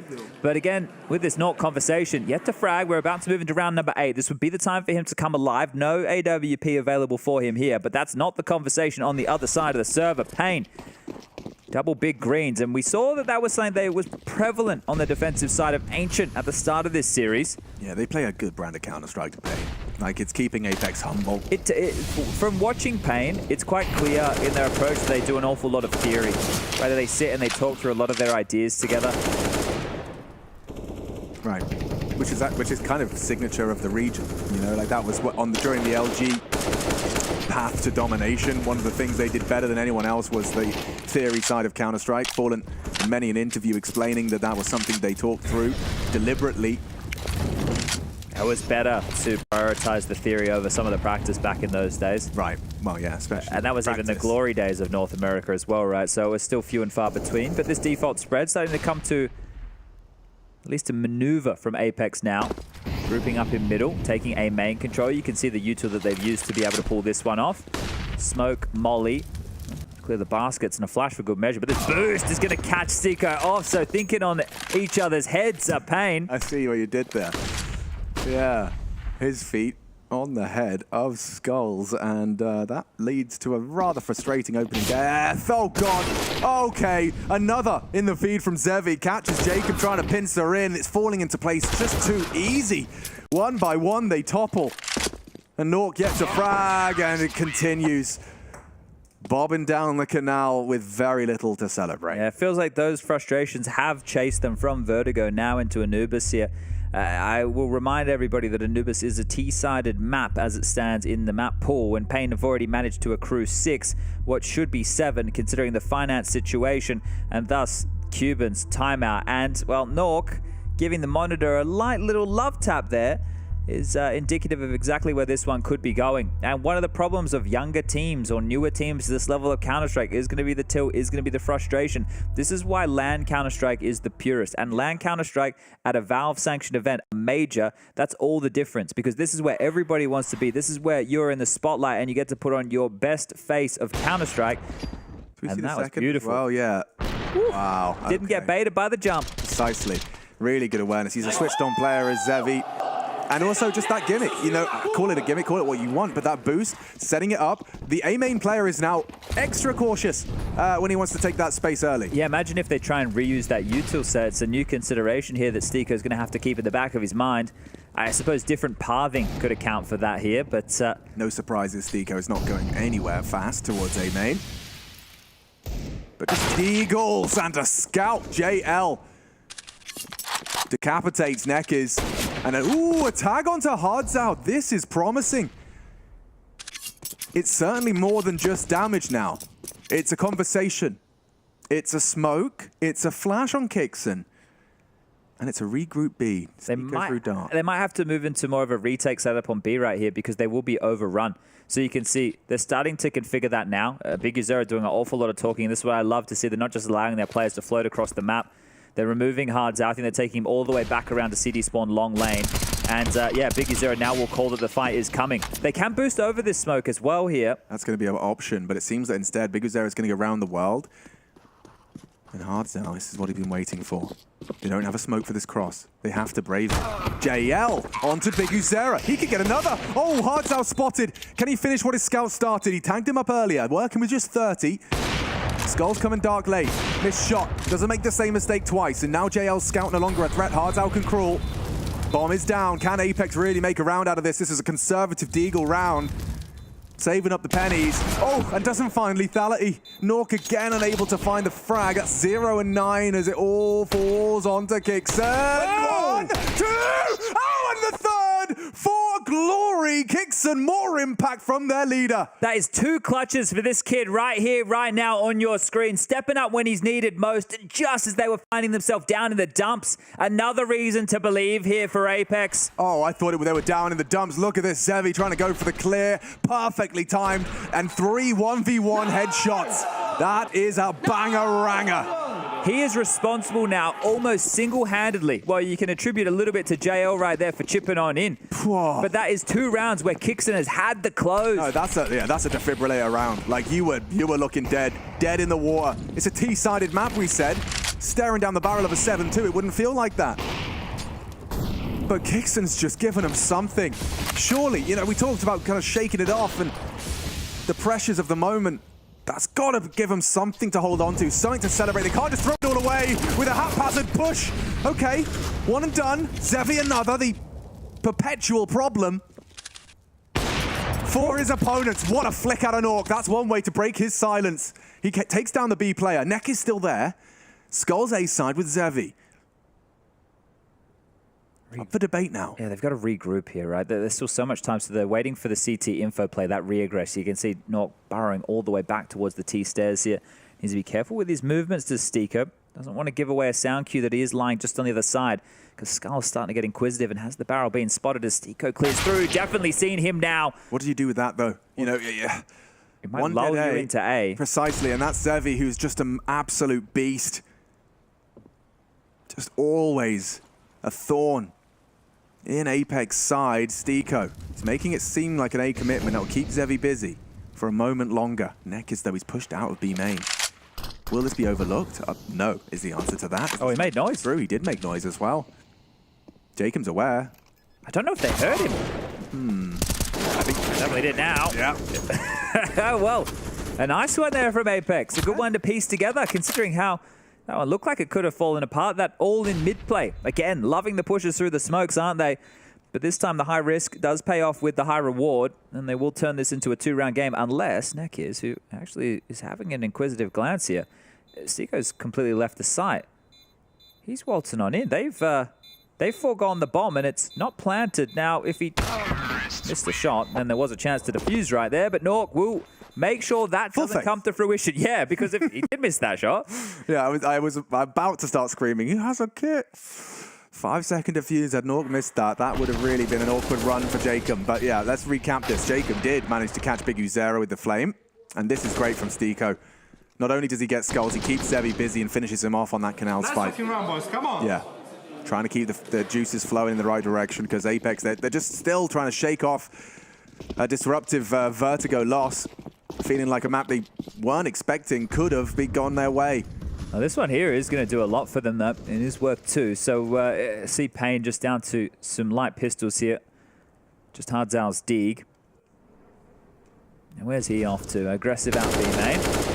And that's something that Apeks, you know, they're not having too many issues with. The AWP of Nuke is the perfect weapon for the job, as JL will chime in for a double. And well, it's just these last two looking for trouble. Jacob with the wrap around the world to back up his AWP. Might get here in time. And, well, doesn't need to. Nuke will snatch both of those away. Jacob finds himself a deagle for good measure, and now cash in the coffers for Apeks to work with. So maybe a little bit more confidence in their calling here, knowing they have a buy secured into the next round. Payne as well, getting their purchases flowing. Now, they did manage to get these 6 rounds in the first 8. So there's still a chance for Apeks to find them all the way up to that total of 9, and that would be great for them on the half. What is the change-up looking like now? 3-man B start on the defense as Nuke asks anybody from Payne to have a little bit of a peek from that door side. And here we go. They're going to walk across mid. Big Uzera, if he swings on out, they're already ahead of this. Here's the steps, and again, they're exploiting this mid position. Yeah, they do seem to have found the recipe for success now. It is through mid.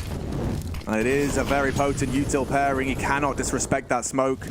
Hardzal, you can try jumping for info, maybe a spam and bait. He actually hit a teammate through that. Deeper molly fails. Kixon pushing the issue into Zevi. He knows there's one heaven. Is actually 2. Now only the one. Skulls the element of surprise.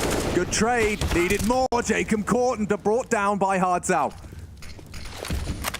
Going for that plant. Nuke, he actually doesn't want to take that risk. He wants to clear out the threat. It's an AWP, not perfect for the close quarter engagement, but no stranger to some combat AWPing is Nuke. They're so close. This is a 2-on-2 that could end it in a drop of a hat. Silent Mountal. Distraction. Successful, maybe. No! Gets away! Oh, hit the second. Hardzal holds on. A triple from him, maintains the AWP and pulls a 7th out of the hat. I feel we've quietly gotten here, but this is something that's just slapped me in the face as I hit the scoreboard at the tail end of that round. Zevi has 17 kills to his name already. Just an absolute masterclass from him. Think about every time they've tried to come A, like obviously the Deagle round, the AWP round. True, very true. It's just like every time you try, Zevi's going to take something. Even the adjustment, of course, he adjusted into their Akon shot as well.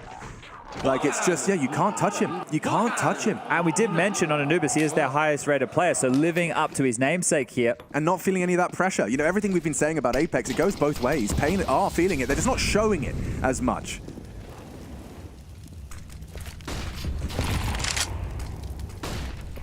A 7-round defense. Like, disadvantage into this one. Won't deny that. But already 7 it's definitely not to be snuffed at. Dixon's got many a nade. This time looks like it's going towards mid side. As they're going for a bit more of a direct approach. Well, we saw how these pack roll moments didn't work out for Apeks earlier on in this half. Maybe this is the time for them to break through.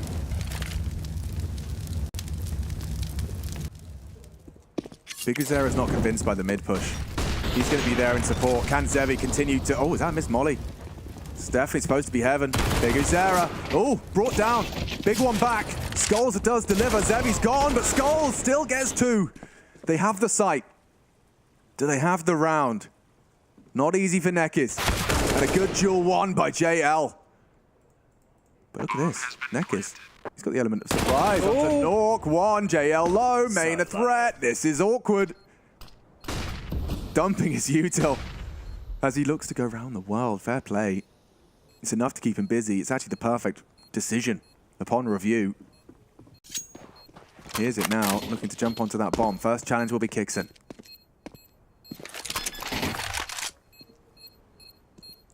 Saving the AWP here, yeah. Choice. And he might not get away though. JL, oh, hot in the pursuit, yeah. Probably the best option in that scenario, so we'll at least give them something to bring on forward. Okay, well, a 1-round game now. Yeah, JL the difference maker, I think, on that second frag. Well, you look at him and Kixon combined in that lighter round where Kixon got the triple kill with the Tech 9 on B. Kixon's clutch as well with the AK in the 2v1 scenario against Zevi and Pyjamas.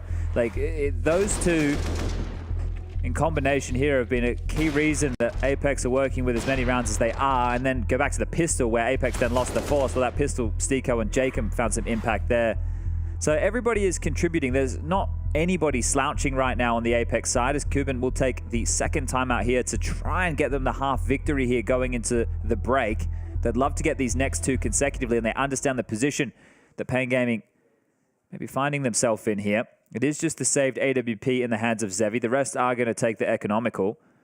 So how much can Zevi really do? They got him the weapon he wants. They got him the weapon he's fragging with. The reason he's at the top of the scoreboard, he's going to need to do an awful lot here if Pain want to have a conversation in round number 14. I'm interested into his decision-making with this. You know, you've got the only real threat, likely going to be hopefully helped out by some information relay from his squad, taking a few more gambles and information plays. And look at this this is Apeks doing a default. A full spread. Don't want to be caught out by any funny business here. Yeah, and you understand because they just want to identify where this AWP is. If they're around the corner, they're about to find out, and Zevi shoots a moment late, and now they know. Are they going to snap into action, or are they going to call the bluff? So you know AWP, do you assume it's going to be repositioning after firing a shot? The fact he's coming back for more, it just shows the confidence of the kid right now. I mean, understandably, when he's already hit 17 successful shots.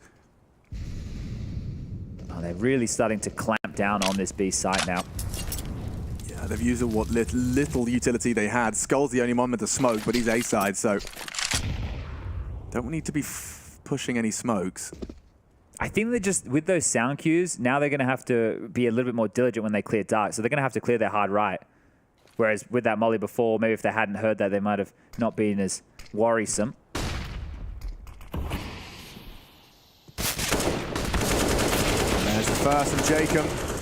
Just the one at the back of the site hiding his neck is, and he will be brought down. Stiko also found Zevi with the AWP here, so Skulls is just hoping to get away with something. Zevi's not going to have an awful lot to work with in the next round of play, and just as they look away, Skulls will be able to grab him another kill. A smoke to descend. And he should even hightail it over towards main here to grab that big green back, yeah. Kixon's actually running beach. I wonder if he's going to go into A with the AWP or is he going to rugs? Yeah, that's the right decision to make. Skulls could have gotten off to an awful lot of locations here, so if they're not really running on the hunt, they might not even find him here. Yeah, looks good for it. And they did tie it up, so great stuff here from Apeks. Well, yeah, but also no real skin off the teeth of Pain. If Zevi's AWP still finds its way into his hands next round, that final round, not going to be with any caveats. But there's definitely a change in the momentum of the game right now. I think it's starting to flow in the favor of Apeks. They have managed to pick up 5 out of the last 6 rounds. Yeah, well, it's bleak, right? Yeah, it was a rough start, especially with the pistol and not getting the conversion. They could have been off to a barn burner of a map here. If they go into that second half and they pick up the pistol, it'll be flawless. 6 from 6. Not too many people can say that. Yeah, and that's like, I know that we have the argument that pistols are some of the least, well, skill expression rounds, but... And people say it's a coin toss. But they do, but winning 6 out of 6, it can't be a coincidence. Certainly doing something right. Well, clutching's been helping. Neck kiss. Balls on this guy, the flash as well, the double. They have no idea. They have absolutely no idea. Their screen went white, and now they're watching their teammates in this final round. Well, that's one way to open up proceedings. They know where he is. The molly's forced him into a tight spot, and Dark's coming to help. Hard's out. Yeah, you can see the barrel. Worried about Dark, coming for him. Nekiz does go down. No trade from Hard Zhao. Probably an advised decision. He would have been swinging into a lot of members. Still swings out late as you like, but kicks it again. With 10 HP. That's a huge frag. That is a massive one to find. Skulls is rotating all the way away. Big Uzera not going to completely have the hook in his cheek. He will stick around on A. But my, oh my, does this look like Apeks have recovered a T-half here. They were down in the dumps, 6-2 the score. Big Uzera still got his back turned. They just walked on in. We'll take the free site. Thank you very much, they say. Stico. Oh, okay. There is some serious individuals in the server. Kixon's hit some bangers. Stico builds upon it. These are the two you want alive for a clutch. His Skulls hasn't had an awful lot to say so far in this CT half of Anubis, but this is his chance to stand up and be counted alongside a Zevi here. See what you got. See what you're capable of.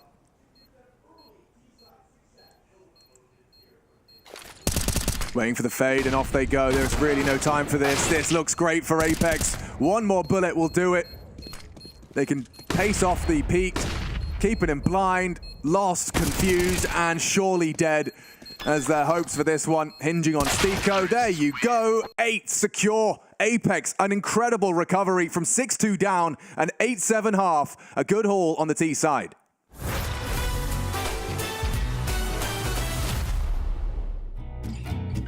It wasn't an arena, but remember the 1v1 I had against NAF?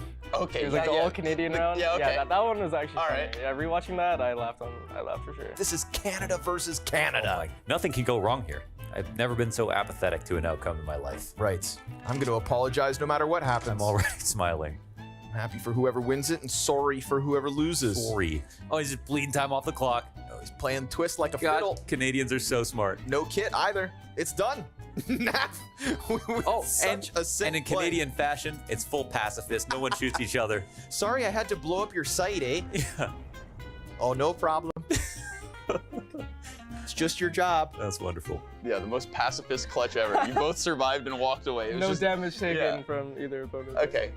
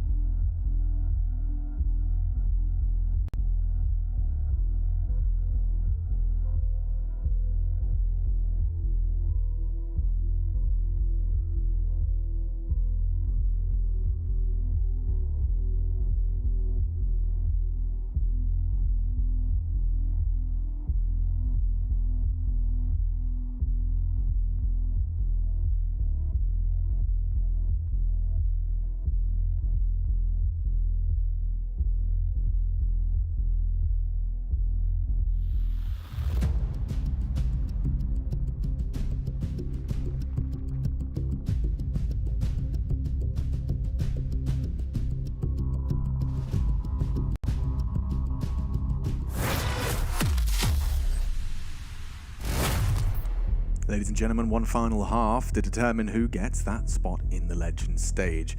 You've done the hard part, right? You've gotten all this way, and it'll be all for naught for one of them, Pain and Apeks here on Anubis. Chad is joining me, and a recovered half leaves us at 8-7 coming into this. Kind of perfect considering the circumstances of the series, isn't it? I think here the biggest point that you sent us into half with was the recovery from Apeks. I asked questions about the frustrations mounting from Vertigo, and it started in similar fashion here, but the fact that they pulled themselves together thanks to in-game leader Kixon and some big old clutches. That Tech 9 really did just light a fire underneath them. Are we really going to see all of the pistols go Apex's way? Could be the case. Into the stack.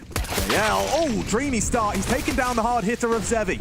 Skulls though, no slouch, quick around the cake, dancing with them is Nuke, and he's been cut down. Stiko needs one in this round, he's gotten away from the smoke, it's Kixon good for one, Jacob as well onto Neckers.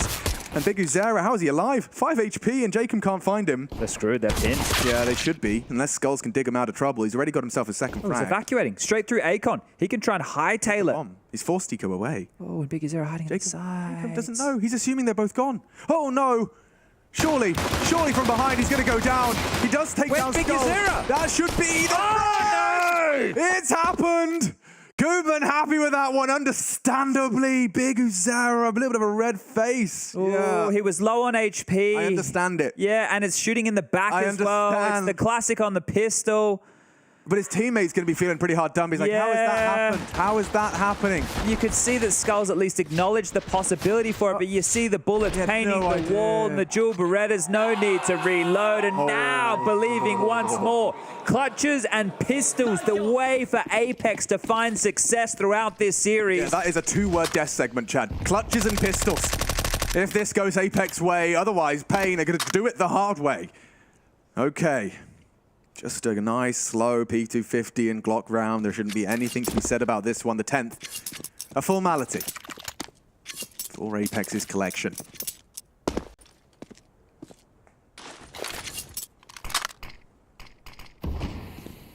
There has to be no issues whatsoever for Apeks. Double digits. How could you not reach it? Right. You almost have to turn your monitors off to be losing around like this. And JL is part of this MP5 hipster gang. Nade. Oh, that could do some damage. It has. Chips away. And Stiko happy to collect a couple of headshots of his own design, as we will see that 10th found. Everyone's happy with that one.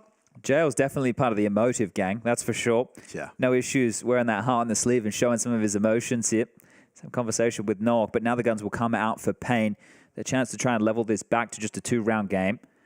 Interesting. So they're prioritizing Molotovs in the sense that there's 2 flashbangs on 3, excuse me, on this entire T side. Yeah, understandably so. I think if they want to try and pressure mid, the mollies are a lot more important. And I would say even the same sake over towards the A side of the map here. So just for crowd control, especially against what is a bonus round where they might get a bit pushy, yeah, they're going to push. And we spoke about this as a perfect map for Apeks. Here they come. They love it. Neckett might not. Yeah, spotted out, distracted, and Zevi caught out, cut down, big frag, they got the bomb. JL's gonna be screaming. Bomb T stairs, Skulls goes back around, he was the A player, he's gonna have to come through rugs, that's the angle he's holding. Surely JL with 10 HP does not hit that first bullet. It has to be a first bullet headshot. Just looked away. He still gets it. JL destroys hopes and dreams of Pain, their first gun round in this series, or excuse me, in this half. And it's all come down to this. Just 2 left on the 8 case. An aggression from JL finally neutralized, but there's so much uncertainty now as to where the rest remain. Well, let's see if they can pull this together. Hadza and Big Uzera, 2 good performers traditionally on this very map here. But Big Uzera might be having the moment. Having an in-game lead in a pressure game like this, the challenger stage of the major. Pain have never made it to the legend stage before. Only the second major for everybody bar Skulls, who's at his first. This would be a feat. And that's the same conversation to be had for the likes of JL. And Kixon on the other side as they double swing in. Hardzow takes both. Oh no, a tilter handed to them. Maybe Nuke can be the remedy. Through the flames, braves them into Hardzow. What a recovery. A triple on the AK, quad in total. And just like that, Apeks, they thought they'd done enough. JL thought he'd done enough, and immediately you can see this roller coaster of Apeks. You get the first 2. You feel like you've done enough. This is how Hardzao started it off, but he recovers it as well. This is the double. Wow. A headshot into Jacob. He just wants to trade. He knows the sound, the engagement's happening. Happy with that. And a silent frustration for Jacob. Was a bonus round, though. It was, I understand, but it was the way in which it started, you know, that makes it hurt a little more. Chill. Throws one back. Similar results. Not too much to be reported upon the early HEs. Oh, Jacob, nice. Gets away with that one, and Nekkis has spotted him out. Yeah, okay. Didn't necessarily need to, but chooses to. As they level the odds off Nekkis Galil. Well, Dark is now completely under their remit right now as JL staunched up, chest puffed out in mid, happy to take his aim and take the fight. Cops the dink through the wall. And can't get away with his life. Big Uzera will finally course correct into that one. Big from Big Uzera. Nekkis, he got another one in here. It's FaMAS v AK-47. It shouldn't be naught. Oh, okay. Nearly was both of them. Kixon got caught. Stiko advancing. Big Uzera is going to be exposed and fragged, but now Stiko, can he recover the round? Can it's a race Apeks towards A. on? He's charging there. Zevi, that is, a knife out. They're going to meet each other very similar times here. Stiko's been able to slink in. It's a fake from Zevi. Well, that's going to apply an awful lot of pressure, but Nork hasn't winced, hasn't moved. They're happy to play 1-1. Nork over towards Glyph on the platform. Just tucked in here towards the back of the site, and Hardzao noisy about this. Nork might be good for one. He hears him. He knows. Decision now is to find that headshot. Nork delivers. He should be hunted, but it doesn't matter. Hardzao falls too. And so they recover. They rectify the mistake in the previous and will secure the 11th. That's going to do a lot for Nork's confidence here. He started this game absolute stinker for him. Those frustrations were getting the better, but now being able to build back into the game here with an awful lot of impact. It's a great round there from Nork on low HP. Upgrades from that FaMAS, gets in the rifle and gets the final 2 knockout blows. They're just unable to deal with him on this position, just tucked in tight, and Hardzao, desperate as ever. Release on Cuban's faces. I mean, it's comical to me. It's very legitimate, of course. I mean, there's so much riding on this. Third timeout, and immediately he wants to get on the mic after that. Like, guys, you've recovered. It could have been awful. It could have been awful off the back of that, what was it, Hardzao 4K. But you're straight back into it. That advantage you've been celebrating this whole time is still there. And this is it. If you come to your first major and you make it to the top 16 for the likes of Kixon and Jao, that's an accomplishment in itself. And Norkers, I keep leaving him out of the conversation for some reason. Because it's mad. Exactly. Yeah. Whereas the likes of Stiko and Jacob have both been in top 16s and majors before. So for the other three, it'll be their first time. For all of Pain, it'll be their first time. As it is just Pain having to stomach a couple of pistols here. So allowing Apeks to essentially get up to 12 rounds. And it's going to stay difficult because Apeks have shown a clear indication throughout this series that they want to stand and fight and be disruptive. They don't want to allow Pain to be able to play their own game and execute the science force those rotations. Apeks have a very good idea of how they want to get in their face.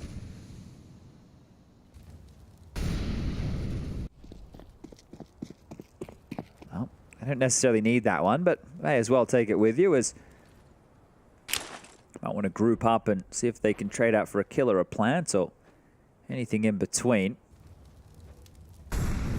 As the reality of this series starts to set in, neither of these two teams will be going home after this, but they will be dropping down to that 2-2 bucket where tomorrow they will fight for their life. Only 3 best of 3s tomorrow and only 1 stream, so you'll be able to focus all that action. Won't have to have your attention torn. And tomorrow is where the emotions will be at an all-time high. There will be tears, happy and sad. Yes, indeed. The loser of NIP Grayhound, Liquid, GamerLegion, Monte, and Forze on that list, of course, including the loser of this one. It's a very cutthroat group, and of course half of them will be purged tomorrow in that last day of play of the Challenger stage. I guess it's pretty decent odds when you get told, hey, you come into the Challenger stage and 8 of you will progress. Yeah. You know, 50% of the field will make it to the next round, and that's the same conversation to be had in the Legend stage. We need to find 8 teams for those playoffs, the quarters, the semis, and the juicy grand final coming your way. About a week and a half's time from now.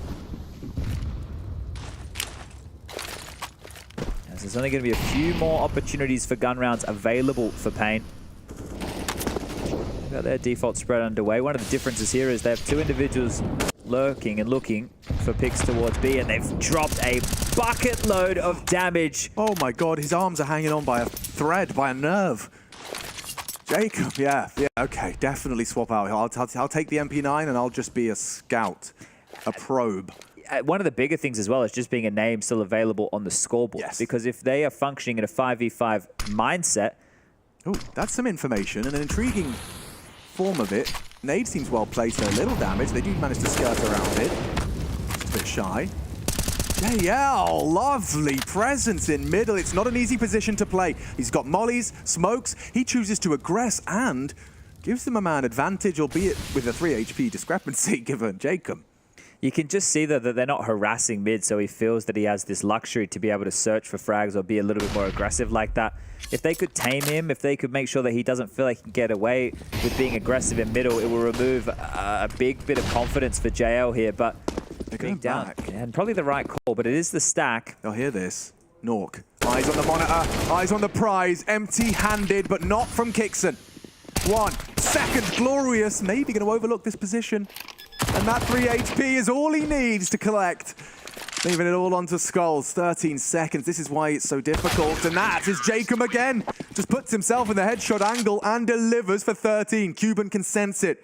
Apeks are 3 rounds away from the legend stage of the major. Yeah, well, next time you get a chance to take down Jake, you better make sure you get that extra 3 damage on the nades. You can't give him a second crack at it because he is going to ruin the party.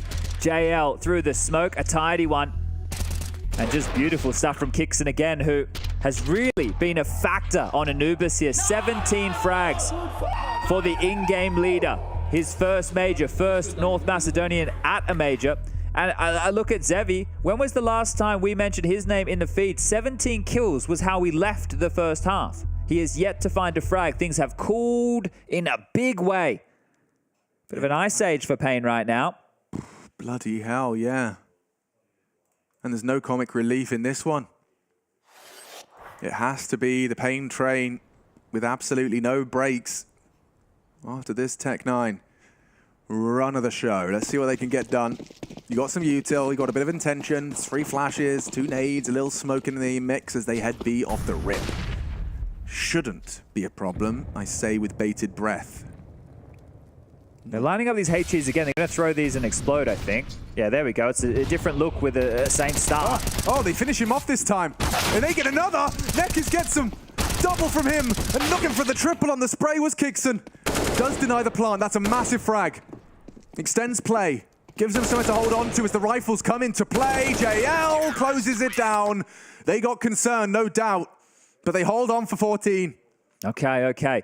Interesting to see them go for the nades again. I guess they checked the stat lines to see if they did damage with the nades in between the rounds and thought, yeah, he is playing exactly where we had hoped. Let's try this again and see if we can run him down. That's one of the factors here that you've got to be paying attention to if you're a new breed Counter-Strike player. This never used to exist back in the day. The scoreboard didn't have stats these detailed, but now it's something that you have to be paying attention to. Yeah, and of course, hindsight. We have X-ray, we've got everything. We're watching a replay right now, but I'm just saying that had they planted for, safer side, JL wouldn't have been able to spring to life so quickly. In response to that 2 from Nekis, it's very nice. Smokes are good. Mid locked out. Zevi will fire off a couple of cursory shots through that smoke, hoping to hit them with what he's been hit by JL in the past. This is a big round now for Pain. Their opportunity for that legend stage today, really hinging on how they apply their trade on these AKs. I feel like it's waning every moment here. Flashed in, dark control, pressure applied to B. Just 2 men here for now. Zevi grabs that bomb, he rotates back around the world.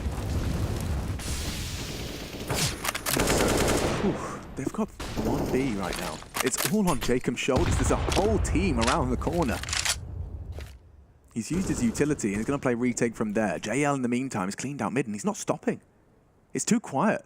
No immediate trade. Implies there's space.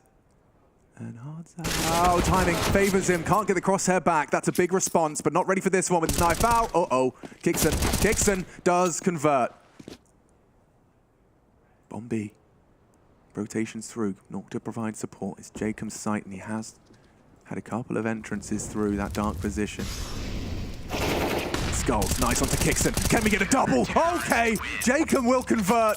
And they are on fire indeed. Apeks are making this one quite a quick defense. Consider, if you will, that it looked like a very slow start out of them, but their CT side is, well, it's blowing pain out of the water. Yeah, and you can see this now. The frustrations are starting to boil over on the other side of the server. This is the first time today that it's like Pain are the ones who are discombobulated, and Apeks, they're in the driver's seat. This momentum they've been able to pick up in the latter stages of that first half, and they are running with it. This is a momentum-based team. This is a team that thrives in an environment just like this, and about to throw the uppercut blow. One more round to that legend stage. The top 16 of the last CSGO major awaits.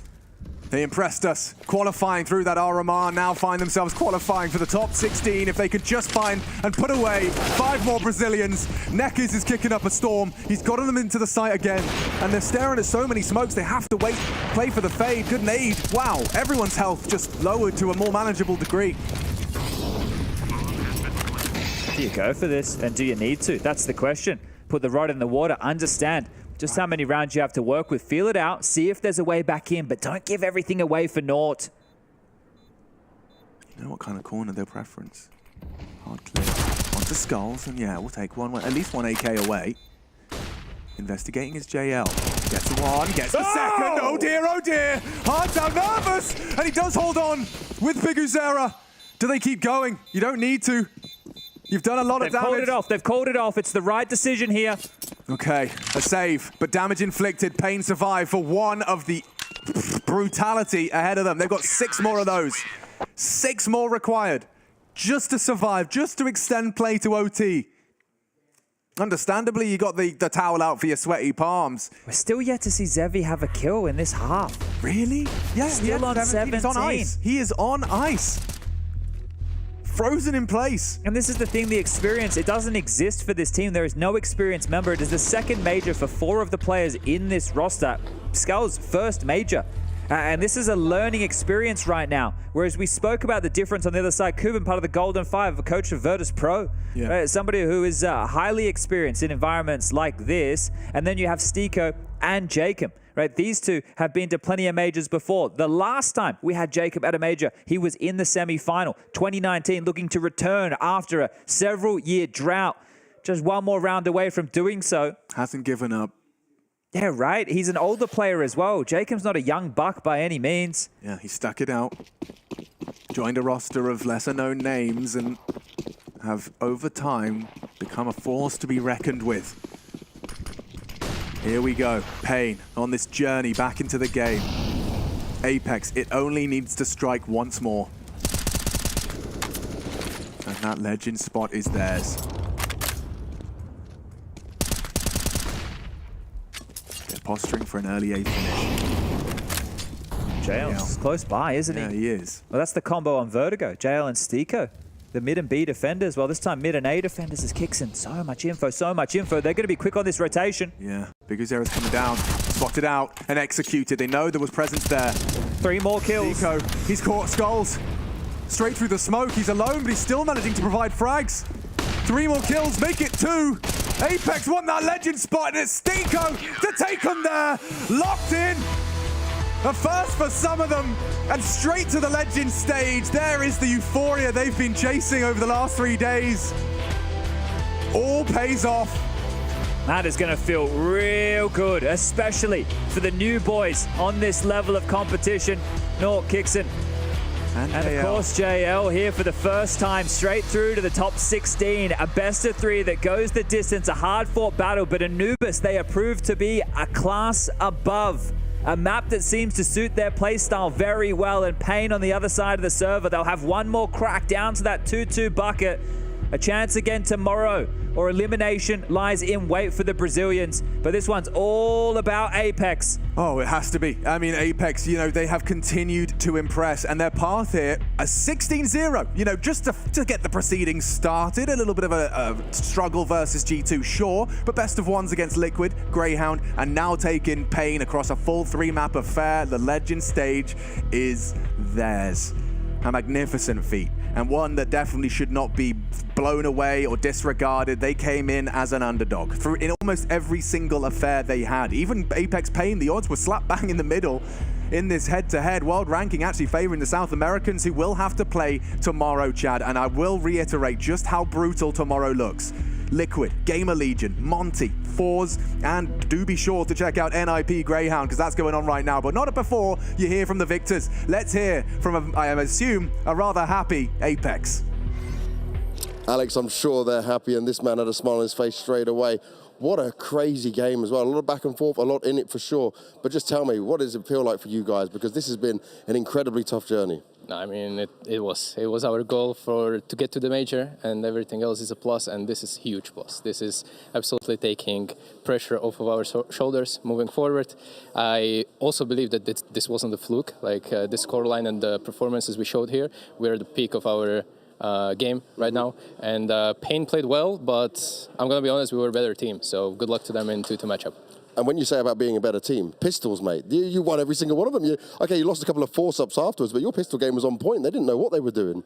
And this is actually something we've been struggling with throughout the tournament with the pistol rounds, because in practice everything works well, and from online, from home, everything works well. But here we couldn't just convert for some reason, so I'm glad it started paying off in the most important game that we had. Now we've got to talk about the ancient game though, because it was closer than what the scoreline would have said, especially with the clutches you yourself were pulling off as well. How important were those rounds to be able to get that? Because that could have been a very different scenario right now. Absolutely. I'm going to be honest, some of the clutches I didn't even know how we won, so we didn't rewatch the game, obviously. There were some insane timings on both sides from Pain guys and from us, so this was a real brawl, basically. And I'm really happy that those important rounds and those important clutches went eventually into our favor.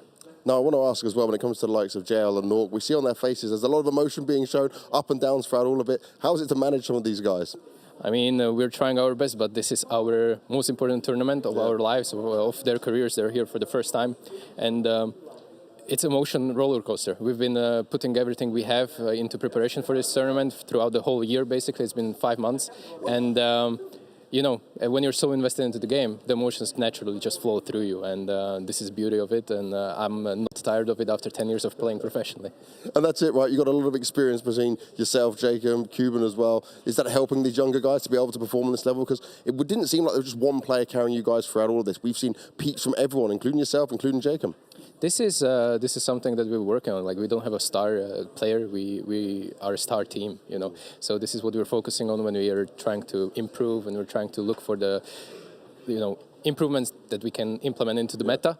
So we don't have Zaibu, we don't have Simple, and we're all capable of pulling our weights, and this is most important to us, that we build this structure that we have in a team, and we are completely aware of what we have and what strengths we have to play on, and we will be continuing doing do so in the rest of the major. Well, congratulations, mate. Welcome to the Legend stage. Thank you very much. We'll have to see how it goes from going forward into that Legend stage, but that's it. Apeks, they've done it. Oh, I love that. The genuine smile as Banks says, congratulations on the Legend stage. It just starts to sink in.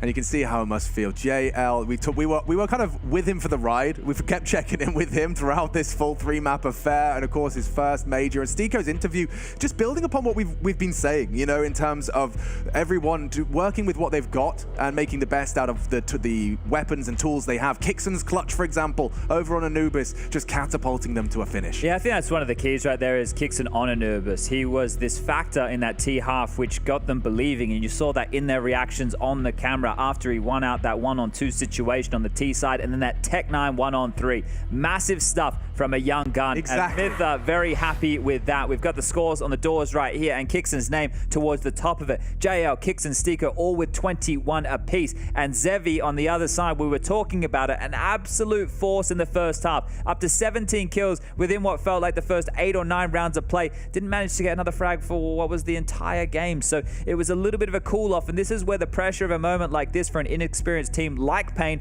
definitely comes home to roost. So unfortunately for them, they will be dropping down and playing again. But for Stiko, this is the first time he's been back at a major since Face It in 2018. 2019, where he was a part of that Cloud9 roster with Skadoodle, Golden, Automatic, and Rush. So, it's been, what, 5 years? 5 years, and I completely forgot that Skadoodle played on the same team as Steeko and Golden. Yeah, that is that's a weird timeline, but it is real. And a long time, a big break, certainly a big gap between bites as we have the Legend teams updated for you. Breathe that in, and you can see just how cutthroat it gets tomorrow. 4 spots remaining. Of course, we still have one game going on right now. But ENCE, FaZe, Apeks, G2, and you've got the Legends, of course, that were previously secured. Into the breach, babe. We have got the most Brits in attendance of a major. That's exciting. I'm just soaking all of this in right here because you look at all of the possibilities available here in the best of ones, which is where this is essentially going to go down. But take a look. How many teams do you see from outside of Europe here, Alex? Just one. Just Furia. Everybody else is a European representative. Tomorrow Pain could maybe change that, and Liquid. Those are the only 2 teams. Well, I guess Grayhound as well are still in that conversation. They might even win today and get through, but otherwise this is going to be heavily dominated by the European side of things.